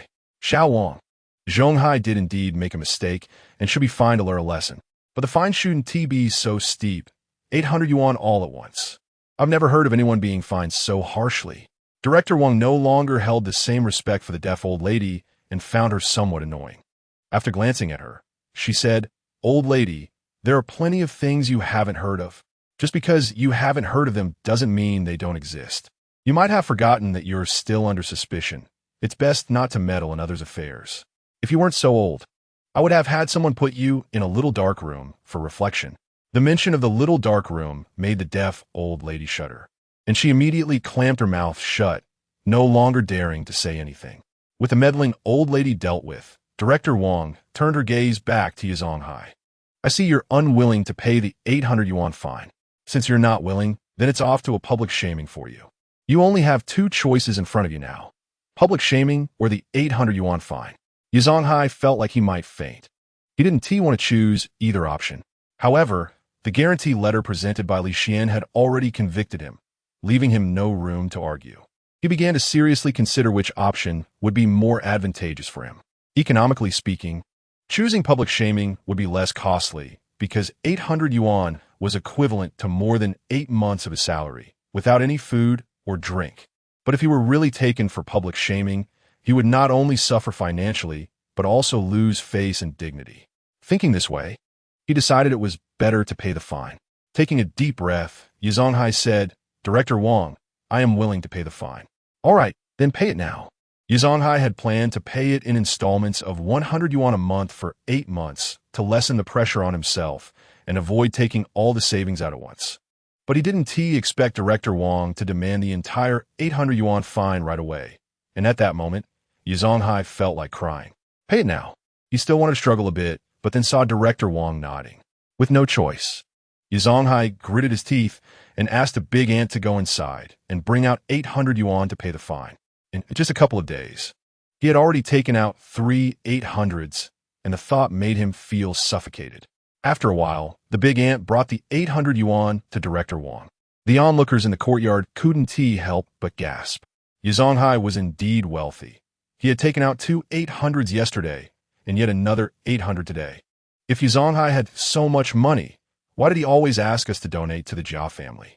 Couldn't he just support them directly? I think Li Xian is right. He just wants to use our money to do favors. Seeing Yi Zhonghai take out another 800, the residents of the courtyard were increasingly dissatisfied. With so much money, Yi Zhonghai could support the Jia family on his own and ensure they lived well. But every time something happened to the Jia family, he had to hold a fundraising meeting for the entire courtyard. After all, the money raised was hard-earned. The residents of the courtyard grew more and more angry. But with Director Wang still present, they held back their anger. Jia Dongxu in the crowd was almost driven mad by this scene. This old man Yi Zhonghai is a useless piece of trash. All this money should belong to our Jia family. It's all my son Dongxu's. The fool didn't even think to negotiate better with Director Wang. He just paid up without a word. Yi Zhonghai's position as a big uncle deserved to be revoked. Looking at that stack of cash, Jia Dongxu, though silent, was fuming inside. How could he still claim to be my mentor when he saw my family in trouble? He didn't even think to help with a little money. In the end, it all went out. That old man only knows how to stir up trouble every day. With so much savings at home, he would even give me 100 yuan, yet he expects me to support him in his old age? Director Wang had counted the money and nodded in satisfaction at Yi Zhonghai. The amount was fine. Come to the street office tomorrow, and the staff will give you the penalty notice and receipt. In just 2 days, he had spent a total of 2,400 yuan. Moreover, the street office would also criticize him. The reputation he had painstakingly built in these 2 days had vanished. Yi Zhonghai now felt drained, his spirit sagging. Unable to utter a word, only nodding. Yi Zhonghai, who was watching this, couldn't hold back anymore and stood up to speak for him. Director Wang, even if the big uncle made a mistake and needs to be fined, it shouldn't be so harsh. You can't just hit him with an 800 yuan fine. Director Wang squinted at Yi Zhonghai. Do you think I, the director of the street office, am being too harsh? Are you trying to argue with me? Yi Zhonghai spoke up hoping that Director Wang would lessen the fine for Yi Zhonghai. But he didn't dare to confront Director Wang directly. After all, she was the head of the street office. At this moment, he was at a loss for words, standing there frozen.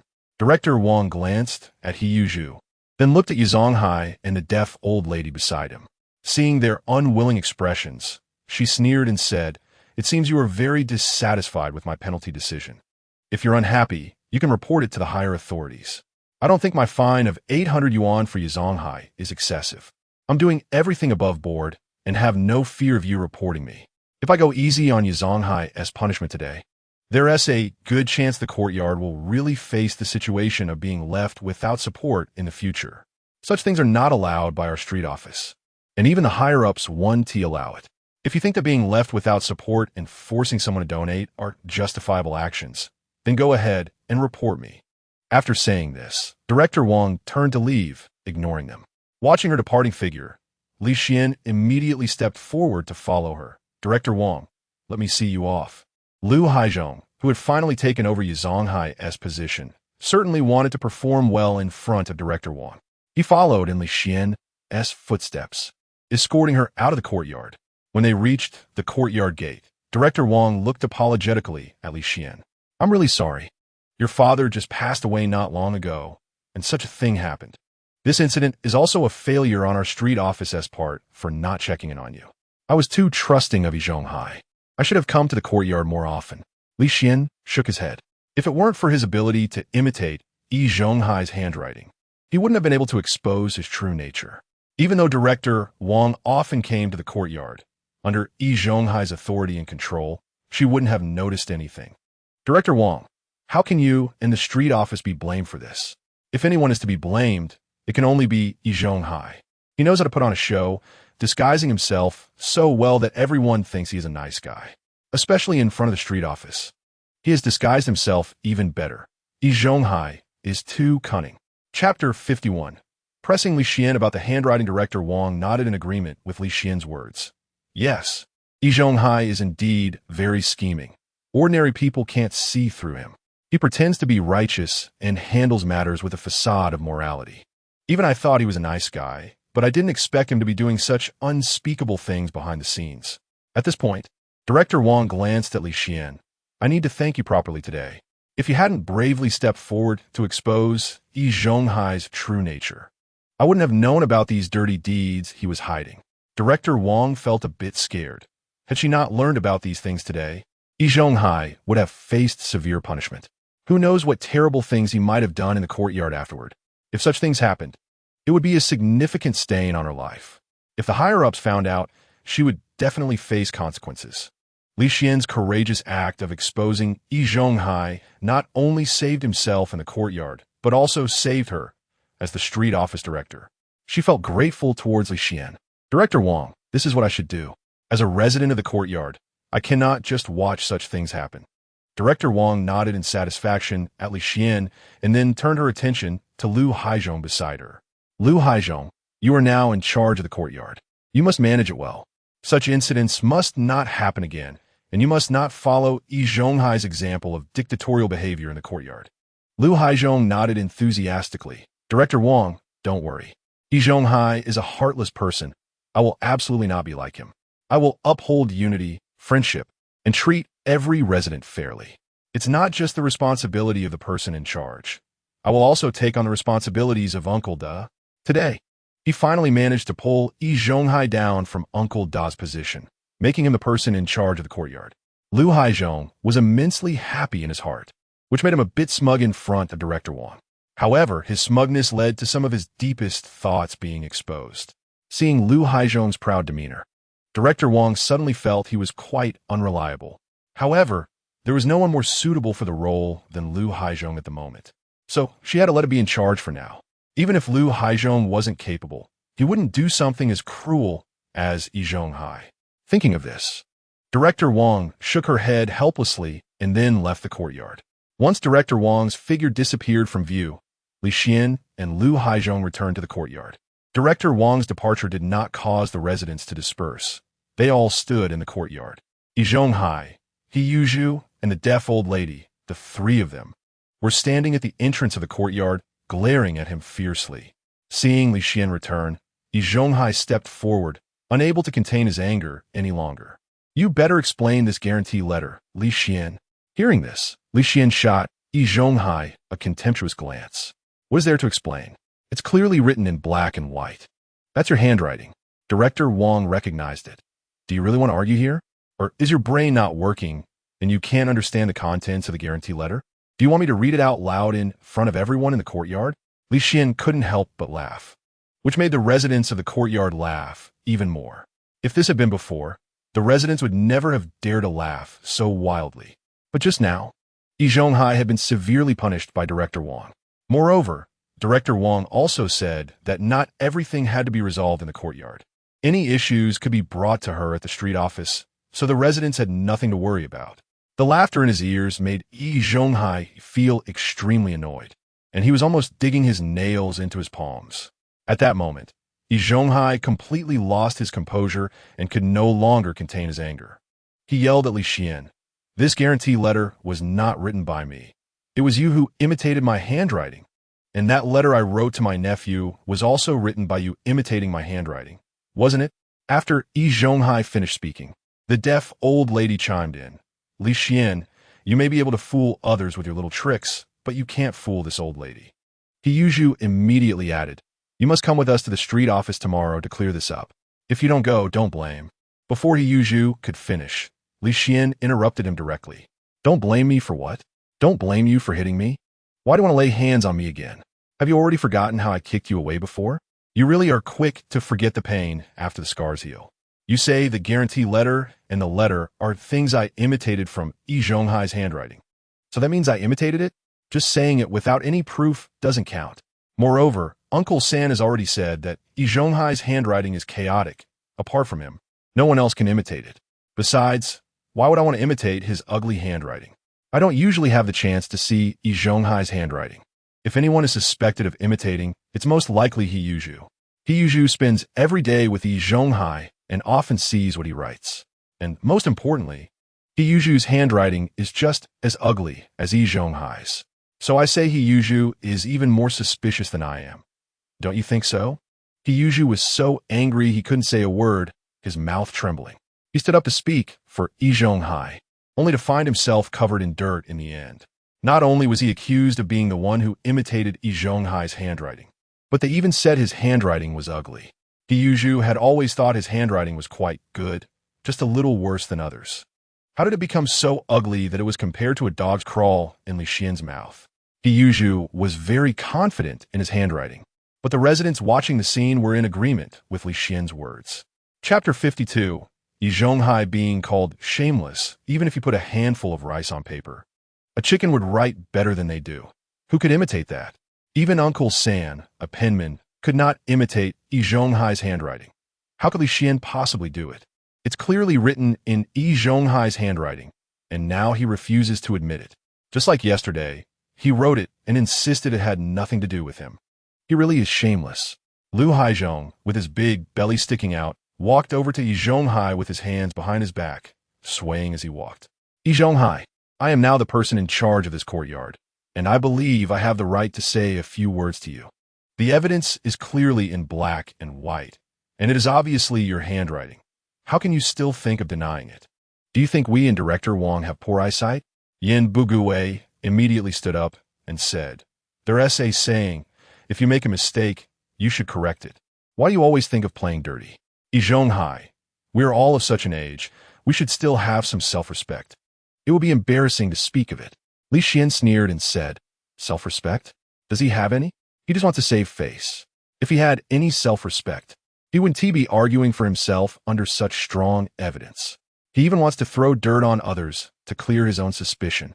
If he had any self-respect, he wouldn't think of taking advantage just days after someone's father has passed away. Everyone has seen what has happened these past few days. You should understand what kind of person Yi Zhonghai is now. In the future, when dealing with Yi Zhonghai, you should be more cautious, where you might fall into his trap inadvertently. The events of these past few days have weighed down on Yi Zhonghai like a mountain, making it hard for him to breathe. If it was discovered that he did it, he would accept it, but it just so happens that he didn't do it, and all the blame fell on him. At this moment, Yi Zhonghai was on the edge of fury. Hearing Li Xian's words made him unable to contain himself any longer. Li Xian, you shameless thing. That letter and today's guarantee letter were clearly written by you imitating my handwriting. Don't think you can deny it. You can't throw this dirt onto me. Hearing this, Li Xian helplessly shrugged and glanced at the onlookers in the courtyard. Sai, how can it come to this, and you still want to throw dirt on me? Can't you just admit it openly? Then I would respect you as a man. Everyone has seen it, right? Remember to be cautious in the future. Otherwise, I would be your fate. The residents heard this and began to chat among themselves again. Li Xian was right. They really need to be more cautious in the future, or they wouldn't even know when they were being taken advantage of. Director Wang has already punished him for this matter, and he is still stubbornly refusing to admit it. He really has no shame. The residents who once respected him now looked at him with disdain and contempt. These looks completely broke Yi Zhonghai's defense, and just as he was about to say something, someone pulled him back. Yi Zhonghai turned around and saw the deaf old lady reaching out her hand and shouted, "Old lady!" He wanted the old lady to let go of her hand so he could continue debating this matter with Li Xian. He would never admit defeat. He wouldn't allow this dirt to be thrown onto him just like that. However, the deaf old lady shook her head. "Zhonghai, don't say any more. Let this matter end here. Just let it go. No matter what you say now, no matter how you explain it to everyone, no one will believe you. That guarantee letter has already sealed your fate. They will only think you are still arguing." But Yi Zhonghai was unwilling to just let it go. The deaf old lady continued. "What is the point of arguing with Li Xian about handwriting here? He won't admit it, and the residents won't believe you. It will only make their impression of you worse. What you need to do now is to calm down and think about how to deal with him, how to regain your prestige and dignity in the courtyard."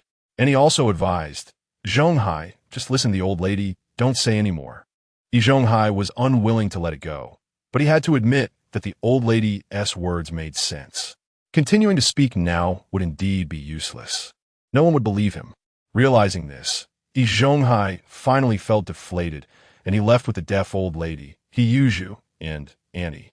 With the central figures of the incident gone, others chatted for a bit and then returned to their homes. The deaf old lady, Yi Zhu, Yi Zhonghai, and Annie all went into a room together. Once inside, Yi Zhonghai kicked fiercely, sending the stool in the middle flying. Fortunately, Annie dodged quickly. Otherwise, she would have been hit by the stool. Knowing Yi Zhonghai was furious, and he said nothing and silently stood aside. Li Xian, that shameless thing, that little brat, infuriates me. The deaf old lady found a stool and sat down gloomily, not saying a word. At this moment, Yi Zhonghai asked Yi Zhonghai a question. Uncle, that guarantee letter really wasn't written by you? Yi Zhonghai didn't expect Yi Zhonghai to start doubting that he personally wrote the guarantee letter. Silly Zhu. When the Li family brought some chicken over, they didn't want to share any with the old lady. In my eyes, it was the Li family that made a mistake, and the old lady smashing their window was justified. How could I write them a guarantee letter? I'm not a fool. Silly Zhu, think about it. Yi Zhonghai was willing to believe Yi Zhonghai's words and felt there was no need to write that guarantee letter. This made him frown. If that guarantee letter wasn't written by you, then who wrote it? After Li Xian took out the guarantee letter, not only the residents, but even Director Wang said it was your handwriting. Yi Zhonghai gritted his teeth and said, who else could have written it? It must have been Li Xian imitating my handwriting. That guarantee letter was taken from his room.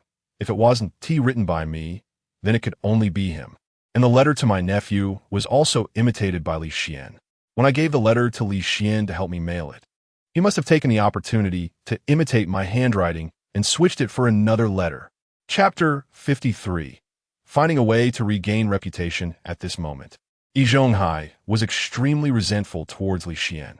If it weren't for him, he wouldn't have fallen into such a predicament. He wouldn't have emptied the hard-earned savings he had saved up either. The deaf old lady, who had been silent, spoke up at this time. If I was still suspicious of Li Xian before, after this incident, I can be sure it was him. Once or twice can't possibly be a coincidence. Apart from Li Xian, no one else could have done it. And he felt angry thinking about how Li Xian's actions cost her family 2,400 yuan and led to Yi Zhonghai being removed from his position by Director Wang. Li Xian is a black-hearted, rotten person. He is young and doesn't understand the ways of the world in the courtyard. Zhonghai, as the elder, should have taught him a lesson. This little brat not only didn't listen to Zhonghai, but also retaliated against him, using such vicious means to make Zhonghai unjustly bear these two accusations without any explanation. The residents of the courtyard, who are gossipy and have nothing to do at home, must have been discussing Zhonghai behind his back these days. Yi Zhonghai was furious, suddenly standing up from his chair. Li Xian has so shamelessly framed the elder. I will never let him off. I'm going to beat him up now to vent for the elder. Just as he took a step outside, he was stopped by the deaf old lady. Silly Zhu, don't be foolish. Going to hit someone now will only make Zhonghai be blamed even more. Yi Zhonghai nodded in agreement with the deaf old lady's words. You can't argue with Li Xian, and you can't beat him either. Going out is pointless. The injuries on your feet and hands have not healed yet. Do you still want to get hurt again? As Yi Zhonghai spoke, Yi Zhonghai felt a dull pain in his body. He also recalled the losses he had suffered at the hands of Li Xian, and he immediately lost heart, sitting back down in his chair. Yes, if he went there, he wouldn't be able to defeat Li Xian, and he might even get beaten up by him. Thinking of this, Yi Zhonghai couldn't help but sigh again. However, they had suffered a huge loss, and he was unwilling to accept it. Could this matter just be settled like this? I am not willing. A hint of ruthlessness flashed in Yi Zhonghai's eyes, daring to bully me, Yi Zhonghai, and to swindle so much money from me. This matter will definitely not be let go. Sooner or later, I will make him pay. The deaf old lady furrowed her brows, wondering what she was thinking. Li Xian's personality had changed too much. He used to be someone who wouldn't speak too loudly. Now he actually dared to confront Yi Zhonghai in front of all the residents, and Zhonghai even called Director Wang over. And how could he possibly imitate Zhonghai's handwriting? Yin Bugawei was right. Zhonghai's handwriting is very difficult to imitate, and ordinary people can't do it. How did Li Xian manage to do it? This is really strange. It is meaningless to delve into how Li Xian accomplished this right now. There are more important matters to attend to. No matter how Li Xian did it, I need to find an opportunity to clear my suspicion. Otherwise, these two matters will continue to be brought up by others. Moreover, the way the residents of the courtyard are looking at me now shows no respect, only contempt and disdain. If I can't regain my lost reputation, I won't be able to control the courtyard anymore. Controlling the courtyard is the most important thing for Yi Zhonghai, even if he is not the elder. As long as he firmly controls the courtyard, he will still have the final say in the future. Moreover, dealing with Li Xian will be easier then. Meanwhile, Li Xian, whom they're keeping an eye on, is at home receiving the rewards given by the system. The host has pulled Yi Zhonghai down from his position as the elder. Thus a reward is issued, 20 jin of rice and flour, as well as 20 jin of pork and chicken, duck and fish. Looking at his system space, it now contains a lot more rice, flour, and pork. A smile appeared on Li Xian's face, although this time he didn't get a more useful reward. He felt somewhat disappointed. But while he is in the courtyard, he won't let these beasts have it easy, and the rewards will definitely not be less. Thinking of this, a smile reappeared on Li Xian's face, and then he heard angry scolding from next door. Jia Zhong and Jia Dongxu were cursing Yi Zhonghai, using the most unpleasant words possible. Hearing this, Li Xian's smile deepened. It seems that Jia Dongxu's apprentice has also turned away from Yi Zhonghai. Damn it. Let's not worry about Yi Zhonghai's family for now. When are we going to Qin's village to bring back Xiaoru? The marriage between Jia Dongxu and Qin Huairu has been settled for a long time. However, because Jia Dongxu was unwilling to provide the 60 yuan betrothal gift and wanted Yi Zhonghai to pay, he had delayed going to Qin's village. But this matter can no longer be delayed. If this continues for too long, Jia Dongxu fears that Qin Huairu's parents will eventually arrange a match for her, marrying her off to someone else. After all the trouble, he does not want to see the girl he likes become someone else's wife. Why are you in such a hurry? Do you think the person will run away? You should go to Yi Zhonghai's house now. Yi Zhonghai took out 800 yuan today. That old man must still have money. Ask him for 200 yuan, telling him you're going to Qin's village to bring someone back. Yi Zhonghai just took out 800 yuan today.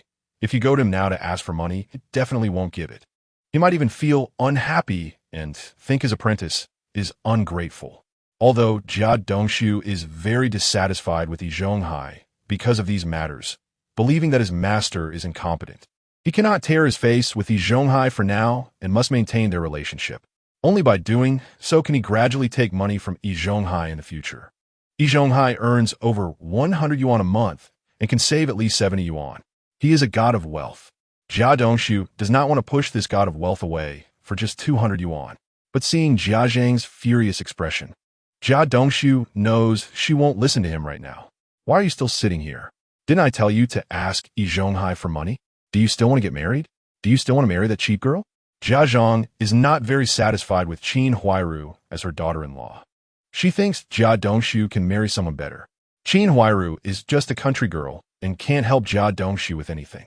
In Jia Zhang's eyes, her son Jia Dongxu is very outstanding, incomparable to anyone else.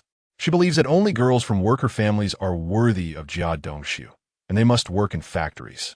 Only then can they support her son, and their family's life can be a bit better.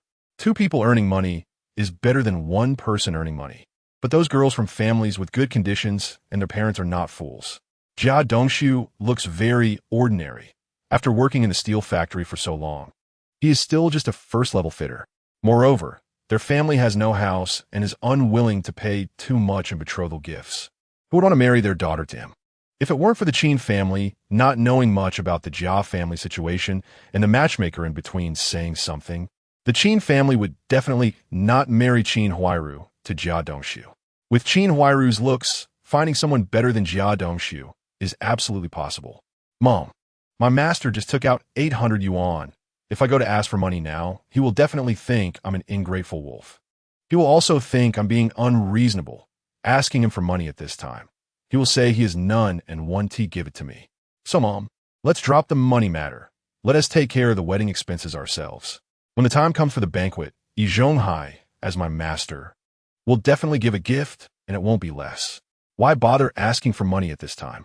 Do you want to make it so that you can't ask him for money in the future? At first, Jia Zhang was a bit angry when she heard Jia Dongxu's words. She thought Jia Dongxu was too useless, not even daring to ask Yi Zhonghai for money. However, after hearing Jia Dongxu's later words, she felt he had a point. A full meal is still better than being hungry. Jia Zhang can understand that. All right, then we will go to Qin's village tomorrow. On the other side, after Li Xian sorted out the rewards he had received, he started writing furiously again. Yesterday, he made Yi Zhonghai suffer, but he didn't learn his lesson, and today he still wanted him to pay money to donate to the Jia family. Li Xian had been keeping this matter in mind. Even if Director Wang was removed from his position and he was fined, it wouldn't resolve Li Xian's resentment. He wanted to ensure that Yi Zhonghai would never have a chance to turn things around. After finishing a letter in a flurry, Li Xian put it in an envelope, revealing a sinister smile. The envelope prominently bore the words Red Star Steel Factory, along with the 3 words report letter. Subsequently, Li Xian placed the letter in his backpack, planning to send it out tomorrow. Lu Haizhong returned home feeling very happy, asking the second aunt to make him fried eggs, and she made 5 at once. The family supply of eggs had never run out, and Lu Haizhong loved to eat fried eggs with white wine. But each time Lu Haizhong could only fry 2 to 3 eggs at most, and this time he took 5, which made third aunt feel a bit pained. However, thinking that her man is now the head of the courtyard and will be the king of the courtyard in the future, Lu Haizhong felt very happy and didn't want to spoil his mood, so he quietly went to make fried eggs. Soon, the aroma of fried eggs wafted out of the Lu family's house.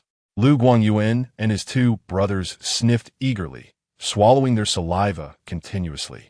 But they understood that these 3 eggs belonged to Lu Haizhong and had nothing to do with them. If they dared to reach for them, Lu Haizhong would definitely give them a good beating. Lu Haizhong wouldn't show mercy just because they were his sons. In fact, he would hit them harder. Lu Guangtian and Lu Guangfu had been beaten so often that their bodies were covered in bruises. They could only squat in the room, silently inhaling the fragrance of the fried eggs. Looking at the shiny fried eggs on the table, Lu Haizhong felt even better and took out a bottle of liquor to enjoy with it. Yi Zhonghai was finally removed from his position as the head, and now it was time for Lu Haizhong to enjoy a good life.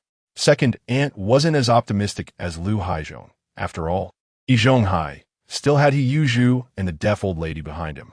Yi Yuzhu's loyalty to Yi Zhonghai was unquestionable, and the deaf old lady also relied on Yi Zhonghai.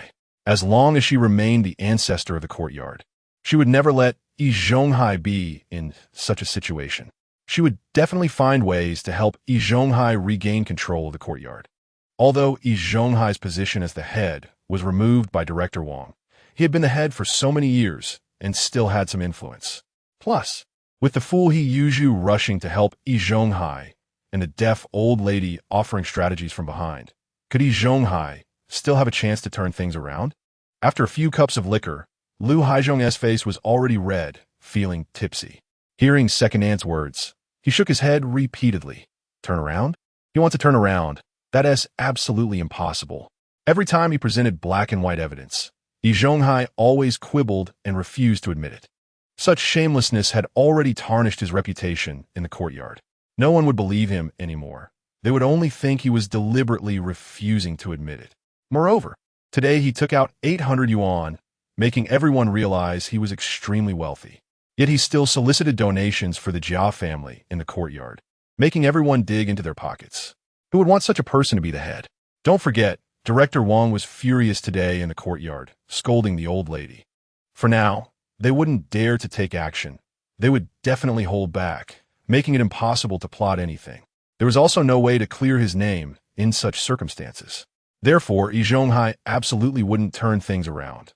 The courtyard would next belong to Lu Haizhong. Just as he was feeling happy, Lu Haizhong poured himself another glass of liquor and downed it in one go. After drinking, he smacked his lips, wanting to savor the taste of the liquor. Don't forget, Director Wang stated today in the courtyard that he would report this matter to the steel factory. Even if Yi Zhonghai was an 8th-level fitter, after such a scandal, the leaders wouldn't turn a blind eye. They would definitely impose some symbolic punishment. And I have a feeling this matter is far from over. While Lu Haizhong was enjoying his liquor and discussing this matter with second aunt, Yin Bugui's family was holding a family meeting. Looking at his children and daughter-in-law sitting below, Yin Bugui cleared his throat. Chapter 55. Do not mess with Li Xian in the future. Today's family meeting is to discuss one thing. Stay away from Yi Zhonghai in the future. Try not to speak unless necessary. Yi Zhonghai is truly shameless. This old man can act shamelessly even in the face of solid evidence. People like him should not have too much contact. Third aunt had seen everything that happened in the past few days, and even without Yin Bugui's reminder, she wouldn't speak to Yi Zhonghai anymore. What she was more concerned about was another matter. Now that there is no head in the courtyard, Will there be a new head? If old Lu becomes the head, will you be able to become the second head? Yin Bugue nodded, a smile appearing on his face. Of course. Although it's only the second head, it sounds more impressive than being the third head. Plus, it will be easier to scheme in the courtyard in the future. By the way, aside from this matter, I have something else to remind you of. At this point, Yin Bugue's expression became serious. You all listen well. In the future, do not provoke Li Xian in the courtyard. Yesterday, with just a few words, Li Xian forced Yi Zhonghai to give him 800 yuan, and today he openly contradicted him. He even brought Director Wang to our courtyard to complain to her, causing Director Wang to remove Yi Zhonghai from his position and scold the old lady. From these two incidents, it is clear that Li Xian is extremely clever. Moreover, he is also a ruthless person, so you must never provoke him in the future. I don't want Yi Zhonghai's ending to become our family's ending. Back at home, Su Damao had Lu Xiaoyi prepare 2 dishes for him to enjoy with his liquor. Su Damao's life was also good. The dishes at home were overflowing with meat. After Lu Xiaoyi set the dishes on the table, she pulled over a stool and sat across from Su Damao. Damao, how can that old Yi Zhonghai be so shameless? She asked. He has solid evidence right there, yet he still refuses to admit it, even trying to smear Li Xian. But why has Li Xian changed so much? Now he even dares to confront Yi Zhonghai face to face. Unlike Su Damao, who sometimes had to go out, Lu Xiaoyi had always stayed in the courtyard. During her free time, she would often sit with the other ants in the courtyard, basking in the sun and chatting. So she had heard that many people suspected that Li Xian was not the same as before and had been possessed by a ghost. She couldn't help but chat about this with Su Damao. However, because of the current crackdown on feudal superstition, Lu Xiaoyi didn't dare to speak too openly. Who cares how big his change is? As long as he can deal with Yi Zhonghai and kick He Yuzhu, I'll treat him as a friend. Every time He Yuzhu had a problem, he would bully Li Xian in the courtyard, leaving no face for him, which led to the residents often mocking him for being incompetent. At first, when Su Damao was bullied, he thought about finding Yi Zhonghai to stand up for him. But Yi Zhonghai always favored He Yuzhu and never believed him, thinking he deserved it. He even lectured him not to provoke He Yuzhu and to behave properly so he wouldn't get beaten. Since then, Su Damao had grown to dislike Yi Zhonghai, finding him hypocritical and disgusting. But living in the courtyard, he couldn't afford to offend the head. Yet he had always hoped someone would stand up to punish Yi Zhonghai. Unexpectedly, his wish really came true. Yi Zhonghai's position as the head had been stripped away. He Yuzhu was no longer the strongest in the courtyard. And the old lady didn't come out well either. She was also scolded by Director Wang. Thinking of this, Su Damao felt pleased and poured himself a glass of wine, downing it in one go. However, he wanted to be friends with Li Xian, but given his aloof personality, he wasn't sure if Li Xian would be willing. If he could indeed become friends with Li Xian, then He Yuzhu would think twice before messing with him in the courtyard. After all, he had Li Xian backing him. If it came to blows, He Yuzhu would have a hard time. You haven't gone yet. How do you know? Maybe he would be willing to be friends with you, said Lu Xiaoyi, who had a different perspective. After observing for a couple of days, she felt that Li Xian was a genuine person. He dealt with Yi Zhonghai in such a way because he was determined to push him into donating money. As for those who hadn't taken advantage of Li Xian, he could still treat them kindly. Just take a pot of wine and go directly to Li Xian, telling you want to be friends. Be straightforward. And if we interact more, who knows, it might work out. Su Damao thought Lu Xiaoyi made sense and nodded, considering when to visit. Jia Dongxu and Jia Dongxu were going to Qin Jia village tomorrow, so they had to prepare the money and other things today. Jia Dongxu's salary was always paid on time and handed over to Jia Dongxu, who saved it for him. Jia Dongxu was a very frugal person. She wouldn't spend money unless absolutely necessary. So even though Jia Dongxu only earned a little over 10 yuan a month, Jia Dongxu had saved quite a bit. Plus, Yi Zhonghai often organized fundraisers in the courtyard for their family. Now, Jia Dongxu had a decent amount of savings, but asking her to take out 100 yuan still made her feel pained. No, Dongxu still has to go to that old Yi Zhonghai's house. He's your master. You need him to prepare your wedding money since you're getting married. Moreover, the fundraising was his initiative. Only giving 80 yuan was like sending a beggar away. He had just taken out 2,400 yuan in the last 2 days. He couldn't just settle for 80 yuan. Unexpectedly, Jia Dongxu brought up this matter again. giving Jia Dongxu a headache. Mom, didn't we agree? We would ask for more money on the wedding day. No, we need to ask now. If you don't go, I will. If Jia Dongxu went, Jia Dongxu was fine with it. After all, if she took the lead, Yi Zhonghai wouldn't blame him. Chapter 56. Jia Dongxu goes to ask for money. Mom, you go find Yi Zhonghai. That old man is indeed better at giving money than I am. I'll still have to deal with him at the steel mill. He even said he would teach me some skills. If I go to ask for money and he gets angry, he might not want to teach me the real skills. Then I won't pass the assessment and won't be able to level up to a second-level fitter. After thinking for a moment, Jia Dongxu felt what Jia Dongxu said made sense. So she went to Yi Zhonghai's house alone. Yi Zhonghai and Yi Zhu were discussing something in the house for a while, and when they were almost done, Yi Zhu went back home. Yi Zhonghai then sent the deaf old lady back. As soon as he returned home, he planned to have a big aunt prepare some dishes to eat, as he had just calmed down from being angry. Now that his anger had subsided, his stomach started to growl. Just as Aunt was about to start cooking in the kitchen, there was a loud knock on the door. Yi Zhonghai, you old man, hurry up and open the door. Hearing the commotion, Aunt took a couple of steps outside, and then heard Jia Dongxu cursing outside. Yi Zhonghai and Aunt exchanged glances, both showing expressions of concern. Yi Zhonghai had already guessed Jia Dongxu's purpose for coming over. After all, they had been dealing with each other for so many years. Just thinking about Yi Zhonghai made him feel annoyed and headache-prone, especially since he had just given out 800 yuan, which pained him greatly. Now he was being asked for more money, which he was unwilling to part with. But Jia Dongxu was the type who wouldn't give up until she saw results. If Yi Zhonghai didn't give her money, Jia Dongxu would definitely not let it go easily and wouldn't leave quietly. Therefore, this time, Yi Zhonghai didn't open the door immediately as he usually would. Instead, he stood behind the door, wanting to see if Jia Dongxu would leave if he didn't go out. But Jia Dongxu was not someone who would give up easily. She stood at the door without moving. However, after a minute or two, Jia Dongxu's face showed signs of impatience. She didn't have that much patience to wait for Yi Zhonghai to eventually open the door, so she started cursing again. Yi Zhonghai, you bastard, you useless thing. I know you're inside. Open the door quickly.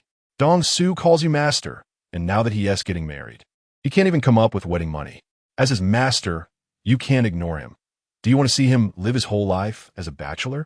Jia Dongxu's voice was sharp and loud, causing Yi Zhonghai to rub his forehead in frustration. He really didn't want to deal with Jia Dongxu outside, hoping she would eventually leave after her shouting. But he also knew Jia Dongxu was not the kind of person who would leave just because no one was paying attention to her. Instead, she would sit on the ground, slap her thighs, and start crying and making a fuss. Moreover, today's fundraising was organized by Yi Zhonghai to appease Jia Dongxu. In the end, they hadn't raised too much money for the Jia family, and if he didn't go out to calm Jia Dongxu down, Jia Dongxu would have objections. This matter would prick at Jia Dongxu's heart like a thorn, making him think about it constantly. When he grew old, he might even bring it up again and not treat Yi Zhonghai well. Thinking of this, Yi Zhonghai took a deep breath and put on a smile as he opened the door. When he stepped out, he not only saw Jia Dongxu standing at his doorstep, but also the neighbors who had come to watch the commotion. Jia Dongxu's loud voice had drawn those who were getting ready for bed and returning to rest, causing them to stick their heads out. Seeing the excitement at Yi Zhonghai's house, they casually threw on some clothes and rushed out. Hearing the noise, Li Xian also walked out of his house with a cold smile on his face. He had just imitated Yi Zhonghai's handwriting to write a letter of complaint, planning to deliver it to the Hongxing steel mill tomorrow. He didn't expect that before he could send this letter, there would be more excitement to watch at Yi Zhonghai's house. When Yi Zhonghai stepped out of his house, he saw the courtyard filled with neighbors again. His previously smiling face instantly darkened, cursing Jia Dongxu in his heart for being an old busybody. If she wanted money, she could have come to his house to knock politely and have a private chat. Now, with all the neighbors knowing, no matter how much money he took out today, there would be comments. Jia Dongxu only wanted money. She wouldn't consider Yi Zhonghai's feelings. Seeing him come out, she began shouting again, Yi Zhonghai, you finally came out. I thought you were going to hide inside for a lifetime. Not long ago, he had just been scolded by Director Wang in front of so many people. He never expected that now Jia Dongxu would dare to come and make a scene, pointing at him and spraying words. Yi Zhonghai's expression was very ugly, but for his own future, so that Jia Dongxu could take care of him in his old age, he ultimately managed to squeeze out a smile for Jia Dongxu. Sister-in-law, I was just washing up inside and hadn't heard any sounds from outside for a while. If I had known you were here, I wouldn't have even washed my feet. I would have rushed over to open the door for you. How could I not see you? Are you looking for me for something? Let's go inside and sit down and talk. It's a bit chilly in the evening. We can sit at home and have some hot water to warm up. Besides, there are so many people here watching. We shouldn't let others see the commotion about our family's matters. When Yi Zhonghai said this, he was always smiling, feeling that his attitude was already good enough. If Jia Dongxu had any sense, she should have followed him inside. Yi Zhonghai, how could I not know your calculations? If we have something to discuss, we can say it in front of everyone. Jia Dongxu is no fool. How could she easily fall for this old man, Yi Zhonghai's tricks? Hearing this, Yi Zhonghai felt both a headache and some helplessness, but in the end, he still had to maintain a smile. Sister-in-law, if you have something to say, just say it. We can talk here. There's no need to go inside. Jia Dongxu squinted her eyes and glared at Yi Zhonghai. Yi Zhonghai, you yourself said you would donate to our family, saying you wanted our Dongxu to get married. In the end, you only brought 80 yuan to brush us off. Do you think our family is a beggar? Hearing this, the residents present all laughed. It turned out Jia Dongxu came to ask Yi Zhonghai for money. Knowing it was about money, the residents watched even more eagerly. Everyone in the courtyard knew Yi Zhonghai's family was wealthy. He earned nearly 100 yuan a month. Moreover, there were only 2 people in his household, with no children, and they were quite frugal. So he must be able to save quite a bit, especially since he had taken out 2,400 yuan in the past couple of days, showing he was indeed wealthy. Every time he took out money, he pulled out 800 yuan. Although it pained him, he could still afford it. For others, even taking out 80 yuan was a struggle, let alone 800, which was something they wouldn't even dare to dream of. They didn't have money and were envious of the lives of the rich, feeling resentful about why they could have money while they could not. To them, Yi Zhonghai was the wealthy one, and they wanted to see him lose money and end up like them, having none. The happiest among them were Lu Haizhong and Yan Bugui. They were secretly calculating how Yi Zhonghai hadn't consulted them before deciding to give the Li family's house to his nephew. When they saw Jia Dongxu, this old witch, come to Yi Zhonghai again to ask for money, they were delighted, grinning widely. Li Xian found a prime spot to lean against and watch the commotion. Wanted to see how much Jia Dongxu could extract from Yi Zhonghai. Hearing Jia Dongxu's words, Yi Zhonghai bit his back teeth. Knowing this old witch was here to ask him for money, he adjusted his facial expression and smiled at Jia Dongxu. Sister-in-law, I did indeed come to donate to you today, but ultimately it was unsuccessful. There's only this 80 yuan left on the table. I can give it all to you. I never intended to brush you off, but I'm not a big shot anymore, so I can't help but raise funds for you. 80 yuan is enough for a wedding. If there's a shortfall for the banquet, I can give you a little more. Although Yi Zhonghai wasn't as calculating as Yan Bugui, who would split every penny in half, he wasn't a generous person either. Although Jia Dongxu was his apprentice and the person he had chosen to support in his old age, he couldn't just give all his money to Jia Dongxu. In Yi Zhonghai's heart, money was more reliable than Jia Dongxu. He just needed someone to check in on him regularly as he aged. If he were truly generous, he wouldn't have so much savings and still need to raise funds for the Jia family. On his own, Yi Zhonghai could easily support the Jia family and improve their living conditions. However, Jia Dongxu couldn't accept this notion. Since she came today, she must see the money. Old man, you're inhuman. Dongxu is your apprentice and has been with you for so many years. Now, with just a little money needed for the wedding, you're unwilling to part with it. You still want Dongxu to take care of you in your old age? There's no such good fortune in the world. Those watching the show, stop watching and come help me reason with him. Am I right? Jia Dongxu's gaze fell on the residents, hoping someone would stand up for her. As long as someone spoke up for her, Yi Zhonghai would surely have to fork out the money in the end. He couldn't escape it. The residents were very supportive, discussing among themselves. As Yi Zhonghai was Jia Dongxu's master, now that his apprentice was about to embark on a major life event and was short on money, he should contribute. Yi Zhonghai as a master was too stingy. He had so much money, why wouldn't he spare a little for his apprentice? With a salary of nearly 100 yuan a month and only 2 people in the household eating, and being frugal, he surely had money. Being so stingy and unwilling to part with any money while wanting his apprentice to care for him in his old age was just a daydream. If this were in the past, the residents would have never had the guts to say such things in front of him. Even speaking at home would require caution, fearing that someone might overhear and report it to Yi Zhonghai. But now, Yi Zhonghai's reputation in the courtyard was completely ruined. Not only that, but Director Wang also imposed very strict punishments on him, effectively stripping him of power. Moreover, having been controlled by him for so many years, the residents felt somewhat unhappy inside. Now that Yi Zhonghai was losing power, there surely were grievances to settle. The words from the residents became more and more excessive, and eventually, Yi Zhonghai couldn't take it anymore. Yi Zhonghai was Yi Zhonghai's most loyal henchman. How could he endure such words being directed at him?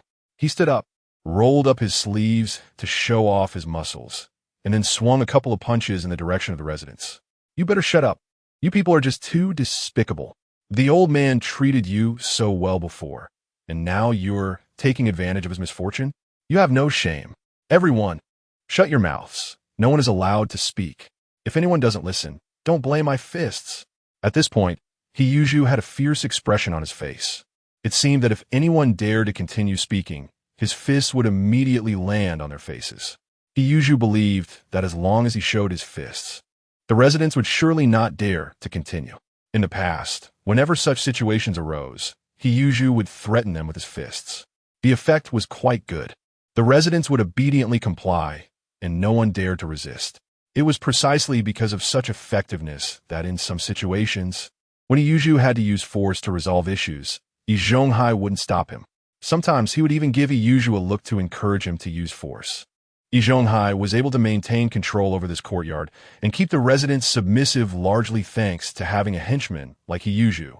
However, this situation was completely different from before.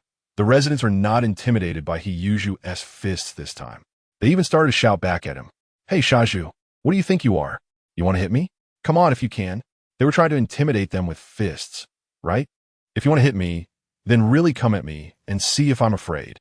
Shaju, I'm putting this here. Today, if you dare to lay a hand on us, we will immediately go to the Neighborhood Committee and the Public Security Bureau. Director Wang has said that the courtyard must be united, and if such things happen, we can report it to her. Shaju, I see you still haven't figured out the current situation. Yi Zhonghai has already been dismissed, and he can't clean up your mess anymore. If you really want to be locked up in the Public Security Bureau, just say the word, and we will make sure to fulfill your wish. At this moment, Lu Haizhong, the person in charge, stood up again. Chapter 58. Jia Dongxu demands 800 yuan. Lu Haizhong displayed his leadership style again, looking seriously at Yi Zhonghai. Shaju, our courtyard is about unity and friendship. We should talk things out nicely, not solve problems with fists. Put your fists down quickly. The residents around also clenched their fists. If Yi Zhonghai dared to attack them, they would retaliate fiercely. Their fierce demeanor scared Yi Zhonghai. It was the first time he saw these people like this. Yi Zhonghai was indeed the strongest in the courtyard, but one fist could not defeat 4 hands. Facing so many people alone, he couldn't win. Just as he was pondering how to resolve this issue, Jia Dongxu, standing behind him, spoke again. Shaju, put your fists away immediately. I came to find Yi Zhonghai. What does this have to do with you? What are you trying to prove here? If you dare to delay me from getting money from Yi Zhonghai, don't blame me for being rude. If that happens, I will go to the steel mill every day to cause a scene, making it impossible for you to be the chef, and no place will want you anymore. Yi Zhonghai was not afraid of this old witch Jia Dongxu. But if she really went to the steel mill to cause trouble, he couldn't handle it. He had finally managed to secure the position of chef in the steel mill, and I didn't want to lose this good job. Shaju awkwardly withdrew his hand and silently walked to the back, no longer speaking. Su Damao and the crowd couldn't help but laugh at this scene. Who would have thought Shaju would end up like this? It seems I won't have to fear him in the courtyard anymore. If he dares to lay a hand on me again, I'll use this trick to deal with him and see what else he can do. Jia Dongxu was very satisfied with this scene, thinking that Yi Zhonghai was a person who knew the times. She then turned to Yi Zhonghai, glaring at him fiercely. The residents are all on my side. Yi Zhonghai, hurry up and hand over the money. If you don't take out the money today, I won't leave. Saying this, Jia Dongxu reached out her hand towards Yi Zhonghai, her finger almost poking his eye. Seeing this, Yi Zhonghai felt it was unbelievable. He didn't expect the residents of the courtyard to stand on Jia Dongxu's side, and the once firm support from Yi Zhonghai was now of no use. He couldn't even hold the residents of the courtyard in check. Now, he had no advantage in terms of force or public opinion, and had even fallen into a bad situation.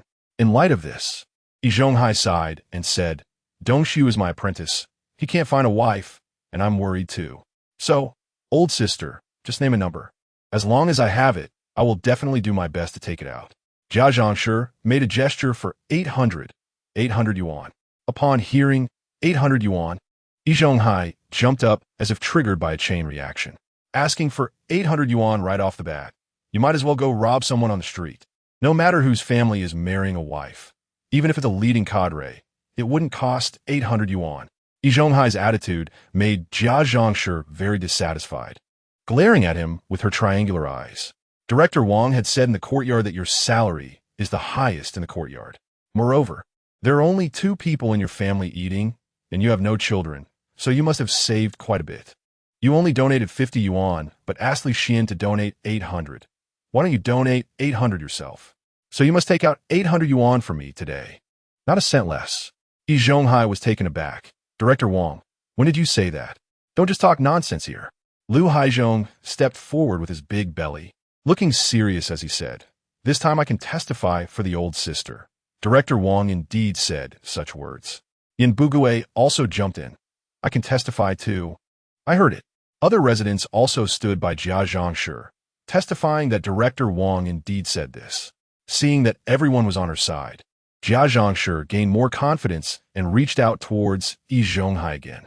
You see, everyone says Director Wang said this. You should hurry up and get the money. Or do you not even listen to Director Wang's words? If you don't give it, I'll have to go complain to Director Wang. Yi Zhonghai was trying hard to recall, and he did remember those words Director Wang had said. However, what Director Wang said at that time was in anger and did not really require him to take out 800 yuan for donation. In the past 2 days, he had already spent a total of 2,400 yuan. If he took out another 800 yuan, he would really be digging into his savings. Yi Zhonghai looked at Jia Dongxu with difficulty. Old sister, you know I've already given out quite a bit of money these past 2 days. No matter how high my salary is, I can't earn that much money all at once. I don't have much savings left. Can you make a little less? Whether it was Li Xian or his nephew Wang Taizhu, as well as Director Wang asking Yi Zhonghai for money, he had been very straightforward.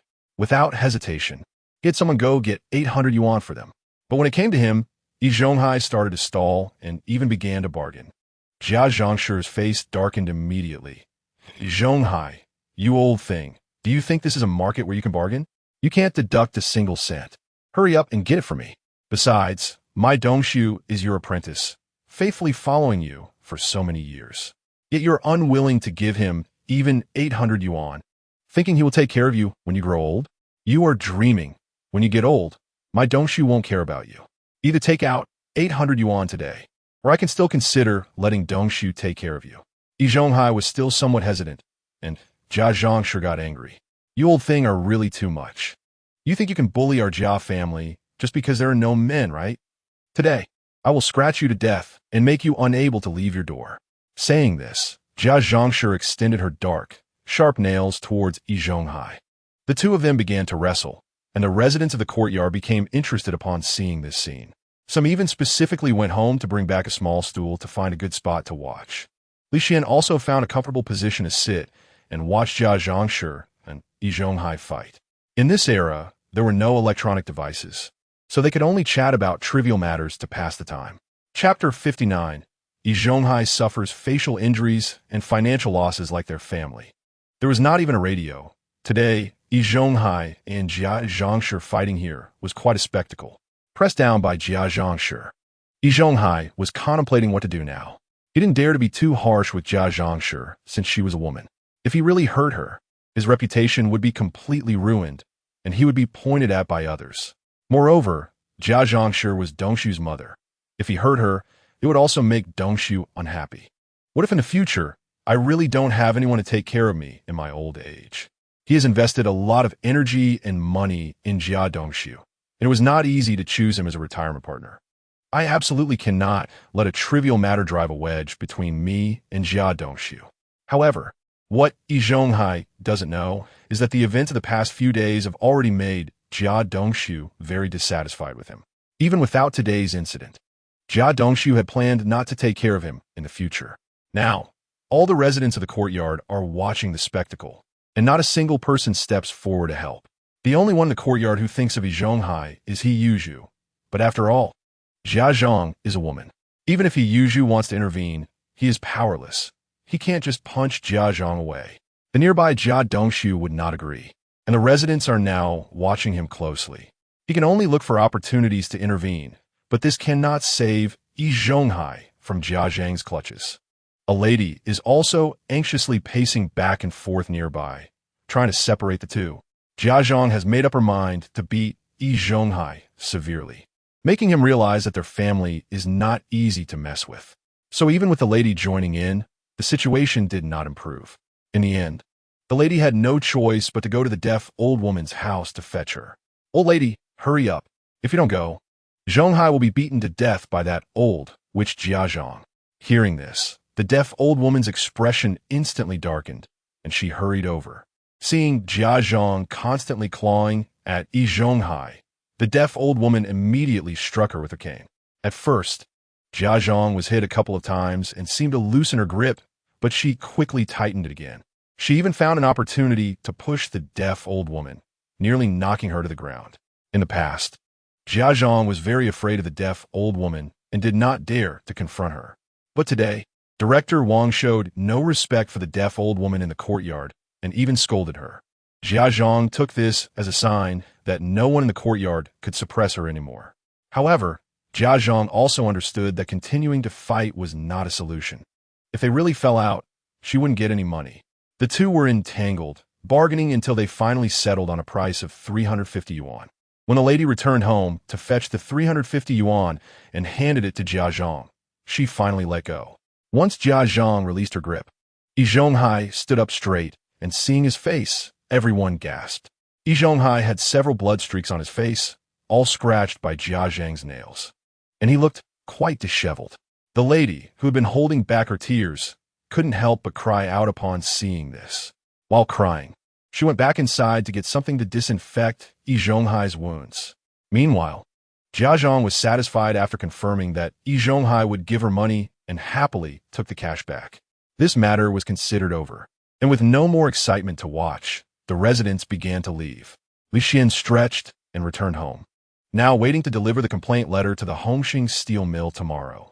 Now, only Yi Zhonghai, the lady, Yi Zhonghai, and the deaf old woman remained in the courtyard. "Shaju, you can go back now." Hearing this, Yi Zhonghai glanced at Yi Zhonghai, saw him nod, and then left. Soon after, the deaf old woman followed Yi Zhonghai and the lady back to their home. Once inside, the deaf old woman began to sigh. "Zhonghai, why didn't you listen to what I said? I told you before that choosing Jia Dongxu as a retirement option is not suitable. You insisted on ignoring my advice, and now Jia Zhong has come directly to demand money, and she even hit you if you don't pay. Even I, an old woman, am not afraid of Jia Zhong anymore. Nobody will be able to suppress her in the future. After this incident, Jia Zhong will definitely come to your house frequently asking for money. How much do you have to give to the Jia family? You should really consider changing your retirement partner. Shaju is still a bit more suitable than Jia Dongxu. Even if Shaju is not as good as Jia Dongxu in other ways, he has one advantage. At least Shaju will never eye your money or think about taking money from you." Yi Zhonghai sat there with a gloomy expression, not saying a word. At this moment, he was extremely angry, feeling that Jia Zhong had gone too far. She barged into his house demanding money, making all the residents aware of it. It was yet another spectacle for the residents to witness, and he had even been injured. He had already suffered a loss, and now he faced another financial setback, which left him feeling very unhappy. Just as Yi Zhonghai was almost swayed by the deaf old woman's words, he suddenly remembered something and snapped back to reality. He would absolutely not give up on Jia Dongxu, as he had invested so much in him. Yi Zhonghai was indeed better in many aspects than Jia Dongxu, but he had a father, Yi Daqing, No one knew when He Daqing would return. If he suddenly came back, wouldn't all his efforts be in vain? Compared to this, Jia Dongxu was still more suitable. Although Jia Dongxu had a mother like Jia Zhong, which would lead to chaos in the family, Jia Zhong would also grow old one day. Perhaps by the time she was old, she would not be so difficult. Yi Zhonghai thought this way to comfort himself, merely nodding in response to the deaf old woman's words. Seeing Yi Zhonghai like this, the deaf old woman knew he had not taken her words to heart. Since she couldn't persuade him, she didn't want to waste her breath and left with a sigh. Chapter 60. Jia Dongxu and Qin Huairu obtained their marriage certificate after Jia Zhong received the money from Yi Zhonghai. She took out 50 yuan and handed it to Jia Dongxu. Here, that's the 50 yuan I gave you before. You can keep this one too. Tomorrow, let us go to Kinjiakan together. Now that they had the money, it was time to expedite the process of marrying Qin Huairu. Jia Dongxu was of an age where he could no longer delay. The young men in the courtyard who were about the same age as him had already married and were having children. Moreover, the Jia family only had Jia Dongxu as their sole heir, so they needed to hurry up and have a grandson. Otherwise, when he passed away, he would have no face to show to old Jia. All right, just thinking about marrying Qin Huairu made Jia Dongxu happy. Early the next morning, Jia Dongxu and Jia Zhong set out, and when they left, the residents had not yet risen. Only Li Xian was standing at his door washing clothes. Seeing Jia Dongxu dressed neatly, and Jia Zhong also wearing her best clothes while carrying something, Li Xian guessed that they were going to Kinjiakan to finalize the marriage with Qin Huairu. When Qin Huairu came to their courtyard, it would become even livelier. Qin Huairu would be so charmed that she would be easily swindled out of whatever little she had. However, this had nothing to do with him. As long as they didn't set their sights on him, he wouldn't take any action. After all, his primary target was Yi Zhonghai, and he had no interest in anyone else for now. Thinking of this, Li Xian continued to wash clothes, ignoring Jia Dongxu and the other two. Jia Dongxu and Jia Zhongxu first went to find a matchmaker, then brought her to Kinjiakan. Qin Huairu did not receive any news in advance that Jia Dongxu would come today. She was still preparing to go work in the fields as usual. As soon as she walked out, she saw Jia Dongxu, Jia Zhongxu, and the matchmaker. Seeing the three of them suddenly appear at her doorstep startled Qin Huairu. Dongxu, why are you here? Xiaoru, it's time to discuss our wedding. Qin Huairu's parents were also dissatisfied with the lack of news after Jia Dongxu and the others had settled the marriage.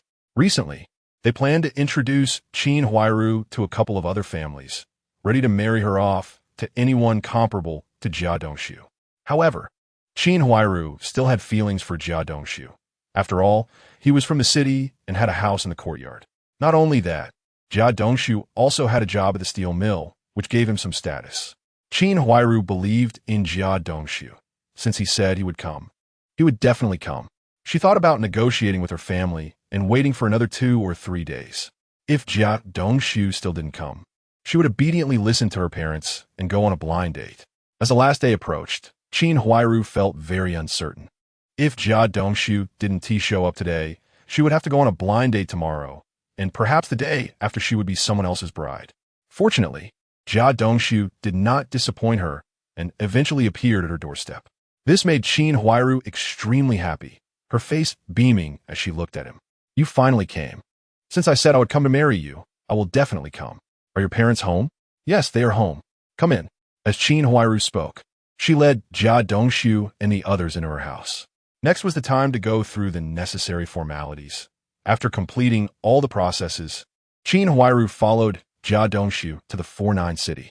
They went directly to obtain their marriage certificate, then bought a new outfit and returned to the courtyard. When everyone saw Qin Huairu and Jia Dongxu holding hands as they came in, they understood that they had gotten their marriage certificate. Dongxu, you've brought your wife back. Yes, we just got our certificate. We are now husband and wife. Jia Dongxu couldn't wait to announce his and Qin Huairu's marital status to everyone in the courtyard. Immediately, a wave of blessings erupted from the courtyard. Jia Dongxu's smile never faded, while Qin Huairu shyly stood beside him. This was how Jia Dongxu and Qin Huairu got married, and the wedding banquet would be held 3 days later. While everyone was blessing Jia Dongxu and Qin Huairu for getting their certificate, one person remained inside and did not come out. That person was Yi Zhonghai, who had his face disfigured by Jia Dongxu yesterday. The wounds on his face were very obvious, making him too embarrassed to go out. Fortunately, he didn't have to work today. Otherwise, he wouldn't know how to explain it to his co-workers at the steel mill. He only had today off, but he still had to go to work tomorrow, which made Yi Zhonghai sigh. The next morning, Yi Zhonghai woke up particularly early, leaving the house as soon as dawn broke. He didn't even have breakfast, just thinking about going to the steel mill, not because he was enthusiastic about work, but because the wounds on his face were still very noticeable. He thought that at this time, there shouldn't be many people around, so he could leave without losing face. When he stepped outside and saw that there was no one, Yi Zhonghai felt relieved. Just as he was walking towards the courtyard entrance, he heard the sound of running water behind him. He turned to look and saw Li Xian standing by the washing basin, brushing his teeth. In this era, there weren't many entertainment activities, so Li Xian went to bed early and woke up early.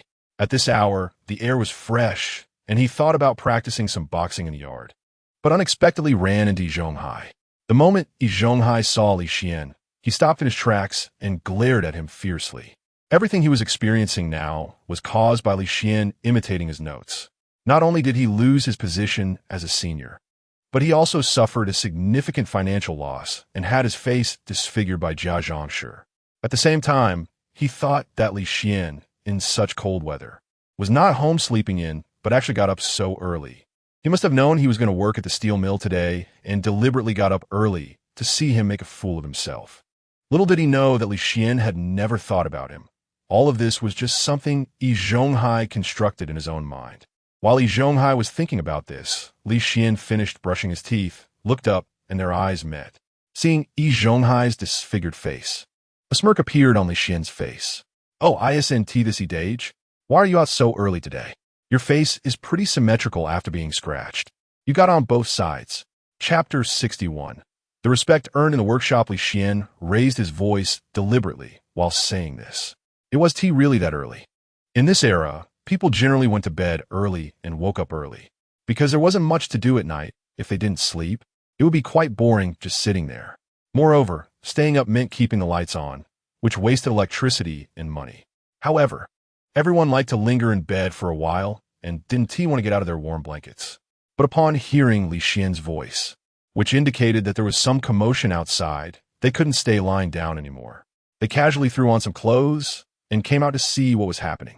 Originally, there were only Li Xian and Yi Zhonghai in the courtyard, but now several residents had gathered. They stood together, grinning and looking at Yi Zhonghai, examining his face. The residents' gazes made Yi Zhonghai unable to stay any longer, and he prepared to leave. Just then, the Jia family's door suddenly opened, revealing Jia Dongxu, who was groggily coming out to use the toilet. Rubbing her eyes, she walked towards the toilet and suddenly spotted a familiar figure. When Jia Dongxu recognized Yi Zhonghai, her eyes widened and she instantly became alert. "So it's you, old man. Hurry up and go to work. Earn more money and make sure to support our Jia family in the future. Our lives are tough, and you are Dongxu's master, so you must take care of us. Make sure to remember this, old man. Don't forget."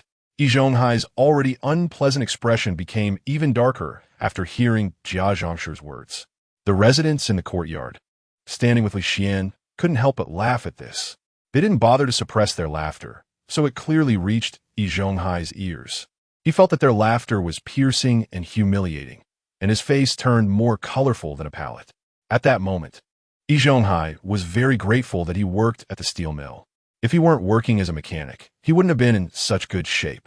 Faced with this situation, he would have probably fainted from anger long ago. Thinking about these things, Yi Zhonghai didn't linger and quickly walked out of the courtyard to go to the steel mill. He was afraid that if he stayed for another second, he wouldn't be able to hold it together and would faint on the ground, giving others something to laugh about. As he left the courtyard, Yi Zhonghai didn't dare to stop his steps because he could still hear their laughter following him. Until he got halfway to the steel mill, Yi Zhonghai could no longer hear the piercing laughter. He sighed in relief and slowed his pace. Upon arriving at the steel mill, Yi Zhonghai changed into his work uniform and went to his workshop. He then put on his gloves and checked his tools. After confirming that everything was in order, he started today's work. As Yi Zhonghai was busy in the workshop, other workers gradually arrived for their shifts. They were surprised to see Yi Zhonghai they're so early. Yi Zhonghai was a level 8 mechanic in the steel mill, and even the factory manager had to show him some respect. Typically, he arrived just in time, and sometimes even a few minutes late. It was unusual to see him arrive so early, so they thought he must have gone to bed early the night before and gotten up early today. They prepared to greet him, but when they got closer and saw his face, they gasped in shock and asked with concern, "Master, what happened to your face? It looks badly scratched." "Yes, Master Yi, this looks serious. What happened? Who did this to you? You can't let them get away with it." Of course, Yi Zhonghai couldn't reveal the events that had occurred in his courtyard or how he'd been scratched by Jia Zhang's family. If he did, he would lose all his face at the steel mill. "Thank you for your concern, but it's nothing serious. It just looks worse than it is. A wildcat came into my house last night because I forgot to close the door and scratched me." The workers didn't doubt Yi Zhonghai's words. The winter temperatures were cold, and wildcats like to find warm places to spend the night. As long as the window was open, a wildcat would come inside, looking for warmth. So they believed Yi Zhonghai's face must have been scratched by a wildcat, and they felt sympathy for him. They even offered him a few words of comfort, which improved his mood slightly. He still had some standing in the steel mill, and he was respected by the workers. At that moment, Yi Zhonghai thought of his neighbors in the courtyard and felt a significant gap between them. He wished they could be like these workers. After being comforted by the workers, Yi Zhonghai straightened his back. At that moment, he felt he had not lost anything and was still as formidable as ever. However, this happy feeling did not last long and quickly faded away. The event from yesterday had caused quite a stir, and there were workers from the courtyard who worked at the steel mill. When they were at work together and had nothing to do, they liked to chat about things in the courtyard. Director Wang had also said he would report the incident to the unit. These people didn't know what had happened in the courtyard, which was why they respected him so much. If those things were to come to light, would they still treat him with the same respect, or would they look at him with disdain and ridicule, just like in courtyard? Thinking of this, Yi Zhonghai's earlier good mood completely vanished, and he became very gloomy again. At that moment, Yi Zhonghai started cursing Li Xian in his heart, feeling that it was all his fault. If it weren't for the many things he had forged, he wouldn't have ended up in this situation. Just as Yi Zhonghai was filled with resentment towards Li Xian, a loud laugh suddenly rang out. "Yi Zhonghai, I thought you wouldn't come to the steel mill today, but here you are." Hearing the voice, Yi Zhonghai sensed something was off and looked up. He saw a worker wearing the same uniform as him, someone he was very familiar with, Hu Jing, a resident from the same courtyard. The other workers looked shocked at Hu Jing's words. They knew that Hu Jing had previously shown great respect for Yi Zhonghai at the steel mill. "Hu Jing, that's a bit disrespectful. This is Master Yi from the workshop. How can you just call him by his name? Hu Jing, why are you suddenly addressing him so casually? I remember you used to call him Elder Yi out of respect. I did respect him before, but now Yi Zhonghai is no longer Elder." Hu Jing certainly wouldn't treat him the same way as before. With a cold smile, Hu Jing looked at Yi Zhonghai and said, "What Elder? He is no longer the elder in our courtyard. His position has been taken away by Director Wang from the street office. Now he is just an ordinary resident." The workers were astonished by this situation. Yi Zhonghai had been the elder in the courtyard for over 10 years. To have that position suddenly revoked was shocking. Revoked? Why was he removed? "I remember, Master, he had been the elder in the courtyard for many years. What did he do wrong to get removed?" Just then a worker spoke up. Could it be that the injuries on Master Yi's face are related to his removal? Hearing this, Hu Jing laughed heartily and nodded at the worker. "You're right. The injuries on his face are indeed related to his removal. It's still early, and we haven't officially started work yet. Come over, and I'll tell you what happened." Seeing Hu Jing about to reveal the events from the courtyard to the workers present, Yi Zhonghai could no longer hold back and shouted angrily at Hu Jing. "Hu Jing, I advise you not to talk nonsense. If you have time to chat here, you should hurry up and finish your tasks. We haven't completed this month's tasks yet. Do you want to ensure we all fail?" Hu Jing stopped, looking at Yi Zhonghai with disdain. "You can't throw your weight around as the elder in the courtyard anymore. So you want to act like a level 8 mechanic in the workshop? Whether I can complete my tasks is none of your business. You have no right to worry about it. My master is also a level 8 mechanic.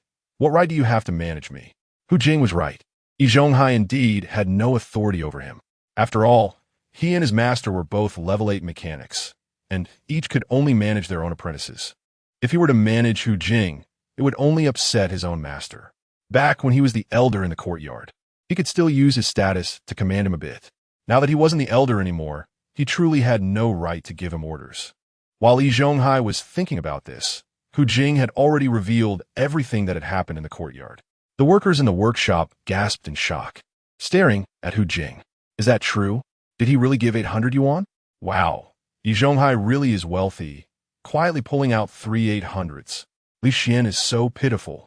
As soon as Master Li left, Yi Zhonghai was thinking of taking advantage of their family. He even wrote it down clearly for his nephew. And he still won't admit it. How shameless. Someone like him definitely doesn't deserve to be an elder and should be removed. He got his face scratched by Jia Zhang's family and still took 350 yuan. Haha, he deserves it. The workers were discussing animatedly, and the way they looked at Yi Zhonghai changed. No longer with respect. Their gazes turned to disdain, scorn, and even disgust. Those looks felt like needles piercing Yi Zhonghai, making him extremely uncomfortable. But these things are facts, and he has no way to refute them. Even if he tried to argue, it wouldn't necessarily convince anyone, because they could easily find out the truth. To cover up his embarrassment and calm his emotions, Yi Zhonghai turned and went to Jia Dongxu's workstation. At this time, Jia Dongxu had already come to work and was preparing to oil his equipment. Seeing Yi Zhonghai approaching, Jia Dongxu called out, "Master." Upon hearing this, Yi Zhonghai did not respond as warmly as before, but looked at him with a complex expression. Before Yi Zhonghai could say anything, Jia Dongxu took the initiative to apologize. "Master, I'm really sorry. I didn't expect my mom to be so harsh on you that day. You know my mom well. She never listens to me, and I couldn't stop her."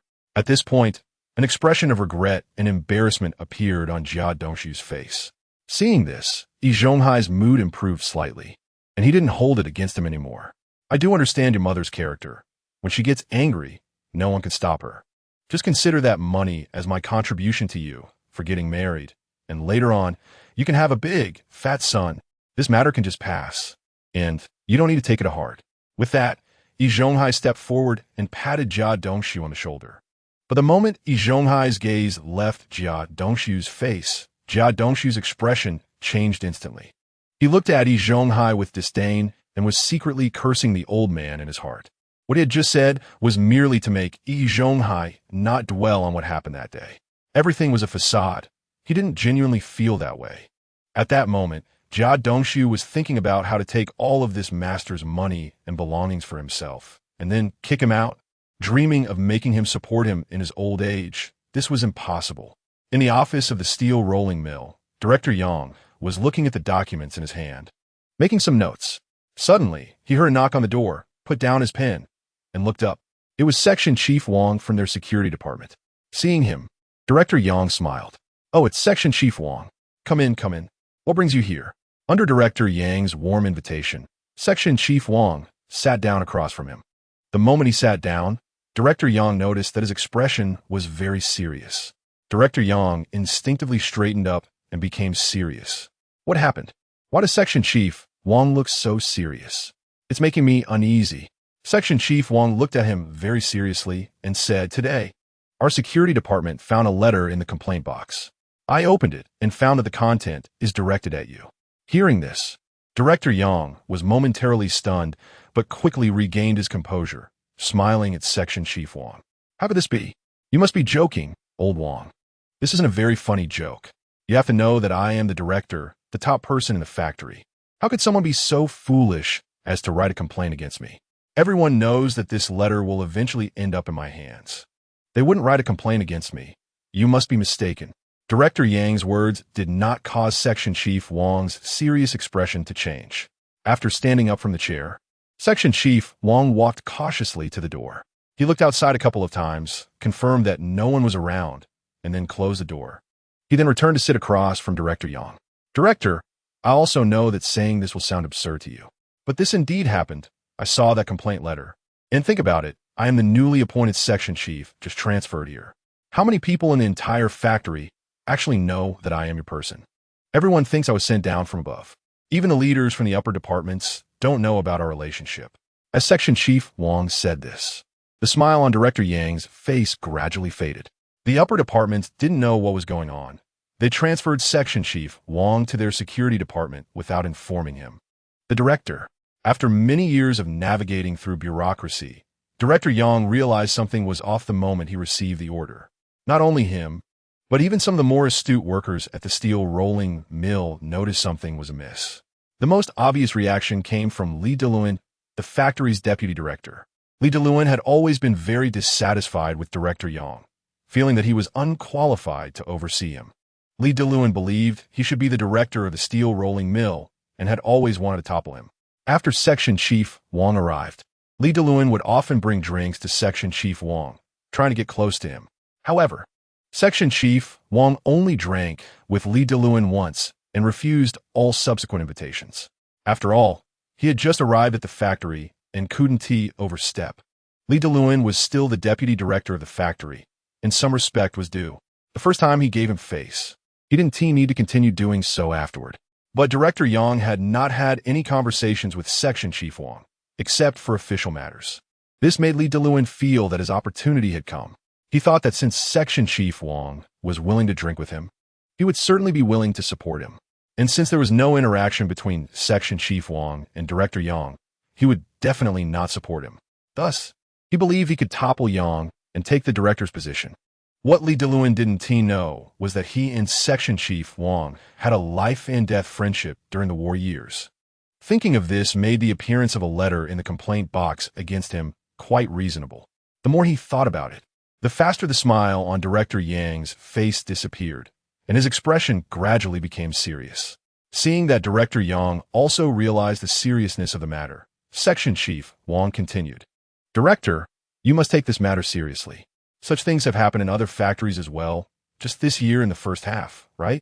The director of the clothing factory was taken for investigation because of a complaint letter, and in the end, he was removed from his position. As the newly appointed Section Chief of Security, just started half a month ago. Suddenly, a complaint letter appears in the complaint box. I suspect someone is trying to probe my background. If I, as the security section chief, have no ties to you or insist on my principles, I would definitely hand over this complaint letter to the upper leadership. In that case, you might get removed as the director. After Section Chief Wang finished speaking, Director Yang broke out in a cold sweat. Although what Section Chief Wang said made Director Yang feel uncomfortable, there was some truth to it. Sometimes, things are just that cruel. The steel rolling mill is a large factory with tens of thousands of employees. Although Director Yang had done very well and was particularly competent in all aspects, with so many people, there would always be some who were dissatisfied with him. It was not unusual for someone to write a complaint letter against him at this time. All complaint letters are written anonymously, and even if the complaint fails, there will be no repercussions, because under normal circumstances, it is impossible to trace the identity of the complainant. So when they were writing the complaint letter, they had no burden at all. If they wanted to write, they just wrote. At that moment, Director Yang's heart sank to the bottom, but soon his emotions calmed down. He reached out to Section Chief Wang. "The complaint letter should be in your hands now, right? Can you show it to me? I want to know what the complainant wrote and what they are accusing me of." Section Chief Wang did not hesitate and handed the complaint letter over to Director Yang. The moment Director Yang saw the letter, he couldn't help but frown, not because of the content of the letter, but because the handwriting felt particularly familiar. He immediately began to recall where he had seen this handwriting before. Soon, a figure appeared in his mind, the 8th-level fitter from the fitting workshop, Yi Zhonghai. If this complaint letter had been written by someone else, Director Yang would definitely not have recognized it. After all, he managed tens of thousands of people, and it was impossible for him to be particularly familiar with everyone's handwriting. However, he could recognize Yi Zhonghai's handwriting because they had known each other for over a decade. Their relationship was quite good, and they often interacted. Every year during festivals, Yi Zhonghai would always bring something to visit him. Moreover, the items he brought were always nice. When he needed to arrange people for official receptions, Yi Zhonghai was the first person he thought of. Whenever there was something good or any benefits at the factory, he also thought of Yi Zhonghai first. In a steel rolling mill, Director Yang was considered Yi Zhonghai's support, which is why he could act so arrogantly in the factory. Looking down on the other workers, He Yuanzhu, who followed Yi Zhonghai, was also strutting around like a big shot in the courtyard. Director Yang looked at the letter in his hand in disbelief. Chapter 64. Can't believe the complaint letter was written by Yi Zhonghai. If he hadn't seen it with his own eyes, Director Yang would never have believed it. He would definitely think that someone was trying to sow discord between him and Yi Zhonghai by claiming that this complaint letter was written by him. No matter what, he couldn't believe that Yi Zhonghai, who had always had dealings with him, would actually write a letter to accuse him. He could honestly say that he had treated Yi Zhonghai very well, but he never expected to be stabbed in the back. Yet, he also felt that Yi Zhonghai wasn't that foolish. He couldn't possibly be unaware that this letter would eventually end up in his hands. Just as Director Yang was pondering this issue, a memory suddenly surfaced in his mind. Recently, Yi Zhonghai had frequently come to find him, expressing his desire to become the deputy director of the workshop. However, at that time, Director Yang was very busy and had only given him a few perfunctory responses without providing a clear answer. Now, it seemed that Director Yang suspected Yi Zhonghai felt that he might not be able to give him the deputy factory director position. So, he sought support from someone who could give him that position, and this complaint letter was his declaration of allegiance. The moment he received the letter, many thoughts flooded Director Yang's mind. If Yi Zhonghai knew about this, he would definitely be crying injustice in front of Director Yang. He didn't have that much cunning or thought. He was just an ordinary worker. This letter was not written by him and had nothing to do with him. But now that it had fallen into Director Yang's hands, their relationship was destined to change from what it used to be. Feeling that he had figured everything out, Director Yang, filled with anger, began to read the letter in his hand. He was also curious about what Yi Zhonghai was accusing him of. The content of the letter was very simple. It claimed that Director Yang was a person of mere appearance. His inner self was rotten, and it was thoroughly corrupt, fundamentally flawed. It used the issue of public receptions as an example, stating that they were living difficult lives, with many families only able to eat cornbread. Yet, Director Yang was holding receptions every 3 days and grand receptions every 5 days.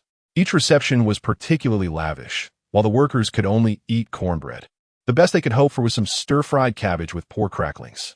It even mentioned several accidents that had occurred in the steel rolling mill, claiming that the workers did not cause the accidents due to improper operation. Rather, it was because they were underfed and became dazed, leading to such incidents. After reading the letter in one go, Director Yang slammed it onto the table, his anger surging. Nonsense, it's completely nonsense. Director Yang shouted as he suddenly stood up from his chair. In his not-so-large office, he paced back and forth, trying to calm his emotions. Section Chief Wang, sitting there, did not find Director Yang's reaction surprising. When he received the letter, he had already read through its contents. Even if he wasn't Director Yang, he felt that the letter was indeed a bit exaggerated, let alone the person being accused, Director Yang himself. If the person being accused had been Section Chief Wang, he might have reacted even more violently, perhaps summoning everyone in the factory to compare handwriting and find out who it was. But Director Yang was not angry because of the contents of the complaint letter. He was angry because of the person who accused him. Director Yang walked back and forth in his office, not saying a word. The atmosphere was so tense that Section Chief Wang couldn't help but shiver, and finally, he took the initiative to ask, "Director, how do you plan to handle this matter?" Hearing Section Chief Wang's inquiry, Director Yang stopped. Just a moment ago, after reading the letter, he was extremely angry and wanted to fire Yi Zhonghai from the steel rolling mill or make things difficult for him from now on, so he wouldn't have a good time in the factory. However, now that he had gradually calmed down, he felt that something was off. He had known Yi Zhonghai for over 10 years. He might not know his character completely, but he knew about 80 or 90% of it. In Director Yang's eyes, Yi Zhonghai was a person of high moral character and loyalty. It was precisely because he had such qualities that he had maintained frequent interactions with Yi Zhonghai. If Yi Zhonghai were really the type to waver for the position of deputy director, he could have found another supporter long ago during the past decade. But Yi Zhonghai had never done such a thing and had always remained loyal to him. Logically, after being loyal for over 10 years, Yi Zhonghai would not betray him at this moment. Yet he could also confirm that the handwriting on this letter was indeed Yi Zhonghai's. Yi Zhonghai's handwriting was very messy, without any semblance of order. Apart from Yi Zhonghai himself being able to write it, no one else could replicate it exactly. The more he thought about it, the stranger it seemed to Director Yang. With these doubts in mind, Director Yang decided to call Yi Zhonghai over to question him in person. He realized that he couldn't figure out on his own and would only end up in a dead end. It would be more effective to call the person over directly to clarify things. In regard to this, Director Yang glanced at Section Chief Wang and said, "I'll keep this complaint letter. Regarding this matter, I will solve it myself, so you don't need to worry about me." Director Yang's words surprised Section Chief Wang a bit. However, since he is his direct superior, and he said he would handle it himself, there was no need for Wang to be concerned. After exchanging a few words with Director Yang, Section Chief Wang left the office to attend to his own matters. After Wang left, Director Yang sat back down in his chair, intending to finish reading the document. However, his mind was filled with thoughts about that letter, and he couldn't focus on the document at all. Eventually, Director Yang pushed the document aside and focused on the letter. Just at that moment, there was another knock on his office door. Director Yang looked up to see Deputy Director Li Duluan standing at the door, leaning against the door frame with a smile on his face. "Old Yang, you just got back from your trip, right?" Li Duluan greeted Director Yang warmly as he walked into the office. Director Yang immediately stood up to welcome him, pretending as if nothing had happened, and pushed Yi Zhonghai's complaint letter to the bottom of the stack. He then invited Li Duluan to sit on the sofa and went to prepare some tea for him. "Yes, just got back." The director of the steel mill over there was very enthusiastic and hospitable, insisting that I stay a few more days. "I took the train yesterday afternoon and arrived in the capital last night," Director Yang replied. Li Duluan nodded with a smile. "Old Yang, you must have seen quite a bit on this trip, huh? I can only stay here and watch over the factory. I don't know when I'll get the chance to travel like you." Hearing this, Director Yang replied, "Next time there's an opportunity, I'll let you go on a business trip." Li Duluan nodded, and they chatted about other topics. Noticing that Li Duluan's cup was empty, Director Yang proactively poured him another cup of tea. Li Duluan took a small sip and suddenly stood up to close the office door. Director Yang, sitting on the sofa, felt a bit complicated seeing Li Duluan do this. Just a moment ago, Section Chief Wang had come in to discuss the complaint letter and had closed the door halfway through their conversation. Now, Li Duluan was doing the same, suddenly closing the door in the middle of their talk. Director Yang couldn't help but suspect that something had happened at the steel mill during his brief trip. However, he had only been away for 2 or 3 days, and Deputy Director Li had been in the factory the whole time. Moreover, since they were a state-owned enterprise, it was unlikely that anything major would happen in such a short time. While Director Yang was pondering this, Li Duluan had already closed the door and returned to the sofa, looking very serious and staring intently at Director Yang. "Old Yang, while you were away on your business trip, something significant happened at our factory. This matter concerns our factory's reputation, and if it escalates, it could have a huge impact." Hearing this, Director Yang couldn't help but furrow his brow. "What happened that could affect our factory's reputation?" Li Duluan replied, "It happened in our factory's family courtyard. There was a life-threatening incident. Well, it almost became one. A tragedy was narrowly averted." Director Yang looked at Li Duluan in shock, incredulously asking, "Almost a life-threatening incident? Are you sure it was in our factory's family courtyard?" Li Duluan nodded. "Yes, it's in our factory's family courtyard, number 95. Upon hearing number 95, Director Yang began to recall who lived in that courtyard. Wasn't that where Yi Zhonghai lived? Thinking of this, Director Yang couldn't believe it and asked just now, "Section Chief Wang delivered Yi Zhonghai's complaint letter to me, and now there's been an incident in his courtyard?" This made Director Yang connect the two events. Seeing Director Yang's reaction, Li Duluan's smile deepened, and he continued, "Yes, Yi Zhonghai lives in that courtyard, and he's one of the main figures in this incident. A life-threatening incident is no small matter." Director Yang's expression grew serious. "Old Li, stop beating around the bush. Tell me what exactly happened." "Old Yang, remember the production accident that happened in our machining workshop? Do you recall the surname of that worker?" Li Duluan asked. Director Yang nodded and replied, "I remember. The worker's surname was Li, and he was a good person. This incident occurred before your business trip, and I even took Yi Zhonghai with me to visit Master Li's home. It was supposed to be the day I left for my trip, but I postponed it because of this matter. Master Li was having a tough time. His health was poor, yet he insisted on working in the factory. He wanted to leave something for his son, but he passed away so suddenly. His son is suffering too, losing his parents at such a young age." Li Duluan quickly picked up on Director Yang's words. Yes, Master Li's wish was to see his son marry and have children. But he left suddenly, likely filled with deep regrets. In the end, he left his son all alone in this world, and such a tragic family is now being targeted. And the one who wants to target the Li family is none other than Yi Zhonghai. Li Delun continued to elaborate. Director Yang wasn't a fool. He began to suspect what was happening. However, he couldn't believe it, and upon hearing Li Delun's affirmative response, he was shocked. What did you say? You mean Yi Zhonghai wants to target the Li family? That's impossible. I remember in that courtyard, Yi Zhonghai is a senior, and he is an 8th-level machinist at our factory. His monthly salary is nearly 100 yuan, and he and his wife don't have any children. He doesn't lack money or a place to live. Why would he want to target the Li family? Director Yang found this matter too shocking to believe. Li Delun nodded, admitting that his initial reaction was the same as Director Yang's when he first heard the news. When others told me, I was also very surprised and couldn't believe it. But the notice from the street office has reached our factory, which indicates that this is indeed true. Even if we don't want to believe it, it has really happened. Li Delun had brought a folder with him, but Director Yang hadn't noticed it until now. At this moment, Li Delun took out the folder, opened it, and pulled out a red-headed document.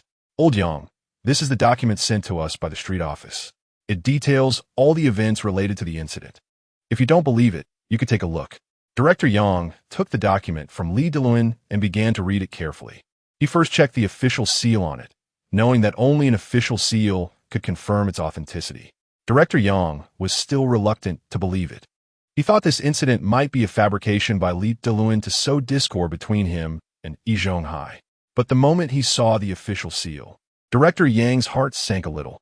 That bright red seal was enough to prove that this document was indeed sent from the Nanluo Guxiang street office. Director Yang's expression also turned a bit colder. If this matter weren't so serious, the street office wouldn't have sent an official letter. It would have been enough to just send someone to talk to them directly.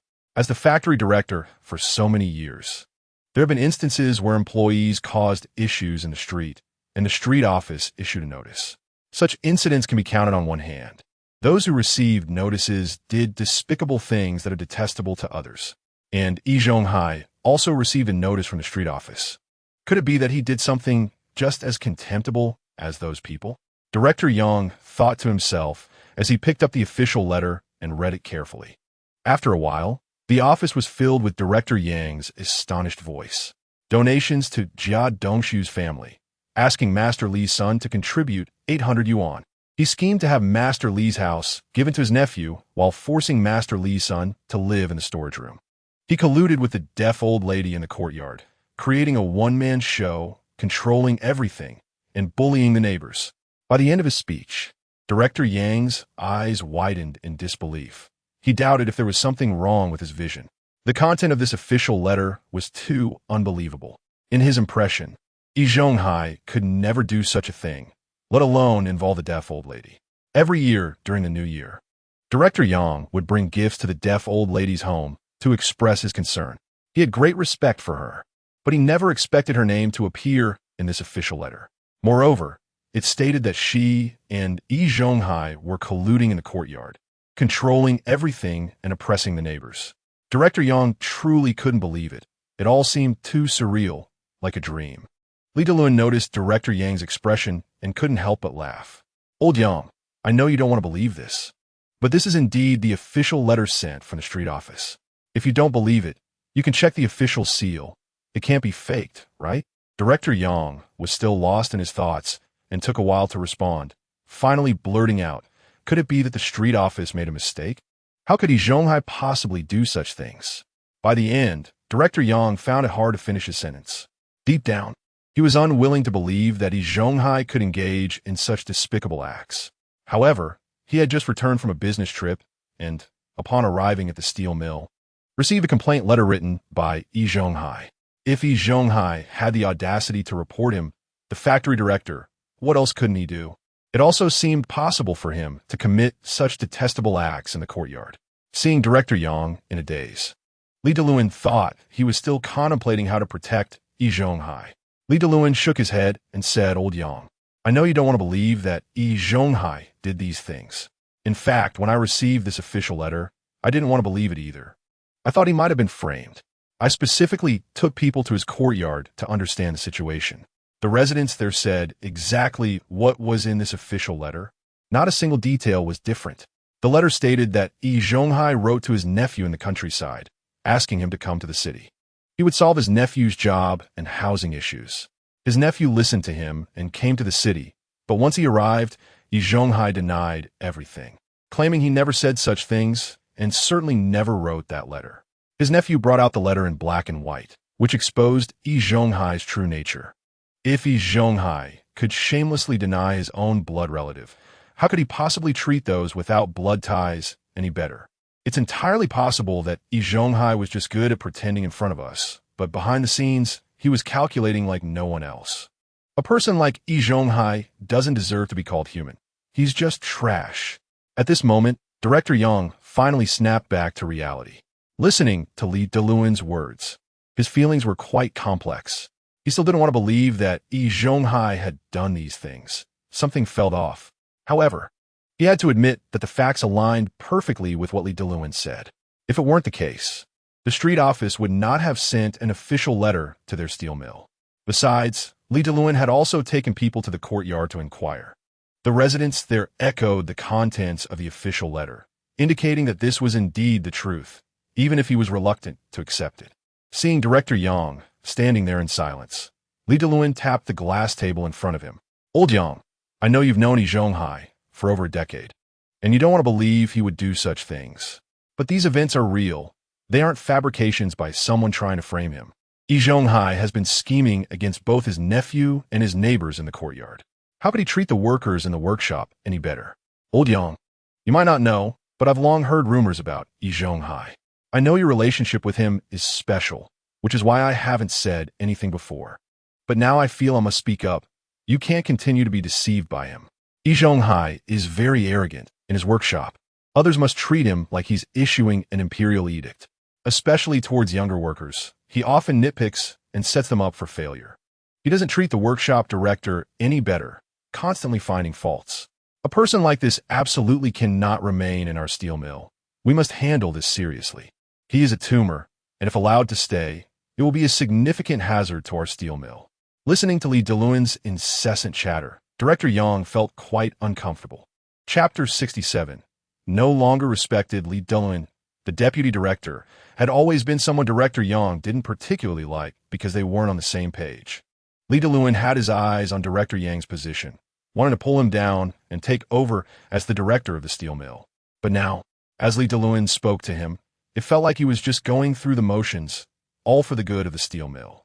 However, Director Yang could hear the sarcasm in Li Deluan's words.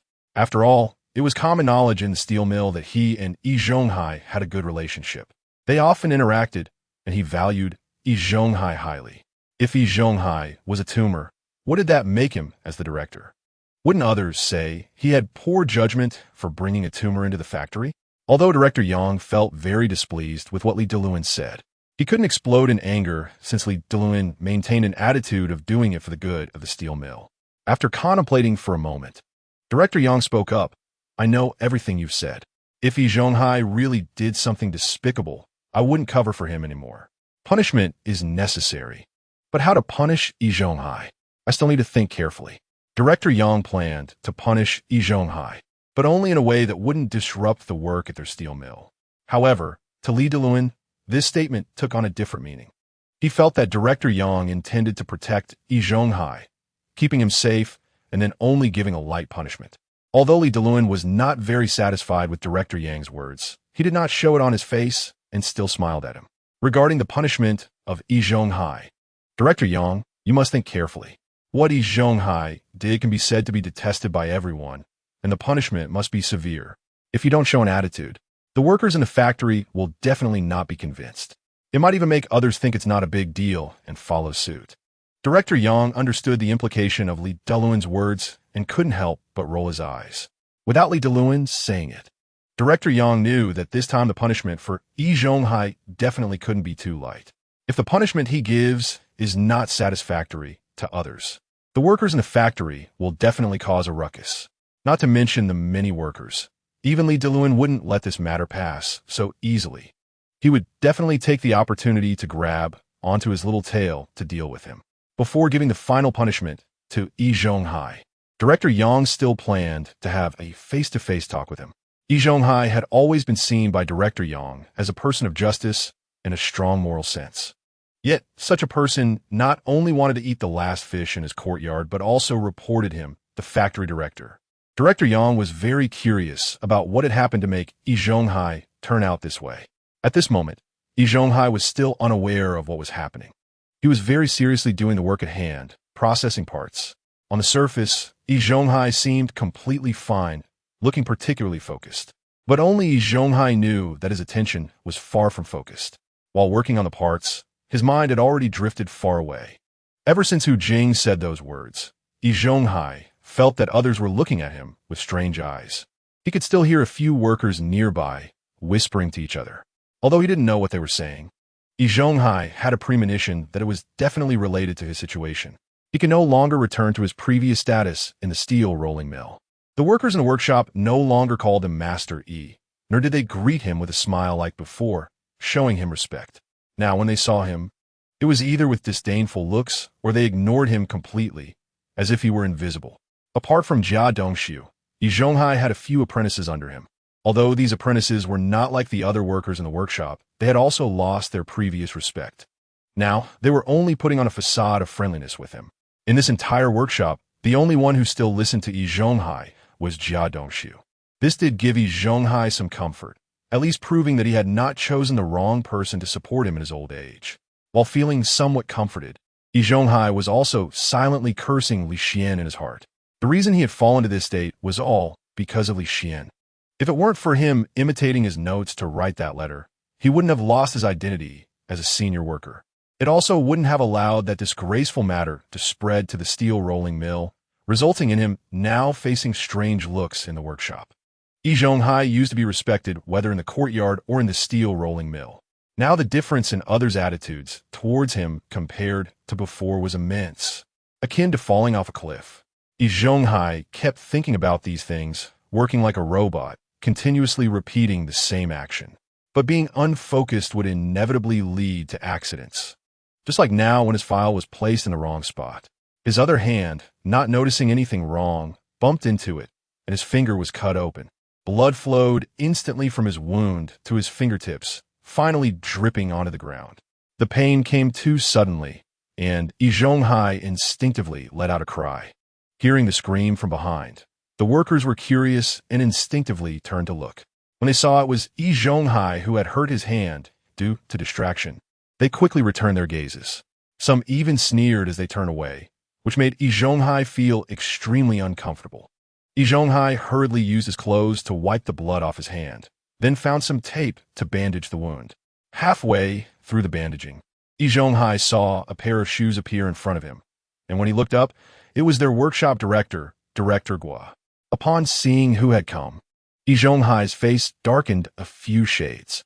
He and Director Guo had always been at odds, always wanting to watch each other's misfortunes.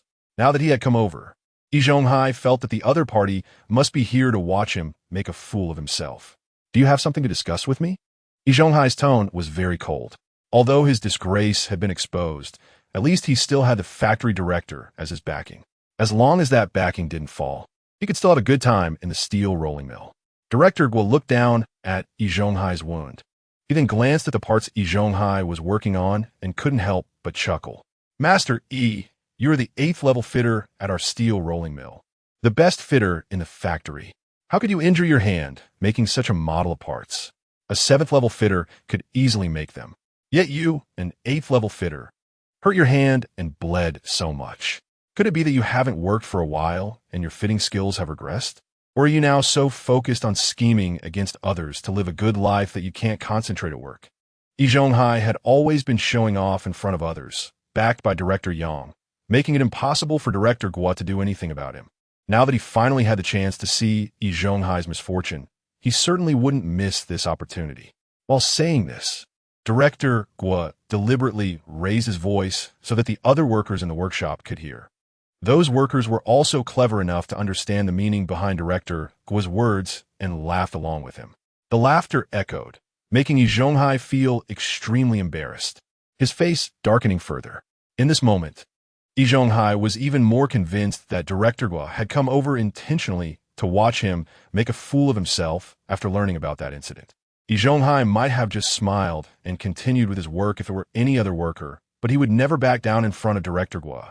No matter how poor my skills are, I'm still an 8th level fitter. I can regain my skills after studying for a couple of days. You, who just sit in the office and talk, have no right to criticize me. Shouldn't you, as the workshop director, be busy? How come you have the time to specially care about me now? Or has your work been taken over by someone else, leaving you with nothing to do? Director Guo let out a cold laugh. You think I want to care about you? You really think you have that much face? If it weren't for the factory director calling me over, I wouldn't even bother to look at you. Since your hand is injured now, just put down your work and come with me to the factory director's office. Upon hearing the words factory director, Yi Zhonghai's eyes lit up. Isn't the factory director out on a business trip? Has he returned?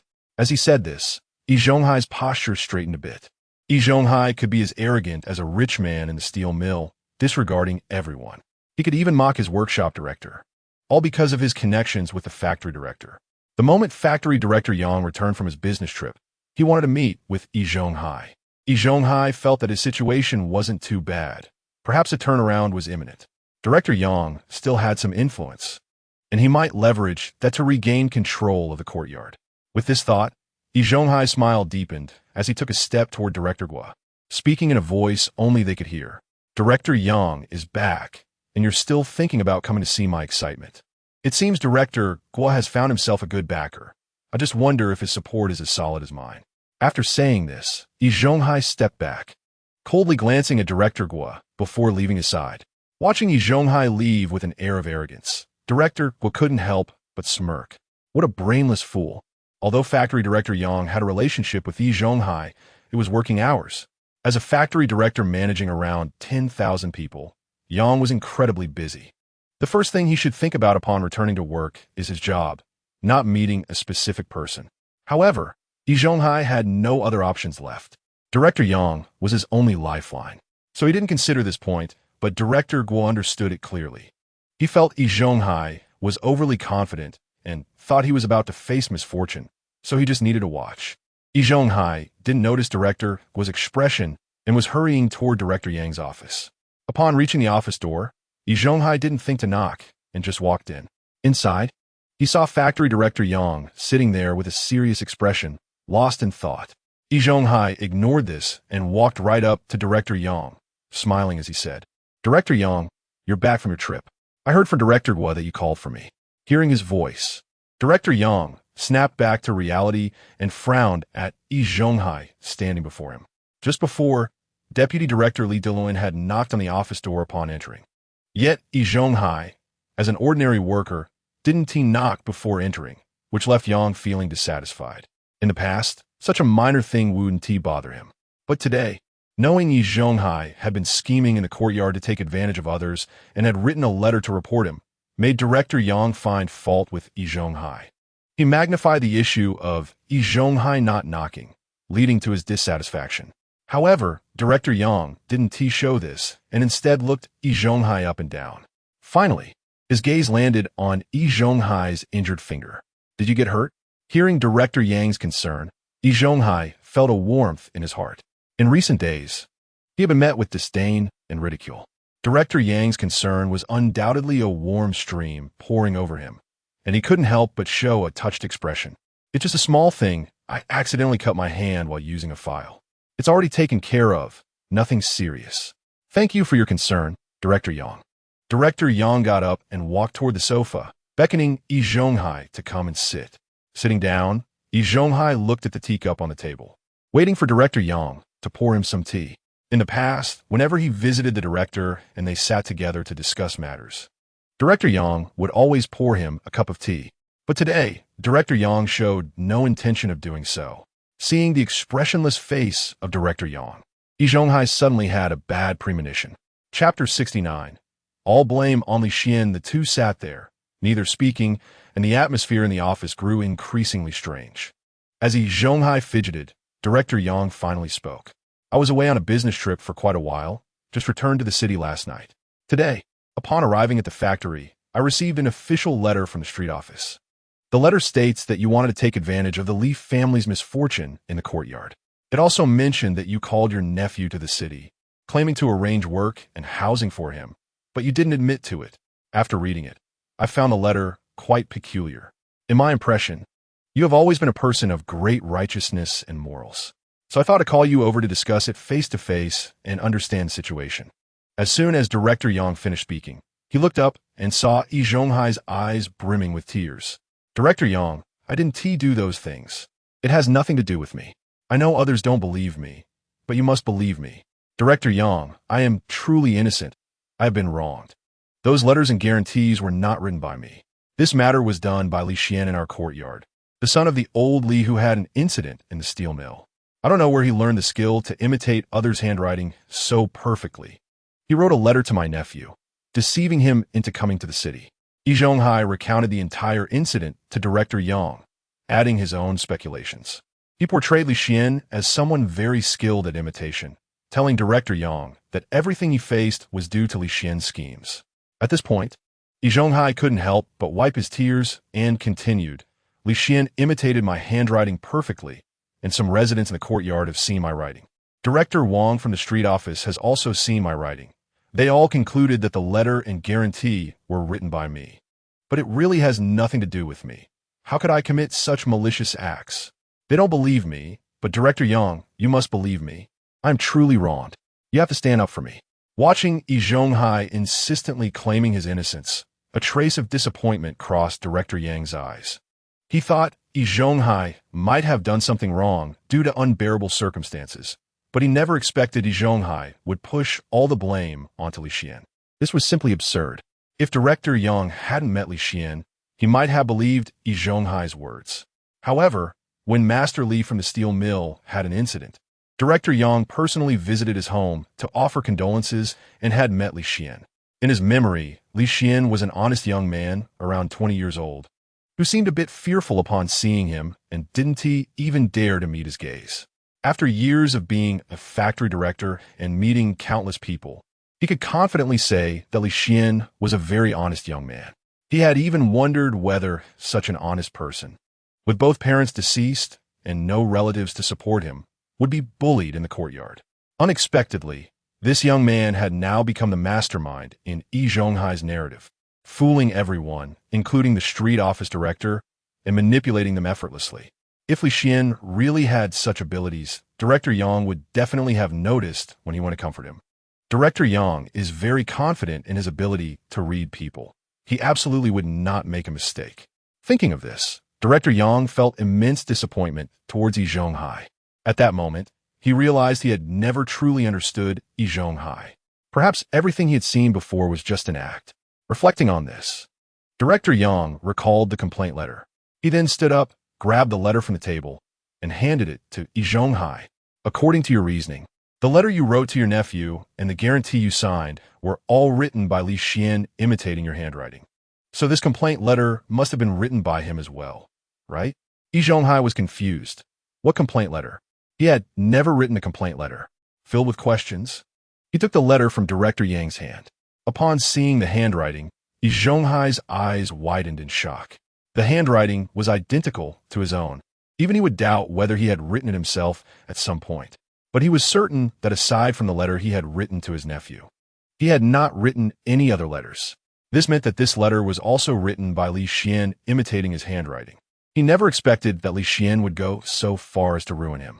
Not only had he forged a reply to his nephew, leading to him being heavily fined 800 yuan by Director Wang, but now he had also imitated his handwriting to write a complaint letter to his factory.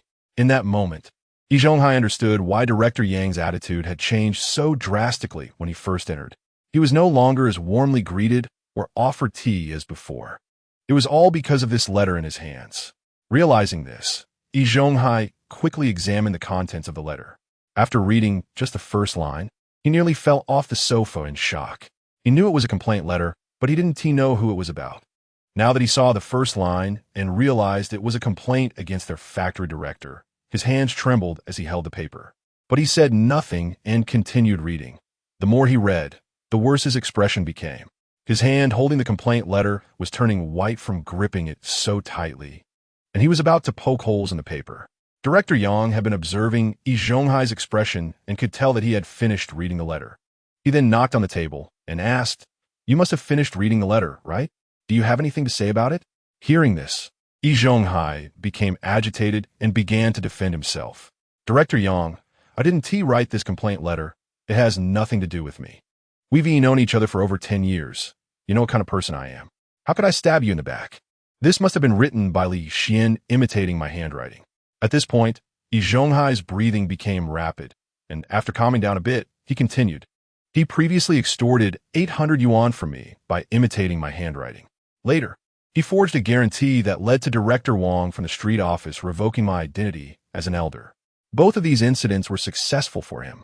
He tasted the sweetness and wanted to harm me again, which is why he wrote this complaint letter. He wants to use this letter to sow discord between us. Director Yang, you must not believe him." After hearing this, Director Yang scoffed coldly and stood up from the sofa. Leaning forward towards Yi Zhonghai, he said, "I thought you would give a reasonable explanation.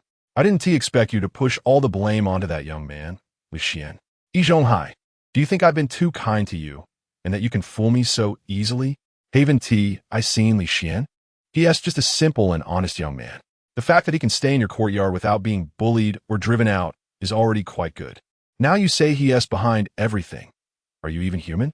With your handwriting, which is worse than a dog's, who could possibly imitate it? Do you really think I'm that foolish? Do you think you can just easily mislead me?" By the end, Director Yang was extremely agitated, and spit flew from his mouth onto Yi Zhonghai's face. Seeing Director Yang like this, Yi Zhonghai's heart raced with panic. He never expected that Director Yang would ultimately believe the letter was authored by him.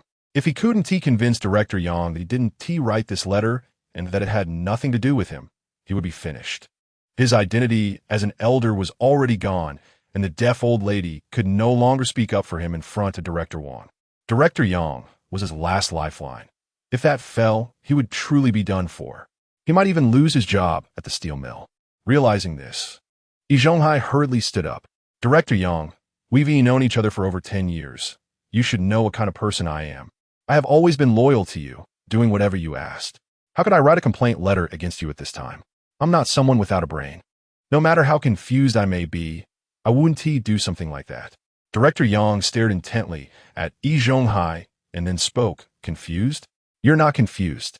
You're the smartest person here. You're already an 8th level fitter at the steel mill, which is the top of your field. There is no greater space for you to develop. So you want to secure yourself a minor position. You set your sights on the deputy director of the workshop. And once you become the deputy director, you plan to find a way to push your rival, Director Hua, out. Then you could become the workshop director. However, I have never given you a clear answer regarding your desire to be the deputy director. You must have felt dissatisfied with me, especially since we recently got a new head of security at the steel mill who was assigned directly from above. You thought if you pleased this new head of security, you might secure yourself a minor position. This complaint letter you wrote is essentially a declaration of loyalty to him." After hearing Director Yang's words, Yi Zhonghai was dumbfounded. He never expected that Director Yang could draw so many inferences from a single complaint letter. Although he wanted to be the deputy director, he hadn't pursued it since Director Yang didn't agree. He had simply focused on doing his job well and improving his skills as a fitter. He thought that if the factory had advanced or precision parts, he would be able to make them. As long as he could make precision parts, he would earn bonuses and aim to earn more bonuses. He never thought he had to sit in the position of deputy workshop director. If he had any schemes, they were all in the courtyard, planning for a stable life in his old age and figuring out how to rely on Jia Dongxu and Shaju for support. Reflecting on this, Yi Zhonghai glanced at Director Yang. Seeing Director Yang's gloomy expression, he knew things were not looking good. Director Yang is certain that this letter is written by him and believes he holds such thoughts. He must quickly change Director Yang's mind and make him believe that this letter has nothing to do with him. This is his biggest support in the steel rolling mill and his last refuge. If this support collapses, he will have no good days in the steel mill and will no longer be able to flaunt his power as he did before. Thinking of this, Yi Zhonghai was almost in tears. Director Yang, this letter of accusation was not written by me and has nothing to do with me.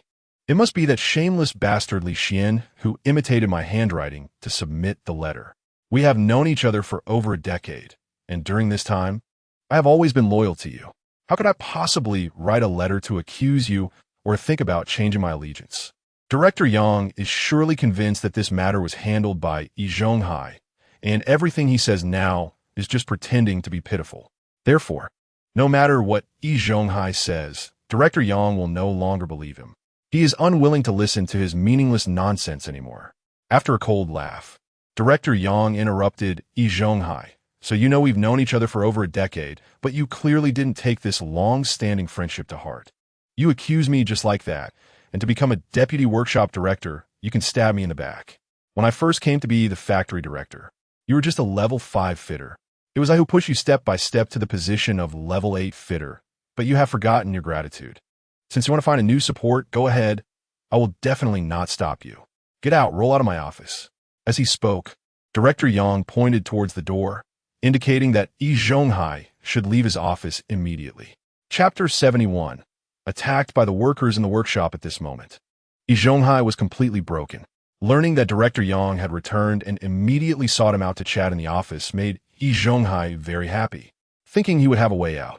He could regain his status as the eldest uncle, take charge of the courtyard again, and rely on Director Yang to flaunt his power in the steel mill. But he never expected the outcome to be like this. Yi Zhonghai opened his mouth to say something more, but at that moment, Director Yang stood up and shouted, "Get out again." In the end, Yi Zhonghai swallowed his words, stood up, and walked toward the office door. Although it was only a few steps to Yi Zhonghai, it felt like a century. Just then, Director Yang's cold voice came from behind. In the letter of accusation you wrote, at the end, you also mentioned reporting to the Ministry of Industry. If you really have that ability, then write a letter of accusation to the Ministry of Industry. Don't forget, everything you did in the steel mill was covered by me. If you really dare to report, then I will not help you hide anymore. We can just let it be a mutual destruction. Also, the official letter from the street office has come to me, and I must take care of it. The factory will definitely punish you. Be mentally prepared for this matter. Hearing this, Yi Zhonghai's face showed a bitter smile. At this moment, he felt utterly wronged and speechless. That letter of accusation was not written by him, and he never intended to report to the Ministry of Industry. Although he had thoughts about the courtyard, he had not taken any actual action. All of this was instigated by Li Xian. Furthermore, he had already paid an 800 yuan fine to the street office because of that guarantee letter. Now the factory was going to punish him, and he had no idea what kind of punishment it would be. Yi Zhonghai desperately wanted to return to Director Yang's side and explain that the letter had nothing to do with him. But Director Yang was currently angry and wouldn't listen at all. No matter how much he explained, Director Yang would just think he was trying to shirk responsibility. Thinking of this, Yi Zhonghai quickened his pace, planning to wait until Director Yang calmed down before talking to him again. Besides explaining to Director Yang, there was another very important matter to attend to, finding a way to deal with Li Xian so that he would no longer have the energy to target him. Li Xian had already done many things against him using his handwriting. If Li Xian wrote another letter and truly reported him to the Ministry of Industry, he would be finished. With these thoughts, Yi Zhonghai returned to the workshop to work.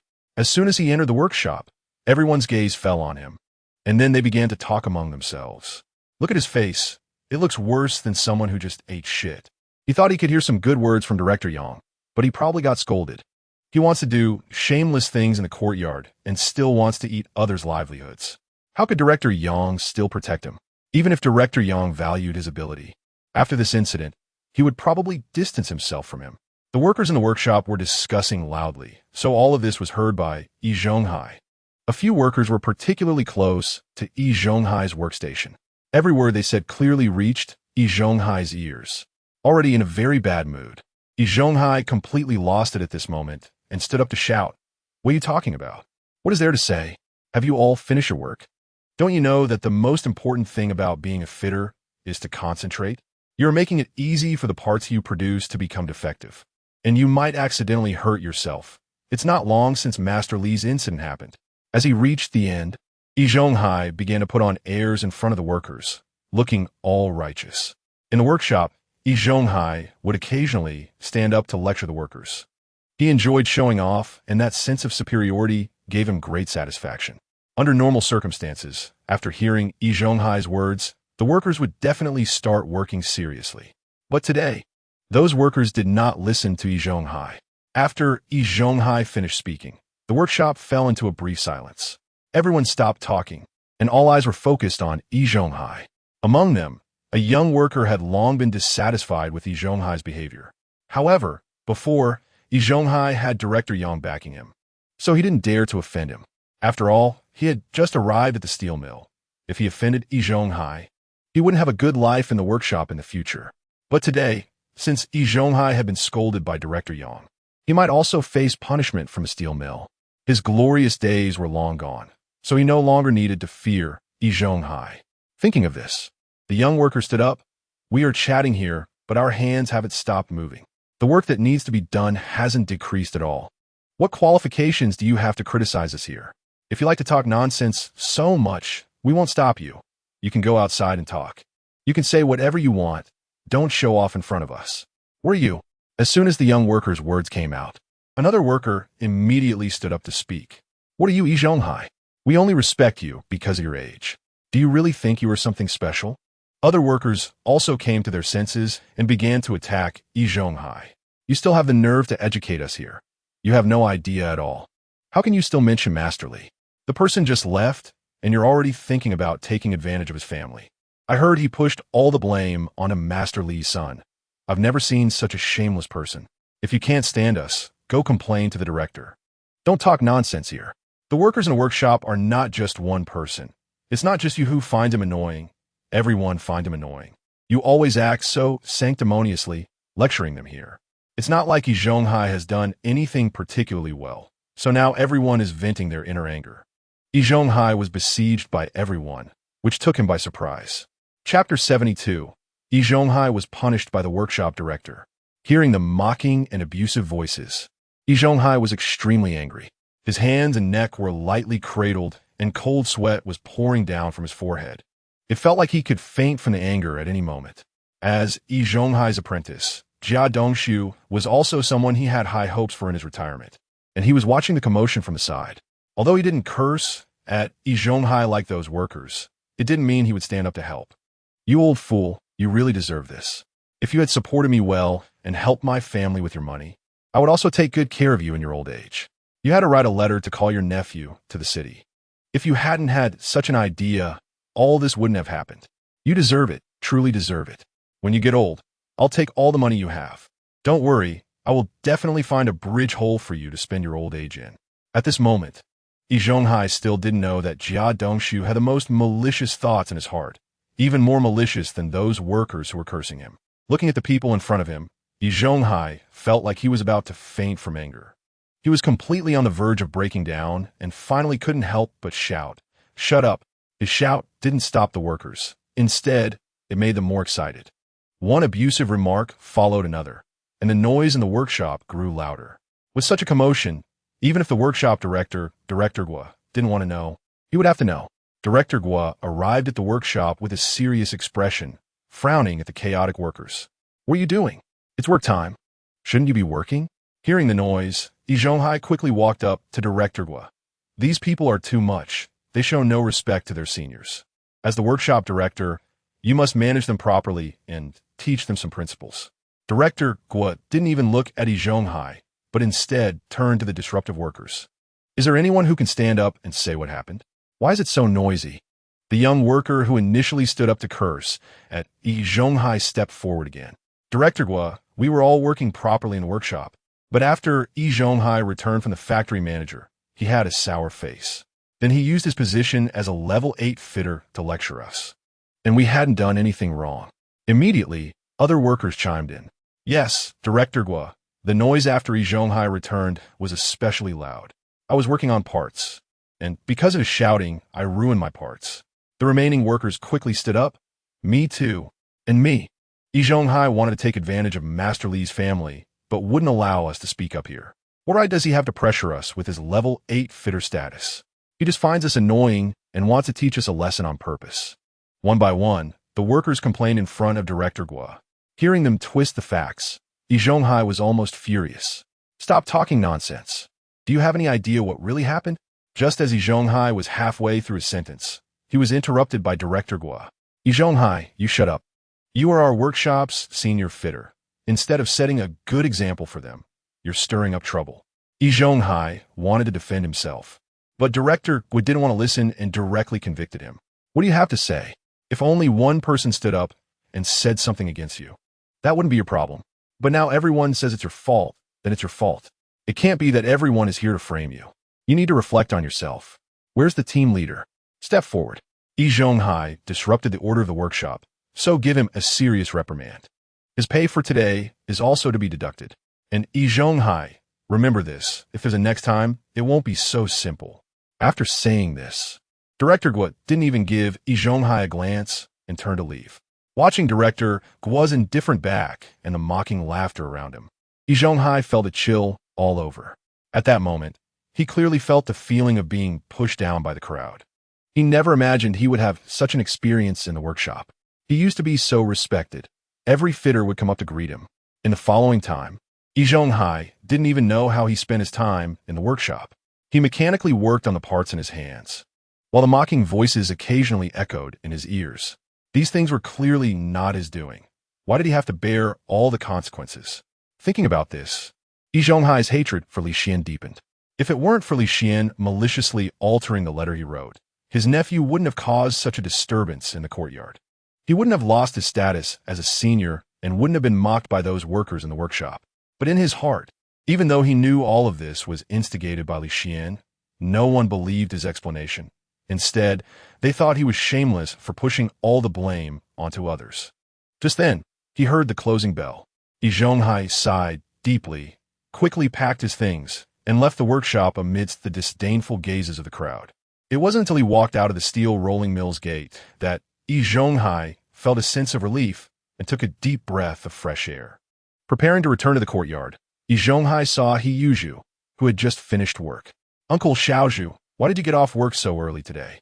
Yi Zhonghai remembered that there was a reception today, and logically, He Yuzhu, as the chef, shouldn't leave so early. He Yuzhu pouted. There was supposed to be a reception today. I prepared everything. Suddenly, the director of our canteen came and told me that the reception was canceled. Is this playing with me? This is right at the entrance of the steel rolling mill, with so many people coming and going. If the leaders heard He Yuzhu say this, they would surely feel displeased. Yi Zhonghai wanted to tell He Yuzhu not to speak such things casually. But just as he was about to say something, he remembered the letter of complaint that factory manager Yang had shown him today. Chapter 73, revealing the inside story to He Yuzhu. Yi Zhonghai hadn't forgotten the content of the letter of complaint, which was about factory manager Yang organizing a reception. He speculated that the cancellation of the reception was likely due to this letter of complaint. Just as Yi Zhonghai was thinking about this, He Yuzhu spoke up again. Although the reception has been canceled, I brought everything back. Sister Xiaoru is now living in our courtyard, and I must show her how united the people in our courtyard are. Previously, when Xin Huairu came to the courtyard and exchanged glances with Jia Dongxu, He Yuzhu noticed it. Xin Huairu's appearance is exactly what He Yuzhu likes. However, Jia Dongxu has already started dating Xin Huairu and is very satisfied with her. Since they are both from the same courtyard, He Yuzhu cannot act as if he can just take Xin Huairu away from them. But He Yuzhu has always kept Xin Huairu in his heart, and after seeing her in the courtyard yesterday, he started to feel infatuated again. Sister Xiaoru, you are so thin and need to replenish your nutrition. Look at the leaders in our steel mill. Which one doesn't he have a face full of flesh? Their flesh is almost overflowing. Today, I saw Director Yang. After a business trip, his face has become a lot rounder. He must have eaten a lot of good food while traveling and gained back some weight. He Yuzhu's words brought Yi Zhonghai back to reality, and he quickly interrupted him. Silly Zhu, you can't say such things carelessly, Yi Zhonghai said while pulling He Yuzhu into a corner. He glanced around to make sure no one else was there before continuing. You can say this in front of me, but you must not tell anyone else. This cannot reach Director Yang's ears. You know we owe him a lot over the years. As the head chef in the canteen, you originally shouldn't take food boxes home. But because of Director Yang, you could take the food box home, and no one dares to say anything. We must remember Director Yang's kindness. He Yuzhu pouted, showing disdain for Yi Zhonghai's words. That old man Yang, don't speak for him. He isn't worth it. Yi Zhonghai looked at He Yuzhu in confusion. His attitude towards Director Yang was not like this before. What happened? He Yuzhu glanced around and then deliberately lowered his voice. Old man, Didn't Director Yang call you to his office today? And didn't he give you a hard time because of what happened in our courtyard? Those things weren't even your doing. Yet Director Yang scolded you without distinguishing right from wrong. You still speak for him. Don't you think it's not worth it? Yi Zhonghai was stunned. He didn't expect this matter to spread so quickly, even reaching the canteen. After thinking it over, there are many people in the steel mill, and there are certainly many gossipers. It's fine. They just like to talk about gossip, especially since he went to the director's office in front of everyone today. When he came out, his expression was very ugly. Even if others didn't know what happened in the office, they could guess. Thinking of this, Yi Zhonghai couldn't help but sigh and pat Yi Zhu's shoulder. Silly Zhu, you can't blame Director Yang for this. Blame that shameless little beast Li Xian. Speaking of Li Xian's name, Yi Zhonghai's eyes turned red, with visible blood vessels. Seeing Yi Zhonghai like this, Yi Zhu guessed that something new must have happened, and it was related to Li Xian. Did something happen again? What did Li Xian do? Yi Zhu still faithfully believed in himself, so telling him about this wouldn't be a problem. Moreover, Yi Zhonghai needed a rival to deal with Li Xian, so he mentioned that Li Xian imitated his handwriting to write a complaint letter. This complaint letter has now reached Director Yang's hands. He called me to his office because of this. After hearing this, Yi Zhu felt very shocked. He didn't expect Li Xian to be so bold. Li Xian is so shameless. He actually imitated your handwriting to report the director. And this complaint letter ended up in Director Yang's hands. No wonder he is so angry. But you and Director Yang have known each other for over a decade. You said you weren't, so why doesn't the director believe you? Logically, there should be some trust between you. Director Yang is being too foolish. Even with this matter involved, Yi Zhu still felt it was unfair for Yi Zhonghai. After all, Yi Zhonghai's relationship with Director Yang over the past decade is solid. Hearing this, Yi Zhonghai sighed again. If it were in the past, Director Yang would definitely not believe it. However, the timing of Li Xian's complaint letter made Director Yang suspect me. Didn't we just get a new head of security in the factory? This head of security wasn't arranged by the factory leadership, but was directly appointed from above. Nobody knows whose person this head of security is, so the appearance of this complaint letter made Director Yang suspect me. In Director Yang's mind now, I am the one who stabbed him in the back. He won't listen to my explanations and has already determined that I betrayed him. At this point, Yi Zhonghai couldn't help but sigh again, and Yi Zhu's face also showed anger. This Li Xian is really shameless. He is a beast. Old man, you have already compensated him 800 yuan and explained that the letter wasn't written by you. Yet he still won't let go of you, especially since even if you had such intentions, you ultimately didn't succeed. You even helped him find a place to live, which is just a utility room in our backyard. Why does he need such a big place to live alone? That utility room is just right for him. At this point, Yi Zhu paused and then shifted his anger toward Director Yang. Director Yang is also brainless. You have explained to him that this letter wasn't written by you. After over a decade of friendship, he doesn't believe you and chooses to believe in those baseless things. Tomorrow when I get to the factory, I'll go talk to Director Yang. Old man, I'll help you explain it again. Chapter 74. Yi Zhu gets beaten again.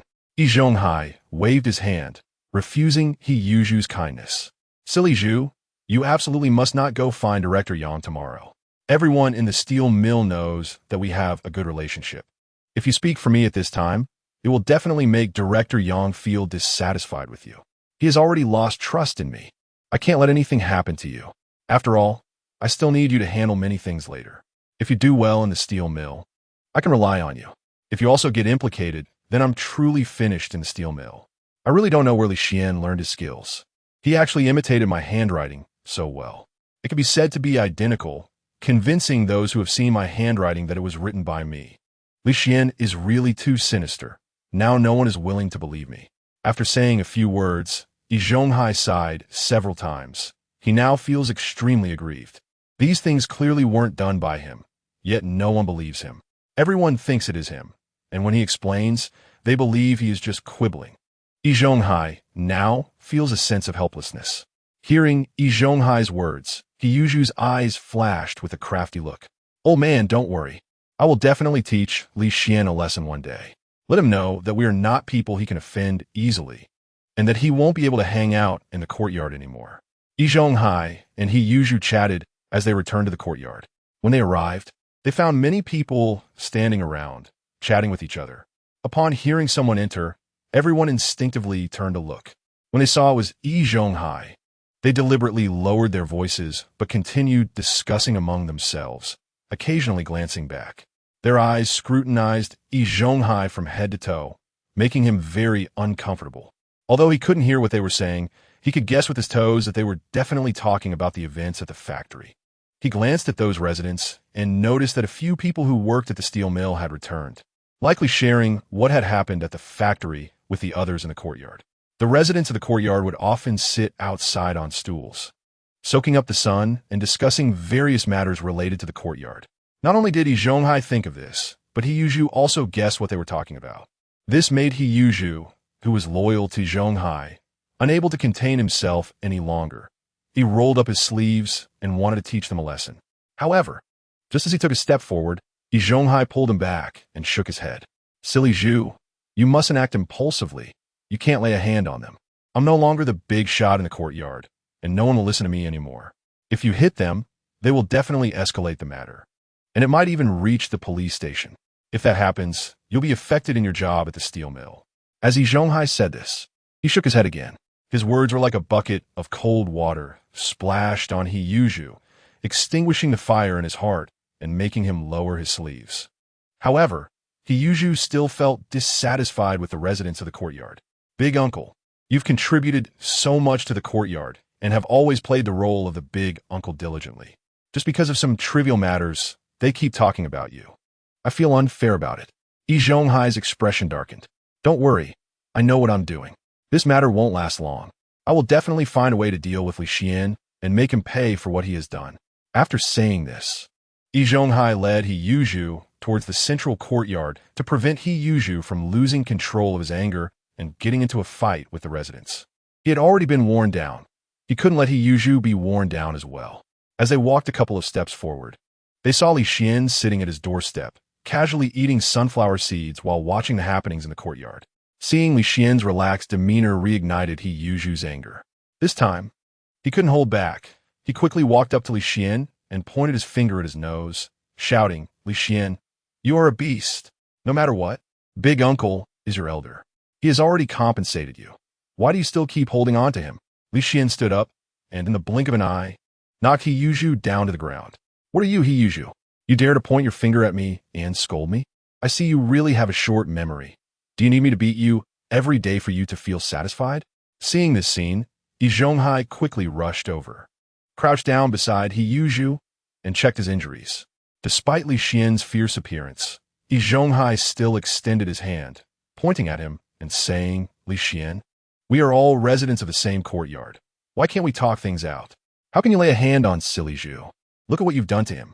You must apologize to Silly Zhu today, and you also need to pay for his medical expenses. Upon hearing this, Li Xian was not afraid at all. He even let out a scoff. Yi Zhonghai, I think you've forgotten that your status as the big uncle has been revoked by Director Wang.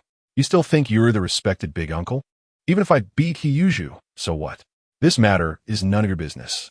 As he said this, Li Xian looked up at Lu Haizhong and shouted, Second uncle, you must have seen what just happened. Do you think I was wrong to beat Silly Zhu? Seeing Yi Zhonghai and Yi Zhu in trouble, Lu Haizhong felt pleased. However, he quickly concealed his excitement and said seriously, Silly Zhu was the one who rushed up to scold you first and even showed signs of wanting to hit you. If you hadn't acted first, it would have been you lying on the ground now. Silly Zhu deliberately provoked you into taking action. He was just trying to protect himself. Chapter 75. No one believes Yi Zhonghai after Lu Haizhong finished speaking. Li Xian looked at Yi Zhonghai with disdain. Anyone with eyes can see that what you said just now is nonsense. Yi Zhu deserved to be knocked down. Who told him to provoke me first? If you care about your godson so much, then hurry up and take him home. Don't let him stand in front of me. Just looking at him makes me feel disgusted. I might not be able to eat later. As he spoke, Li Xian kicked Yi Zhu, sending him rolling to Yi Zhonghai's feet. Seeing Yi Zhu in this state, Yi Zhonghai took a deep breath, crouched down, and helped him up. He brushed off the dust from his clothes, checked him over to make sure he was okay, and then sighed in relief. He then turned his attention back to Li Xian. Even if Silly Zhu acted impulsively earlier, doesn't that mean you did nothing wrong? Why couldn't you communicate with him properly instead of resorting to violence? And did you write a complaint letter and drop it in our factory's mailbox? Upon hearing this, Li Xian realized that the complaint letter he wrote had taken effect. However, on the surface, he still pretended to be clueless, feigning shock. What are you talking about? What complaint letter? I don't understand what you're saying. I'm not even working at your steel mill. Why would I write a complaint letter? Yi Zhonghai had endured a day of humiliation at the steel mill, and now Li Xian was denying it. His anger rose rapidly. Li Xian, do you think your denial will help?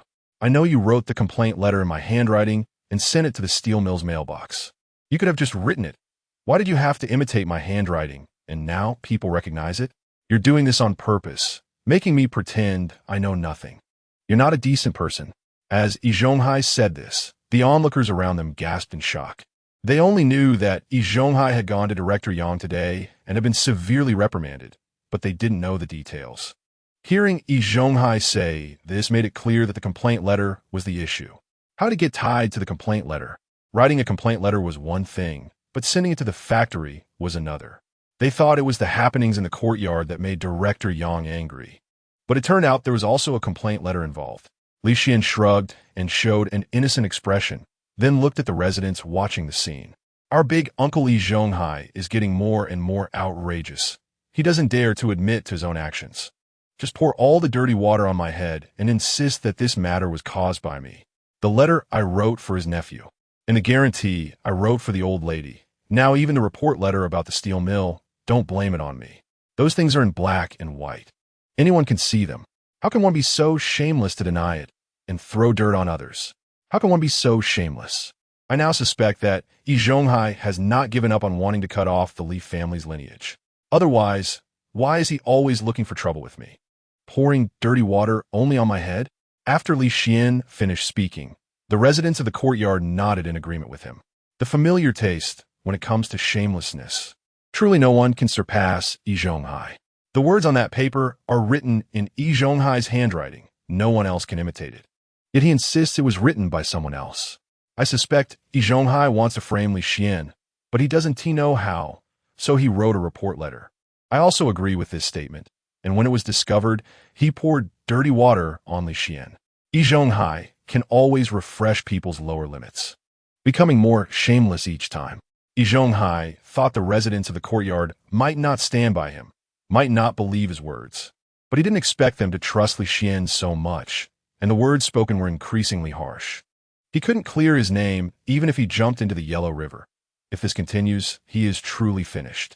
He quickly waved his hands at the residents of the courtyard and explained for himself, "It's not like that. It's not like that. You mustn't believe this. I didn't do such a thing," as Li Xian said.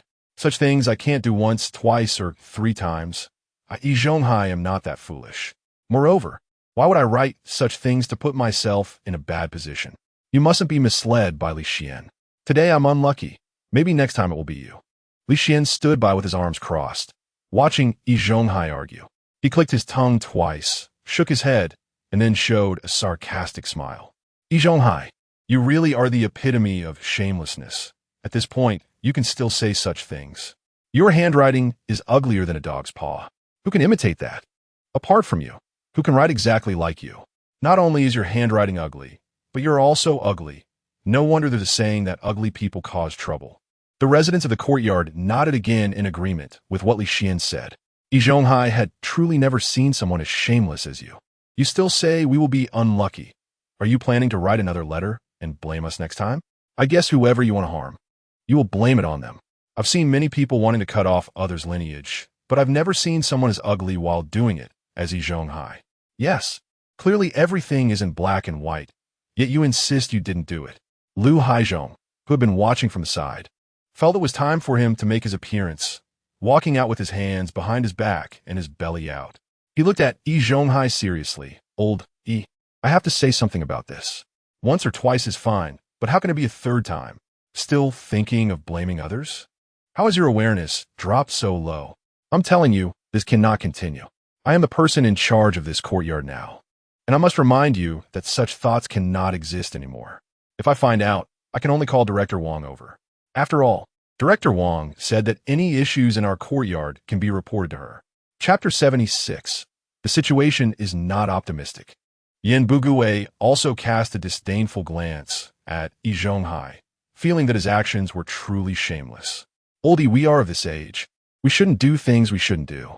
If you end up alone and ignored when you're old, it will be quite painful. When Yin Bugui's words came out, Yi Zhonghai's face turned pale, losing all color.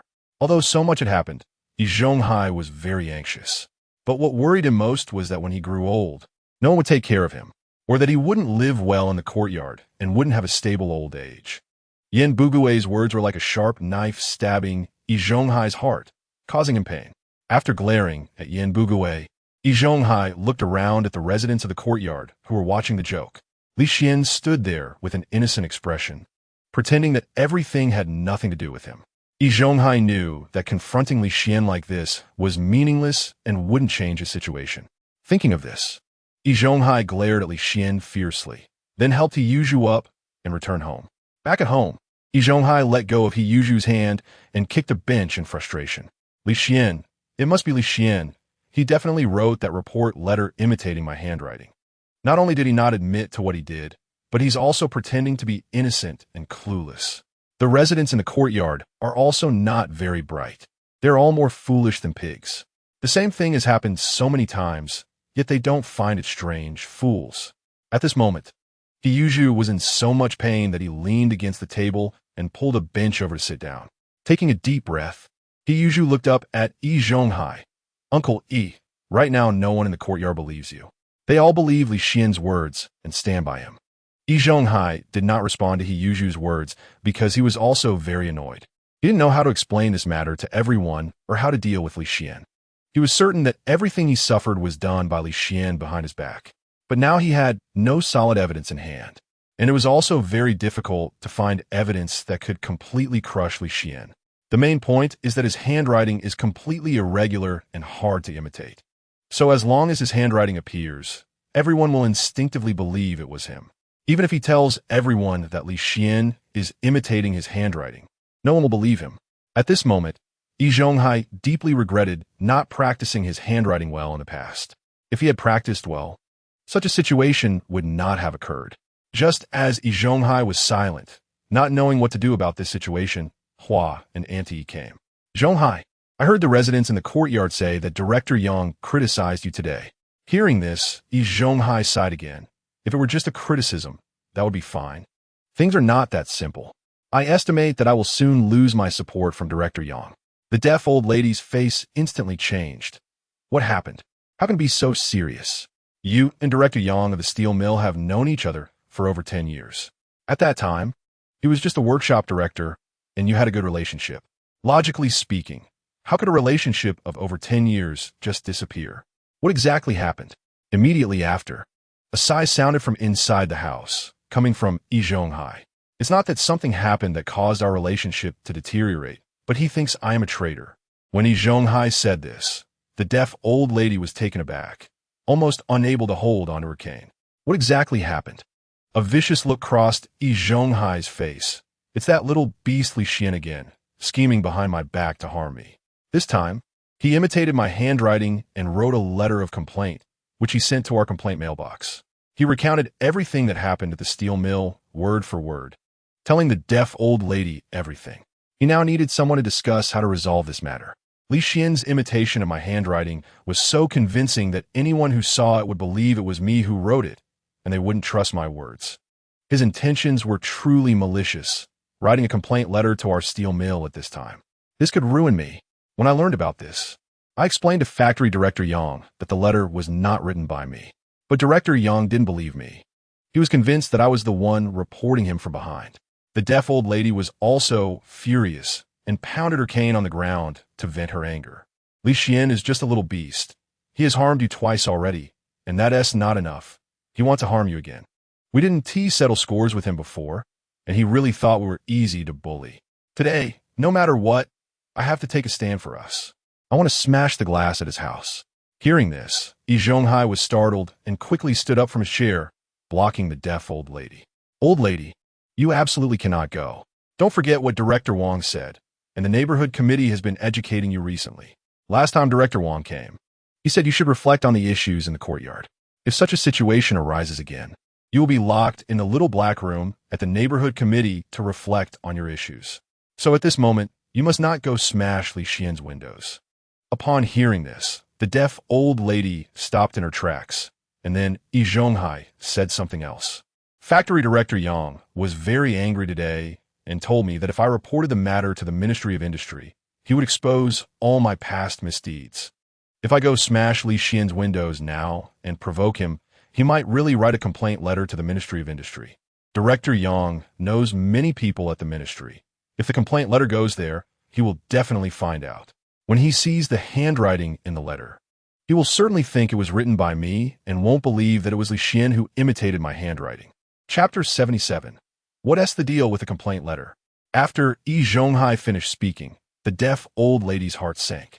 The idea of smashing Li Xian's windows had suddenly dissipated, and she stood there in silence. Meanwhile, Yi Zhu, who had just been beaten up by Li Xian, felt very aggrieved while sitting on a chair to rest. Li Xian had done so many things to frame us, leaving us in this state. Can we really do nothing?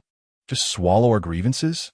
Watching Li Xian become more and more arrogant in the courtyard, no one in the room responded to Yi Zhu's words. This matter seemed unsolvable. Everyone was at a loss for what to do. Just as they were worrying about how to break the current situation, the residents outside began to discuss. After Lu Haizhong saw Yi Zhonghai leave, he hummed a tune all the way home. As soon as he got home, he had his wife fry him a plate of eggs. Looking at the golden eggs served on the table, Lu Haizhong tasted one with a proud look. Ha ha! Today's drama was truly satisfying. It seems that no one in the courtyard believes Yi Zhonghai, that old man, anymore. In front of so many people, he still wanted to frame Li Xian. He really has lost his mind. After two such incidents, who would believe him a third time? He really has been in control of the courtyard for too long, thinking everyone else is a brainless fool. Second aunt recalled what Yi Zhonghai said about the complaint letter in the courtyard and asked, "What's this complaint letter about, dear?" Lu Haizhong shook his head. "I'm not really sure about this matter. I only heard other workers talking about it at the steel mill. That Yi Zhonghai got a scolding from Factory Director Yang. I suspect he was criticized not because of our courtyard, but because of that complaint letter he mentioned. Ha ha. He deserves it. Sooner or later, he will stumble at the steel mill too." Not only Lu Haizhong's family was discussing this matter, but even Yin Bugui's family was talking about it. Yin Jiaqing was most curious about the complaint letter mentioned by second aunt. Yi Zhonghai said there was a complaint letter. What is it about? Who was the letter complaining about? Yi Zhonghai had been overly agitated, seeming like he wanted to pour a bucket of dirty water directly onto Li Xian. Even Lu Haizhong, who worked at the steel mill, wasn't particularly clear about it, let alone Yin Bugui, who wasn't a worker there. I don't work at the steel mill. How would I know about the complaint letter? Didn't he know?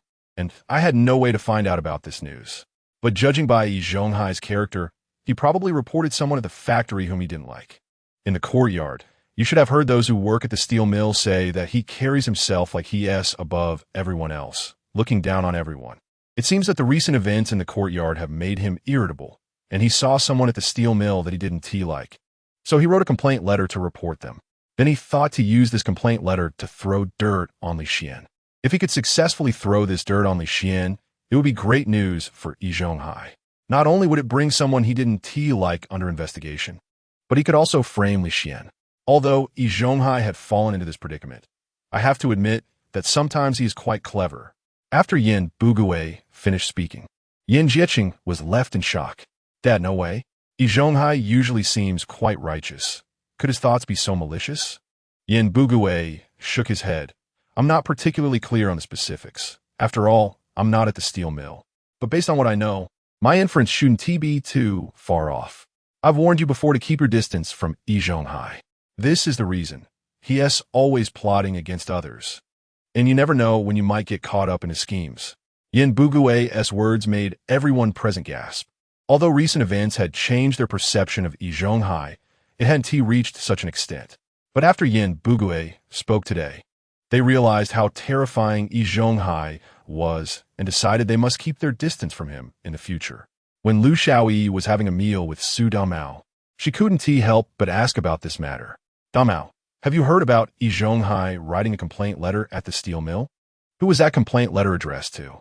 Could be a complaint against a worker from the same workshop?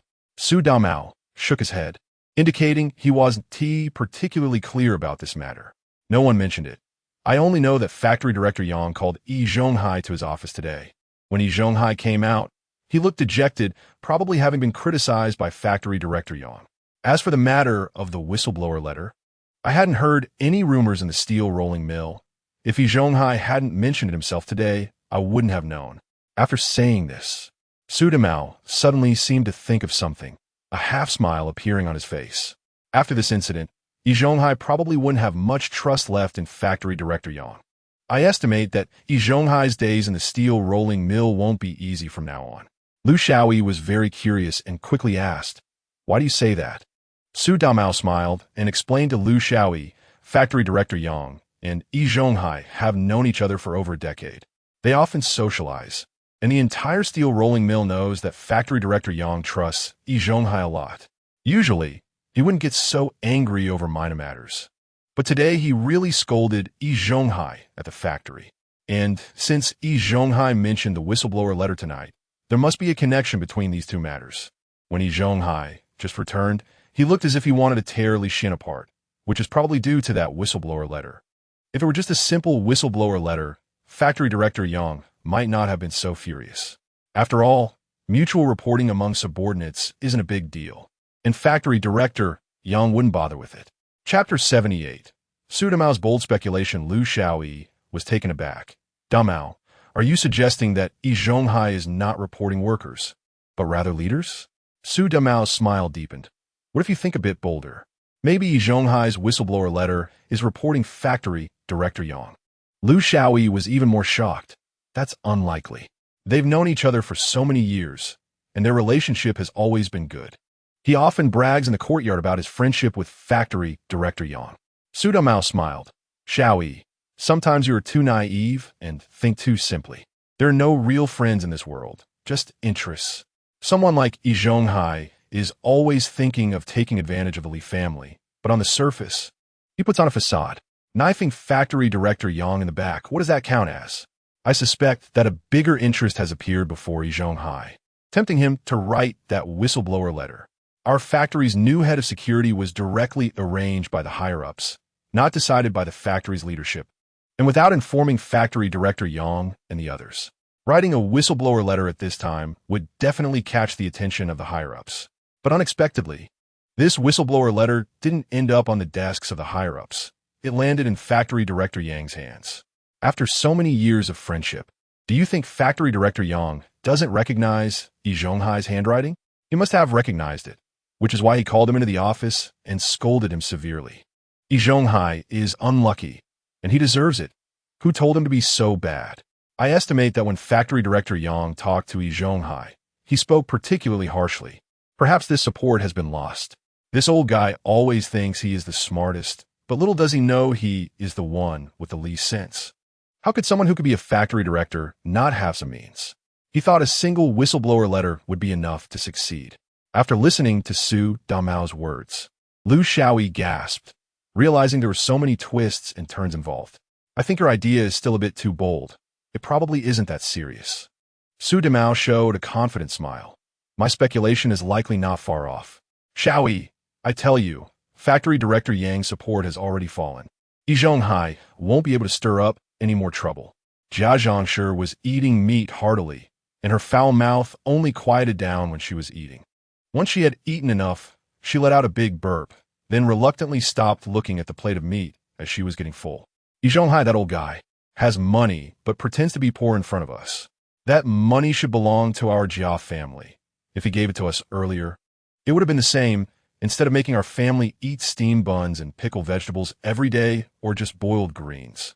Jia Dongxu stopped, but Jia Dongxu hadn't. He couldn't even remember the last time he had eaten meat. Now that he finally had a meal with meat, he had to eat more. Otherwise, he wouldn't know when the next meat meal would come. Dongxu, I just heard in the yard that Yi Zhonghai was scolded severely by factory director Yang at the factory.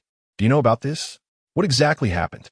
Upon hearing this, Jia Dongxu stopped eating meat in a hurry and began to talk about what happened at the factory. Today, while we were working in the workshop, Yi Zhonghai was suddenly called away by the factory director. When he came back, he looked terrible. I can't even describe it. And his mood was particularly bad. The other workers were discussing this matter, and Yi Zhonghai was throwing a tantrum in the workshop.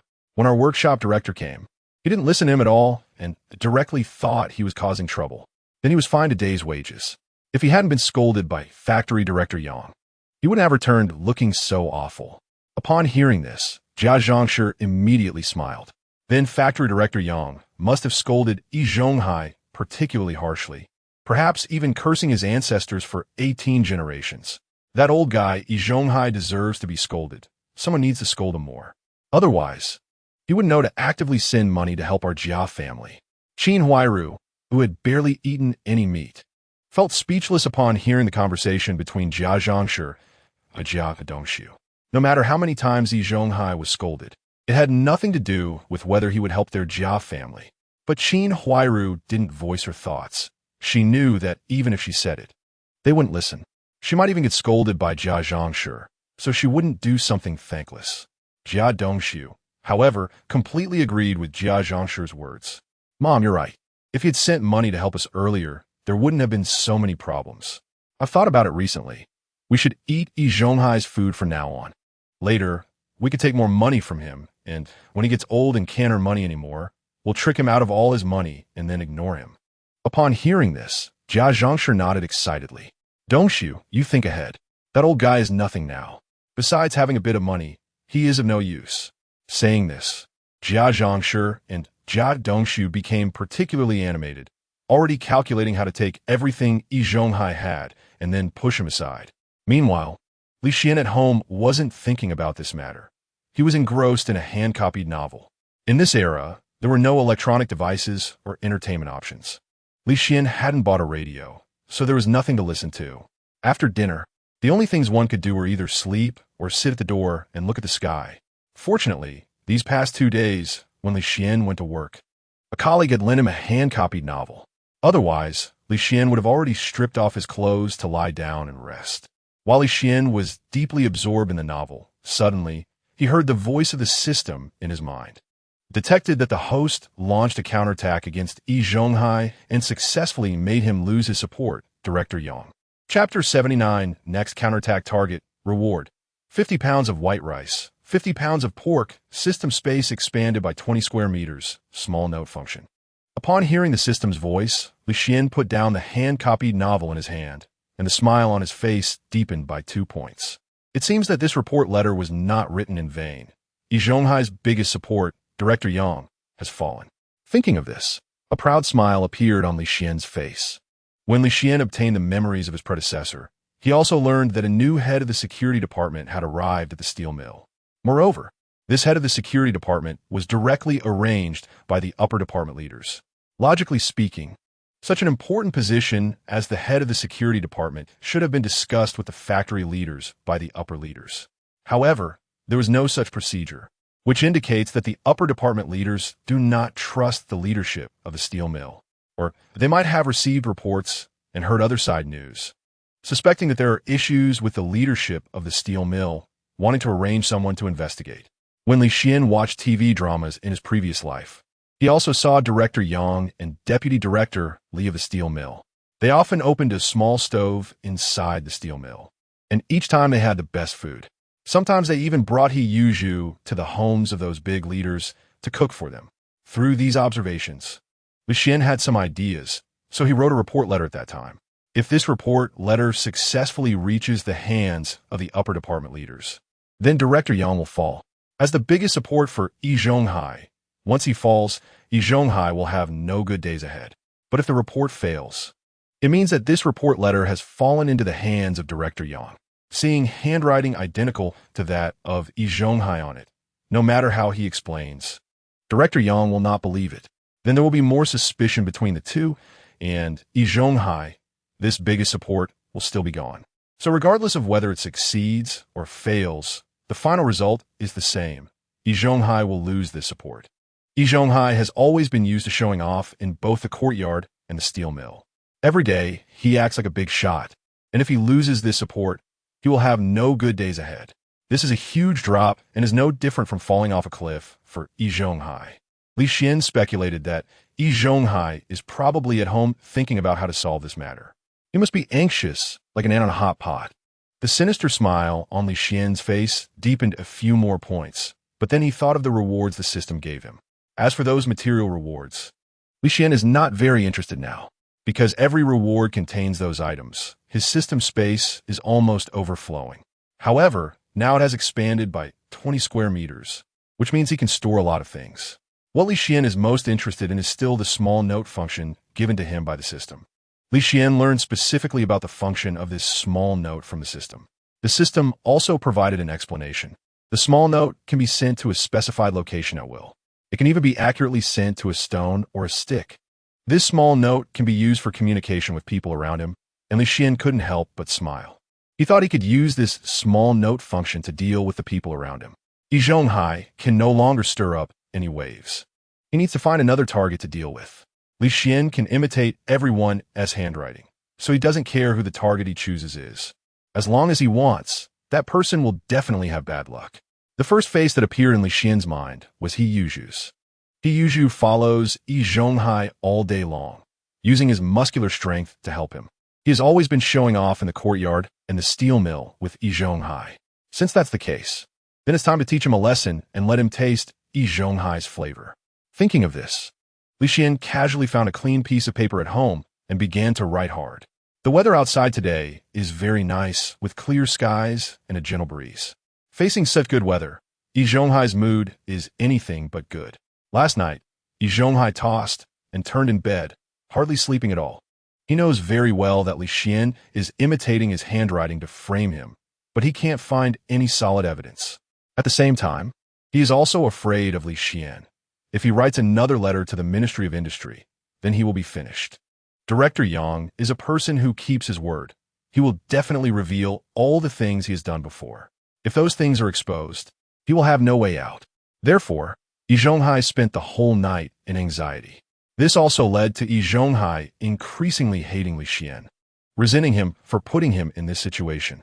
Thinking of this, Yi Zhonghai walked out of his house and saw Li Xian's face that seemed to be smiling, yet not smiling. Seeing that smiling face, Yi Zhonghai's defenses broke down. Yi Zhonghai, why are your eyes so dark? Did you go out last night and get beaten up? But I guess you don't have the guts. Probably just planning how to smear me? Preparing to write something again to frame me. Huh? Li Xian said while provocatively whistling. At this moment, the residents of the courtyard woke up and came out to wash up. Hearing this, they also looked at Yi Zhonghai with sarcasm. It seems he spent all night thinking about what to write to frame him successfully. Let me guess what he will come up with. If I were to guess, he would probably write on the paper that he owes Li Xian money, write a promissory note, and then say he never borrowed money, framing Li Xian. Su Damao came over with a smile, joining the residents' discussion. You're all thinking too kindly of Yi Zhonghai. I guess he will say that when he worked at the steel mill, he never received his wages. All of them were collected by Li Xian impersonating him, taking his wages away.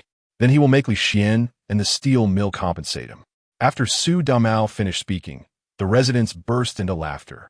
Damao, your brain is still working well. I guess he probably isn't thinking like that, but is planning to go to the finance department at the steel mill today. He is quite capable of doing such things. Isn't this a normal operation for Yi Zhonghai? Chapter 80. The sky has changed early in the morning. Receiving so much ridicule from everyone, Yi Zhonghai was quite irritated. You all stop talking nonsense. I have never had such thoughts. Especially you, Su Damao. What did I plan to do that? Don't throw dirt on my name here. Yi Zhonghai has also been feeling very frustrated these days, unable to deal with Li Xian, and also unable to handle Su Damao. Rolling up his sleeves, he raised his fist towards Su Damao. Su Damao, I see your foul mouth has started talking nonsense again. It's been a few days since I hit you, and you're starting to act up. Today I will teach you a lesson. Seeing Yi Zhonghai's fist, Su Damao's first reaction was to find a place to hide. Yi Zhonghai hitting him is no joke. He really will hit hard. Su Damao hasn't forgotten the time when Yi Zhonghai beat him up and left him lying in bed unable to get up. But then, as if he thought of something, Su Damao stopped dodging. Instead, he raised his head and stared directly at Yi Zhonghai. Silly Zhu, are you raising your fist again because you want to hit me? If you have the guts today, come and hit me. If you don't hit me today, I'll look down on you, grandson. As long as you leave a mark on me, I'll immediately lie on the ground and call the security guard. Yi Zhonghai is no longer the big shot of our courtyard. Do you think he can still protect you? And the issues in the courtyard should be resolved in the courtyard. That era is over, and I won't listen anymore. The residents of the courtyard had all been intimidated by He Yuzhu's fists to some extent.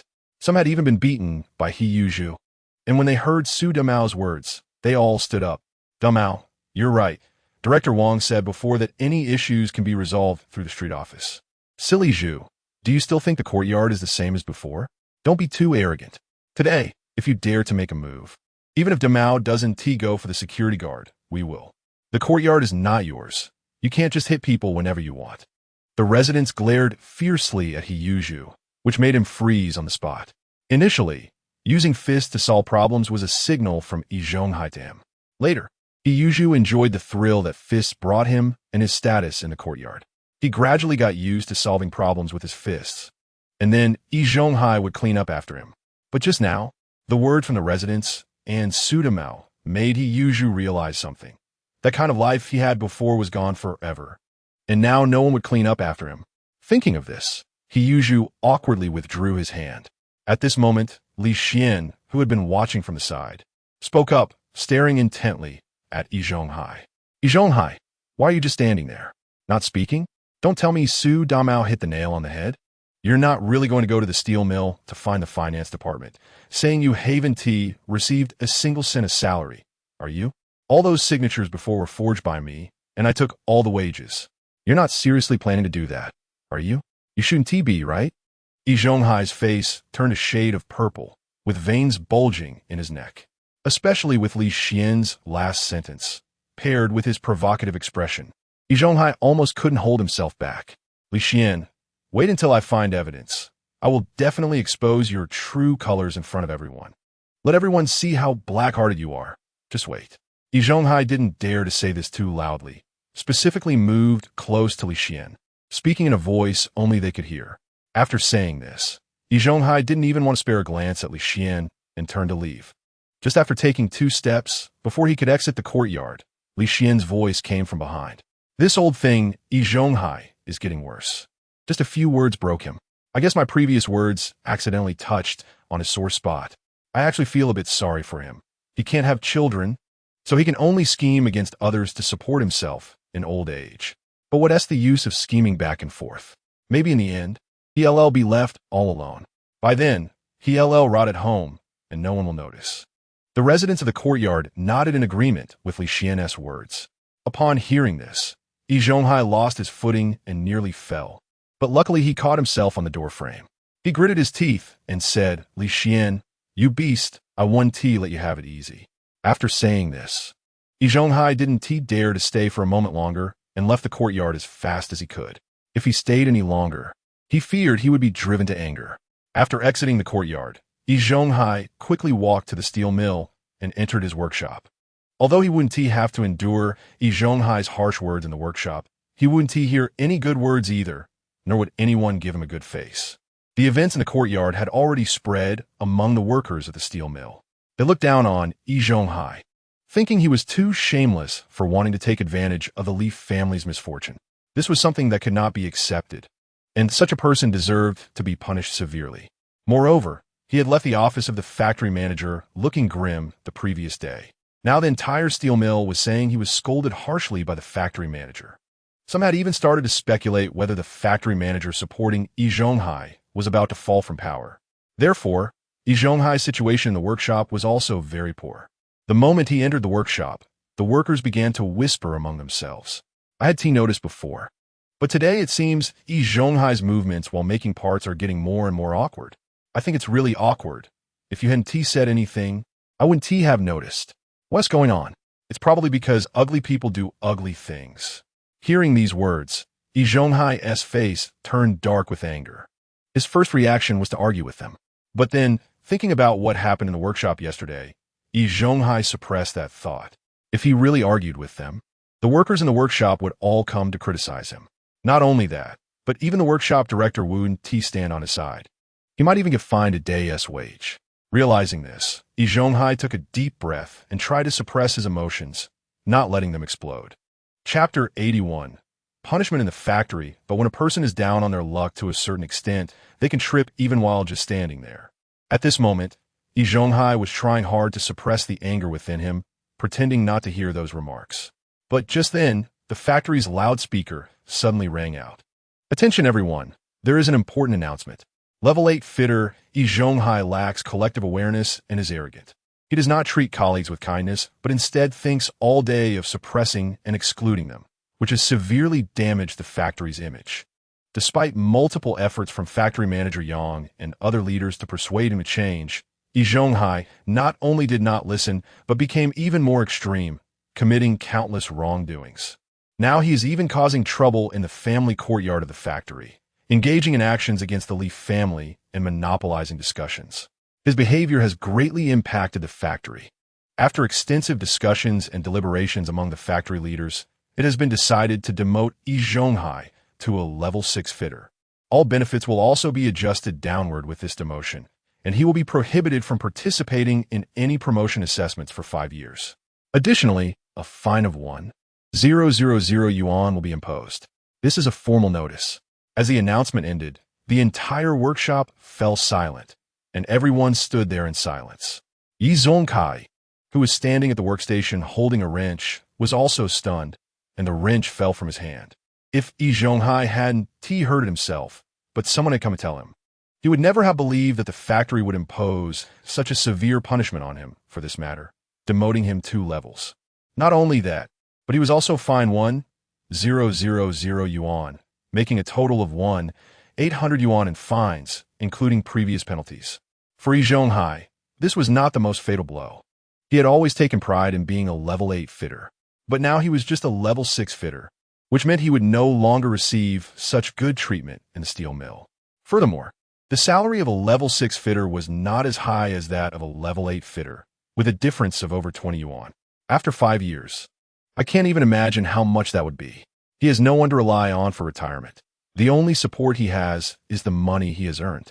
At this moment, Yi Zhonghai's mentality is somewhat collapsing, and just then, the workers in the workshop also came back to their senses. That old man, Yi Zhonghai, now demoted from an 8th level mechanic to a 6th level mechanic. Let's see how he continues to show off in the workshop. The punishment given to Yi Zhonghai by the leadership is truly wonderful. Let's see how he still has the face to flaunt being an 8th level mechanic. This old man has received the heaviest punishment since our steel mill was established. I feel that Director Yang has completely given up on Yi Zhonghai. Otherwise, such a severe punishment wouldn't have been imposed. Yes, I just heard the announcement on the radio, and Director Yang was also very angry. It seems Yi Zhonghai no longer has any backing in the steel mill. Everyone's attitude towards Yi Zhonghai was never that good, and now, after hearing about this punishment, they care even less about him.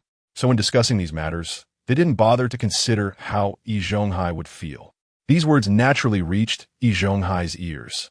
The announcement made over the loudspeaker was a public punishment of him by the entire steel mill. This was akin to rubbing his old face in the dirt repeatedly, especially since some workers were speculating about their own backing. Director Yang no longer wanted him. This made Yi Zhonghai recall the situation when he was called into Director Yang's office yesterday. Director Yang's attitude towards him was very indifferent. And coupled with today's extremely harsh punishment, Yi Zhonghai's mind began to generate an unbelievable speculation. It was that Director Yang was now distancing himself from him and would no longer protect him in the factory. Furthermore, there would be no room for negotiation in this matter. Otherwise, such a severe punishment wouldn't have been issued. At that moment, Yi Zhonghai remembered when he first met Director Yang. At that time, he was not yet the director, just the workshop manager. And Yi Zhonghai was merely a 6th level mechanic in the steel mill. He was able to quickly become an 8th level mechanic because he apprenticed under the first 8th level mechanic in the factory. With that mentor, he was able to progress rapidly and become an 8th level mechanic at the steel mill. It could be said that he owed his position as an 8th level mechanic to Director Yang. Without his help, things wouldn't have gone so smoothly. However, now that he had been reduced to a 6th level mechanic, was Director Yang implying that he was taking everything back? A bitter smile crossed Yi Zhonghai's face, and similarly, he had to recognize a reality. He was no longer an 8th level mechanic in the steel mill and had lost his backing, Director Yang. He could no longer act like he did before, swaggering around in front of others. Moreover, he had to be careful in the steel mill. Yi Zhonghai had always been very arrogant, whether in the courtyard or in the steel mill. He enjoyed the feeling of being above others. But now he had fallen into the mud, which was even more painful for him than losing money. Just as Yi Zhonghai was about to break down, the workshop manager, Director Gua, came over. Behind Director Gua, there were also two security personnel following him. Upon seeing Director Gua, Yi Zhonghai's expression darkened a bit more. However, in front of Director Gua, Yi Zhonghai still maintained his proud demeanor. As soon as he heard about the punishment from the factory, he couldn't wait to come and see my joke. Hearing this, Director Gua couldn't help but chuckle. Yi Zhonghai, you really are confident. Do you think you mean anything in my eyes? Not even as good as a pile of dog poop. I, a workshop manager, would specially come to see your joke. You really are ridiculous. It's not that I'm here to find you, but the security personnel are here to find you. After saying this, Director Gua stepped aside, and then a security officer walked up to Yi Zhonghai. Yi Zhonghai, you should have heard the announcement just now, right? You know about your punishment, right? Now you need to come with us to retrieve the money. Yi Zhonghai was somewhat stunned. What money? At that moment, another security officer took a step forward, looking at Yi Zhonghai coldly. Yi Zhonghai, don't play dumb with me. The announcement clearly stated that you would be fined 1,000 yuan. The broadcast was so loud.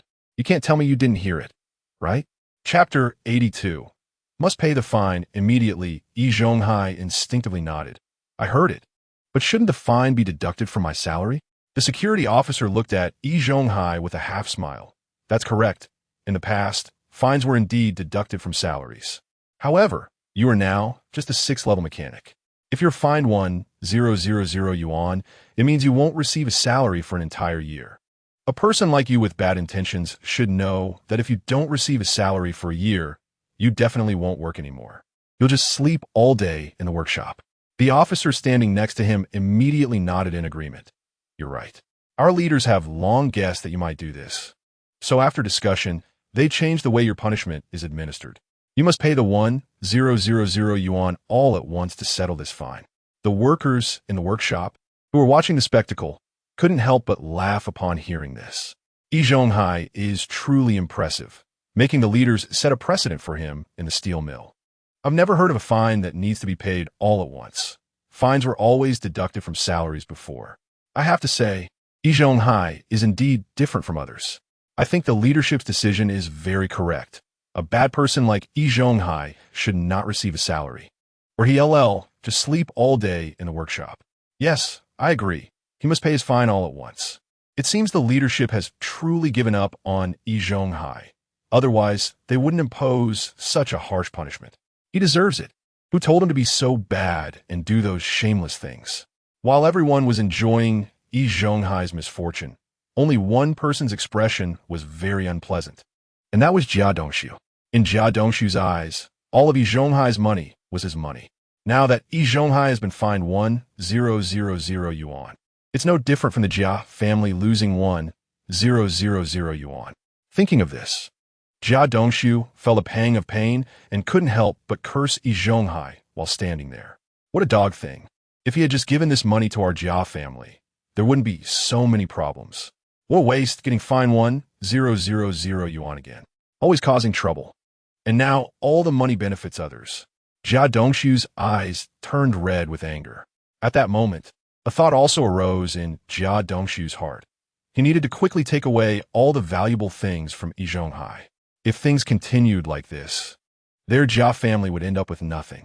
At this time, Yi Zhonghai still didn't know that his most valued apprentice and her retirement partner now had such thoughts. Yi Zhonghai stood there, also gasping in shock. He didn't expect Director Yang to be so harsh on him. He had already taken out 400 yuan, and there wasn't much money left at home. If he took out this 1,000 yuan, his family savings would really be depleted. Thinking of this, Yi Zhonghai took a deep breath and wanted to speak properly with the security officers. Two officers, you see I'm still working. How about I go get the money after work? If I leave, it will definitely delay the production progress in the workshop. The officer from the security department doesn't listen to Yi Zhonghai's reasons. No, Yi Zhonghai, you must take me to get the money now. Moreover, with so many people and workers in the workshop working at the same time, even if you are absent, the tasks in the factory will not be affected. The leaders above have said that we must collect the fines immediately. Stop talking, come with us. After saying this, the security officers each grabbed Yi Zhonghai by the arm and dragged him outside. They walked through the streets and arrived at the courtyard. By this time, those who needed to leave the courtyard had already done so, leaving only a few women at home. A few aunties sat together, chatting while sorting vegetables, when a third aunt spoke up. The impact of Yi Zhonghai's situation is very significant. I wonder what kind of punishment the steel mill will impose. The second aunt replied, I heard from our old Lu that the street office has already sent an official letter to the steel mill. It seems this time the punishment for Yi Zhonghai won't be too lenient. Just as they were chatting enthusiastically, suddenly one aunt glanced towards the courtyard entrance. Then she saw Yi Zhonghai and two security officers heading towards the entrance. Look, isn't that Yi Zhonghai? Upon hearing this, everyone present turned to look at the courtyard door at the same time. They saw Yi Zhonghai walking in front, his head hanging down, as if he had been drained of all energy. The two security officers stood tall behind him. The three of them looked like law enforcement officers escorting a suspect back to the police station. Seeing this scene, the aunties sorting vegetables became agitated. Isn't it work time? Why is Yi Zhonghai back at this hour? What happened? Yes, what is going on? Look at those uniforms. They look familiar, like the security department uniforms from a steel mill. Yi Zhonghai coming back is one thing, but why are there security officers with him? Could it be that he got into trouble? I think it's very likely he did something wrong. Otherwise, why would he look so drained? The aunt who said this became more and more excited. She forgot about the vegetables in her basket and rushed to Yi Zhonghai's house. Yi Zhonghai's wife, are you home? You need to come out and see. Your husband is back, and he has two officers from the security department with him. Is something wrong? Hearing the shouts from the aunties outside, Aunt Yi immediately put down what she was doing and came out. As soon as she stepped outside, she saw the security officers standing behind Yi Zhonghai, walking towards their home together. Seeing Yi Zhonghai's half-dead appearance, Aunt Yi was very surprised. Old Yi, this is. Upon seeing Aunt Yi, Yi Zhonghai couldn't help but sigh. You need to go inside and get 1,000 yuan to give to these two officers. At this moment, Aunt Yi was very surprised to see Yi Zhonghai back with two security officers. When Yi Zhonghai suddenly asked her to get 1,000 yuan, the shock on Aunt Yi's face became even more pronounced. What do you mean 1,000 yuan? Why do you need to give them 1,000 yuan? The aunties wanted to know what was happening, so they also came to watch the scene. Of course, they heard Yi Zhonghai's words. Chapter 83. Taking out 1,000 yuan in public. What do you mean by taking out 1,000 yuan? What did he do wrong that requires 1,000 yuan? The aunties chattered among themselves, and all their discussions fell into Yi Zhonghai's ears. Yi Zhonghai's mood was already bad, and hearing the voices of the aunties made him even more irritated. He impatiently looked up at Aunt Yi. I told you to get the money. Hurry up and bring it out. Why are you talking so much? I'm still the one in charge of this family. Hurry up and get the money. This time, Aunt Yi didn't readily go to get the money like before. Instead, she firmly stood at the door. Old Yi, this money is all hard-earned by you. It's your hard-earned money. We've already spent so much before. And now you want to take out another 1,000 yuan all at once. You must explain this to me. If you don't explain clearly, I absolutely won't go get it. You know we have no children. This money is our guarantee for old age. Hearing Aunt Yi's words, Yi Zhonghai's impatience deepened. Do you think I want to pay this 1,000 yuan? Is this money I want to give? Hurry up and get the money. Some things you can't just choose not to do. Yi Zhonghai suddenly became fierce, and Aunt Yi felt wronged, tears streaming down her face. The third aunt also wanted to know the reason behind this, so she quietly approached the security officers. In a voice only the two of them could hear, she asked, Comrade, what did Yi Zhonghai do wrong?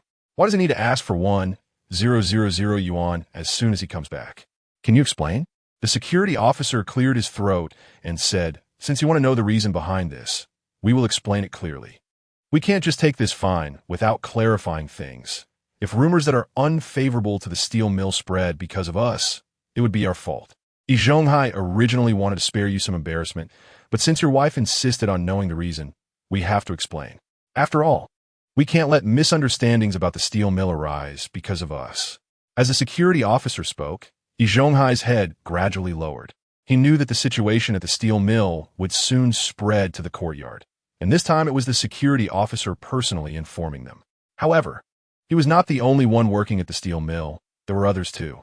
Those people would definitely tell their families about this when they returned. The residents of the courtyard would eventually find out. It was just a matter of when. With this in mind, Yi Zhonghai stopped struggling and quietly closed his eyes, while the security officer began to explain. He recounted the punishment Yi Zhonghai received from the factory from start to finish, and then presented the punishment notice. If you don't believe it, you can take a look at this notice. It has the factory's official seal.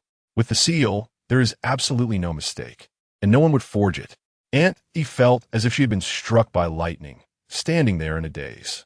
She knew the steel mill would definitely punish Yi Zhonghai, but she never expected it to be such a severe punishment.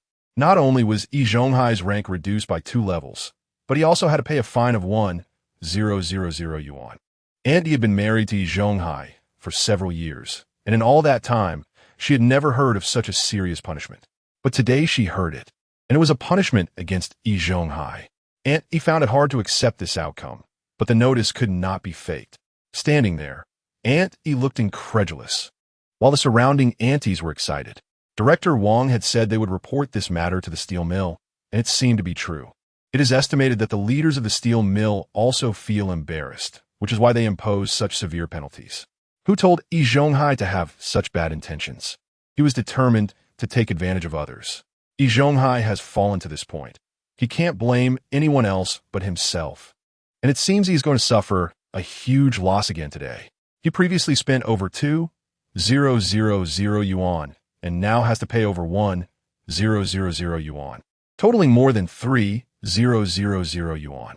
Indeed, this sum of over 3,000 yuan would take Yi Zhonghai's family several years of hard work without eating or drinking to earn. This is really too much of a loss. Hearing the discussions of the elderly women and the stern gaze of the security officer, he took a deep breath. With her head down, she went back inside to get 1,000 yuan to hand over to the security officer. The security officer began to count the stack of money in front of everyone. After confirming the amount was correct, he nodded in satisfaction at the person in front of him. Yi Zhonghai remembered to behave honestly in the future and not to have such bad thoughts again. I don't want to come to your home again and embarrass you, the security officer said as he slapped the stack of money in his hand. Yi Zhonghai looked at the cash and felt drained, standing there powerless and nodding. The elderly women around them gasped in surprise. They never expected that Yi Zhonghai would take out this 1,000 yuan so readily. It seems Yi Zhonghai really has money after spending so much before. He could still produce this 1,000 yuan. Since he is so wealthy, he can easily support the Jia family all on his own. Yes, and he always wants us to hold a meeting for the whole courtyard, asking us to donate money to the Jia family, which is really shameless. I think the punishment from the factory is still too light for him. Someone like him should be fined until he is bankrupt. Jia Dongxu is currently not in the courtyard. She has sneaked out to eat at a restaurant. Although she had meat yesterday, Jia Dongxu still felt it wasn't enough. So she secretly went out today. Upon returning to the courtyard, she saw the security officer standing there. Of course, the first thing she noticed was the stack of cash in the security officer's hand. Jia Dongxu immediately became excited and quickly ran up to him, staring intently at the money. She kept swallowing, wishing she could snatch it from the security officer's hand. Money, so much money, it looks like at least 500 yuan. As she spoke, she scrutinized the stack of cash in the security officer's hand. Chapter 84. Jia Dongxu acts like a spoiled brat to extort money. No. With this much money, it must be at least 1,000 yuan. Why is there so much money? Jia Dongxu said, looking up at the security officer, wanting an explanation. If it weren't for the uniform the security officer was wearing, she would have directly snatched it away. In all her life, she had never seen so much money. If it all fell into her hands, what a good life she could have. Looking at Jia Dongxu, who was more excited than a lovesick cow, one of the elderly women couldn't help but laugh. Then, she explained to Jia Dongxu, don't look at that money. It's the fine Yi Zhonghai had to pay to the steel mill. The factory was very angry about what Yi Zhonghai did before and fined him a total of 1,000 yuan. Upon hearing this, Jia Dongxu took 2 steps back in shock, unable to believe it.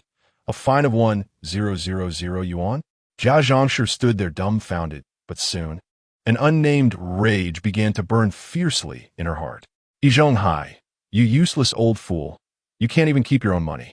You just took out 800 yuan, and now you take out 1,000 yuan? I haven't heard of anyone being fined so severely. Why is it just you who has to pay 1,000 yuan? If you didn't have so many bad thoughts and behaved honestly, there wouldn't be so many problems. Originally, this money should have been used to support our Jia family. If you hadn't caused trouble, we would have to live so poorly. I don't care. You have to compensate us. Otherwise, this matter won't be settled, and I will demand 1,000 yuan from you. Jia Dongxu spoke with spittle flying, and her foul mouth was unbearable. A few elderly women stepped back in disgust, causing the spittle to land on Yi Zhonghai's face. Hearing this, Yi Zhonghai was also very angry. He had just paid a fine of 1,000 yuan to the factory. Not to mention Jia Dongxu should stand up for him. She shouldn't be asking for money, especially not a full 1,000 yuan. Isn't this just outright robbery? If it weren't for his desire for Dongxu to take care of him in his old age, he would have certainly given this old hag a good beating. Thinking of Jia Dongxu, Yi Zhonghai calmed down a lot. Old sister, this matter cannot be discussed like this. As soon as Yi Zhonghai's words were halfway out, Jia Dongxu interrupted him. Don't give me so much nonsense. I just want money. You go now and give me the money. If you don't give me the money, I'll just sit at your door today. Saying this, Jia Dongxu stood at Yi Zhonghai's door with her hands on her hips, staring into his house.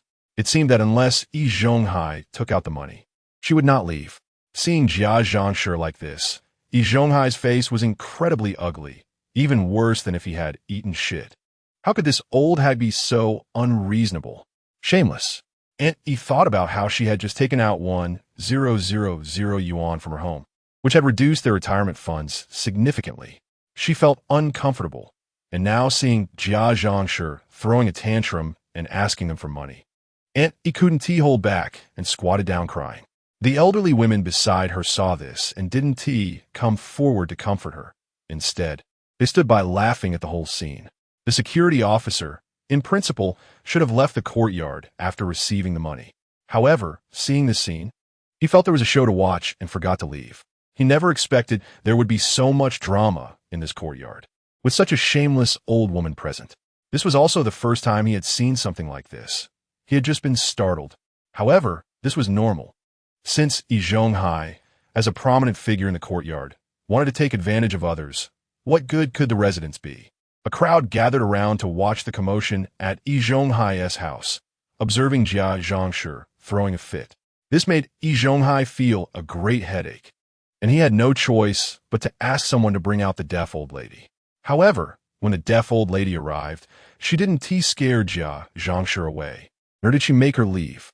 After the last incident, the deaf old lady had lost much of her authority in the courtyard. Moreover, she was still undergoing ideological education from the neighborhood committee, so Jia Dongxu was not afraid at all. In the end, Yi Zhonghai had no choice but to do as he did last time and take out 350 yuan to give to Jia Dongxu, allowing her to leave and resolving the matter. Jia Dongxu, having received the money, didn't continue her tantrum, humming a tune happily as she made her way home. This made everyone exclaim that Yi Zhonghai was indeed very wealthy, as if there were a money printing machine in his home. Having taken out so much money, he could still produce more. With Jia Dongxu leaving, there was nothing more to see, and the elderly women all went home. The security officer, seeing that Jia Dongxu had received the money, knew the matter was settled, so he didn't stay in the courtyard any longer and returned to the factory to report. After they left, Yi Zhonghai also returned to the house, and as soon as he entered, he started throwing things around. He pulled a stool over and sat beside him, silently crying. Although he didn't make a sound, Yi Zhonghai still felt extremely irritated. Can you stop crying? You just know how to cry whenever something happens. Upon hearing this, the deaf old lady quickly leaned on her cane and stood up. Zhonghai, don't say that. I don't want to cry either. It's just that seeing how much money was spent at home pains me. so I can't help it.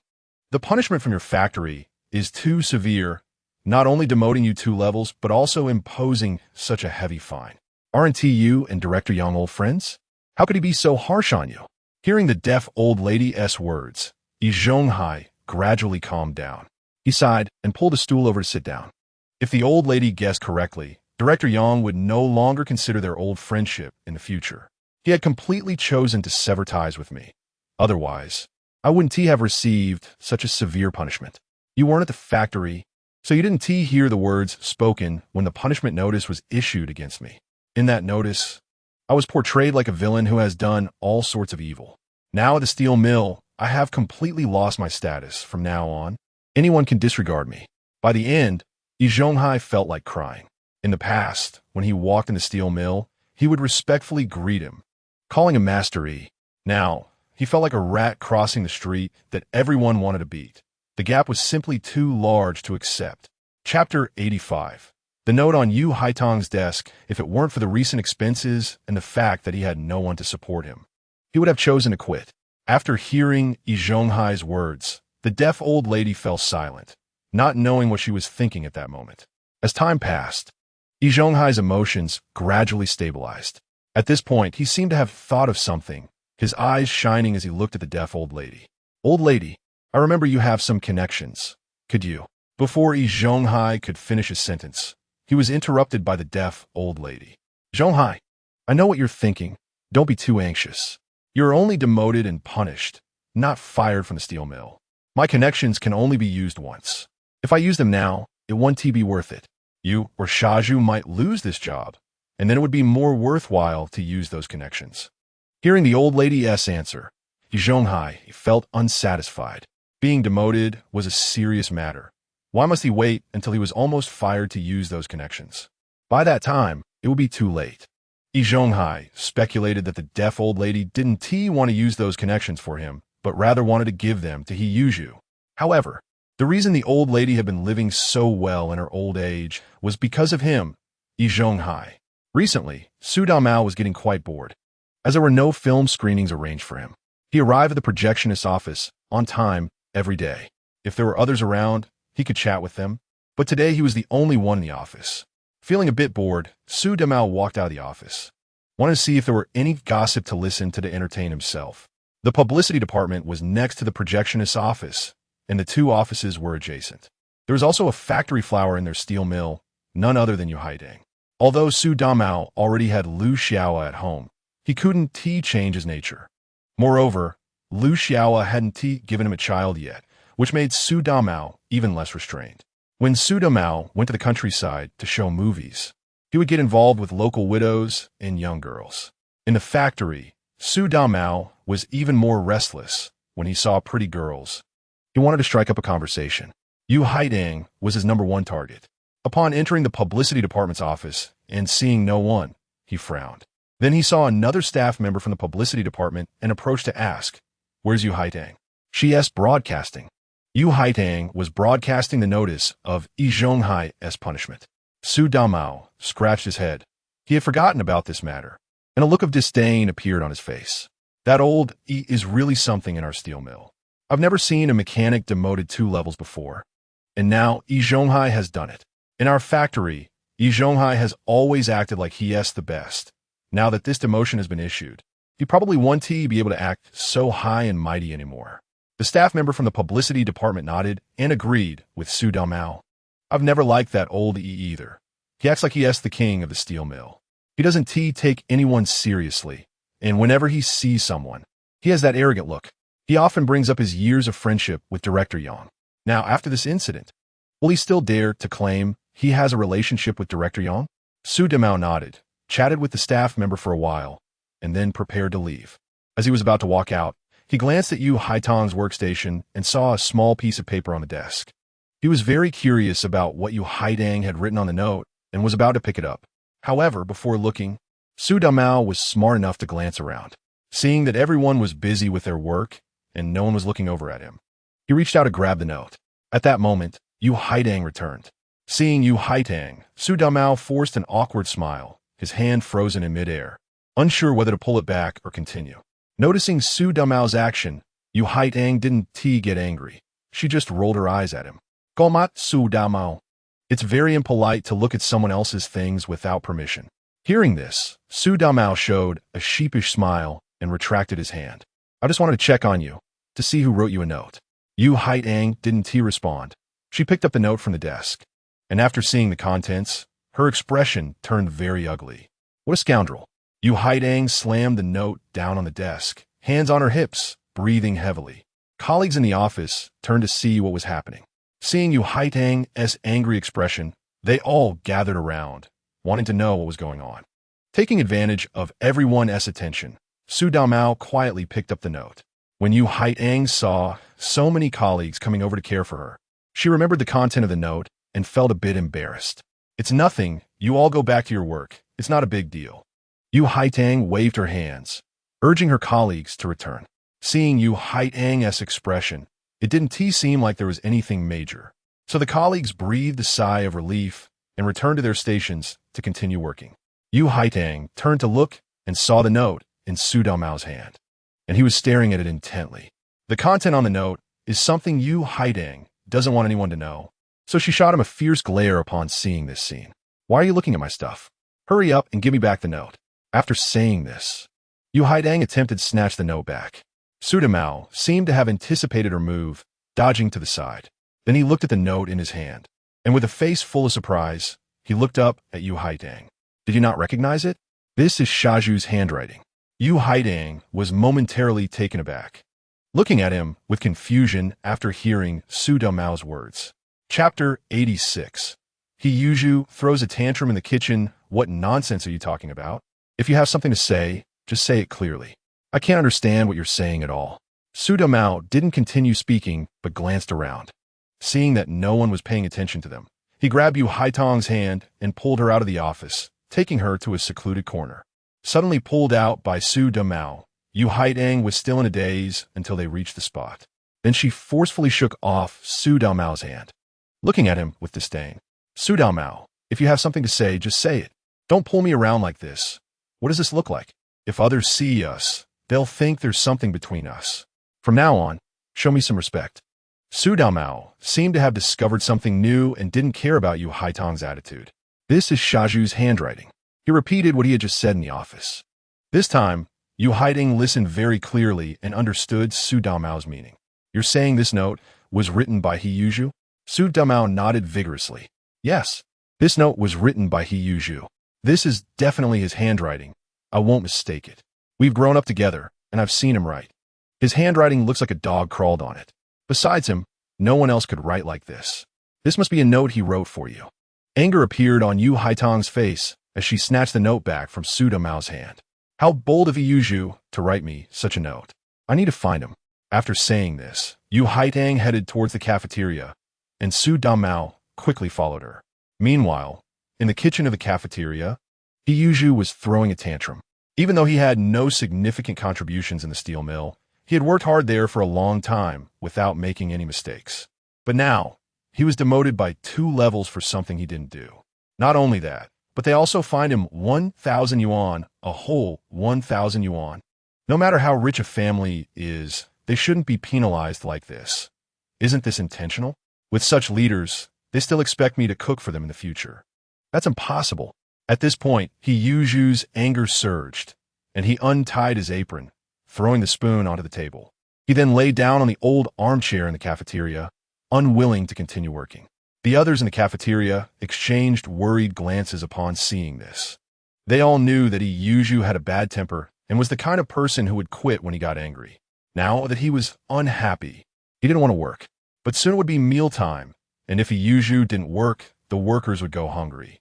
One person looked at Yi Zhonghai's apprentice, Xiaoma, and said, "Why don't you go and persuade your master?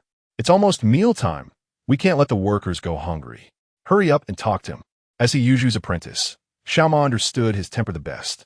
He knew that if he went over while Yi Zhonghai was in a bad mood, no matter what he said, Yi Zhonghai wouldn't listen. He might even get scolded by Yi Zhonghai, so Xiaoma didn't want to do such a thankless task. However, as Yi Zhonghai's apprentice, he couldn't just ignore it.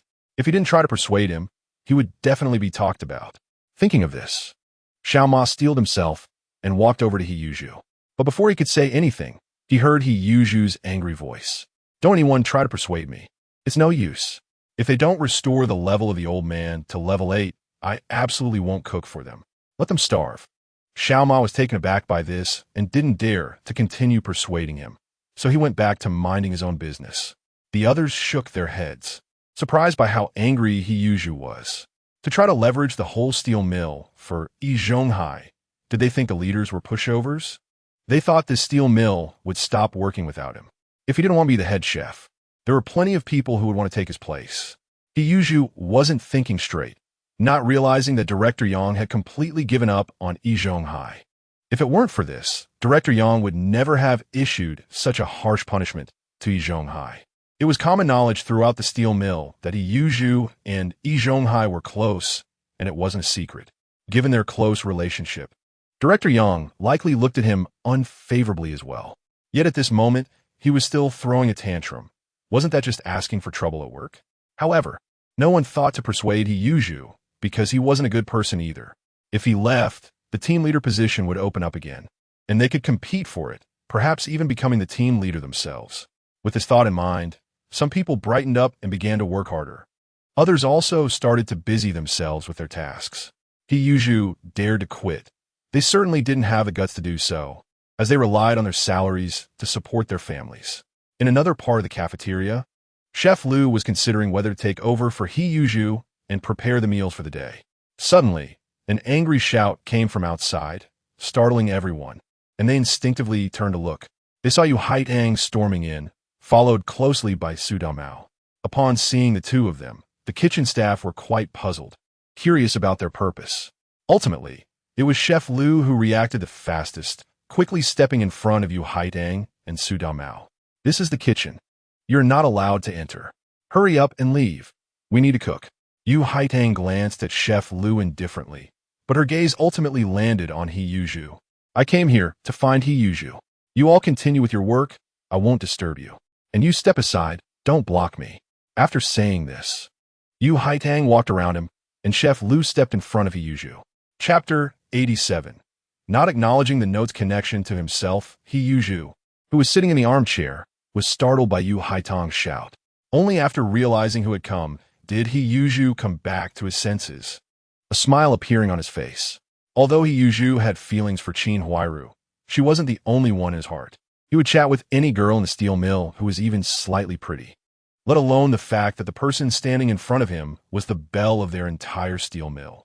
After recognizing who had come, Yi Zhonghai suddenly stood up from his armchair. He directly ignored the anger on Yu Haitang's face and smiled as he said, "Isn't this our steel mill's belle? The beautiful Yu? What brings you here today? Did you think I'm the most reliable person in the entire mill? So you want to come to me to develop some revolutionary friendship?" Yi Zhonghai's eyes were filled with frivolity, which only made Yu Haitang, already angry, even more furious. Yu Haitang glared at Yi Zhonghai fiercely and then said, "Yi Zhonghai, stop disgusting me. Developing revolutionary friendship with you? Dream on. You might as well think of something else. It's impossible for this lifetime. Stop daydreaming about being a toad, wanting to eat Xuan meat. It's not your turn. I came to find you today because I have something to ask. Did you write this note?" Yi Zhonghai looked down and froze for a moment when he saw the note in Yu Haitang's hand. After a while, he regained his composure and shook his head at Yu Haitang. "What note are you talking about? I've never written you a note." After saying this, Yi Zhonghai seemed to think of something, and a teasing and ambiguous expression appeared on his face. "Beautiful Yu, are you coming to talk to me about this because you want me to write things for you in the future? We can establish a frequent revolutionary friendship. Whatever sweet words you want to hear, I'll write them for you." Yi Zhonghai's playful expression grew stronger, and he spoke more energetically, completely unaware that Yu Haitang's anger had caused the veins on her forehead to bulge. Finally, Yu Haitang couldn't hold back any longer and slammed the note into Yi Zhonghai's face. "Stop talking nonsense. Pick up the note and see if it's your handwriting." Hearing Yu Haitang's furious shout, Yi Zhonghai sensed something was wrong and bent down to pick up the note. He only glanced at it and immediately recognized it was his handwriting, but he couldn't remember writing Yu Haitang a note. He would never forget writing a note to Yu Haitang. Even if he forgot to eat, he wouldn't forget that. With this doubt, Yi Zhonghai continued to read the content of the note, and after finishing, He stood there dumbfounded. He had never written anything like that. Even if he had such thoughts, he wouldn't write them down, let alone put them on a note and leave it on Yu Haitong's desk. Seeing He Yuzhu silent, Yu Haidang spoke again. Is the handwriting on this note yours? Or are you going to quibble and say you didn't write it? Yu Haidang was also aware of what Yi Zhonghai had done. Faced with black and white evidence, Yi Zhonghai had been quibbling and refusing to admit it. And since He Yuzhu was Yi Zhonghai's apprentice, Yu Haitang wouldn't be surprised if he did the same thing. He Yuzhu stood there, still holding the note, unsure how to respond to Yu Haitang's question. Just then, a chubby young man came up behind He Yuzhu and took a glance at the note. Upon seeing the handwriting on the note, he said, "It really is Master He's handwriting."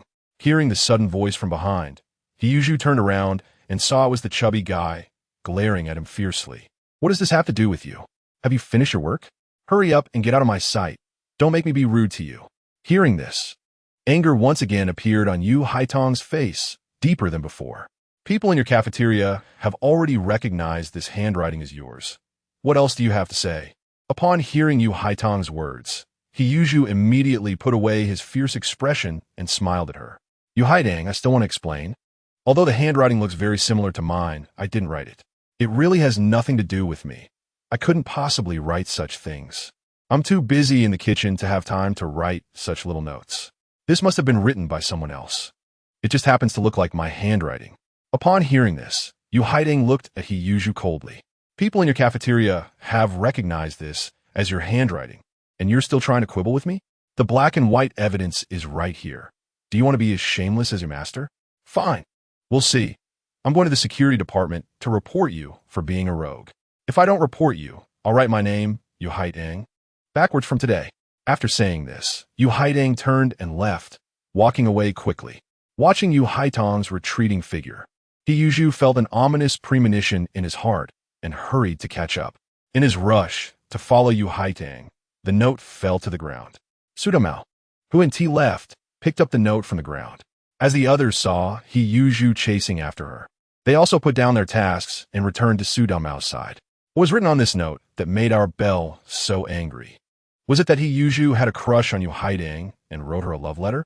Sudamao, stop keeping it to yourself. Hurry up and open the note to see what it says.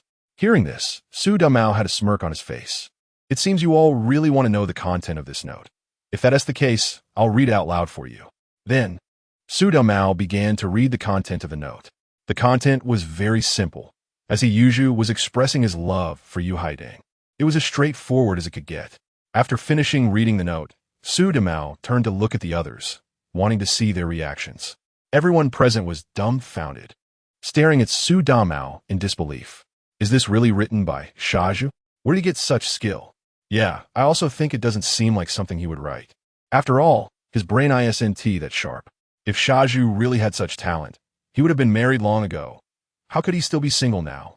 Xiaoma didn't say anything, but moved closer to Sudamao to take a look at the note. After seeing the handwriting on the note, he exclaimed, "That's right. This is Master He's handwriting." The person who had just recognized He Yuzhu's handwriting also stepped forward. "I said this is He Yuzhu's handwriting. There's absolutely no mistake. Only I in the entire kitchen can recognize it. Only He Yuzhu can write so ugly, even worse than a dog's paw." Hearing Xiaoma's words, the others all looked at the note in Sudamao's hand. After seeing the handwriting on the note, they all gasped in surprise. "I didn't expect this to really be Shaju's handwriting. It looks exactly the same as what he writes. I really didn't expect Shaju to be a cultured person. It seems he's made a resolution to pursue a girl. So cheesy, this is just too cheesy. I've never seen anything so cheesy. It seems Shaju has been single for too long, and now he started thinking about women, which is why he wrote this love letter." Everyone gathered around Sudamao, discussing the note he was holding. Suddenly, a burnt smell wafted into everyone's noses. One person turned around and saw the pot still on the fire, emitting black smoke. "Not good. The water in the pot has boiled dry." Upon hearing this, everyone hurried back to their pots and quickly added water when they saw that the water had evaporated. At this moment, Master Lu also glanced at the clock on the wall, realizing that it was getting late, and quickly instructed, "Not good. It's getting late now. Fatty and Little Ma, come help me. Let us make the big pot of rice together. If we don't do it soon, the workers 1 tea of time to eat. This was also the first time Master Lu was in charge of cooking alone, and he didn't know how to start. He was stepping out of his comfort zone, as he had never done this before. But then he thought, this is just a big pot of rice. You just need to throw everything in and control the amount. So it shouldn't be too hard to make it edible. As long as it's acceptable. The workers wouldn't complain, and he would save face. Seeing that the workers in the back kitchen were all busy, Su Damao took the note and left. When he walked out, Yu Haidang and He Yuzhu were already gone. Su Damao wasn't in a hurry to return. After all, he didn't have any screening tasks today. Going back would just mean sitting there. Looking down at the note in his hand, a glint of cunning flashed in Su Damao's eyes. He never expected that the clumsy Zhu could write such eloquent words. The first time he wrote a note, it ended up in my hands, so I have to make this note count. With that thought, a sly smile crossed Su Damao's face. He had often been bullied by He Yuzhu in the courtyard, and had always wanted to retaliate. But with the shameless Yi Zhonghai backing him up, Su Damao could only swallow his anger. Now that He Yuzhu had finally handed something to him, if he didn't seize this opportunity, he would be a fool. Suddenly, Su Damao remembered that Yu Haidang had just mentioned going to report He Yuzhu for being a rogue. Such reports had to go to the security department. In thinking of this, Su Damao headed towards the security department. This note in his hand could be considered evidence. If Yu Haidang reported He Yuzhu, evidence would definitely be needed. I'll deliver this evidence right now. After saying this, Su Damao walked toward the security department. Just as Su Damao left, He Yuzhu returned. Standing at the entrance of the cafeteria, with his hands on his hips, he panted and looked ahead. He never expected that Yu Haidang, that little woman, would have such good stamina running around the steel mill. I was actually shaken off by her. While He Yuzhu was talking, he was also thinking about the note. He was sure he had never written such a note, let alone placed it on Yu Haitang's desk. If he hadn't been so sure of it, he would have doubted that he had written it when he saw the note. The handwriting was too similar to his own. It looked exactly like what he would write. He was puzzled about who could imitate his handwriting so well. Suddenly, a recent incident involving Yi Zhonghai flashed through his mind. Yi Zhonghai had also suffered because someone imitated his handwriting and wrote those things. It must be that little beastly Xuan. Apart from him, there's no one else. Only he has the skill to imitate so closely. The previous big uncle fell into his trap, just after causing trouble for the big uncle. Now he wants to smear me with dirt. Li Xian, you shameless little beast, I will definitely not let this go. After making this fierce remark, He Yuzhu went into the kitchen. In the security department's office, Director Wang and Director Sun from the cafeteria were sitting across from each other chatting. Seeing that the security department staff were very obedient, following his instructions, Director Sun felt a twinge of envy. You have no idea what kind of days I have in the cafeteria. Although I am the cafeteria director, I am not in charge of the cafeteria at all now. You know He Yuzhu, right? He relies on his good cooking skills and the favor of factory manager Yang and some leaders who like his dishes. He flaunts his power in the cafeteria, disregarding everyone. The people in the cafeteria are not afraid of me and sometimes even talk back. But when He Yuzhu speaks, it's like the words of a king. They don't dare to refute a word and have to obey him, even endure his scoldings. I feel so constrained as the cafeteria director. I have never felt so helpless before. As Director Sun spoke, his frustration boiled over, and he finished the tea in his cup in one go. Director Wang, I want to report someone for being a rogue. Seeing the empty cup, Director Wang picked up the teapot beside him and refilled it. Every unit has its troublemakers. For example, there are a few in our workshop. Troublemakers are troublemakers. But I have never seen someone like He Yuzhu ride on his leader's head like this. Director Sun seemed to have found someone to vent to, sighed, and finished the tea in his cup. Director Wang, you just arrived at our steel mill, so you don't know the situation well. He Yuzhu is incredibly bold. He is not afraid of me at all, the cafeteria director. He practically wants me to listen to him, and just now he started causing trouble again. Didn't the factory issue a punishment notice to Yi Zhonghai? He Yuzhu spoke up for him. I can understand that they have a good relationship, but shouldn't he also do his job well while defending Yi Zhonghai? But he just threw down his tools and refused to cook. I went over to persuade He Yuzhu, saying everything I could, but he wouldn't listen and continued to do his own thing. Now it's almost mealtime, and if we can't prepare the food, the workers won't have anything to eat, and I'll be blamed again. I've never done anything bad in my life. I've always been diligent. Why do I have to deal with someone like Yi Zhonghai? I must have run out of luck to encounter him. When he comes to my cafeteria, I gain no benefit but end up getting criticized. Seeing that Director Sun's face was turning red from anger, Director Wang thought to offer some comforting words. Just then, a commotion suddenly erupted outside, and Director Wang even heard a woman's voice. Hearing the noise, Director Wang furrowed his brows and called out to the door, "What is going on outside? What happened?" As his voice echoed from the office, a security department staff member entered. "Director, it's like this. Yu Haitang from the propaganda department has come." Just as the security staff member finished speaking, Yu Haitang rushed in from outside, furious, and said, "Director Wang, I have something important to tell you." Seeing Yu Haitang looking like she was about to devour someone, Director Wang realized that what she was about to say was serious. He waved his hand to the security staff member standing at the door, signaling him to leave the office and close the door. He then pulled out a chair for Yu Haitang to sit and pour her a cup of tea. "Comrade Yu Haitang, what happened? If there's something, just say it. The security department will definitely stand up for you." Even after hearing Team Leader Wang's words and that this incident happened over 10 minutes ago, the anger in Yu Haitang's heart still couldn't be calmed down. "Team Leader Wang, someone in our factory is harassing me." Upon hearing this, Team Leader Wang, who had just been smiling, instantly turned serious. "How could such a thing happen in our steel rolling factory? Who is it? Just tell me. And the security department will definitely take care of it. We won't let him off easily." Director Sun, who was sitting nearby and listening to this conversation, showed a shocked expression.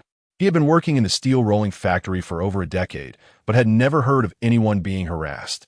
Of course, sometimes two people would be caught together in a compromising situation, but that was consensual. As long as they were careful during those moments and weren't discovered, it was fine. But harassment is different. It is one-sided harassment against another person. Generally, someone with a bit of sense wouldn't do such a thing. If exposed, it would have a significant impact on one's reputation. It might even lead to losing their job because of harassment. In this era, harassment can be considered a very serious and important matter. The more Director Sun thought about it, the more curious he became about who this peculiar person was. "I want to report the team leader He Yuzhu from our cafeteria. He is the one who harassed me." Upon hearing He Yuzhu's name, Director Sun's expression, which had been one of amusement, instantly turned serious. He Yuzhu's name was deeply imprinted in Director Sun's memory. Sometimes he would even dream about it at night. He had just been discussing with Team Leader Wang how He Yuzhu was slacking off at work, and despite trying to persuade him, he was unwilling to do his job. Unexpectedly, before the topic was even finished, someone came to report that He Yuzhu was harassing someone. If someone comes to report He Yuzhu for harassment, he would definitely be investigated and might even be fired. As long as he leaves the cafeteria, he would still be in charge, and he could control the entire cafeteria. But if the steel rolling factory really pursued this matter, he, as He Yuzhu's direct supervisor, would also be blamed. He might even be demoted from director to deputy director. At this thought, Yu Haitang angrily cursed He Yuzhu in her heart, using the most unpleasant words possible. If it weren't for the rules, Director Sun would even want to visit He Yuzhu's family grave to ask them how they raised He Yuzhu to be like this. Standing nearby, Team Leader Wang looked at Yu Haitang with a serious face. "Yu Haitang, you said that Master He Yuzhu from our cafeteria harassed you. Can you tell me the specific situation? What exactly happened? We can only catch him if we confirm that this matter is related to the male counterpart." After coughing twice, Yu Haitang began to speak. "The situation is like this. I went out to arrange work, and when I returned, there was an extra note on my desk. I picked up the note and took a look at it." Yu Haitang recounted how she found the note, and then went to confront He Yuzhu in the cafeteria, detailing everything that happened in between. After she finished speaking, she still had a face full of anger. However, Team Leader Wang and Director Sun were on the other side. This matter really couldn't be considered harassment. He simply wrote her a love letter because he admired Yu Haitang. This doesn't count as harassment. Moreover, He Yuzhu only wrote that one letter and had no other actions. Chapter 90. The strong evidence of the note Yu Haitang is the flower of the steel rolling factory, and many workers have a crush on her. It's normal for them to write her love letters. It's estimated that Yu Haitang has received quite a few love letters during her time working at the factory. But seeing Yu Haitang so angry, Team Leader Wang also felt that the matter was not simple.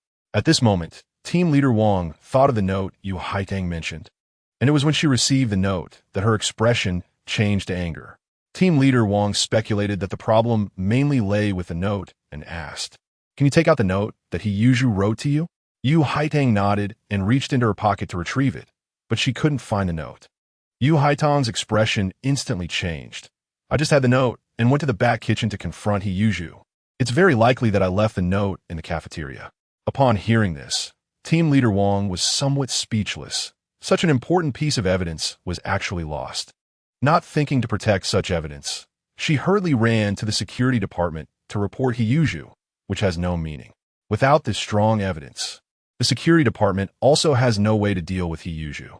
Not to mention that the note is now left in the cafeteria, which is He Yuzhu's territory. The note might currently be in his hands. If he knew that the security department needed this note as evidence, he might directly destroy it. Thinking of this, Team Leader Wang showed a helpless expression towards He Yuzhu. "Comrade Yu Haidang, we sympathize with your experience, but He Yuzhu didn't do anything to you. He just wrote you a note, and this note is the most important piece of evidence, and now you can't produce it. We can't just determine that He Yuzhu harassed you based on your word alone.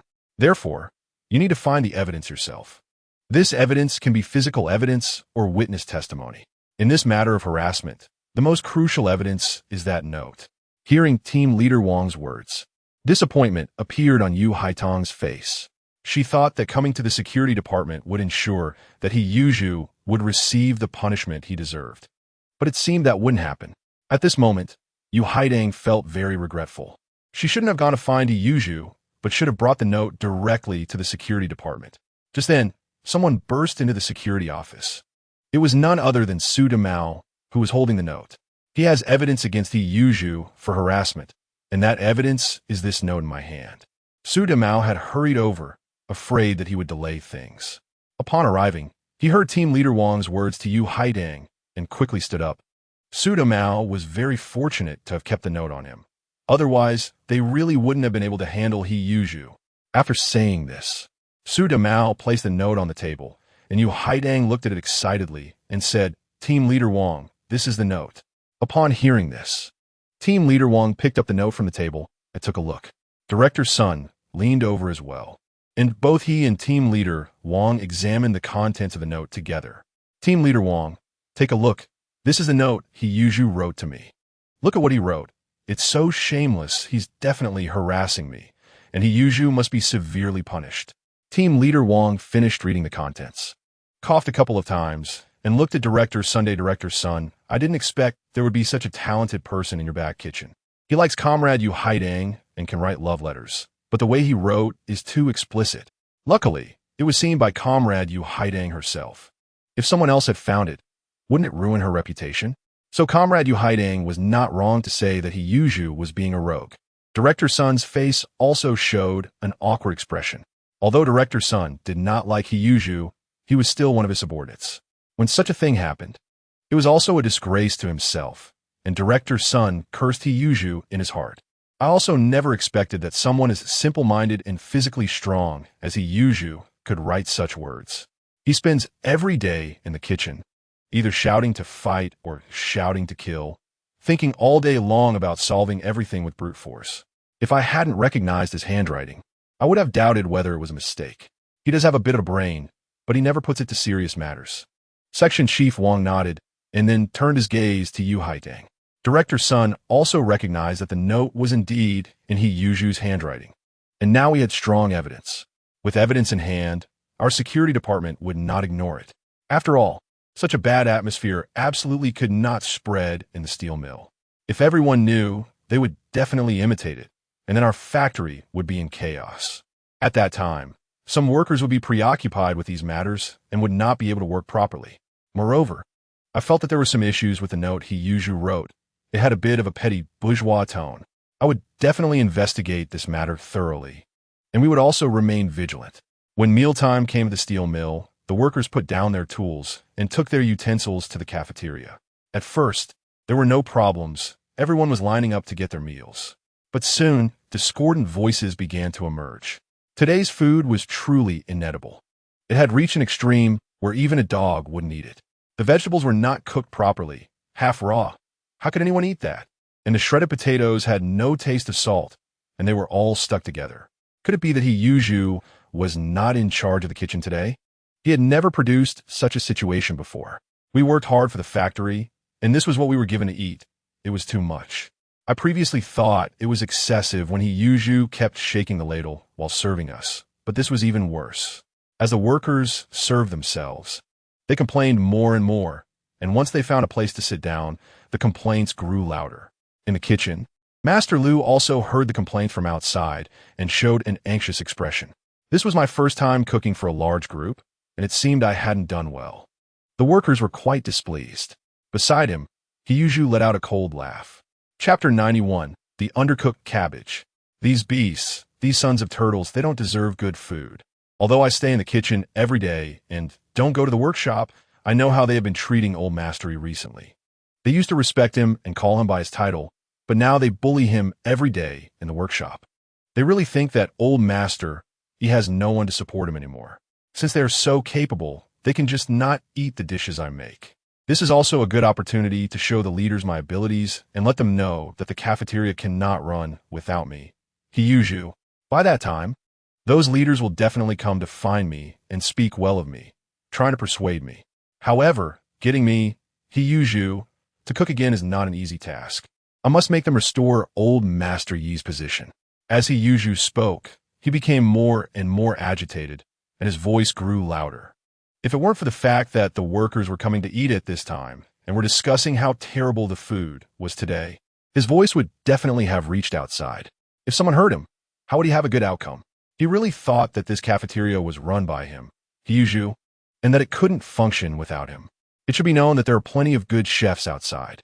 As long as the factory manager and the leaders are willing to spend money to hire them back, would they be afraid of not being able to hire anyone? Master Lu, who was nearby, couldn't help but roll his eyes at Yi Zhonghai's words. Looking at Yi Zhonghai's current state, he should not be able to cook for a while. In the coming days, he would have to force himself to cook every day. But he was even worse than an apprentice now. How could he make delicious large pot meals? It was estimated that the cafeteria would hear the workers' complaints every day for a while. This made Master Lu feel very helpless. If those workers knew that he was the one who cooked the food, they would definitely be dissatisfied with him. Just when he didn't know what to do, he suddenly saw a familiar figure walking over. Manager Yang, here he comes. In the past, hearing the name Manager Yang would have made Yi Zhonghai very happy to greet him. But this time, after letting out a cold laugh, Yi Zhonghai returned to the kitchen. He was very dissatisfied with Manager Yang's decision to demote Yi Zhonghai twice and fine him 1,000 yuan. So he didn't want to see Manager Yang now. Just seeing him sparked anger in his heart.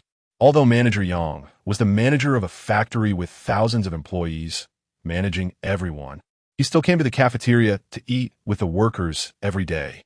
At first, when he became the factory manager, he did not do this, but always prepared special meals for himself. After all, he was the factory manager managing an entire factory. How could he eat with these workers? He had worked tirelessly to climb to the position of factory manager, and now that he was in that position, he certainly wanted to enjoy it first. However, an incident last year where a factory manager was arrested changed his mindset. Since then, he rarely prepared special meals and instead ate with the workers in the cafeteria every day. Gradually, it became a habit, and he didn't feel that eating large pot meals was anything special. This was also a good opportunity for him to enhance his image, making others think he was a leader who cared for his subordinates. Of course, the most important point was the report letter written by Yi Zhonghai. Although he had severely punished Yi Zhonghai and threatened him not to write to the Ministry of Industry, it still made Manager Yang feel uneasy, always thinking that someone was dissatisfied with him and wanted to harm him. He felt that someone was secretly plotting how to pull him down from the position of factory manager. With this thought in mind, Manager Yang was even more afraid to prepare special meals and didn't dare to show any signs of wrongdoing. He had worked hard for many years to climb to the position of factory manager, and he was nearing retirement in a few years. He absolutely could not be exposed for any bad news at this time. He did not want to see his years of hard work go to waste. Moreover, large pot meals were not a problem, and besides, Yi Zhonghai's large pot meals were quite tasty. After all, eating banquet meals had spoiled Manager Yang's taste. However, Yi Zhonghui's large pot meals were still quite to his liking, not making it too difficult for him to eat. As usual, he arrived at the cafeteria, ready to eat. As soon as he walked into the cafeteria, he felt that something was off. Upon entering, he saw the workers putting food in their mouths while complaining about something. As he got closer, he could hear that they were complaining about how awful today's food was. The workers' faces while eating looked worse than if they had eaten feces. Seeing this scene, Manager Yang's face also turned ugly. If the workers couldn't eat, how could he eat? If he had known that the food in the cafeteria today was poorly made, he wouldn't have come and would have thought about going to another cafeteria to make do. However, now that he is here, he can't leave even if he wanted to. After all, he is the factory director, not an ordinary person. When he enters the cafeteria, many people will definitely notice him. He cannot leave quietly. Moreover, over the past year, he has been eating in the cafeteria every day, establishing a friendly persona. The workers generally discuss him in a complimentary tone, so if he leaves now, wouldn't he be destroying his own image? Thinking of this, Director Yang finally stopped and went to the food counter to get his meal. This time, he did not choose the most conspicuous spot like before, but quietly went to a corner. After taking a bite of the food, he couldn't hold back and spat it all out. Looking at the cabbage he had vomited on the table, Director Yang's face turned extremely unpleasant. Although he said he wasn't a professional chef, he could still cook. Stir-frying cabbage until it's cooked is quite simple. It just requires a bit more stirring in the pan. However, if the chef can't even cook the cabbage properly, it's not just poor cooking skills. It indicates a complete lack of culinary ability. Director Yang guessed that Yi Zhonghui must have something going on today and did not come to the cafeteria, so it wasn't his cooking. Thinking of this, he couldn't help but shake his head, feeling rather unlucky. Although the food was terrible and hardly edible, the era of hunger had just passed, and no one dared to waste food at this time. If he wasted it and someone caught him, it wouldn't be a small matter. Director Yang endured the awful food and swallowed it down, then returned to his office to rest. Chapter 92. Yi Zhonghui acts like a rogue. Neglects his duties. There is a 2-hour break in the steel rolling mill. The work bell rings around 2 o'clock in the afternoon. Just as this thought crossed his mind, there was a knock on the door of Director Yang's office. Hearing the sound, Director Yang sat up from the sofa and called out, "Come in." When he saw that it was Section Chief Wang who pushed the door in, Director Yang couldn't help but rub his head, feeling a bit of a headache. Of course, he wasn't feeling this way because of Section Chief Wang personally, but because of the report he had brought last time, which left him with psychological shadows. "Director, I'll come to find you because I have something to report." "What is it?" Director Yang said while praying in his heart that nothing serious had happened again. "Director, today Yu Haitang from the broadcasting room came to our security department and said that Yi Zhonghui, the team leader of the first cafeteria, acted like a rogue towards her." As soon as Section Chief Wang finished speaking, Director Yang's expression became somewhat serious. "Act like a rogue? Clarify what happened." Director Yang straightened up from the sofa, leaning back against it, and looked seriously at Section Chief Wang, urging him to continue. Section Chief Wang briefly explained the ins and outs of the situation to Director Yang. "If it were just acting like a rogue, I could handle this small matter myself. I wouldn't want to disturb the director. But I feel that there is something off about this matter." Director Yang's eyebrows were almost furrowed together. "What is off about it?" Section Chief Wang expressed his thoughts. He usually wrote a note to Yu Haidang. The content of that note is very cheesy and particularly explicit, which is not appropriate at all. If it were just that, I wouldn't have come to bother the director. However, after reading that note twice, I felt there was a hint of bourgeois sentiment in it. As he spoke, Section Chief Wang took out the note that Yi Zhonghui had written to Yu Haitang from his pocket. "Director, I know I might be making this sound serious, but I think we should still be cautious. This is the note Yi Zhonghui wrote to Yu Haitang. I brought it for you to take a look."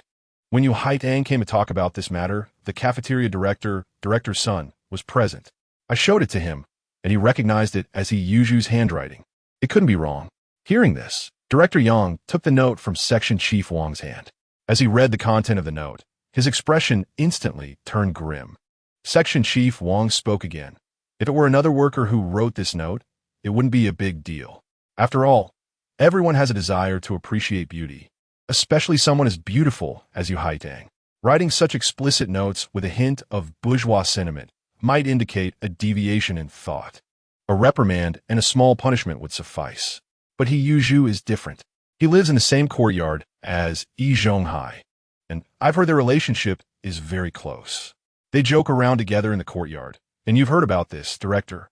Yi Zhonghai writing such bourgeois-sounding words might indicate he belongs to that faction. Since Yi Zhonghai and Yi Zhonghai are so close, the latter must also know about this. Perhaps Yi Zhonghai has some suspicions in this regard, and we could investigate this matter further.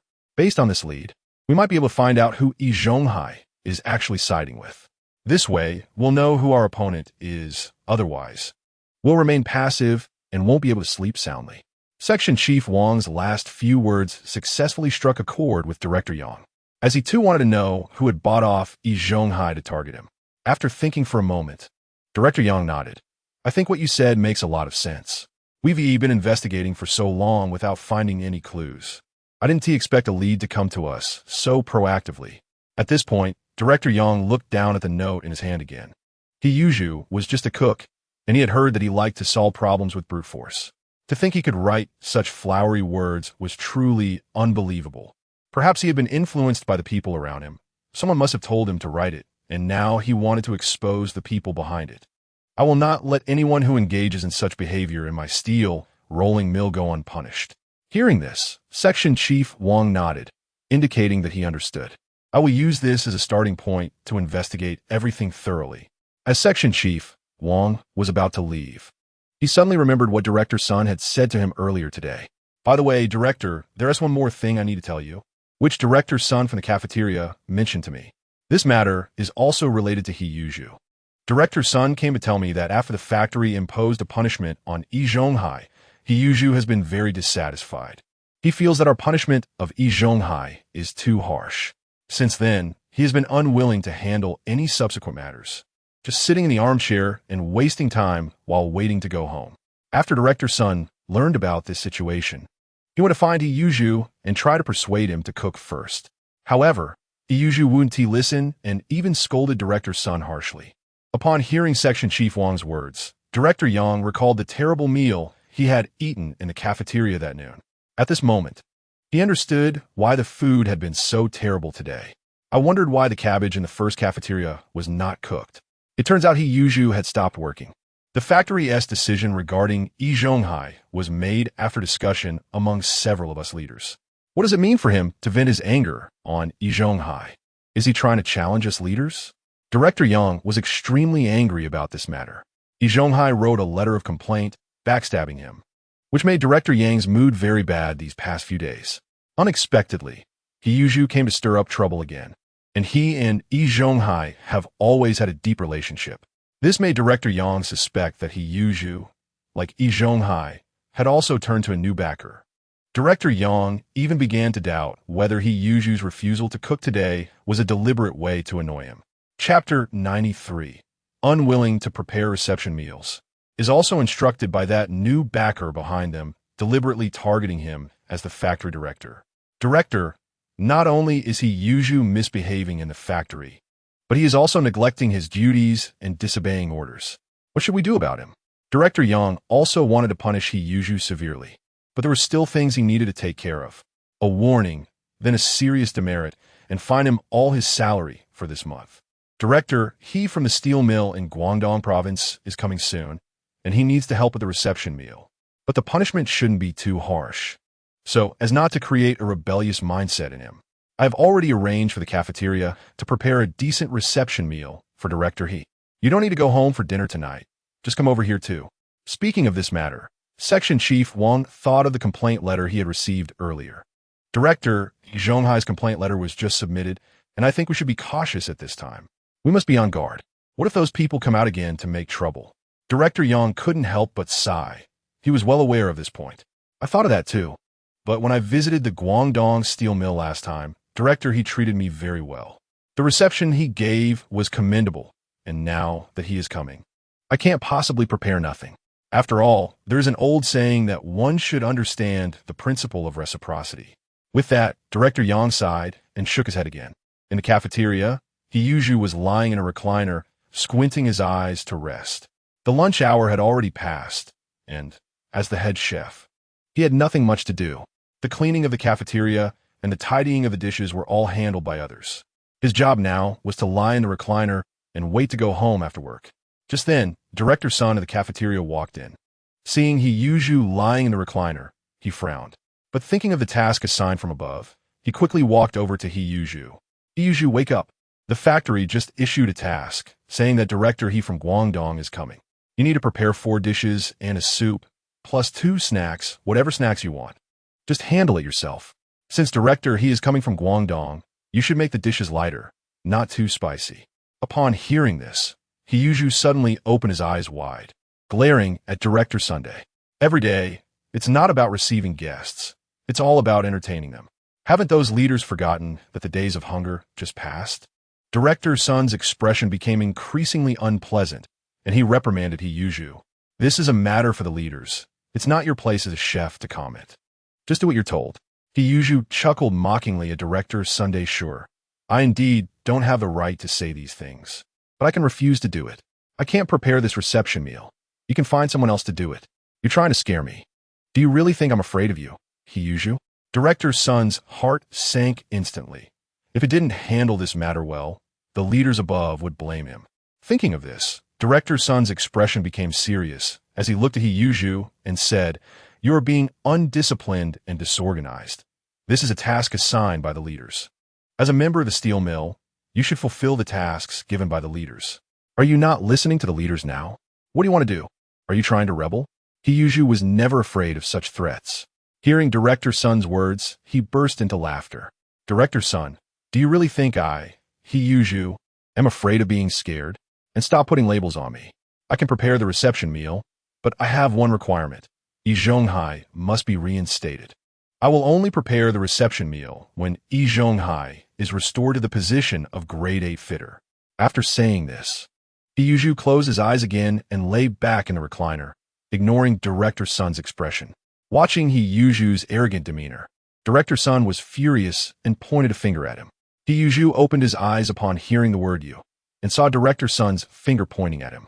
Yi Zhonghai pushed Director Sun's finger aside with force, looking at him with a smirk. Even a child knows that one should be soft when asking for food and short when accepting a favor. If the leaders want me, Yi Zhonghai, to cook, they need to show some sincerity. If this matter can't be satisfied, that's fine.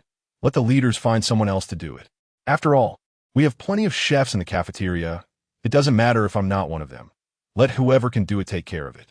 Seeing Yi Zhonghai's unyielding attitude, Director Sun decided not to waste any more time with him. Taking a deep breath, he turned and left. The others in the cafeteria gasped at Yi Zhonghai's boldness. They never expected Yi Zhonghai to be so daring, standing up to the leaders, especially on such a significant matter. They felt that Yi Zhonghai might not want to continue working at the steel mill. Seeing Yi Zhonghai lying still, everyone thought he would just stay there until the end of the day. When the time to leave work came, they took their things and went home. No longer paying attention to Yi Zhonghai, they had other things to attend to. Yi Zhonghai had such courage, but they did not. Just then, Yi Zhonghai suddenly sat up from the recliner. "Xiaoma, go get me a chicken and also bring back some pork belly." Hearing this, Xiaoma hurried off to help Yi Zhonghai, and after a while a chicken and pork belly appeared in front of everyone. Seeing the ingredients arrive, Yi Zhonghai immediately stood up from the recliner. He tied on his apron and put on his sleeves, getting ready to cook. Observing this scene, Xiaoma quickly walked over to Yi Zhonghai's side and whispered, "Master, although the leaders treat us poorly, we shouldn't hold it against them. No matter how capable we are still under their management. We cannot go against them." Chapter 94. Bringing the steel mill's meals home. Upon hearing this, Yi Zhonghai paused his actions and glanced at Xiaoma. He let out a laugh, but did not respond to Xiaoma. Then he started to get busy, and after a while, a delicious aroma wafted out. The cafeteria staff, who had been with Yi Zhonghai for a long time, recognized the smell and knew what he was preparing. Today, he was making chicken stewed with mushrooms, along with spicy stir-fried pork. Both dishes were Yi Zhonghai's specialties, so they were prepared very quickly. In no time, the 2 dishes were ready, and as everyone smelled the aroma and saw the beautifully cooked meat, they couldn't help but swallow their saliva. Although the days of starving have passed, the current grain production is still not high. People still cannot eat as fully as before and often go hungry. Every day, they can only eat some boiled vegetables. And they can't even remember the last time they had meat. Their stomachs are completely empty, and seeing food makes them long for it even more. At the same time, they have some doubts. Just now, Director Sun came to ask Yi to prepare 4 dishes plus 2 snacks. However, now that Yi has finished these 2 dishes, he has stopped cooking, and they don't understand what he means. Moreover, there is still some time before the leaders arrive, so leaving the dishes there is also problematic. Just as everyone is about to ask, they see Yi taking out his lunchbox. He then pours the 2 dishes into the lunchbox and adds a few steamed buns. Upon seeing this, everyone instantly realizes that Yi is not preparing a banquet meal, but is instead planning to take it home to eat. Watching Yi's actions, Master Lu couldn't help but frown, feeling that his behavior was somewhat excessive. Yi, if the leader's banquet is finished, you can take the leftovers home. But pouring these freshly made dishes into your own lunchbox to take home is a bit too much, isn't it?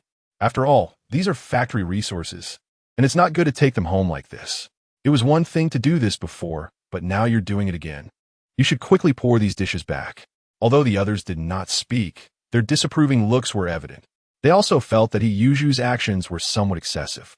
Hearing Master Lu's words, Yi did not even lift his eyes and continued to cover his lunchbox. The leaders eat meat every day, and I can't even have a sip of soup.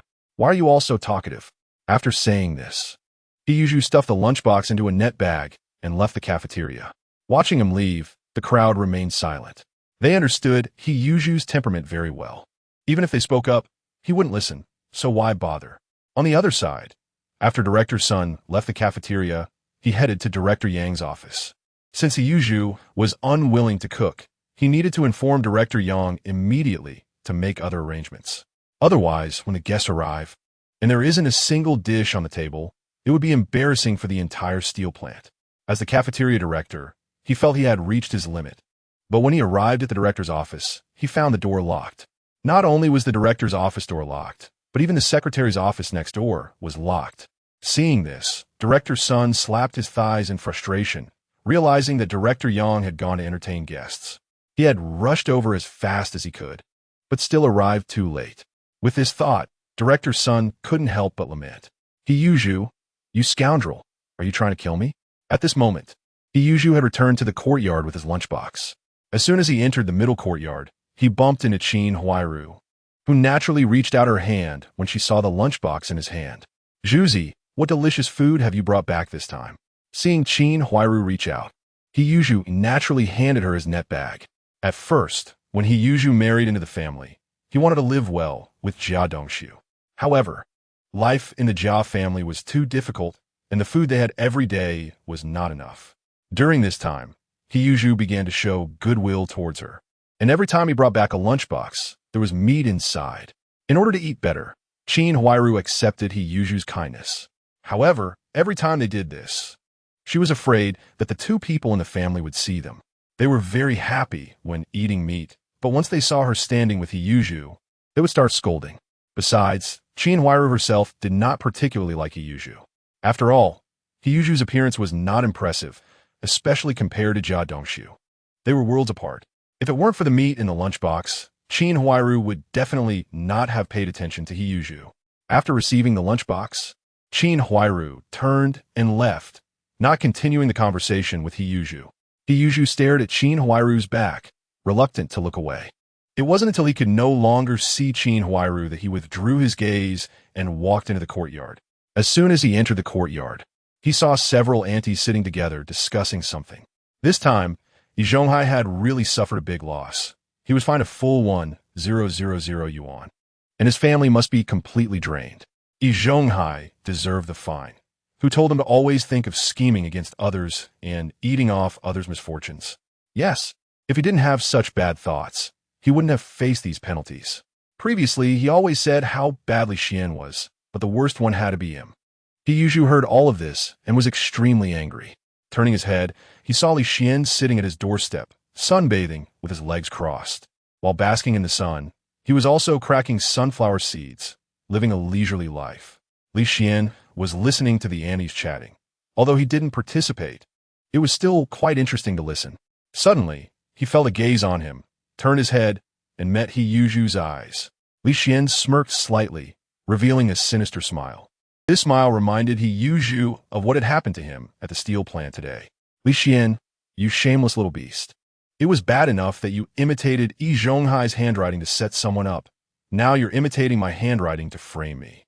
Fortunately, this matter did not escalate too much, and not many people knew about it. With this thought, Yi Zhonghui couldn't help but criticize the leaders at the steel plant. Those leaders really couldn't just deduct it from his salary? Why did they have to pressure an elder to come back for the money? By doing this, weren't they completely ruining the elder's face? Thankfully, I didn't prepare a banquet meal for them today. If they want to eat the food I cook, they're dreaming. After saying this, Yi Zhonghui shot Li Xian a fierce glare, then turned and went to Yi Zhonghai's house. Upon entering, he saw Yi Zhonghai sitting there as if drained of all energy, staring blankly. The deaf old lady was there too, sitting on a chair with her cane, while Aunt Yi was busy in the kitchen. Elder Yi, hearing the voice, Yi Zhonghai looked up and, upon seeing Yi Zhonghui, squeezed out a smile. Oh, it's you? Silly Zhu. Elder Yi, when I came in just now, I heard those people say that the leaders at the steel plant sent security personnel to pressure you for the fine. A bitter smile crossed Yi Zhonghai's face, followed by a sigh. Yes, 2 security officers came to pressure me to come back, afraid that I would run away. It seems that Director Yang has completely given up on me. Otherwise, he wouldn't have been so ruthless. After Yi Zhonghai finished speaking, the deaf old lady immediately took over the conversation. Silly Zhu, now Director Yang has completely abandoned Zhonghai. Your friendship with Zhonghai is good, and it will also implicate you. You must do your job well at the steel plant in the future. You can't do it like before. The deaf old lady knew that Yi Zhonghui was very loyal to Yi Zhonghai, and seeing her wronged, she also wanted to help him vent his anger. However, the current situation does not allow Yi Zhonghui to act that way. If he does, he will only implicate himself. So the deaf old lady specifically reminded him a couple of times, and Yi Zhonghai nodded in agreement, indicating his approval. The old lady's words were very correct. Director Yang has a lot of opinions about me now, and since you have a good relationship with me, he will definitely have opinions about you as well. Therefore, you must perform well in the factory, especially when there are reception tasks. You must handle them well. Only in this way might you be able to help me. Upon hearing this, Yi Zhonghui pouted. Uncle, even if you have no achievements in the steel mill, you still have your hard work, yet they treat you like this. They still want to eat the dishes I make. Let them dream on. Today, I didn't even touch the big pot dishes in the cafeteria. I had Master Lu make them for me. You should have seen the workers' expressions when they ate that food. Each one looked very displeased, saying it was disgusting. They deserve to eat this kind of food. Who told them to treat you poorly? Director Yang is going to entertain guests today, but I didn't make the reception meal. I just walked away. When the guests arrive and see no food on the table, let them figure it out themselves and sit there dumbfounded. Hearing this, both Yi Zhonghai and the deaf old lady were stunned.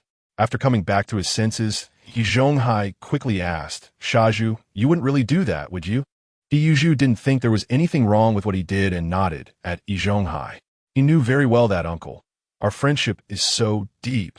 Yet they give you such a heavy punishment without any face. Now, they still want to eat the dishes I make. Let them cook for themselves. The deaf old lady was almost frantic upon hearing this, sitting there repeatedly hitting the ground with her cane. Shaju, how can you do this? In this special period, you need to control your emotions. Moreover, by doing this, you won't be able to help Zhonghai, nor will you relieve his anger. Instead, you are harming him. Yi Zhonghui was somewhat confused. Clearly, he was venting Yi Zhonghai's anger. So how did it turn into harming him? Old lady, you must be mistaken. I'm standing up for uncle, trying to find a way for him to return to his original position. If I really listen to Yang and help him with the reception meal, he would think I'm easy to manipulate. What I'm doing is also to tell him that I have my own temper, and he should think carefully before punishing uncle in the future. Upon hearing this, Yi Zhonghai was almost furious. If he didn't know Yi Zhonghui well enough and what kind of person he was, he would really think he was trying to harm him on purpose. This was not helping him. It was trying to put him in a deadly situation. Yi Zhonghai wanted to scold Yi Zhonghui fiercely and then take a look inside his head to see what was going on. But thinking that Yi Zhonghui was also considering him and wasn't doing it on purpose, just that his good intentions led to bad results. Yi Zhonghai took a deep breath and tried to calm his emotions. Shaju, this matter of mine has passed. Don't think about avenging me anymore. Just do what you need to do in the steel mill. If you're asked to make big pot dishes, then make them. If the leaders need you to prepare a reception meal, then prepare it, but never go against the leaders. The deaf old lady also echoed, Shaju, you must listen to what your uncle says. Don't throw a tantrum. Although your cooking skills are good, it's not that easy for the leaders to replace you with someone else. But it's also not that they can't find a good cook. Now, if your uncle wants to turn things around, it all depends on you. If you're not valued by the leaders, your uncle will be finished. Everything Yi Zhonghai did was for Yi Zhonghai, yet he did not receive their approval. This made Yi Zhonghai feel somewhat uncomfortable, I feel. Yi Zhonghai's words were interrupted by the deaf old lady. There is no need for that. You must follow what we said. Seeing the serious expressions on the faces of the deaf old lady and Yi Zhonghai, Yi Zhonghai didn't say much more, nodded, and indicated that he understood. Director Yang and Deputy Director Li had already taken Director He from Guangdong Province to the cafeteria. However, after sitting there chatting for a while, they waited a long time without anyone bringing out the dishes. Director Yang was very puzzled about this. At that moment, Director Sun's head poked in from outside the door. Seeing the expression on Director Sun's face, Director Yang knew he was here for a reason. Chapter 96. People arrived, but there was no food to serve. He gave a glance to Li Daluan beside him, signaling him to go out and see what was going on. Li Daluan understood and nodded to Director Yang, then stepped outside to see Director Sun repeatedly questioning. Old Sun, what's going on? Why haven't the dishes been served when the guests have arrived? Do you know how long we've been waiting here? Are you trying to embarrass us two directors on purpose? Hearing this, Director Sun had a bitter smile on his face, and cold sweat was flowing down his forehead. Director Li, I'm afraid no one will come to serve the dishes today. Upon hearing this, Li Daluan couldn't help but frown, and his face became very unpleasant. What do you mean by that? What happened? You need to explain it to me clearly. Director Sun, with a grim expression, told Li Daluan about his conversation with Yi Zhonghai that afternoon. I've personally informed Yi Zhonghai about the orders from both leaders, but he is unwilling to prepare the reception meal. He is very dissatisfied with the punishment of Yi Zhonghai by our steel mill and wants to express his dissatisfaction through this. By the time work was over, Yi Zhonghai took his things and left. He is no longer in the factory. After hearing this, Li Daluan's face instantly darkened. Yi Zhonghai really has some nerve, not listening to the leader's orders and just walking away. Does this steel mill belong to him? Is it up to him to decide? Do we have to consult this cook's opinion before we can punish someone? If he disagrees, does it mean that the factory can't punish that person? It's ridiculous. By the end, Li Daluan even laughed, but it was a laugh out of anger. Although Yi Zhonghai and Yi Zhonghai were both under Director Yang, they had no interactions. But now that the directors of other provinces came to their factory to eat, they should unite and get this matter done first before discussing anything else. Now it has come to this point. Not only are they losing face as directors, but they are also losing face for the steel mill. This matter is embarrassing to the extreme, and in the future, no one will want to come to their factory again. Facing Li Daluan, Director Sun now dared not say a word because he knew he had made a mistake. Seeing Director Sun silent, Li Daluan's anger grew even larger. Since you know Yi Zhonghai is unwilling to do this reception meal, why didn't you come to tell us in advance? Now that the people are already at the table, what do you want us to do? Are we supposed to let them leave? For such a big matter, you should have informed us earlier so we could make other arrangements. Director Sun also felt both wronged and aggrieved. Director Li, I talked to Yi Zhonghai about this in the afternoon. As soon as he expressed his unwillingness, I immediately went to find you and Director Yang. But both of your office doors were closed, and I even went out to look around. I searched everywhere I could think of, but I couldn't find you or Director Yang. Li Daluan was feeling very anxious. Hearing Director Sun's words reminded him of what had happened this afternoon. Director He arrived quite early, so he and Old Yang left to pick him up early as well. After picking him up, both sides began to flatter and boast about each other. They then took Director He to the reception room, where they chatted over tea. That was why Director Sun couldn't find them. The two sides had missed each other like that. After pondering for a moment, Li Daluan stopped and turned to look at Director Sunday. Now that Yi Zhonghai wouldn't be coming back to cook, isn't there anyone else in your cafeteria who can cook? Even if the food isn't great, as long as they can make 2 decent dishes, that would be fine. We can't just have people waiting inside without a single dish being served. Director Sun scratched his head awkwardly. What is the situation in our cafeteria right now? I believe, Director Lee, you must have heard about it. In the entire cafeteria, only Yi Zhonghai can cook. He quit today, and it's also because the big pot meals are all made by Master Lu. Although the food he made looked acceptable, the workers complained about it. They said the cabbage wasn't cooked, and the shredded potatoes were like mashed potatoes.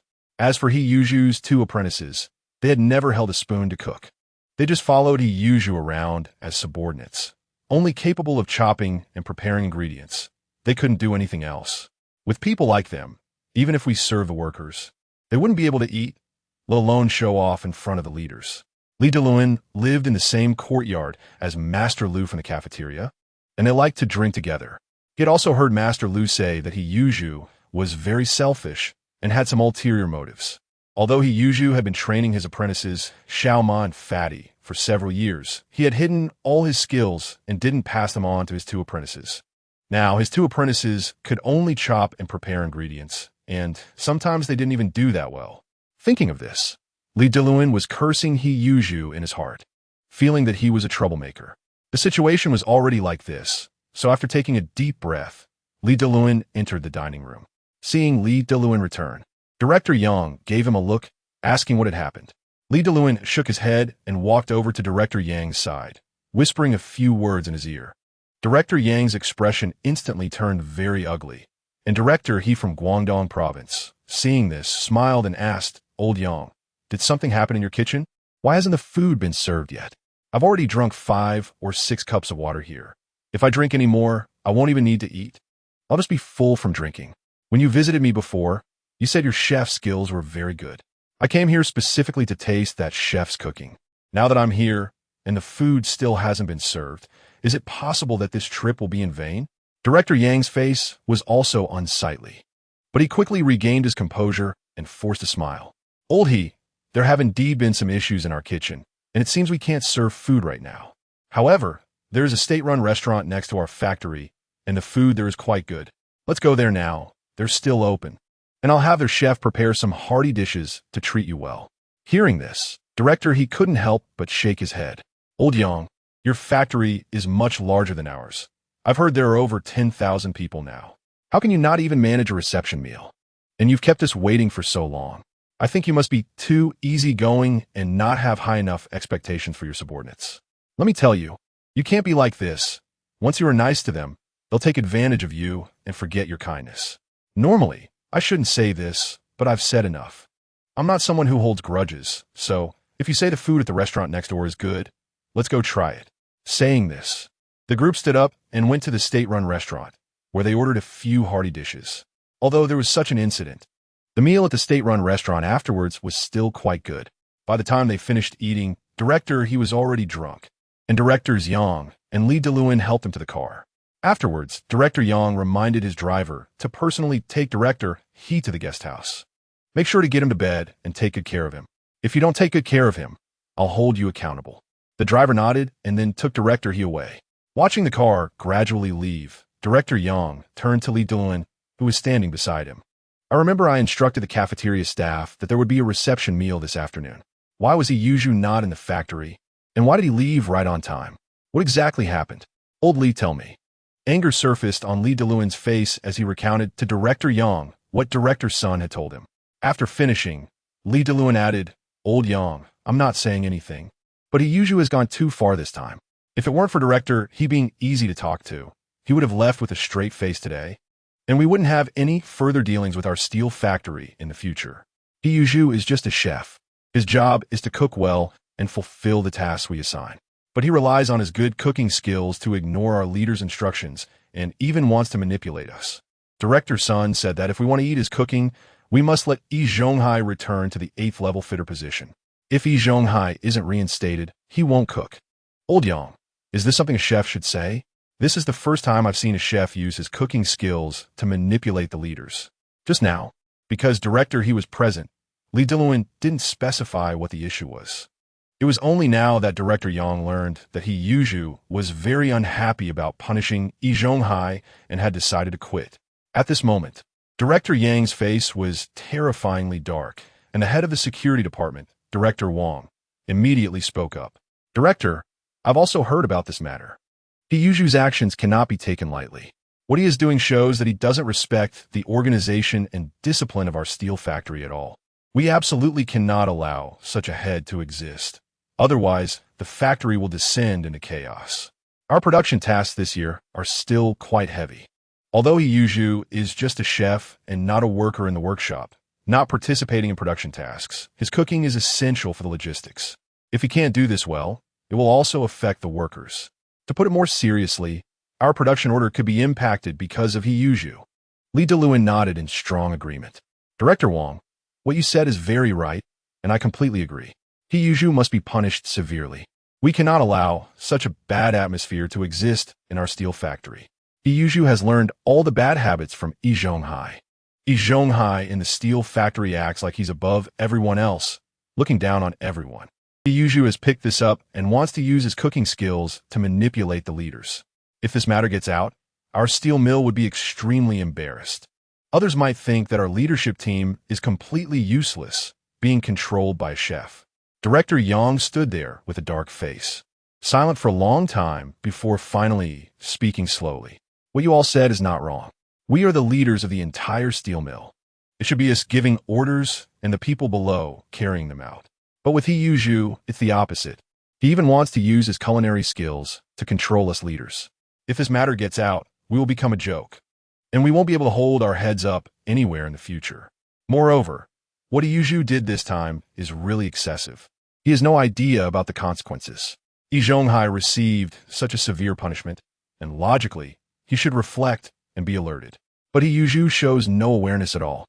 Instead, he turns around and demands things from us. Such a person must be severely punished, and this kind of atmosphere must be eradicated.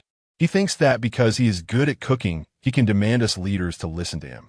If he doesn't want to cook in the kitchen, then he shouldn't let him work in the boiler room. Director Yang directly assigned him to the boiler room, and one can imagine how angry this made him. As the director of the entire steel mill, he wants to control it just like Yi Zhonghai wants to manage the courtyard. He doesn't even agree to give up any power to Deputy Director Li Deluen, let alone a mere chef wanting to ride on his head. That is simply a dream.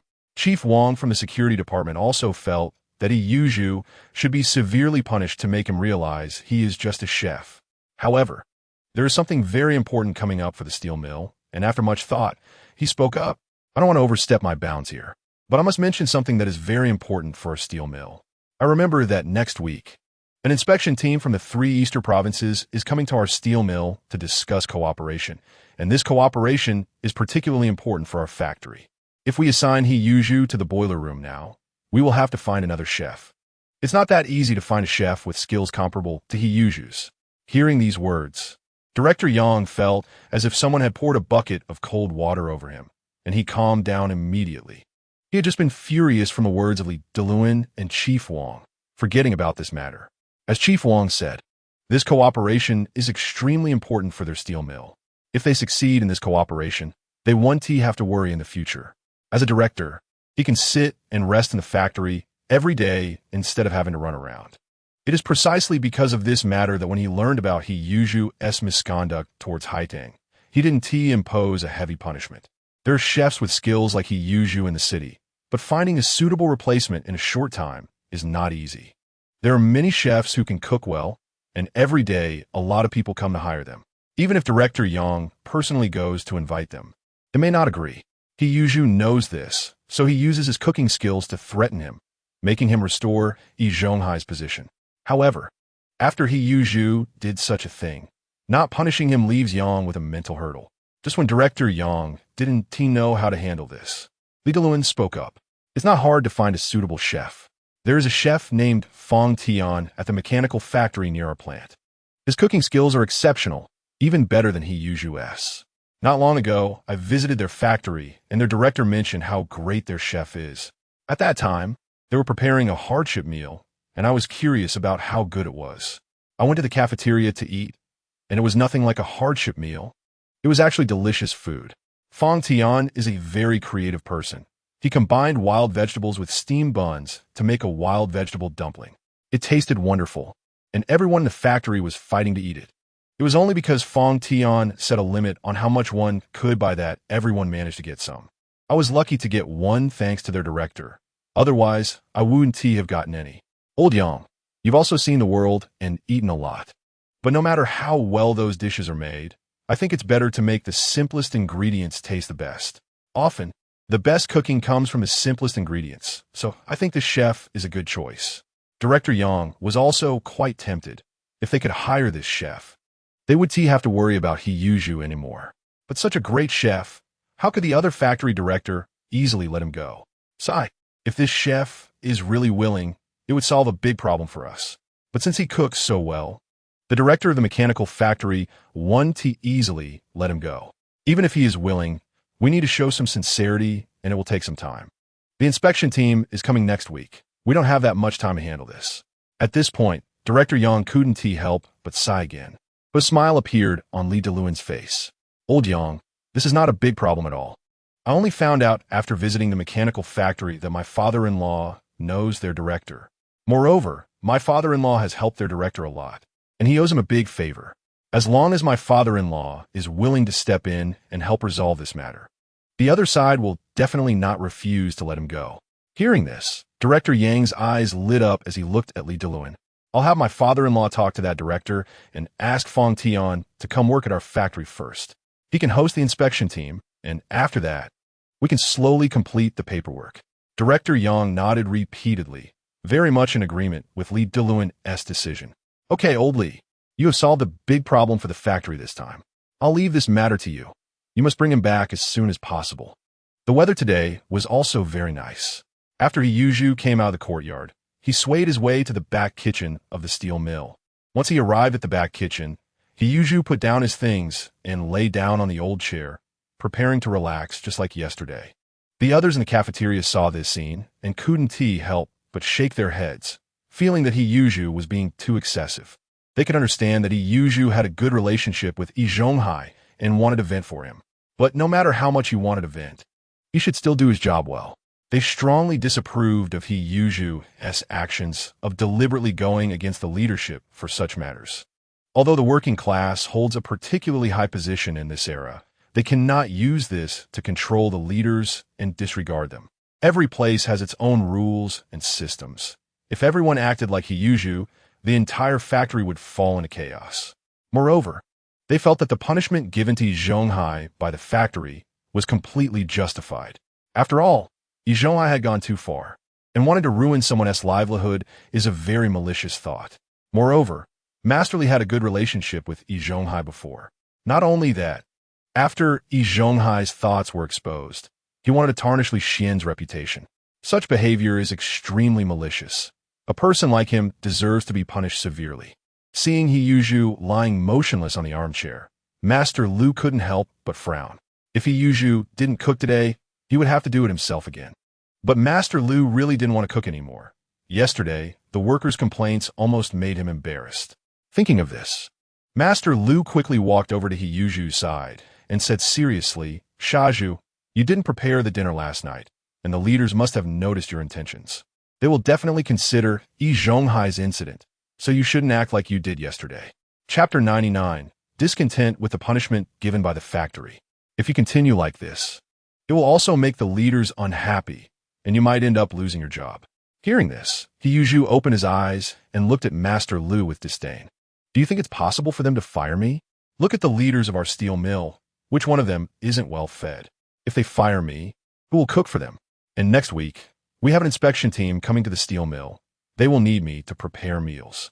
Unless they find a chef with skills similar to mine to replace me in the next couple of days, there's no way they will fire me. In fact, they will probably come begging me to cook for them.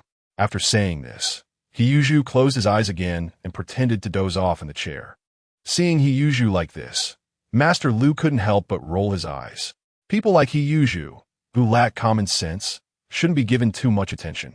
It's a waste of his breath and time. If he doesn't even take the factory manager seriously, why would he pay attention to a mere Master Lu? Why bother?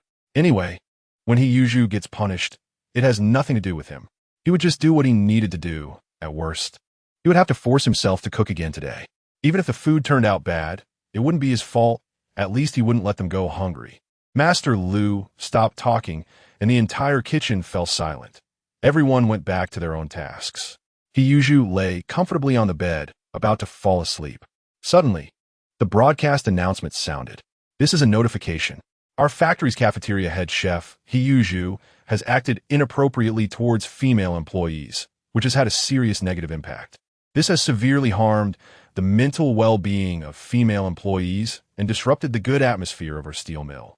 After discussions among the leaders, it has been unanimously decided to revoke Yi Zhonghai's position as head chef and transfer him to work in the boiler room. His salary will also be adjusted to that of an apprentice, and he will be fined 1 year's worth of salary. This is hereby notified. As the announcement ended, everyone in the kitchen stopped what they were doing, staring blankly ahead. After a while, they slowly turned their gaze to Yi Zhonghai. He, who was about to fall asleep, was now completely awake, sitting in the armchair, unable to believe what he had just heard. If he hadn't been there to hear the broadcast himself, he would never have believed it. He was still thinking that if factory manager Yang came to talk to him nicely today, he would continue cooking. But unexpectedly, instead of factory manager Yang softening and persuading him, he received his own punishment. The punishment was even harsher than what Yi Zhonghai had initially received from the factory. Although Yi Zhonghai was demoted twice, he was still a 6th-level fitter and earned a decent salary. But Yi Zhonghai lost his position as head chef entirely and was transferred to the boiler room. Not only that, but he was also fined a year's salary. Yi Zhonghai sat there, completely dumbfounded. Being transferred to the boiler room was something Yi Zhonghai couldn't accept at all. The work there was hot, stuffy, and particularly dirty. In everyone's eyes, even cleaning the toilet would be better than working in the boiler room. Many workers who had made mistakes had been sent to the boiler room before, but they usually only stayed for 10 days or at most half a month before returning to their original positions. However, there was no mention of how long Yi Zhonghai would have to stay in the boiler room in his punishment. It seemed as if they wanted him to continue working there indefinitely. As the inheritor of Tan's cuisine and the only chef at the steel mill, Yi Zhonghai found it unacceptable to do such work, and he was also a bit on the edge. How is this possible? How could they fire me, a chef? Don't they want to eat the food I cook anymore? When guests come, won't they need me to prepare meals? Have they all lost their minds to send me to the boiler room at this time? At this moment, Yi Zhonghai's mentality collapsed. After getting up from the armchair, he began to pace around the kitchen, shouting and venting his frustration. Everyone remembered how they had just seen Yi Zhonghai lying on the armchair and how calm and confident he had been while talking to Master Lu. But just a few minutes later, the situation had completely changed. Imagination is beautiful, but reality is always cruel. The people in the kitchen exchanged glances, and no one spoke. This punishment belonged solely to Yi Zhonghai and had little to do with them. If someone else came to work, they would still do the same things. So everyone ignored Yi Zhonghai and continued to focus on their own tasks. At that moment, someone entered the kitchen. It was Director Sunday.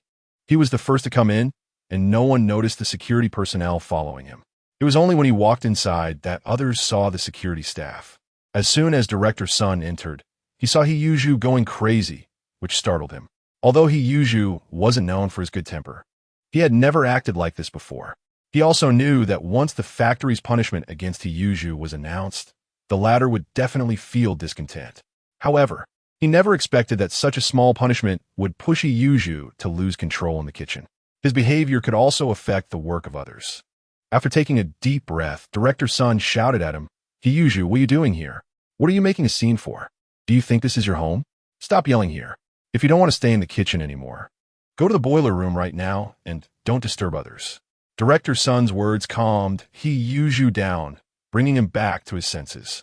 Looking at Director Sun in front of him, Yi Zhonghai glared at him with bloodshot eyes. Old man, did you go to the leaders to report me? Which led to my punishment. Hearing this, Director Sun let out a cold laugh. Report? What did I report? Didn't you tell me that if you wanted to cook, you had to restore Yi Zhonghai's status as an 8th-level fitter? Chapter 100, sent to the boiler room. Isn't that what you said? I conveyed your words accurately to the leaders. The leader knows about it and has decided to punish you. Why is the punishment implemented now? You still refuse to admit it. Do you want to be like your master Yi Zhonghai, who does not acknowledge what he has done or said? Yi Zhonghai glared fiercely at Director Sun in front of him, but he had no way to refute him, because these words were said by him in the first place. He could not deny them. Even if he did not admit it, it would be useless. Not only did Director Sun hear it, but the others in the cafeteria also heard it. When he said those words, he never thought he would face such serious consequences. Standing still, Yi Zhonghai fell silent for a few seconds before getting up and walking outside. Seeing his actions, Director Sun frowned and asked, "Yi Zhonghai, where are you going?" Yi Zhonghai did not turn back, quickening his pace. "I want to find Factory Director Yang to discuss this. Why should I receive such a severe punishment?" And he announced in the broadcast that I was being a rogue. When did I ever act like that? This is intentional. Hearing Yi Zhonghai's words, Director Sun couldn't help but laugh. He didn't understand where Yi Zhonghai got the courage to go find Factory Director Yang about his punishment. He felt that the punishment given by Factory Director Yang was already too lenient. He did what he did. It's useless not to admit it now. And he still wants to reason with the factory director. The factory director is busy and doesn't have time for you. Hurry back. Yi Zhonghai was not listening to anyone now and continued to walk ahead. Director Sun did not stop him and just watched as Yi Zhonghai walked straight out of the cafeteria. But just as he was about to step outside, two security staff members appeared in front of him. These two security staff members were tall and strong, standing in front of him like two mountains. However, Yi Zhonghai was not afraid. He knew that he had never lost a fight in the courtyard.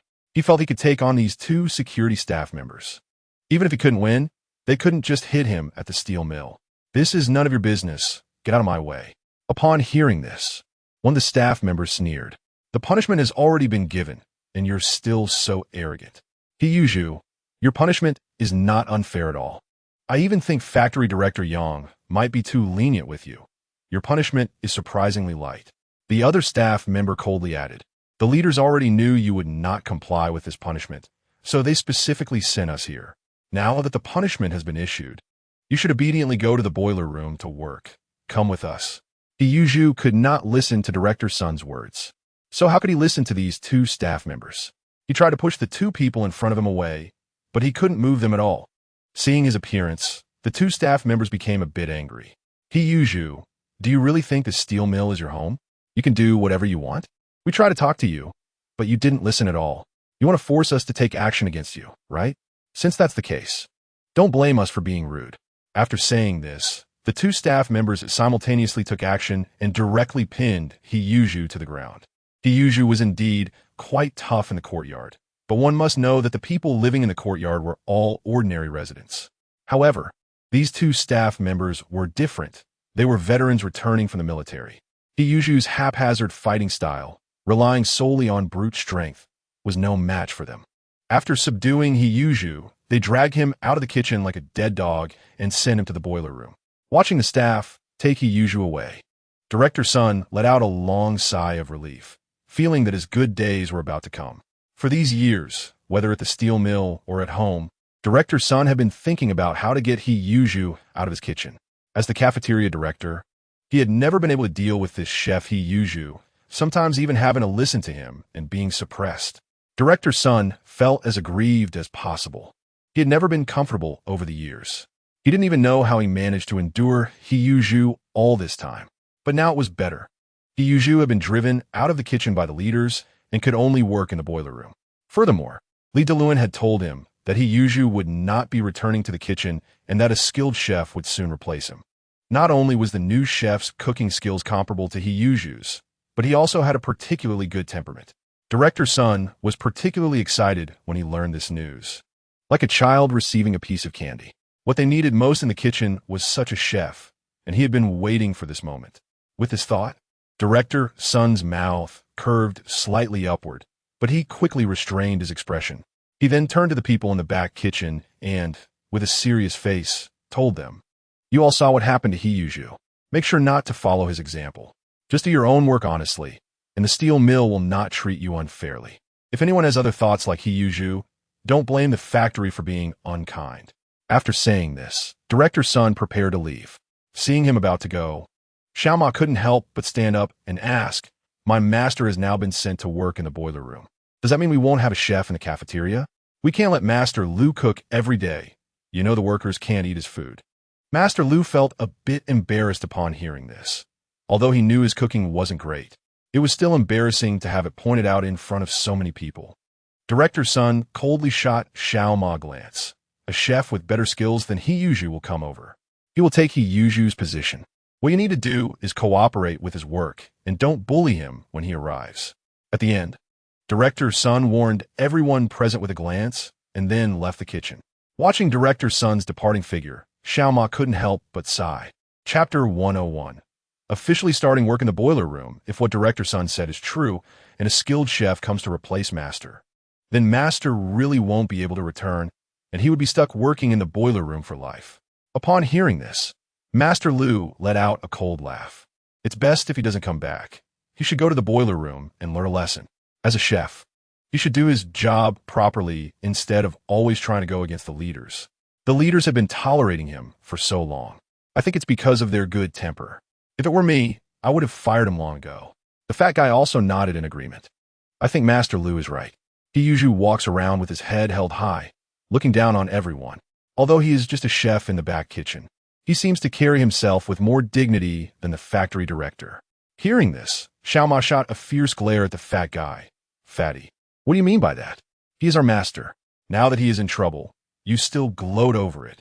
How can you do that? The fat guy snorted coldly. I'm not gloating. Don't put a hat on me. I'm just saying I can't stand Yi Zhonghai's attitude. Since we are chefs, we should focus on our own responsibilities and not always think about going against the leaders. The other people in the kitchen nodded in agreement with what the fat guy said.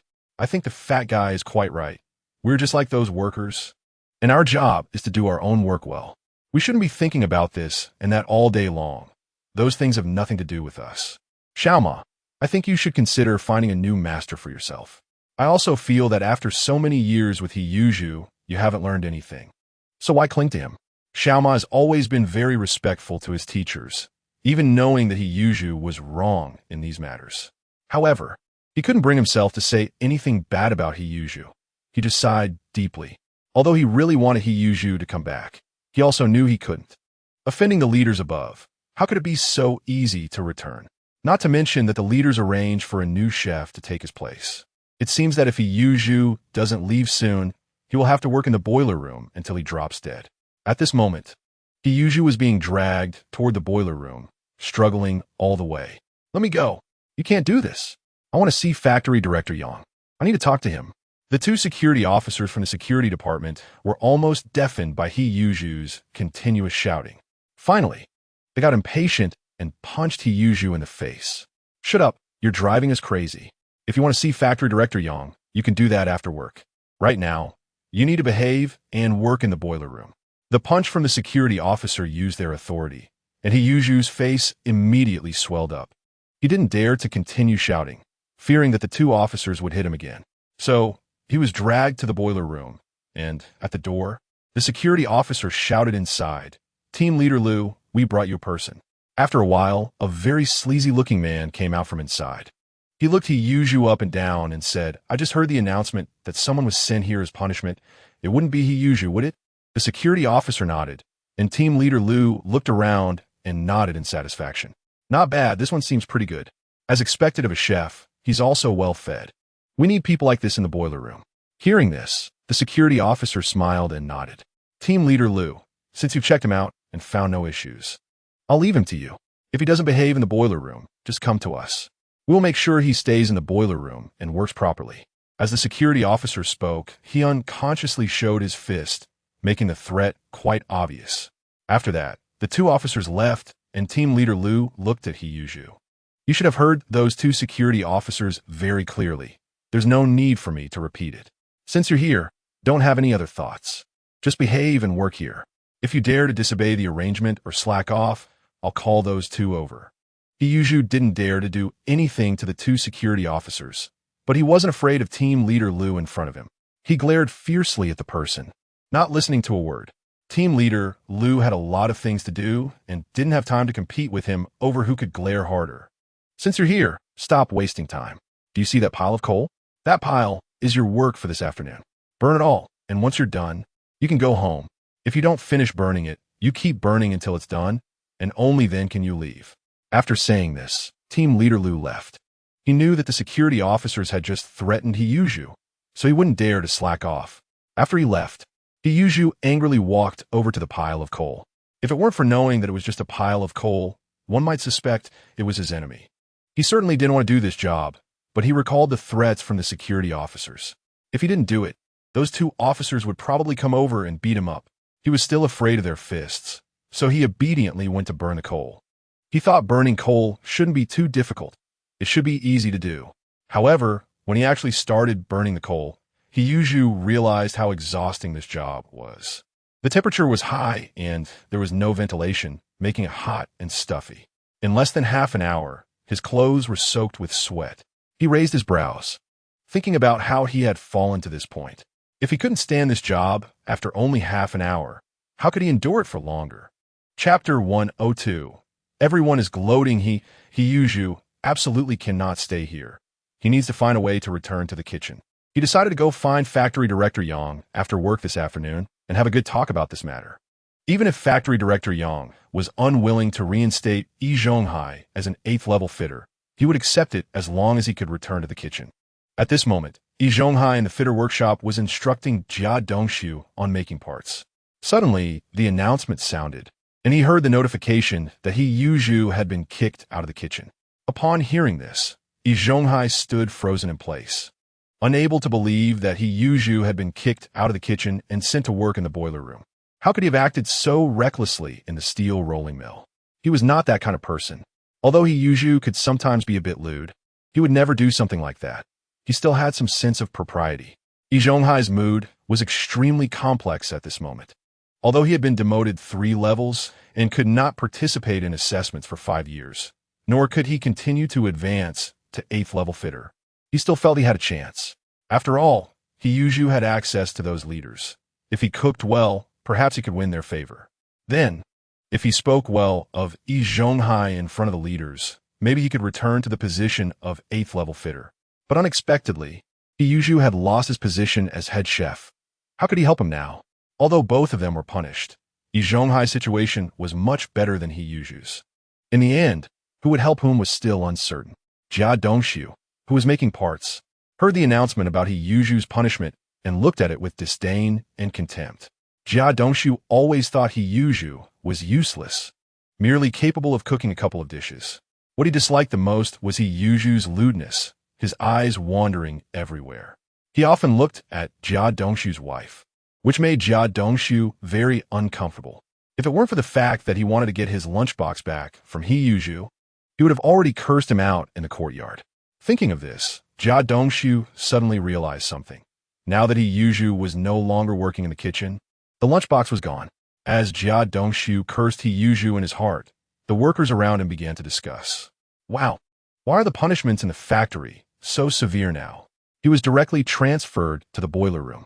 Didn't we say that? Yi Zhonghai was acting like a rogue in the factory, which is why he was sent to the boiler room to work. The boiler room is certainly not a place for anyone to stay. People inside can't last long. If it weren't for the fact that there were really no other jobs available, they would never go to work in the boiler room. Yi Zhonghai is going to suffer. How exactly did he act like a rogue? The factory even took away his position as head chef.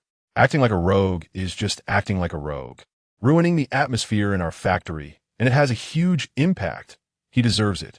Yi Zhonghai and Yi Zhonghai have a good relationship. They are as close as wearing the same pair of pants and are not good people. I remember someone said that Yi Zhonghai treated Yi Zhonghai like a son. With someone like him, what kind of good son could I have? Hearing this discussion, Yi Zhonghai's face darkened instantly. He was doing nothing in the workshop, and the punishment today has nothing to do with him. How can Yi Zhonghai's issues be dragged on him? While thinking about this, Yi Zhonghai also pondered another question.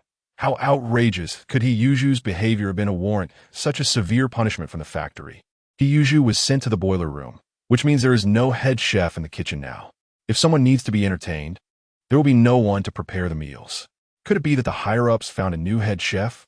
Yi Zhonghai was a bit afraid to think about it. Not only Yi Zhonghai in the machinist workshop heard this broadcast, Liu Haizhong in the forging workshop also heard it. Liu Haizhong is now a level 6 machinist, and he was there acting all superior in front of the new apprentices. Suddenly, he heard the broadcast, and after listening to the content, a look of delight appeared on his face. Liu Haizhong never liked Yi Zhonghai, feeling that he only knew how to follow Yi Zhonghai around all day, solving problems with his fists. He was just a simple-minded, strong-bodied fool. If it weren't for Yi Zhonghai protecting him before, he would have been sent to the security office long ago. Now that he was sent to the boiler room to burn coal, he wouldn't be so arrogant anymore. Entering the boiler room, earning the least amount of money while doing the hardest work, made Lu Haizhong feel happy inside. Many workers in the same workshop knew that Lu Haizhong and He Yuzhu lived in the same courtyard. Everyone was very curious and gathered around Lu Haizhong to ask a few questions. Master Lu, I remember that He Yuzhu is from the same courtyard as you. Does he often act like a rogue in the courtyard too? Upon hearing this, Lu Haizhong came back to his senses, nodded excitedly, and then started to tarnish He Yuzhu's reputation. Under Lu Haizhong's words, He Yuzhu's reputation became worse and worse. In the projectionist's office, Su Damao also heard this broadcast, and after listening, he couldn't suppress the smile on his face. His mouth almost reached the sky. He Yuzhu was having bad luck, and he was the happiest one. I wonder how he will get angry in the future. This is finally a chance for me to vent my frustrations. Now that he is working in the boiler room, he can't return to the kitchen. If he accidentally makes a mistake again in the future, the steel mill will probably fire him directly. I'm really too happy. Not only is the weather nice today, but my mood is also good. This matter is all thanks to me. If I hadn't delivered the note in time, He Yuzhu Wu and Ti have been charged with row behavior. As Su Damao thought of this, a question arose in his mind regarding the reception meals. With such a severe punishment for He Yuzhu, sending him directly to the boiler room, it would not be easy to let him return to the kitchen. Does that mean the steel mill won't need He Yuzhu to prepare reception meals in the future? However, this question did not trouble Su Damao for long. Even if there was something to worry about, it should not be his concern, but rather the leader's concern. With that thought, Su Damao continued to hum a little tune. In the projectionist's office, Su Damao's laughter and the sound of him humming a tune could be heard from time to time. Chapter 103. Bringing food to the boiler room at noon. When it was time for lunch, the workers, as usual, took their utensils to eat. Today's meal was exactly the same as yesterday's, extremely unappetizing, something even dogs wouldn't eat. However, there weren't many complaints in the cafeteria today. With He Yuzhu, the head chef, now working in the boiler room and no chef in the kitchen, bad food was to be expected. They could hold on for a day or two, but over time, they wouldn't be able to bear it. After all, they did hard work every day and hoped to have a decent meal at noon to have enough energy for the afternoon. But now, eating felt like a punishment. It was a torture for them, and they couldn't eat much at all. Yesterday afternoon, most people worked on empty stomachs. If this continues, their bodies would definitely not be able to handle it. Yi Zhonghai also took his utensils to the cafeteria to eat, and as soon as he entered, he heard people discussing. Of course, they were talking about how He Yuzhu was severely punished by the leaders today. Previously, Yi Zhonghai was an 8th-level machinist in the steel mill, plus he had factory director Yang as a backing. He Yuzhu was also acting arrogantly in the steel mill, looking down on everyone. In the kitchen, he was either shaking the ladle or hitting people. Many such incidents occurred. Each time, Yi Zhonghai had to clean up after him, which made everyone very dissatisfied. Now that He Yuzhu was in trouble, those who had been bullied by him were overjoyed. Some people couldn't wait to set off firecrackers to celebrate He Yuzhu being sent to the boiler room. When they saw Yi Zhonghai coming, the number of people discussing increased from 1 to 2, and they included him in the conversation. Hearing those unpleasant remarks, Yi Zhonghai's already unpleasant expression darkened completely. He forced himself to go to the window to get his meal, then left the cafeteria and went to the boiler room. He wanted to ask He Yuzhu what was going on, why it suddenly turned out like this. Besides that, he also knew that He Yuzhu wouldn't have food over there, so he thought about bringing him a meal. The boiler room has many workshops, and the work there is dirty and tiring. If you stay inside for a long time, you sweat a lot, and there will be a strange smell on you. Coming to the cafeteria can create a bad impression, seeing that might make it hard to eat. So they would wait until most people had finished eating before going to get their meals, or have someone else bring food for them to eat directly in the boiler room. Today was He Yuzhu's first day working in the boiler room, and it was very sudden. It was said that 2 officers from the security department directly dragged He Yuzhu over, giving him no chance to explain. So definitely, no one would bring food for He Yuzhu, which is why he thought about helping him get a meal. On the way there, Yi Zhonghai kept thinking about this matter. He Yuzhu was indeed lecherous, But no matter how lecherous he was, he couldn't possibly do anything rogue in the factory. You know, this is something even Su Demao wouldn't dare to do. He certainly didn't have the guts for it. While thinking about this, Yi Zhonghai arrived at the boiler room. As soon as he reached the door, he felt a wave of heat hit him. It was so hot inside that he felt a bit dizzy. It was winter now, and the wind outside was bone-chillingly cold, but Yi Zhonghai still couldn't enter the boiler room. The main issue was that the place was filled with coal dust and extremely dirty. Yi Zhonghai glanced in disdain and then took a step back. "Shaju, Shaju," he shouted towards the inside from the doorway. He Yuanzhu, who was in the boiler room, heard the familiar voice from outside and was also very excited. "Uncle, did you come over? Wait for me outside for a moment. I'll be out soon." Soon, a series of footsteps sounded, and a person who was filthy and smelled of sweat appeared in front of Yi Zhonghai. If it weren't for the voice, Yi Zhonghai really wouldn't have believed that this person was He Yuanzhu. He looked completely different from before, covered in coal dust and looking terrible. Especially after staying inside for a long time, he was sweating profusely and had no way to change into clean clothes. The sweat was soaked into his clothes, and the smell of sweat and sourness was extremely strong. Yi Zhonghai couldn't help but wrinkle his brow and took a step back, then handed over the lunchbox he was holding. "You probably haven't eaten yet, so I brought you lunch." Hearing this, He Yuanzhu's eyes lit up. "Thank you, uncle. I've been sitting in there for so long, I'm almost starving," He Yuanzhu said as he took the lunchbox from Yi Zhonghai's hands and started to eat heartily. Today's meal was still made by Master Lu, and, judging by its appearance, it was definitely not tasty. However, the food that even a dog wouldn't eat was particularly delicious to He Yuanzhu. He kept shoveling it into his mouth without stopping for a moment. Seeing He Yuanzhu like this, Yi Zhonghai felt a bit heartbroken. As the workers said, Yi Zhonghai really regarded He Yuanzhu as half a son. It's worth noting that He Yuanzhu himself could cook delicious food and had tasted many delicacies. Yet, he could eat this food so heartily. One could imagine how much suffering he endured this morning. However, Yi Zhonghai was more concerned about why He Yuanzhu was kicked out of the kitchen and assigned to work in the boiler room. Now that He Yuanzhu was very hungry, Yi Zhonghai didn't disturb him until he had finished half of the food in his bowl. Now that his stomach was probably a bit full and he wasn't so hungry anymore, Yi Zhonghai finally spoke up. "I want to ask you about the report today, saying you were being lewd. What happened? You shouldn't be capable of such a thing." Upon hearing this, He Yuanzhu stopped his actions and glared fiercely ahead. "Being lewd? How could I possibly do that? I was framed by Li Xian." Yi Zhonghai's eyes widened in surprise. "Li Xian? What does this have to do with Li Xian? How did he frame you?" He Yuanzhu couldn't help but sigh and then explain the matter of the little note. After hearing this, Yi Zhonghai was even more shocked. The fact that Li Xian could imitate his handwriting and do it so perfectly was already impressive. He didn't expect that he could not only imitate his handwriting, but also He Yuanzhu's handwriting, making it indistinguishable to others. Chapter 104. Taking the initiative to admit mistakes. How could this little brat be so capable, able to imitate both our handwriting? After saying this, Yi Zhonghai realized there was a problem with this situation. "I remember Li Xian has never been to our steel mill, only coming once on the day his father died. Our factory's rules are also very strict. Outsiders can't just come in. How did he manage to get that little note onto Yu Haitong's desk?" He Yuanzhu shook his head. He couldn't figure out this issue either, but he was still certain that Li Xian was framing him. It was possible that he had someone sneak the note in and then placed it on Yu Haitong's desk when no one was watching. "He's definitely framing me. Apart from him, I can't think of anyone else." Yi Zhonghai frowned and continued.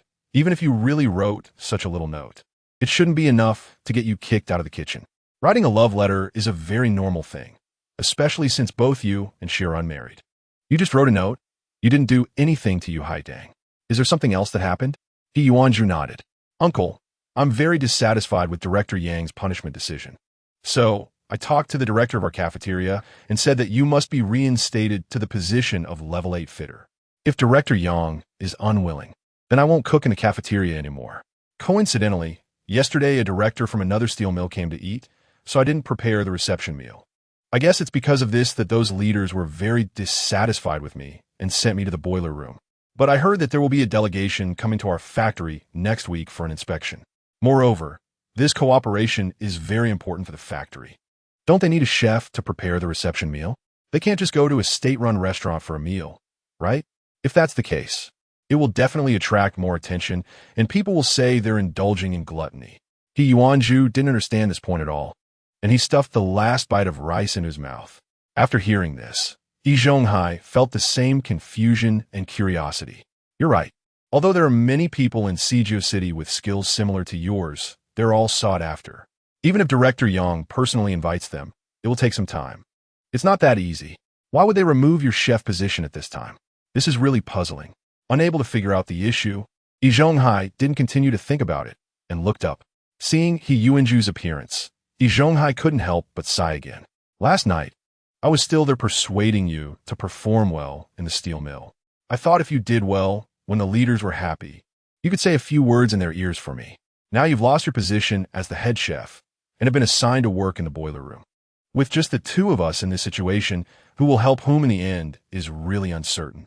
By the end, a bitter smile crossed Yi Zhonghai's face. After finishing his meal, Yi Zhonghai returned the lunchbox to Yi Zhonghai. Uncle, I think you're right. So this afternoon after work, I will go find Director Yang. I will sincerely admit my mistakes in front of him and strive to get him to reassign me back to the kitchen. Hearing this, a smile finally appeared on Yi Zhonghai's face. Shaju, that's the right thing to do. It's good to admit mistakes. When you meet Director Yang, make sure to have the right attitude and apologize sincerely. I believe when Director Yang hears your apology, he will definitely let you return to the cafeteria. After all, there aren't many chefs in Sijio City with skills like yours. At this point, Yi Zhonghai's smile suddenly vanished, and his face became completely serious. We used to have everything going smoothly in this steel mill. You can't imagine how well we lived. All of this is Li Xian's fault. If it weren't for him imitating our handwriting, we wouldn't have ended up in this situation. A fierce look appeared on Yi Zhonghai's face, his eyes glaring red as he stared ahead. It's all because of Li Xian. If it weren't for him, we wouldn't be so unlucky. I remember this matter of his scheming against me, and I will definitely not let him go. I will make sure he knows how terrifying it is to offend me. The afternoon closing bell rang, and Yi Zhonghai had finished burning the last piece of coal. After tidying up his things, Yi Zhonghai quickly ran towards the administrative building of their steel mill. He often prepared meals for the leaders, so he was very familiar with some of their small habits. Their factory manager, Yang, habitually stayed in the office a little longer. After hearing the closing bell, he would typically linger for at least another 5 to 10 minutes. This 5-minute window was Yi Zhonghai's chance. If he seized it, he might be able to leave the boiler room tomorrow. With this thought in mind, Yi Zhonghai ran desperately towards the administrative building, fearing he might miss Yang if he was even a moment late. The workers who were preparing to go home were startled when a dark figure suddenly dashed past them. When they focused, they recognized the face of Yi Zhonghai. He had only been in the boiler room for a day, and he looked like this. It was understandable considering what kind of place the boiler room was. Was he running so fast to be reborn? He seemed to be heading towards the administrative building, probably to find Manager Yang to apologize. Now he wanted to seek forgiveness from the manager, but what had he been doing before? Who told him to act so shamelessly? Acting shamelessly and still wanting to be forgiven. That was just a dream. Yi Zhonghai, who was running like the wind, still heard the whispers of those people. But he couldn't afford to debate with them. He just wanted to get to Manager Yang's office quickly. When he reached upstairs and saw that the light in Manager Yang's office was still on, Yi Zhonghai breathed a sigh of relief. Then, panting, he stepped closer. But at that moment, the office light turned off and Manager Yang came out. Chapter 105. Some mistakes cannot be forgiven. Seeing Manager Yang about to lock the door and leave, Yi Zhonghai grew anxious and shouted while running Manager Yang. The sudden loud voice startled Manager Yang, causing him to nearly drop the keys he was holding. He turned around and saw a dark figure appear before him, which startled him again. The keys finally fell to the ground, and after a moment, he picked them up. After picking up the keys, Manager Yang took a couple of steps back, looking warily at the person in front of him. Who are you? How did you get into our factory? Yi Zhonghai waved his hand while trying to explain. Manager Yang, it's me, Yi Zhonghai. Yi Zhonghai? Manager Yang exclaimed in disbelief, then recalled that it was indeed his voice. Knowing that Yi Zhonghai was not an outsider, Manager Yang felt relieved. However, upon realizing it was Yi Zhonghai, he still felt some disdain and impatience. Yi Zhonghai, You've been in the boiler room all day, and you got yourself all dirty. You should hurry home and take a shower to clean yourself up. Why are you here? Is there something that can't wait until tomorrow? If it weren't for Director Wong from the boiler room saying he couldn't leave until the coal was finished, Yi Zhonghai would have already insisted on finding Manager Yang, not waiting until tomorrow. As Manager Yang spoke, he took a step back. The smell of sweat from Yi Zhonghai was overpowering. Manager Yang was quite disgusted and worried that the smell would transfer to him. However, Yi Zhonghai couldn't detect the disdain in Manager Yang's words and instead thought he was showing concern. A smile slowly spread across Yi Zhonghai's face, revealing his bright white teeth to Manager Yang. Manager Yang, I knew you wouldn't give up on me so easily. You still care about me. I came to talk to you because I want to tell you that I have realized my mistake. I hope you can give me another chance to return to the kitchen. I promise I will work hard this time. Manager, whatever you ask me to do, I will do it without saying a word. Hearing this, Manager Yang let out a cold laugh. Realize your mistake? Do you really understand? Or do you just want to return to the kitchen and not stay in the boiler room? Since you come to find me, I have something to tell you. Some mistakes can be forgiven, but some cannot. I have given you chances before, but you didn't seize them and instead made things worse. Now that you've been assigned to the boiler room and realize your mistake, it might be a bit late. Yi Zhonghai stood frozen, unable to believe how coldly Manager Yang had said this. Manager Yang, what do you mean? Manager Yang's voice was particularly cold. What I just said is what I mean. The decisions made by the factory leadership are not easily changed. They certainly won't be swayed by someone who isn't very important. So you should hurry back. You've already been assigned to the boiler room, so do a good job there. Whether you work as a chef in the kitchen or in the boiler room, it's all for serving the people. There is no difference between the two, so just stay in the boiler room. Yi Zhonghai stood there, completely unable to believe what he had just heard. He had come to Manager Yang to express that he knew he was wrong and was willing to correct it. He thought Manager Yang would consider his excellent cooking skills and give him another chance to return to the kitchen. Even if he couldn't be a team leader, he would be willing to just be a chef. But unexpectedly, Manager Yang told him to stay in the boiler room and not have any other thoughts. He was shocked by Manager Yang's response. Did he not need his cooking skills anymore? As the most famous state-owned factory in the city, they often had visitors. There were countless official receptions like the one yesterday, which required a decent chef to prepare good food. He couldn't understand how Manager Yang could disregard his culinary skills and let him remain in the boiler room. Manager Yang had no intention of continuing the conversation with Yi Zhonghai. He was in a hurry to go home. He planned to walk past Yi Zhonghai, but at that moment, Yi Zhonghai snapped back to reality and grabbed him. Manager Yang, wait a moment. I know my mistake is serious. I shouldn't have disobeyed the leaders and not prepared the reception meals. I realize I made a significant error, but I truly know I was wrong now. Moreover, our steel mill has many official receptions, and I'm the only one in the kitchen who can handle it. If I'm kept in the boiler room, what will happen if there's an official reception?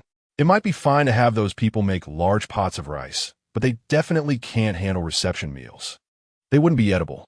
In that case, it would be our steel mill's reputation at stake. So Manager Yang, please give me one more chance. Just let me return to the kitchen, and I will work hard. There will definitely be no repeat of the past. Manager Yang had dressed in his favorite Zhongshan suit today, but now Yi Zhonghai's hand had left several black fingerprints on it. Seeing this, Manager Yang was extremely displeased and shook Yi Zhonghai's hand off. If you have time to worry about my clothes, you should be more concerned about how to do a good job in the boiler room. And such small problems, do you think they can trouble our factory's leaders? Yi Zhonghai, you really think too highly of yourself and are overly confident. Don't think that the kitchen can't function without you. I've just realized what kind of person you are. I believe that moving you away from the kitchen is a very correct choice. If you were to stay in the kitchen, it would eventually be ruined by you. You don't need to say anything else. The punishment that has been handed down will absolutely not be changed. Just stay in the kitchen quietly and don't think about anything else. After saying this, Director Yang didn't give Yi Zhonghai a chance to speak and left directly. Chapter 106. The residents of the courtyard didn't recognize Yi Zhonghai watching Director Yang's departing figure. Yi Zhonghai stood there, feeling completely numb. He had made his points so clear, yet Director Yang was still unwilling to give him a chance to return to the kitchen. What kind of backing did Director Yang have to be so unconcerned? After all, the steel mill would still need him for public reception meals. Director Yang had walked far away, and no one was left to answer Yi Zhu's questions. The person he wanted to talk to had already left. So Yi Zhu didn't stay any longer and awkwardly returned to the courtyard. Upon entering, he saw the residents of the courtyard sitting together, discussing something with smiles on their faces. When they saw him walk in, their expressions instantly changed. Where did this black coal come from? The smell of sweat is so strong that even from this distance, it's almost making me sick. I feel like I might throw up the lunch I had. I've heard that beggars are increasing in our city. Could this be a beggar that ran over from somewhere? Suddenly, a child cried out, "Grandma, I'm scared." A nearby aunt quickly hugged the child. "Don't be afraid, my dear. Uncle Air and Uncle San, we have a beggar in our courtyard. Why don't you come out and take a look?" Hearing this, Lu Haizhong immediately grabbed a stick beside him and walked out of the house. Seeing Yi Zhu with a frown, he struck the ground with the stick a few times. "Who are you? Hurry up and get out of our courtyard." At this moment, Yin Bugui also took out his broom and waved it at Yi Zhu. As the broom was about to hit him, Yi Zhu quickly said, "Uncle Air, Uncle San, it's me, Yi Zhu." The crowd looked at Yi Zhu in disbelief. "Is that fool Zhu? This fool Zhu looks completely different. He would be lying, would he?" The crowd was momentarily stunned, and then a worker from the courtyard laughed out loud. "It must be fool Zhu. Wasn't he moved to the boiler room? After spending all day dealing with coal in the boiler room, he must be covered in coal dust." Upon hearing this, the crowd understood and began to appraise Yi Zhu from head to toe. From beneath the thick layer of coal dust, they finally recognized his face. "It really is Yi Zhu. It's definitely him. It's just that he is so black, we didn't recognize him at first. It seems that places like the boiler room are really not suitable to go to. I didn't expect that after this one day, he would end up looking like this." As the residents spoke, smiles gradually returned to their faces, and their lips began to curl upwards. If anyone was the happiest to see this scene, it was undoubtedly Yi Zhu's archenemy, Su Mao. Su Mao laughed as he walked up to Yi Zhu, looking him up and down. Then, catching a whiff of the sweat smell emanating from him, Su Mao pinched his nose and took a couple of steps back. "How does it feel in the boiler room? Is it comfortable? I know you've been single for a long time and Haven T touched a woman's hand. You must really crave one. But you're too impatient. You could go on a blind date, find a suitable woman, and then touch her however you like. But we can't do anything inappropriate at the steel mill. That's against the rules. As a resident of this courtyard, I still have some words to say to you. Just be a decent person from now on. We must learn to restrain ourselves. If we can't, it could lead to big trouble. Only animals can't control their desires." Su Mao's words implied that Yi Zhu was just a beast who couldn't control his inner desires. As soon as he saw a pretty woman, he would want to rush over her. Hearing this, the residents couldn't help but laugh. Yi Zhu was already feeling upset, and now he was being ridiculed by his enemy in front of so many residents, which made him clench his fists. Su Mao, seeing this scene, wasn't scared at all. In the past, he would have been afraid that Yi Zhu might attack him. But now he was not afraid and even looked forward to it. Su Mao continued with a smile. "Why do you look so upset? Do you want to solve this with violence? Are you thinking of hitting me? I just told you that we must learn to restrain ourselves. Only animals can't control themselves. You're no different from those animals that want to eat people. Fool Zhu. We must be human. But if you really want to hit me to vent your anger, that's fine. I'll let you hit me. After you hit me, we can go to the police station together. Let us see what the officer says about this, and then you'll obediently admit your punishment. After all, you've been a cook for so long, you must have some money, so you shouldn't be afraid of a fine." The mention of the police station made Yi Zhu's fists loosen immediately. He knew how terrifying the police station could be, and he didn't want to go in. He stood there, glaring fiercely at Su Mao. If looks could kill, Su Mao would have been cut to pieces by Yi Zhu by now. At that moment, Li Xian walked out of the house. In fact, he had seen everything since Yi Zhu returned. Others might not recognize him, but he could. This was Yi Zhu after spending a day in the boiler room. Seeing Yi Zhu like this, Li Xian couldn't help but want to laugh. Initially, he didn't plan to join the commotion, but after hearing Su Mao's words, he felt he should come out. After Su Mao finished speaking, Li Xian immediately chimed in, "Su Mao. Some people can be advised because they still want to be human. But some people don't need any advice. They just want to be beasts. And advising them is pointless. Yi Zhu, do you think what I said is right? After all, if anyone has a conscience, They wouldn't do something inappropriate to female colleagues at the factory. He Zhu's anger flared up again the moment he saw Li Xian. It's all your fault. If it weren't for you, I wouldn't have fallen to this state. You're the one who caused me to have the reputation of being a pervert. Hearing this, Li Xian looked innocently at the residents of the courtyard and shrugged. Did you all see that? He Zhu is so shameless that he can even blame his perverted behavior on me. I'm not even from your factory and can't even enter. How could I have caused you to be a pervert? I know you want to smear my name, but there is a way to do that. Who would believe you when you speak such slander? Sigh. In the end, Li Xian let out a sigh. The residents of the courtyard also showed disdain for He Yuzhu's words. Lu Haizhong, holding a stick, was the first to stand up and take on a leadership posture. Silly Zhu, second uncle, we need to have a serious talk about you. The matter has already happened, and it was indeed your mistake. You should accept the punishment and correct it properly. If you refuse to change, how can you blame others for your own mistakes? Your behavior of throwing dirt is very bad, silly Zhu. You need to reflect on yourself. Yin Bugui frowned and took over Lu Haizhong's words. Yes, silly Zhu. Your reputation is already tarnished.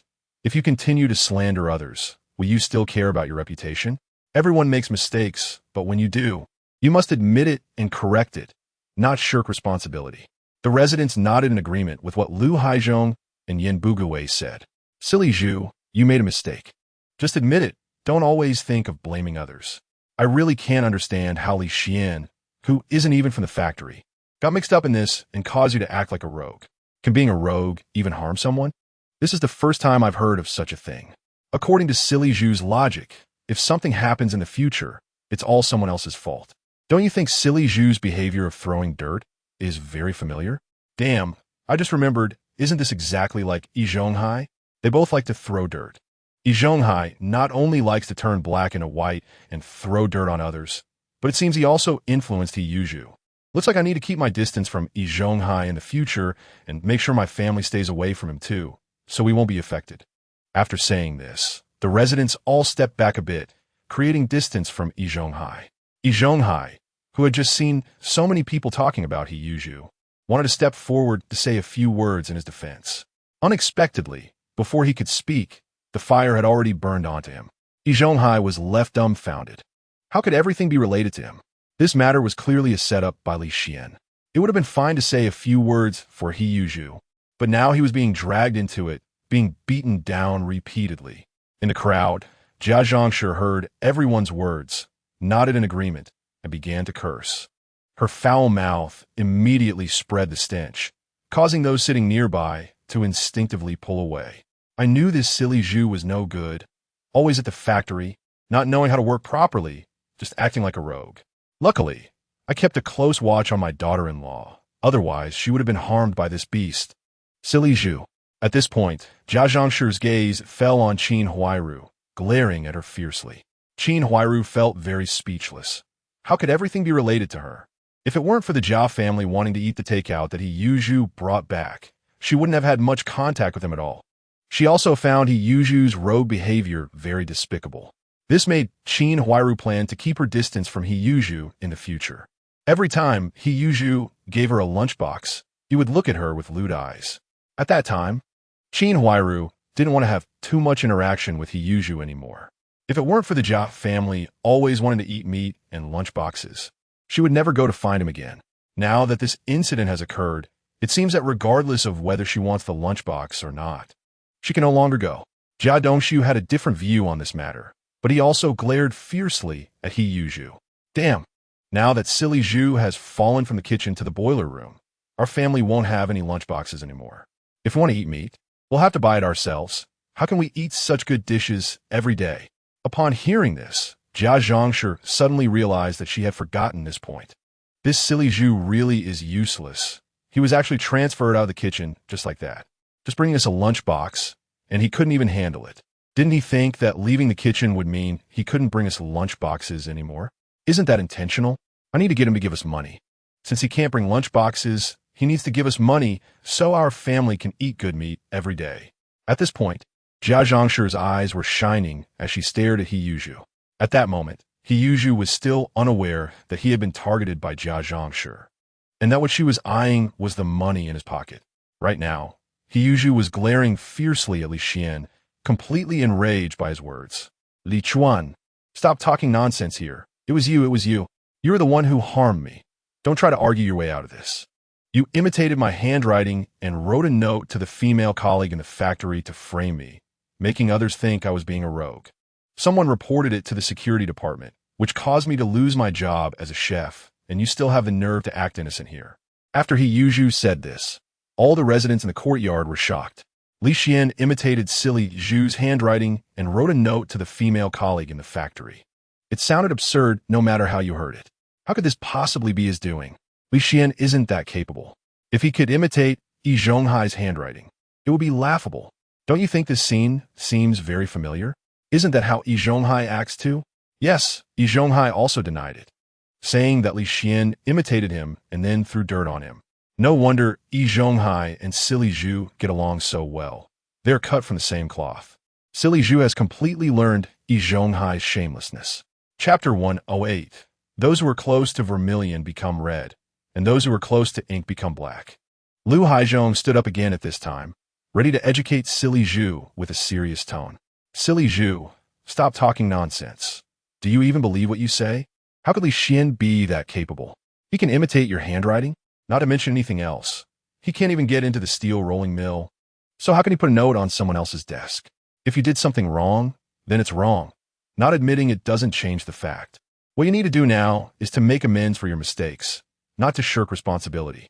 Yin Bugui pushed up his glasses and frowned as he looked at He Yuzhu.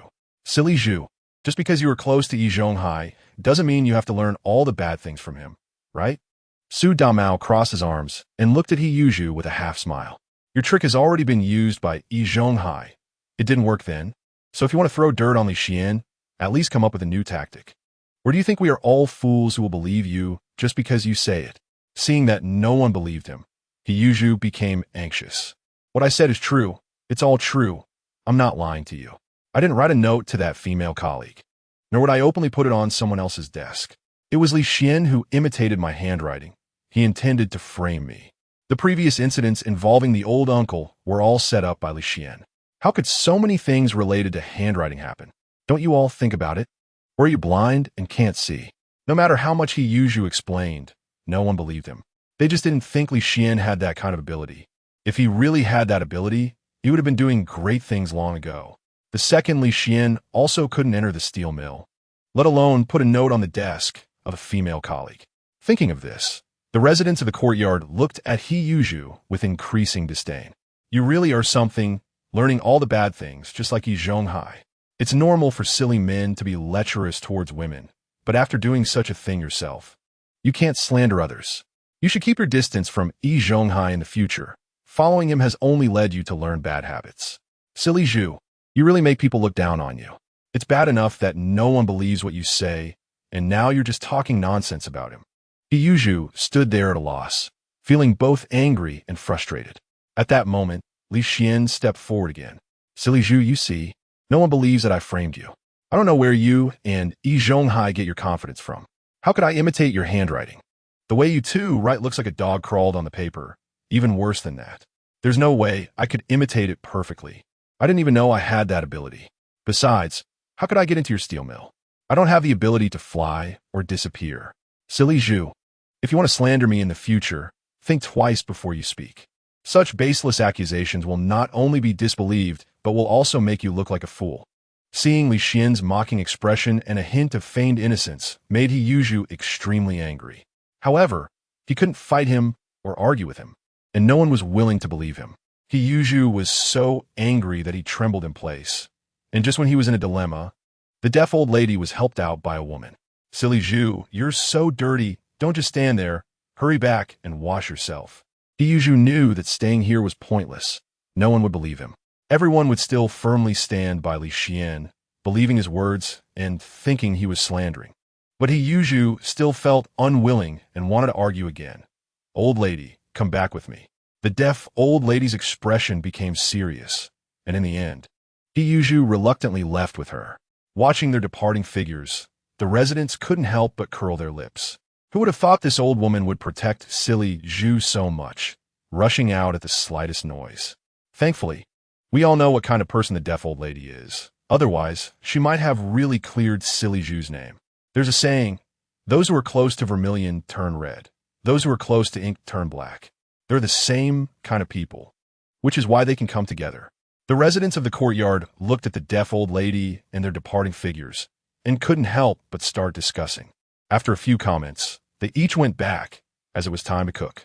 Yi Zhonghai followed the deaf old lady and the group all the way to Yi Zhonghai's home. Once inside, Yi Zhonghai couldn't help but complain again. Old lady, you must believe me. I would never do such a thing. I know that doing so would ruin my future. I'm not that foolish. All of this is Li Xian's fault. He imitated my handwriting, wrote a little note, and then someone reported it to the security department. This is what caused me to lose my position as a kitchen chef and be assigned to work in the boiler room. I never expected he would imitate the handwriting of Uncle Da and mine. He is truly wicked. The deaf old lady nodded. She had heard about this from Yi Zhonghai. I know all about this. Zhonghai has told me. With so much happening, it must be Li Xian who planned it all behind the scenes. He really can imitate your handwriting. But now is not the time to feud with him. We need to think about how you can return to the kitchen. You can't stay in the boiler room forever. That's no place for a person to be. Yi Zhonghai replied indignantly. Are we just going to let this go? He harmed both me and Uncle Da, and he can live so comfortably. Why is that? And he is so arrogant in our courtyard. I can't stand it. It makes me angry. Hearing this, the deaf old lady sighed. You saw how those people in the courtyard treated you. They don't believe you at all.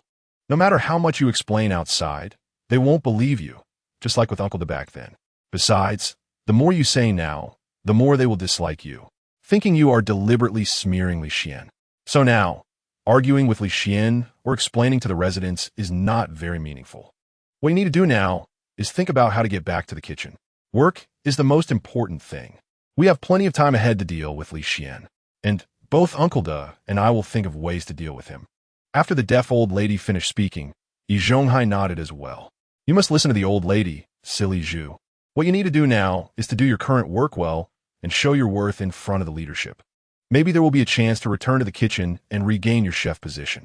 If it were before, Yi Zhonghai might have had such thoughts. But after meeting with the factory director, he knew the chances of returning were slim.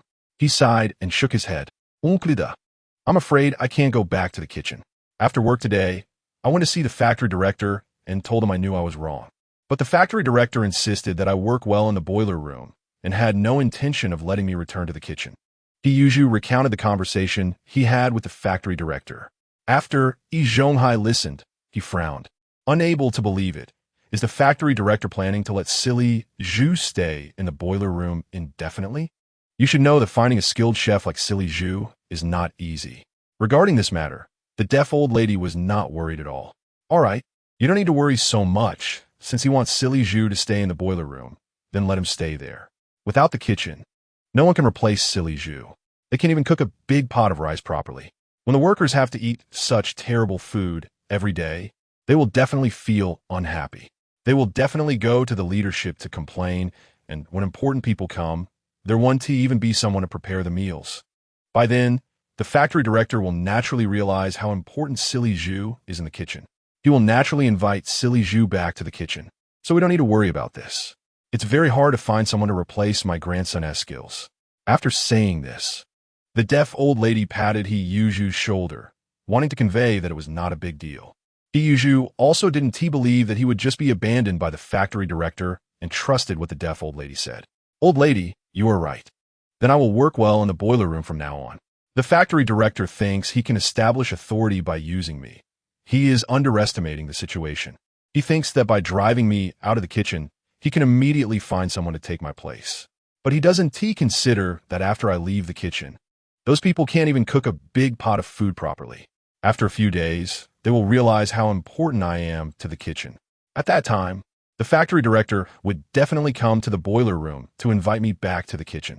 Hearing Yi Zhou's words, the deaf old lady nodded repeatedly. You must hold this kind of thought and do a good job in the boiler room. Never let it be like before. We can't give them a chance to catch us off guard. When that time comes, he will naturally let you go back. After all, they are the leaders, and if we don't give them face, they won't feel good about it either.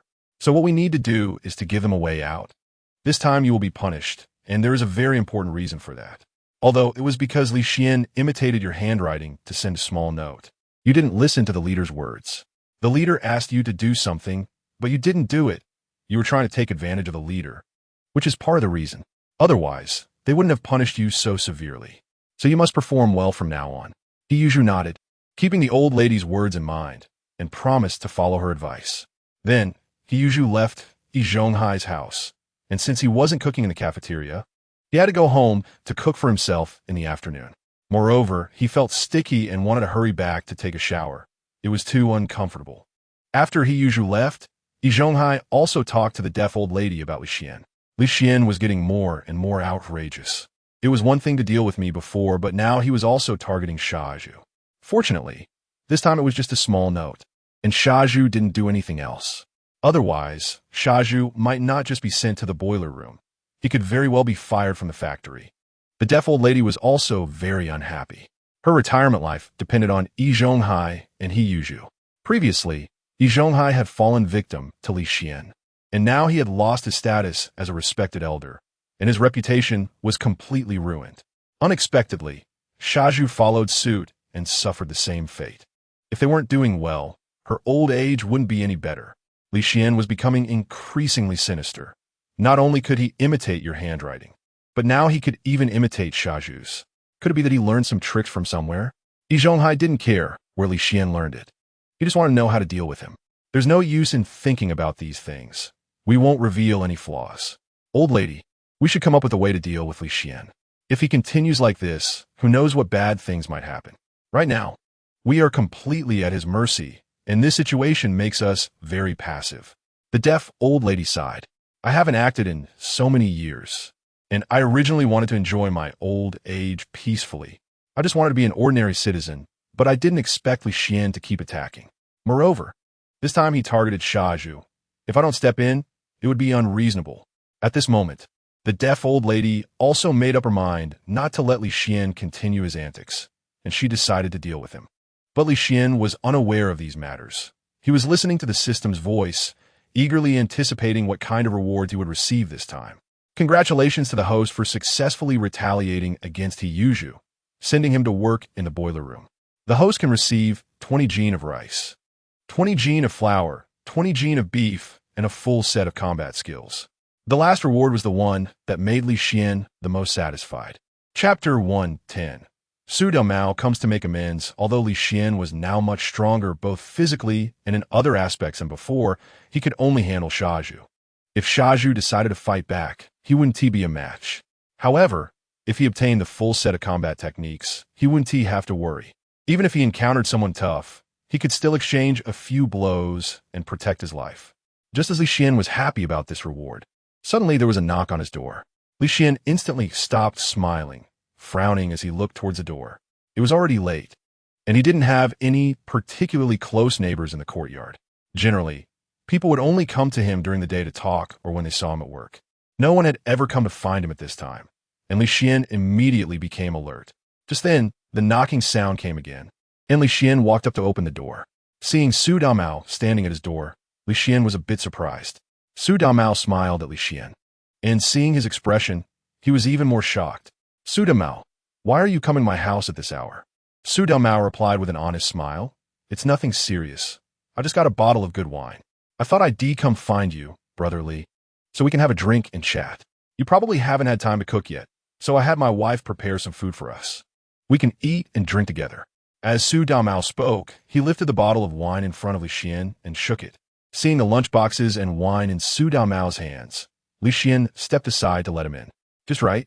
He felt a bit lazy this afternoon and wasn't very keen on cooking, so Su Dao's visit was perfect for him to take a break. Once inside, Su Dao was very familiar, walking over to the table and placing the lunchboxes down. He had brought 3 lunchboxes, all filled with hearty dishes, all meat. The dishes were freshly made and still steaming when opened. Li Xian took a deep breath, smelling the rich aroma of the food. Although Yi Zhonghai's cooking couldn't compare to Lu Xiao's, it was quite good for this era. Xuan nodded in satisfaction, then went to his kitchen to fetch 2 sets of bowls and chopsticks, along with a wine glass. When he saw the wine glass on the table, Su Dao immediately opened the wine bottle and poured it for Li Xian. Su Damao's demeanor was very sycophantic, making Li Xian unable to help but laugh. Su Damao, you are too enthusiastic towards me. It makes me a bit scared. Although we have no grudges and have never had any unpleasantness, we also don't have any friendship. You suddenly come to my door to drink and bring hearty dishes. It makes me doubt your intentions. Hearing this, Su Damao pretended to be a bit angry. Brother Li, how can you say that about me?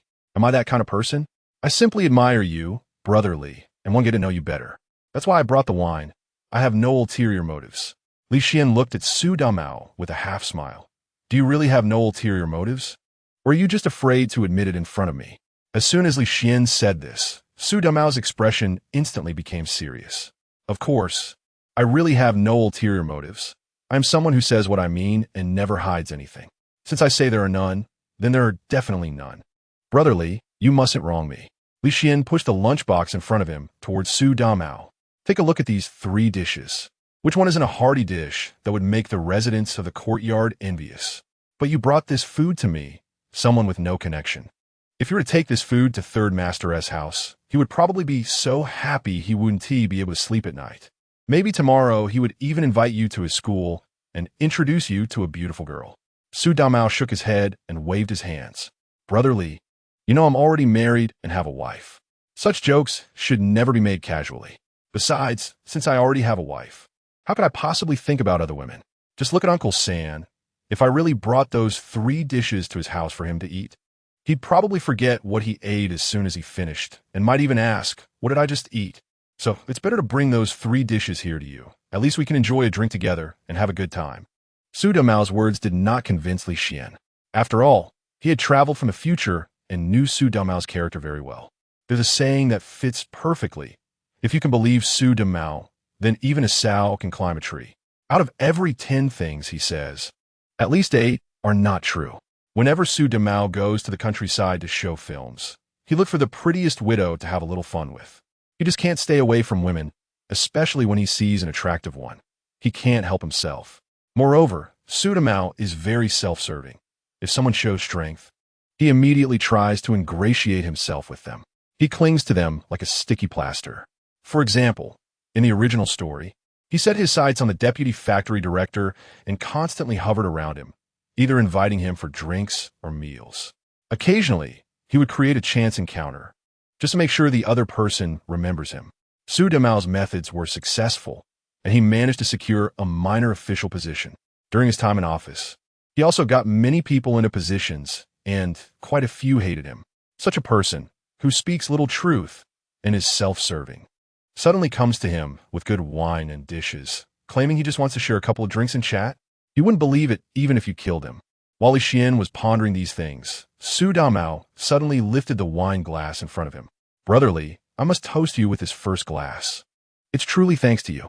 You exposed the true colors of Yi Zhonghai and the deaf old lady in front of all the residents of our courtyard. How many people do not have your courage? Your actions really earn my admiration. If this had happened to me, I might have just accepted my fate and wouldn't dare to look for Director Wang. All the residents in our courtyard are living better lives because of you. Before this, everyone was bullied by Yi Zhonghai and the deaf old lady. The most detestable was Shaju. He was like a dog next to Yi Zhonghai. He would bite whoever Yi Zhonghai told him to, always coming out with his fist to scare us. But now all that is in the past. Both Yi Zhonghai and Shaju's reputations are ruined.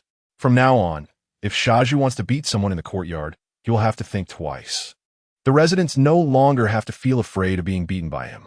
They can seek justice for themselves. The good lives we have in this courtyard are all thanks to you, so I must toast you with this first glass. I'm drinking it all. Saying this, Su Damao downed the wine in one go and poured himself a second glass. This second glass, I still toast you. In this way, Su Damao drank 3 glasses in a row. Seeing him like this, Li Xian had an inkling. He had previously targeted Yi Zhonghai and the deaf old lady, ruining their standing in the courtyard, so there was no way to cover for He Yuzhu anymore. Su Damao had previously suffered beatings from He Yuzhu and had no place to complain. After these 2 incidents, he realized Su Damao's capabilities and wanted to establish some rapport with him. Li Xian didn't particularly like Su Damao, but their essay saying, one does not hid a smiling face. Since arriving at this courtyard, Su Damao had never tried to cheat him or done anything bad to him, and now he was taking the initiative to befriend him, bringing good wine and dishes as a sign of sincerity. In the courtyard, Li Xian usually kept to himself, hardly having anyone to talk to. He was willing to give Su Damao a chance to chat, as long as he was cautious and didn't fully trust him. After Su Damao finished his 3 glasses of wine, Li Xian also drank the wine in front of him. Seeing this, a smile appeared on Su Damao's face. Before coming to Li Xian, he had prepared himself mentally for a long time. After all, there had been no interaction between them, and they had hardly spoken a few words. He was afraid that after coming, Li Xian wouldn't give him face, and he would end up with a cold reception. But from this, it was evident that Li Xian was not as unreasonable as he usually appeared. He was not someone who would lash out at anyone. His good intentions were very clear, and Li Xian accepted it very gladly. This made Su Damao completely relax, shedding his previous concerns. They chatted about everything, from the south to the north, and from the east to the west. Su Damao had a strong talent for socializing, and soon the two of them were getting along well. Just as they were enjoying their conversation, a sudden roar erupted in the courtyard, startling both of them. But they quickly regained their composure and recognized the sound as one of commotion. "Shaju, you bastard, you beast! Why can't you find a decent woman? Why do you have to act like a rogue in the steel factory? Now look, you've been transferred from the kitchen to the boiler room. How are you going to bring lunch to our Jia family now? Don't you think about us at all? You useless fool." Hearing this, a smile appeared on Su Damao's face. It seemed that Jia Dongxu, that old witch, was going to pester Yi Zhonghai. "Let's go. We should go out and watch the fun." Li Xian also wanted to know what was happening and was eager to see the commotion, so he nodded to Su Damao, and the two went out together. Once outside, they saw Jia Dongxu with Jia Dongxu and Qin Huairu standing at Yi Zhonghui's door. Yi Zhonghui stood at his door, looking confused at the sight of the three, unsure of what to do. Seeing this scene, Li Xian couldn't help but laugh. It seemed that Jia Dongxu was serious this time, bringing Jia Dongxu and Qin Huairu along. Su Damao certainly not that. Once Jia Dongxu, that old witch, gets involved, there's no good outcome. It looked like Shaju was about to have a lot of trouble, and this time it would be serious. While they were chatting, the residents of the courtyard began to come out one by one. It was mealtime, and hearing Jia Dongxu's angry roar, everyone put down their meals to see what was happening. Some even added a bit of food to their bowls and rushed out to watch. In this era, there were no real forms of entertainment. The only pastime was gossiping about others. Whenever Jia Dongxu spoke in that tone, it meant that someone in their courtyard was about to have bad luck. They were also curious about who had gotten entangled with Jia Dongxu this time, so they thought they would come out to take a look. In no time, the courtyard was filled with residents of the Sihiyuan. Seeing so many people, Jia Dongxu felt no shame at all and even raised her voice. "Shaju, you bastard! If you want women so badly, don't you know to go on a blind date and find a wife? Why do you have to act like a rogue in the steel factory? Now you've been transferred to the boiler room. With you in the boiler room, our Jia family won't have any lunchboxes to eat. Our lives were already hard, and now without lunchboxes, it's even harder. All of this is because of you. I don't care, Shaju. You must compensate us." When Jia Dongxu said this, the residents present were shocked, with expressions of disbelief. What kind of logic was this? Shaju had previously brought lunchboxes to their family, and he even got it wrong sometimes. This was too shameless. Shaju's lunchboxes were clearly something he could eat himself. Giving them to them was already generous, and now they were turning the tables. Their family originally didn't have these lunchboxes. It was Shaju's kindness that provided them. And now they had the nerve to claim losses. How shameless could they be? Chapter 112. Coming out to mediate, getting burned, Su Damao, standing next to Li Xian, was laughing so hard he could barely stand up. He was holding his stomach, laughing to the point of pain. Shaju really deserves it, ha ha ha. Because of Qin Huairu, Shaju had given all the lunchboxes he brought back to the Jia family. Even when his sister Yi Zhonghai wanted a bite, he would scold her, saying, "What are you eating for, you girl?" Now that Shaju had just lost his job as a chef, Jia Dongxu came to his doorstep asking for money. It was hilarious. Seeing this scene, Li Xian sneered. Shaju couldn't blame anyone for this. If he had to blame someone, it could only be himself. Upon seeing Qin Huairu's face, he was so infatuated that he lost track of who he was. He would have given them everything he had, fearing it was too little. But he forgot one thing. Qin Huairu was married to Jia Dongxu, and they would not separate. No matter how much he did, he wouldn't even touch a hair on his goddess. Now, having just lost his job, he was being hounded by Jia Dongxu. He deserved it. At this moment, Yi Zhonghai had a gloomy face as he looked at Jia Dongxu. He had just lost his job as a chef and was transferred to the boiler room, and he was already feeling unhappy. He didn't expect Jia Dongxu to come to his doorstep to make a scene. According to Yi Zhonghai's temperament, he would definitely curse at Jia Dongxu. If she didn't listen, he would directly resort to violence. But with his goddess Qin Huairu standing there, Yi Zhonghai didn't want to make her unhappy. He managed to suppress his emotions and smiled at Jia Dongxu. Grandma Jia, this matter can't be blamed on me. It's the leadership's decision, but it won't be long before I'm transferred back to the kitchen. When that time comes, I'll continue to bring lunchboxes for your Jia family. Let's just consider this period a wash, okay? Hearing this, the residents gasped in disbelief as they looked at Yi Zhonghai. Jia Dongxu, this old hag, was not just disgusting, but was shamelessly leeching off Yi Zhonghai. Yi Zhonghai not only said nothing, but even explained things to Jia Dongxu in a good-natured way. This was just too spineless, and they felt she was of no use. They also thought to themselves how fortunate the Jia family was. Previously, when Yi Zhonghai was the big shot of the Sihiyuan, he would occasionally come and solicit donations from them. The Jia family could stay at home doing nothing and receive over 100 yuan for no reason. Now, with Yi Zhonghai bringing them lunchboxes, and every time it was meat and vegetables, Yi Zhonghai's response was already very sincere, and he promised that after returning to the kitchen, he would definitely bring lunchboxes for the Jia family. However, Jia Dongxu was not satisfied with this answer. She wanted to see actual benefits. Moreover, she had come to find Yi Zhonghai this time just to get money from him. If she didn't get money, no matter what Yi Zhonghai said, she wouldn't listen. You said it was a punishment from the leadership. Only they can decide when you can return to the kitchen. So when will you be able to go back? There's no certainty. If the leadership never lets you go back, will our Jia family have to keep waiting? How long will that be? So I don't care. You must compensate us. Seeing Jia Dongxu's shameless and unreasonable behavior, Yi Zhonghai felt completely numb. He didn't expect Jia Dongxu to be this unreasonable, and his words had no effect. He didn't know what to do, and just then, Yi Zhonghai and the deaf old lady arrived. The deaf old lady saw this scene and swung her cane at Jia Dongxu. Girl Zhang, you've turned the Sihiyuan upside down. How dare you come here to target my grandson? If it were the old Jia Dongxu, she would have definitely been afraid of the deaf old lady and wouldn't dare confront her. But ever since Director Wang had said those words, Jia Dongxu no longer took the deaf old lady seriously. Feeling a sharp pain, Jia Dongxu immediately turned around and snatched the cane from the deaf old lady's hand. The deaf old lady reacted quickly and grabbed her cane back, but Jia Dongxu was strong and wouldn't let her pull it away. You old hag, why do you have to discipline me? And your grandson, does he share the same surname as your dead husband? Shouting about a grandson here. How shameless can you be? An old hag, don't forget, you're still in the educational phase. What? Do you still think you're the ancestor of the Sihiyuan? Wake up to reality.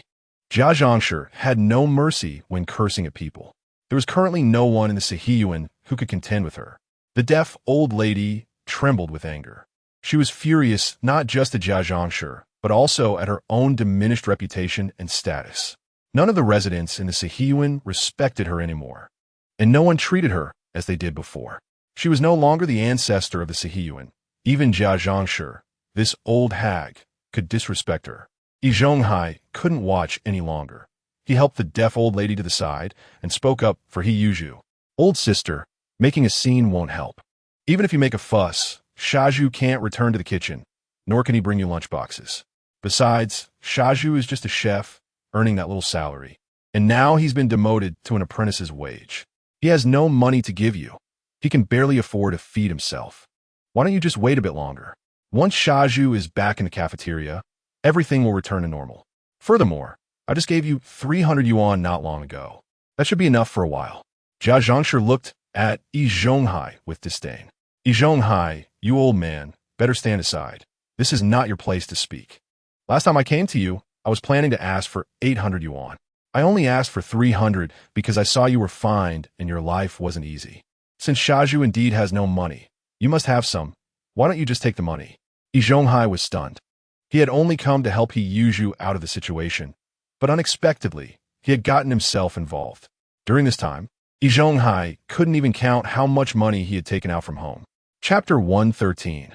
The new chef officially takes office.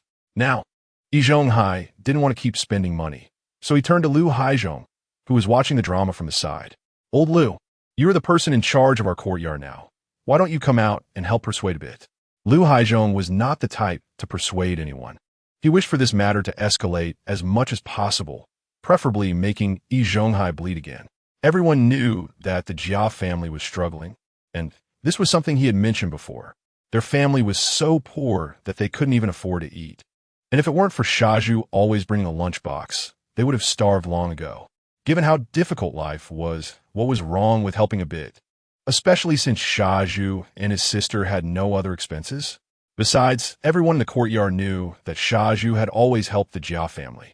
It was not very good to suddenly say he wouldn't help anymore. As Liu Haizhong spoke, he pretended to shake his head, indicating his disagreement with this point. The residents watching the commotion couldn't help but laugh at his words. They found it very familiar, recalling that it was exactly what Yi Zhonghai had said during the previous meeting to persuade them to donate to the Jia family. Now Liu Haizhong was returning the favor, putting Yi Zhonghai in the same situation. When Yi Zhonghai had said those words before, he felt there was nothing wrong with it. But now, coming from Liu Haizhong's mouth, Yi Zhonghai's expression turned grim, his face reddening. Jia Dongxu, seeing Liu Haizhong stand up for her, felt more confident. "Shaju, did you hear what our second uncle said? He said our family is in difficulty. Helping out is nothing, especially since it's just you and your sister at home. You can't eat that much money anyway. So Shaju, hurry up and get the money. Don't waste everyone's time here." Yi Zhonghai occasionally took out some money from his pocket to help the Jia family, which led to him not being able to save even 2 coins in a month. He spent all of it. Now, he only had his living expenses for the month left, just enough to last until next month's payday. If he gave all his money to the Jia family, he would have nothing left and would have to live on air. Just when Yi Zhonghai was about to refuse, he suddenly saw a pair of watery big eyes. He looked up, and it was none other than his goddess, Qin Huairu. Seeing Qin Huairu looking so pitiful, Yi Zhonghai's heart softened again. After gritting his teeth, he turned to Yi Zhonghai, standing next to him. "Uncle, I don't have that much money on me right now. Can you lend me some?" Upon hearing this, Yi Zhonghai was stunned. He had only come to persuade a bit. How did it end up back on him? He had already given out enough money during this time. Now, they wanted him to take out more? His family wasn't a money-printing machine. But whether it was Yi Zhonghai or Jia Dongxu, they were both his retirement supports, and he had invested a lot in them. At this moment, it was hard for Yi Zhonghai to abandon either one. After a back and forth, Yi Zhonghai could only take out 300 yuan to give to Jia Dongxu on behalf of Yi Zhonghai. Jia Dongxu, receiving the money, excitedly counted the bills, while Yi Zhonghai felt like crying.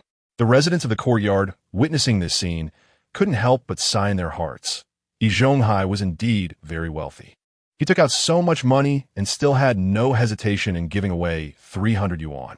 It was easy to imagine how much money Yi Zhonghai had saved over the years. The next day, Yi Zhonghai went to work in the boiler room of the steel mill. On the way, he was still thinking about the incident from last night when Jia Dongxu came to ask him for money. He decided that he had to perform well in the boiler room and strive to return to the kitchen as soon as possible.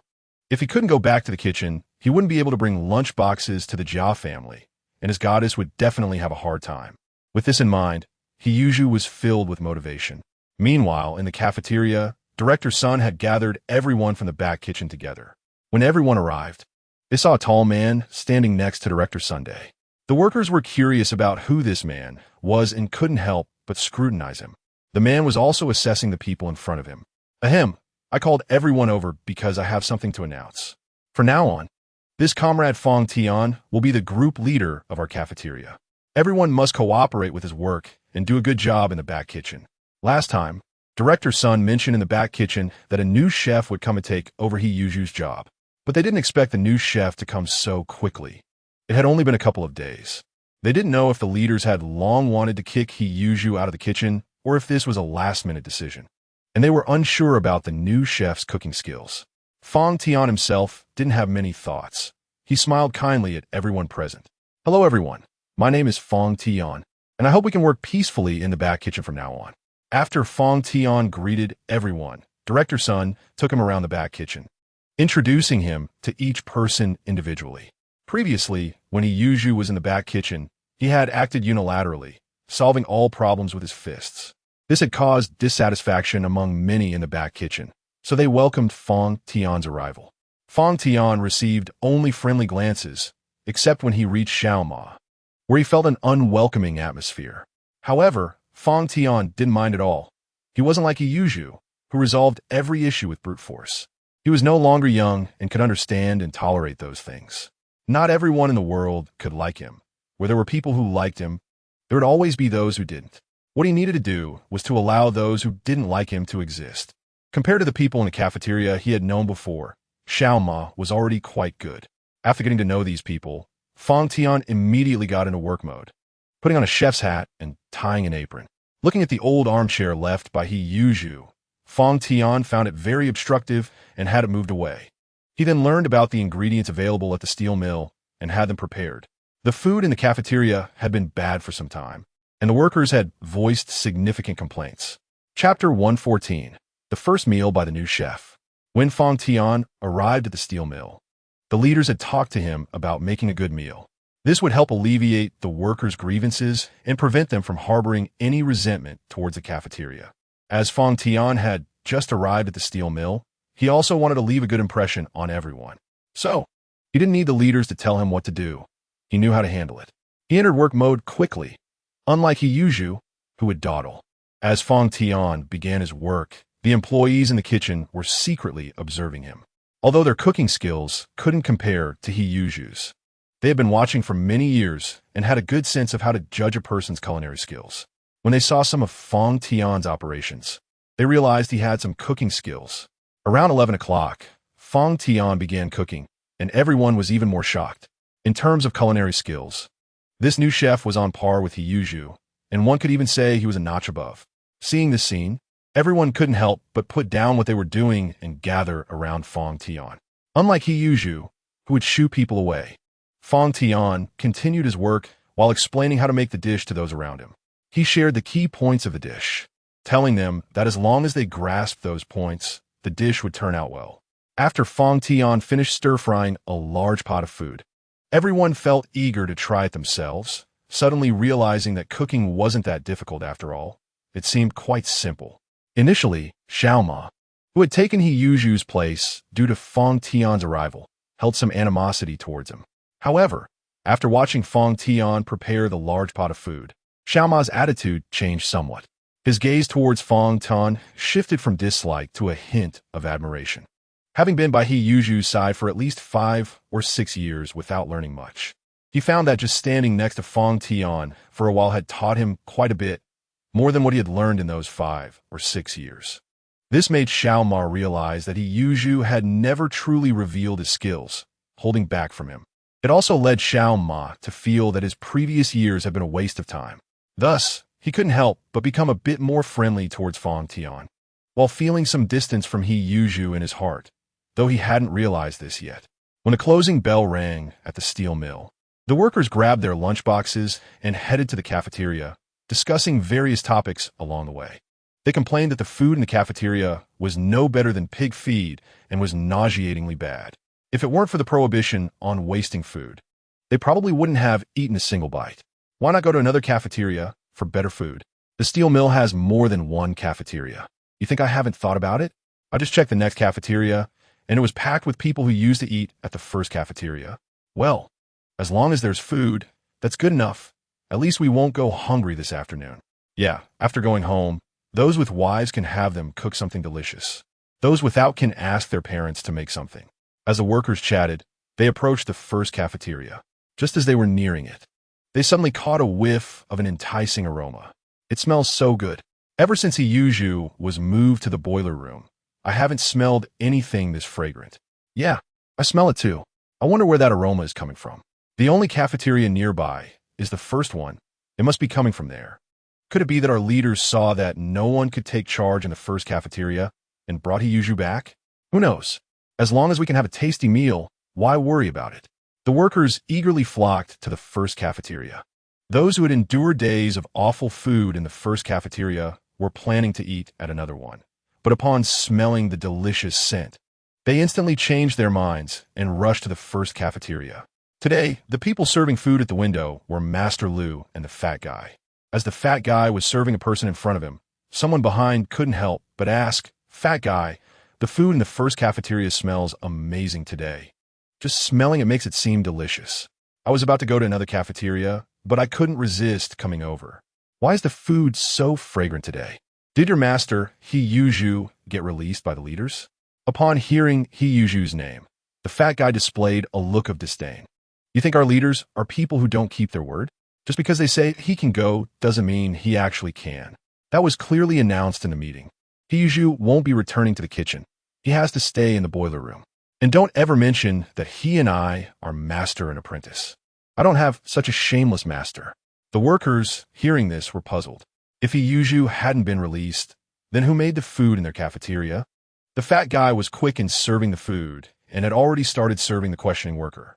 After serving, he slammed the worker's lunchbox with a hard knock. "You really are a blockhead. If I don't explain things clearly, you won't understand, huh? I'll tell you, there's a new chef in the first cafeteria, and his skills are even better than Yi Zhonghai's. Today's food is made by that chef. You guys are in for a treat. A new chef in the first cafeteria, and his skills surpassing the original Yi Zhonghai." This news quickly spread among the workers coming to eat. As they ate, they had no other topics to discuss. So this became their main conversation. The workers chatted while giving thumbs up, praising Fong Tian for being a great new chef. At this moment, factory director Yang was also walking towards the first cafeteria with his utensils. This morning, Li Delun had come to find him, saying that the new chef Fong Tian they had hired was already at work. Li Delun had praised Fong Tian to the skies in front of him. However, Director Yang still felt uneasy. Who knew if Li Delun had any ulterior motives?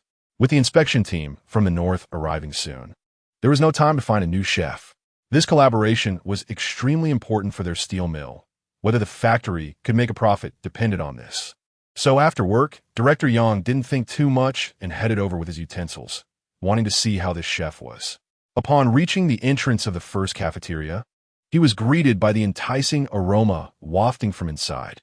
The smell made Director Yang take a deep breath, and he nodded in satisfaction.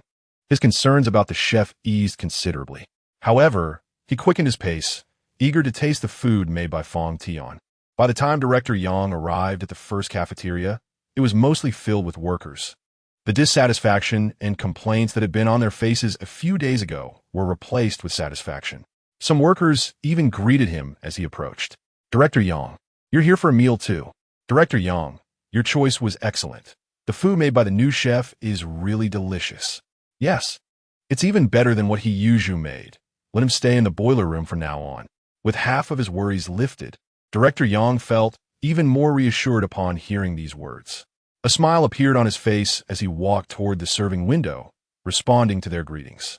The workers were enjoying their meals so much, which indicated that Fong Tian's culinary skills matched up to what Li Delun had claimed. This made Director Yang even more curious and eager to taste the food himself. He casually took 2 dishes and found a spot to sit down and eat. The moment the food entered his mouth, his eyes widened in shock. Although Yi Zhonghai wasn't impressive, his reception meals were exceptional. After eating too much of Yi Zhonghai's reception meals, Director Yang's palate had become quite spoiled. However, when Director Yang tasted the dishes made by Fong Tian, he couldn't help but whisper a compliment. This also confirmed one thing for Director Yang.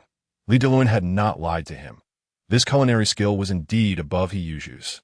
The large stone that had been hanging in his heart finally fell to the ground.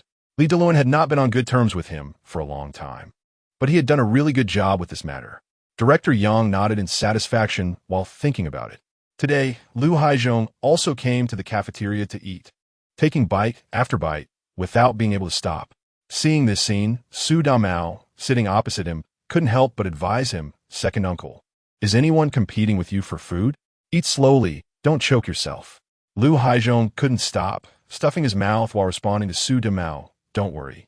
I'm not that foolish. I one tea choke myself. This is the first time I've had such delicious big pot rice.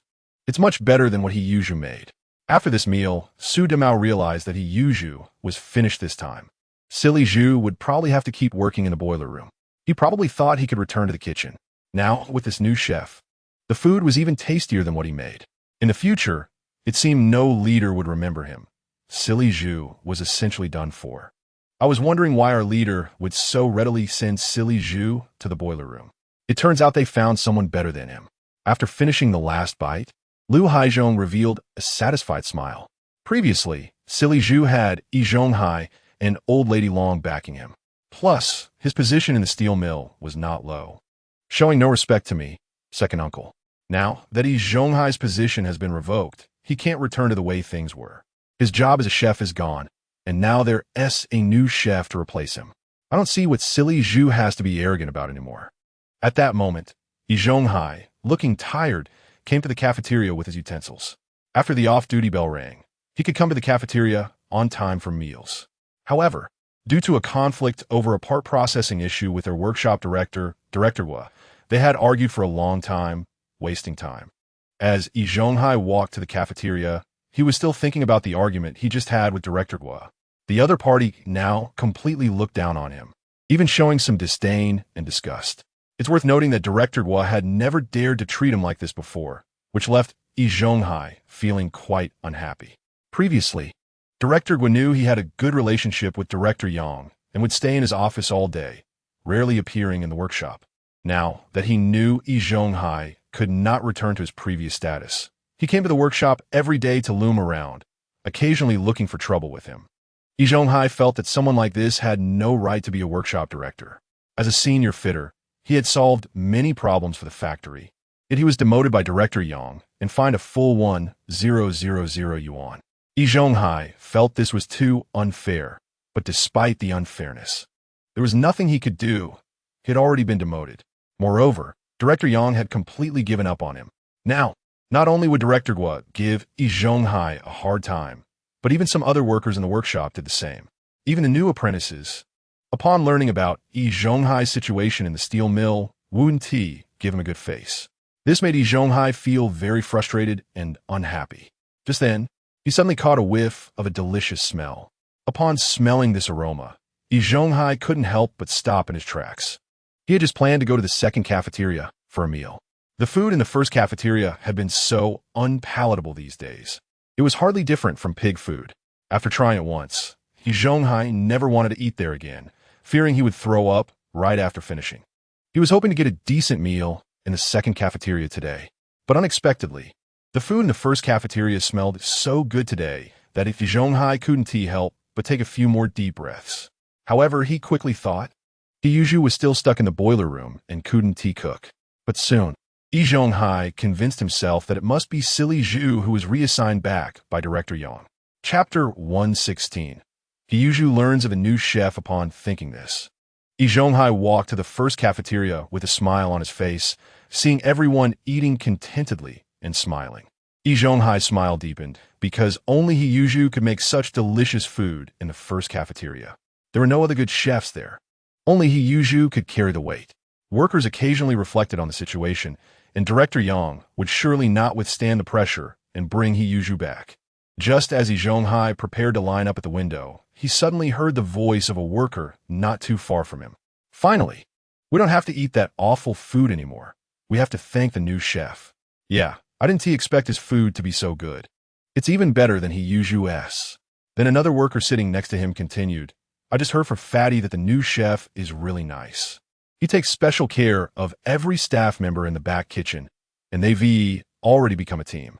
Unlike Yi Zhu, who would either yell or scold them, or solve problems with his fists. He is just a brute, completely brainless, a simple-minded, muscle-bound guy.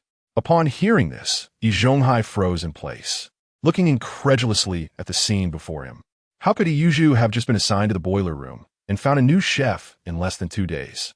Yi Zhonghai couldn't believe this outcome and quickly walked to the window.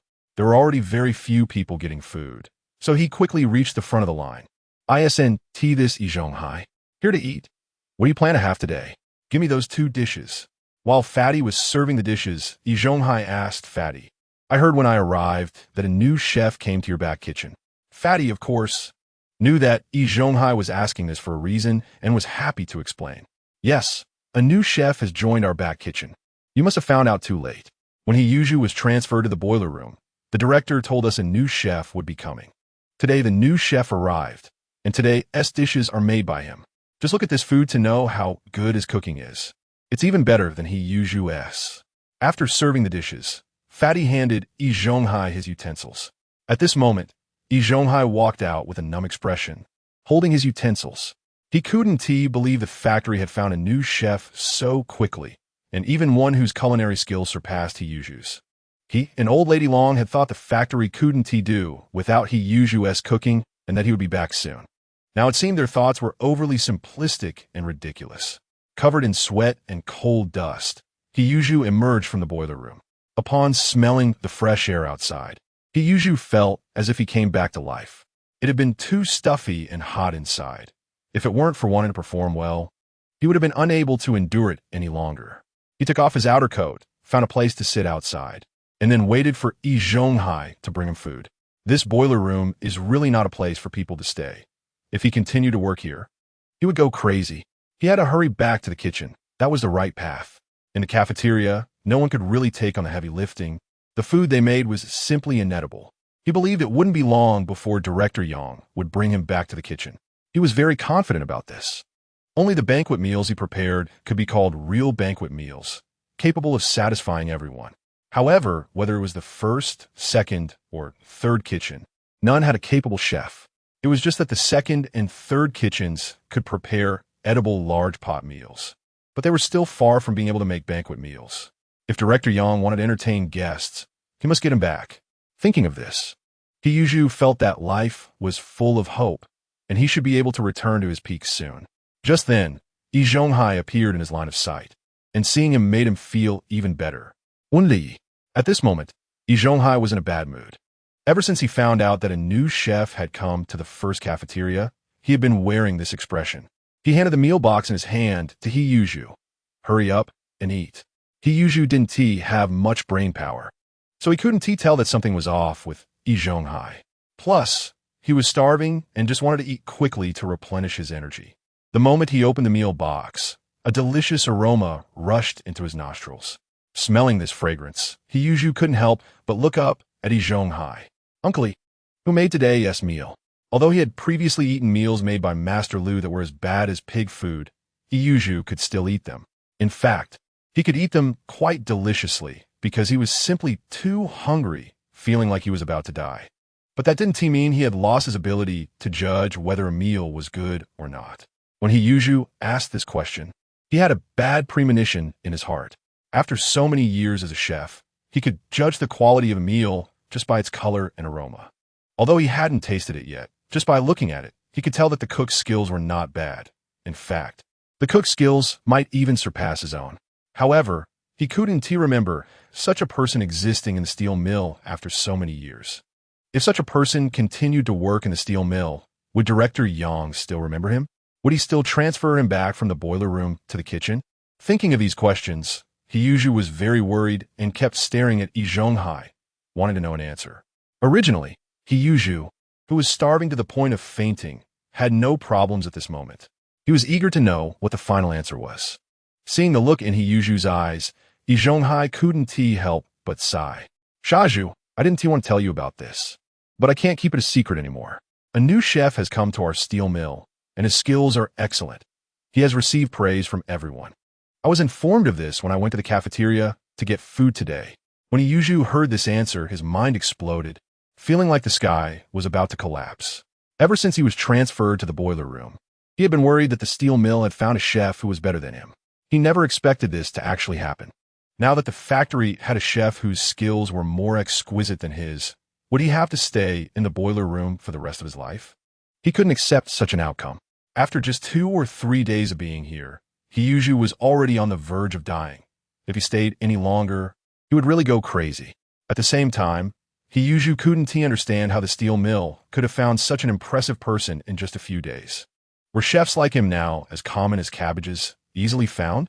He knew that chefs like him were highly sought after in every unit. Thinking of this, Yi Zhonghai's eyes suddenly brightened, and a smile appeared on his face. Uncle Yi, I understand now. Yi Zhonghai, who had just been gloomy, was now laughing heartily. Yi Zhonghai, witnessing this scene, was utterly baffled. He couldn't understand how Yi Zhonghai could smile now, and how his mood could change so quickly. What do you understand? Yi Zhonghai confidently expressed his inner thoughts. People with skills like this are in high demand in every unit and factory. Even if our director Yang wanted to invite them, their own directors wouldn't easily let them go. I guess they borrowed this person just to cope because they couldn't find anyone better when I left. Eventually, when they still can't find anyone, they will transfer me back to the kitchen. As Yi Zhonghai said this, he began to eat the food Yi Zhonghai had brought him. So Uncle Yi, you don't have to worry anymore.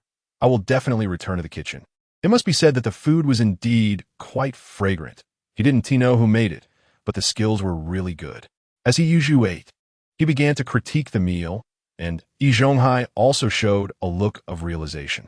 Just as Yi Zhonghai had said, people with skills like that were indeed in high demand. It wasn't as easy as picking cabbages from the field. Moreover, formal transfers wouldn't be so simple. There were many procedures involved. It had only been a few days.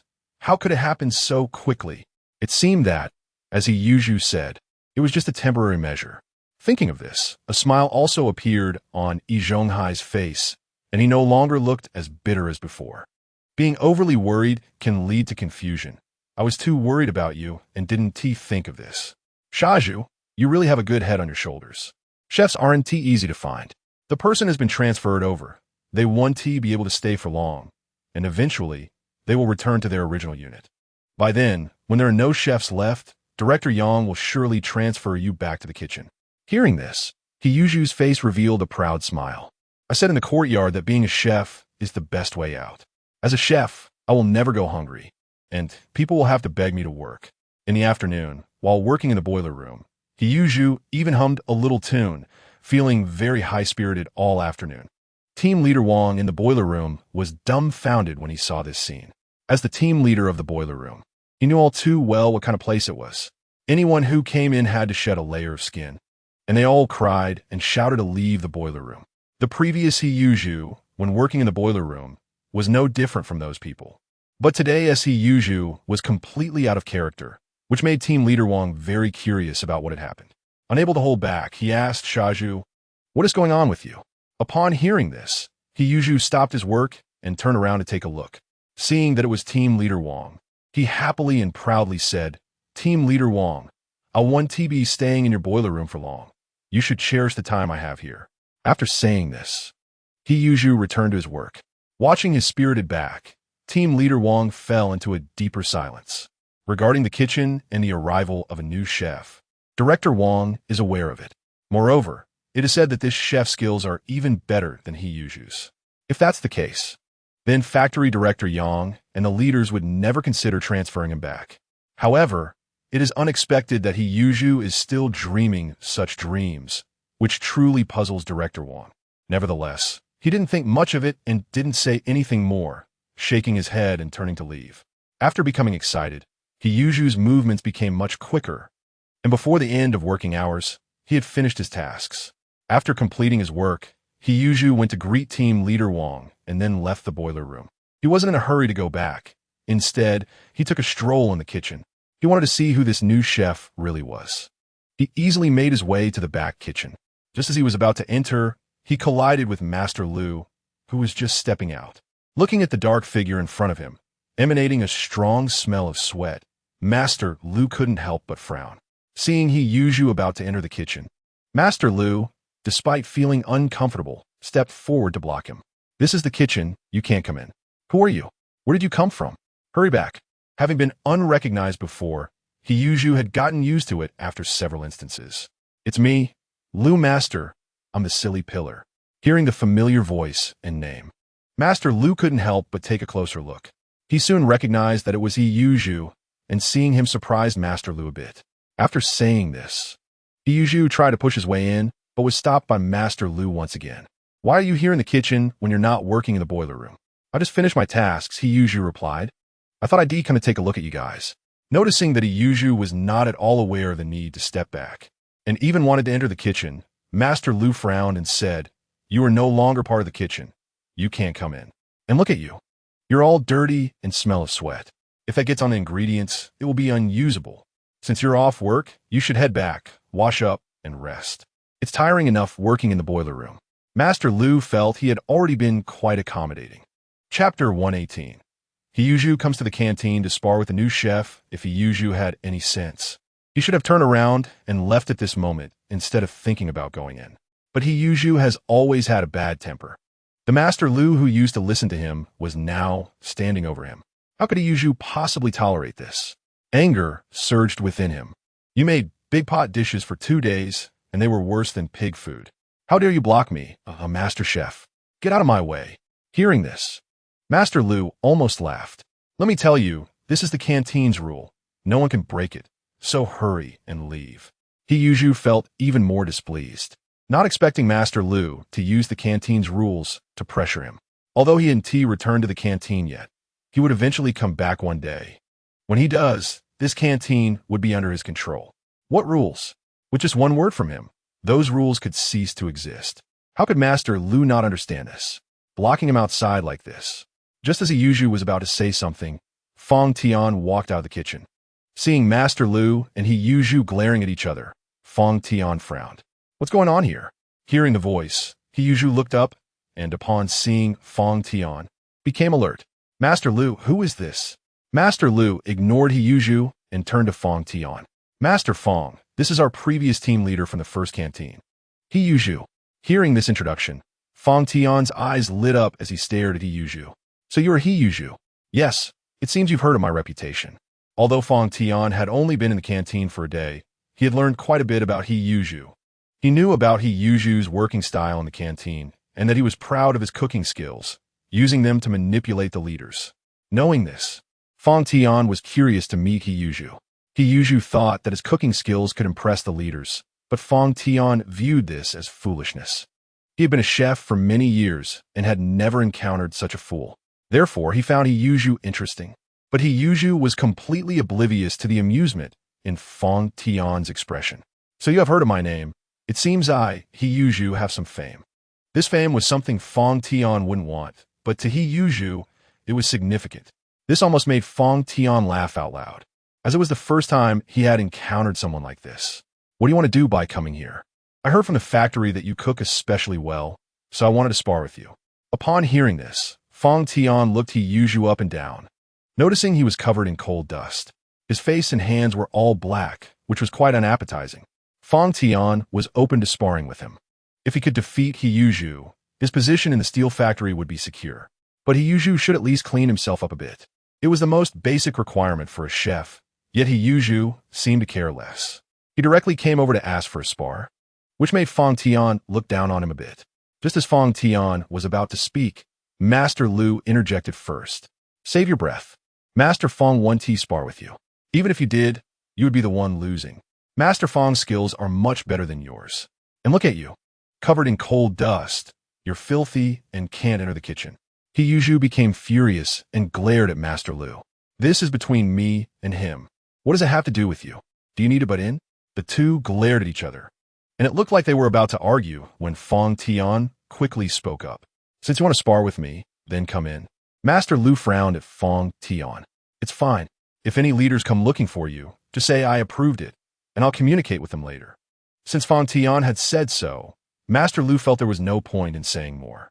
After all, Master Fong was now the team leader of the first canteen. He was just an ordinary worker. Yi Zhonghai triumphantly glanced at Master Lu, thinking that Fong Tian would let him in entirely because of his fame. Then he swaggered past Master Lu and entered the kitchen. As soon as he stepped into the back kitchen, he felt the eyes of the crowd on him. But those gazes were quite strange. He didn't sense a single friendly look, which made him feel a bit uncomfortable. He scanned the room, looking at them while thinking about this group of fools. He would eventually return to the kitchen one day, and when that time came, he would definitely not let them have it easy. Just as Yi Zhonghai was about to retract his gaze, he spotted the fat guy standing among the crowd. As his apprentice, the fat guy did not seem happy or delighted to see him. Instead, he looked at Yi Zhonghai with the same expression as the others and seemed to want to say something. Before he had the chance to speak, he heard Fong Tian's voice. Master He, since you want to spar with me, come on over. There SA reception dinner at the factory tonight, and I've already prepared the dishes and was just about to start cooking. I didn't expect you to come by at this time, so you could just stand by and watch. Master He, if you think I have any shortcomings, feel free to point them out in front of everyone." After saying this, Fang Tian didn't look at He Yuzhu again and began to throw the prepared ingredients into the pot. At first, He Yuzhu didn't take Fang Tian seriously. No matter how good Fang Tian's cooking was, it couldn't compare to his own. However, as he watched Fang Tian work step by step, He Yuzhu's expression gradually became serious. After being a chef for so long, how could He Yuzhu not see that Fang Tian's skills were above his? But soon, He Yuzhu thought of something. With such impressive culinary skills, Fang Tian's original workplace must not let him go easily. He must be on a temporary assignment and would eventually return to his original unit. Thinking of this, He Yuzhu felt relieved, thinking he would still be able to return to the kitchen. While he was pondering this, Fang Tian's first dish was ready. The first dish he made was braised chicken, which is not particularly complex among the various dishes. However, achieving a perfect balance of color, aroma, and taste is still quite challenging. At this moment, Fang Tian used public chopsticks to pick up a small piece of chicken from a plate and placed it on a small dish. "Master He, you can give it a try." He Yuzhu picked it up and put it in his mouth. Every flavor was perfect, without a single flaw. After finishing the piece of meat, He Yuzhu looked at Fang Tian with certainty. No wonder everyone praises Master Fang's cooking skills. They are indeed very good. "I, He Yuzhu, admit that I am a bit inferior to you in cooking." Hearing this, Fang Tian smiled. "I've just cooked a lot and practiced. Master He, you are still young. You will definitely become stronger than me in the future." The two were exchanging friendly words when He Yuzhu spoke again. "It's good that you won't stay at the steel mill for too long. Otherwise, I really wouldn't have a chance to shine in the future. However, we do need someone like you to come to the factory often. Only competition can drive people to improve. You are always welcome to come to the factory to give guidance, and we can spar again then." Hearing this, Fang Tian was a bit confused, but quickly regained his composure and smiled. "Master He, what are you talking about? Didn't you come over from another factory on a temporary assignment? You'll have to return to your original unit after a while." "No, I'm a formal employee of the steel mill." Once Fang Tian said this, the one who was momentarily stunned changed from him to He Yuzhu. "What did you say? You're a formal employee? How is that possible?" "I really am a formal employee. Master He, there's no need for me to lie about this. The process of being transferred is very complicated, but you came to work just a few days after you arrived." Master Lu, who was on the side, also understood that He Yuzhu thought Fang Tian was on a temporary assignment and would soon return to his original unit, which would allow him to return to the canteen. This made Master Lu unable to help but chuckle, then look at He Yuzhu with a half smile. "He Yuzhu, stop deceiving yourself. I'm telling you, Master Fang is a formal employee of our factory. As for the paperwork you mentioned, he came to work first, and then the paperwork will be gradually completed later." He Yuzhu looked at the person in front of him in disbelief. No one does things like this. Everyone's paperwork must be done in advance. No one comes to work first and then does the paperwork. Master Lu looked at He Yuzhu sarcastically. "How can there be no such thing? This was thanks to our Director Li. Director Li has some connections with the director of Master Fang's original unit, and he talked to him about letting Master Fang come to work here first, with all the paperwork to be completed later." Others saw He Yuzhu's shocked and disbelieving expression and couldn't help but comment. "Look at silly Zhu. He probably thought Master Fang was transferred from another factory. Thinking he might be able to return to the canteen one day is really a pipe dream." Immediately, someone echoed, "I didn't expect Master Fang to be a formal employee of our factory. He won't leave no matter who goes." The way everyone looked at He Yuzhu turned into disdain and mockery, including his apprentice, Fatty. Although Xiao Ma was also somewhat dissatisfied with He Yuzhu, he didn't show while he was there. He Yuzhu stood there in a daze. He thought the other party was temporarily assigned, but unexpectedly, it was all a lie. He had been deceiving himself. The other party was a formal employee of a steel mill and would definitely continue working there. Yet, he was still dreaming that he could return to the canteen. Now it seemed that everything was just his wishful thinking, too beautiful, too naive. He would have to stay in the boiler room from now on or leave the steel mill. But if he left, where could he find a better job? Just now, he had absurdly approached Fang Tian to challenge him in cooking skills. Although he didn't take action, he could tell from watching Fang Tian cook that he was not his opponent. His culinary skills were inferior to the other parties, and now the position he once had was occupied by the other party. He was nothing but a living clown. Yi Zhonghai stood there in a daze, not knowing how he eventually left the canteen. By the time he came out, the steel mill had rung the closing bell. As he walked out, other workers were also gradually leaving. Those workers looked at him with disdain and mockery, making him feel very uncomfortable.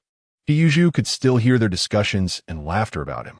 Then he thought of the chef position that was beyond his reach and the incomparable Fong Tian. At that moment, Yi Zhonghai completely broke down, and the image of Li Xian appeared in his mind. Li Xian blamed him, saying it was all because of him that he lost this job. I will not let him have it easy. Thinking of this, Yi Zhonghai left the steel mill in a fit of anger, but he did not return to the courtyard. Instead, he went to a small alley near the courtyard, which was very dark. Since it was a narrow path, there weren't many people on it, and no one could see him, plus there were no surveillance cameras. Although this road was not a necessary route to return to the courtyard, many people liked to take shortcuts. They all enjoyed walking through this small path. Yi Zhonghai had previously liked to sneak attack Su Damao here, and he was always successful. Each time, Su Damao would be beaten to the point of screaming. But because no one saw it and there was no evidence, Su Damao could only swallow his teeth and endure the ridicule while healing his wounds. He knew he was no match for Li Xian, having suffered so many losses at his hands. Yi Zhonghai wasn't a fool. He planned to sneak attack him in this small alley. Li Xian delivered packages outside every day and sometimes took this shortcut. He couldn't win in a face-to-face fight, but he was sure he could succeed in a sneak attack. With this thought, Yi Zhonghai clenched his fists, prepared everything, and now just waited for the person to come. Li Xian was indeed strolling slowly towards the alley, just as Yi Zhonghai had imagined. Today, he had finished his work and was eager to return to the courtyard to prepare a delicious meal as a reward for himself. While contemplating what to cook that evening, he had already entered the alley where Yi Zhonghai was waiting. Chapter 120. Failed ambush results in beating. At this moment, Yi Zhonghai was holding a burlap sack, ready to throw it over Li Xian when he appeared. This sack was one that Yi Zhonghai had folded and carried with him. Previously, Su Damao had been beaten here, all thanks to this very sack. Yi Zhonghai also liked to use this sack to deal with people he had conflicts with. Whenever he saw someone he disliked, he would throw the sack over them and then beat them up. After the beating, the victim would be so disoriented that once he removed the sack, he would quickly leave. Those people would have no idea who had attacked them, and even if they guessed it was him, it wouldn't matter. After all, no one had witnessed it, and there was no evidence,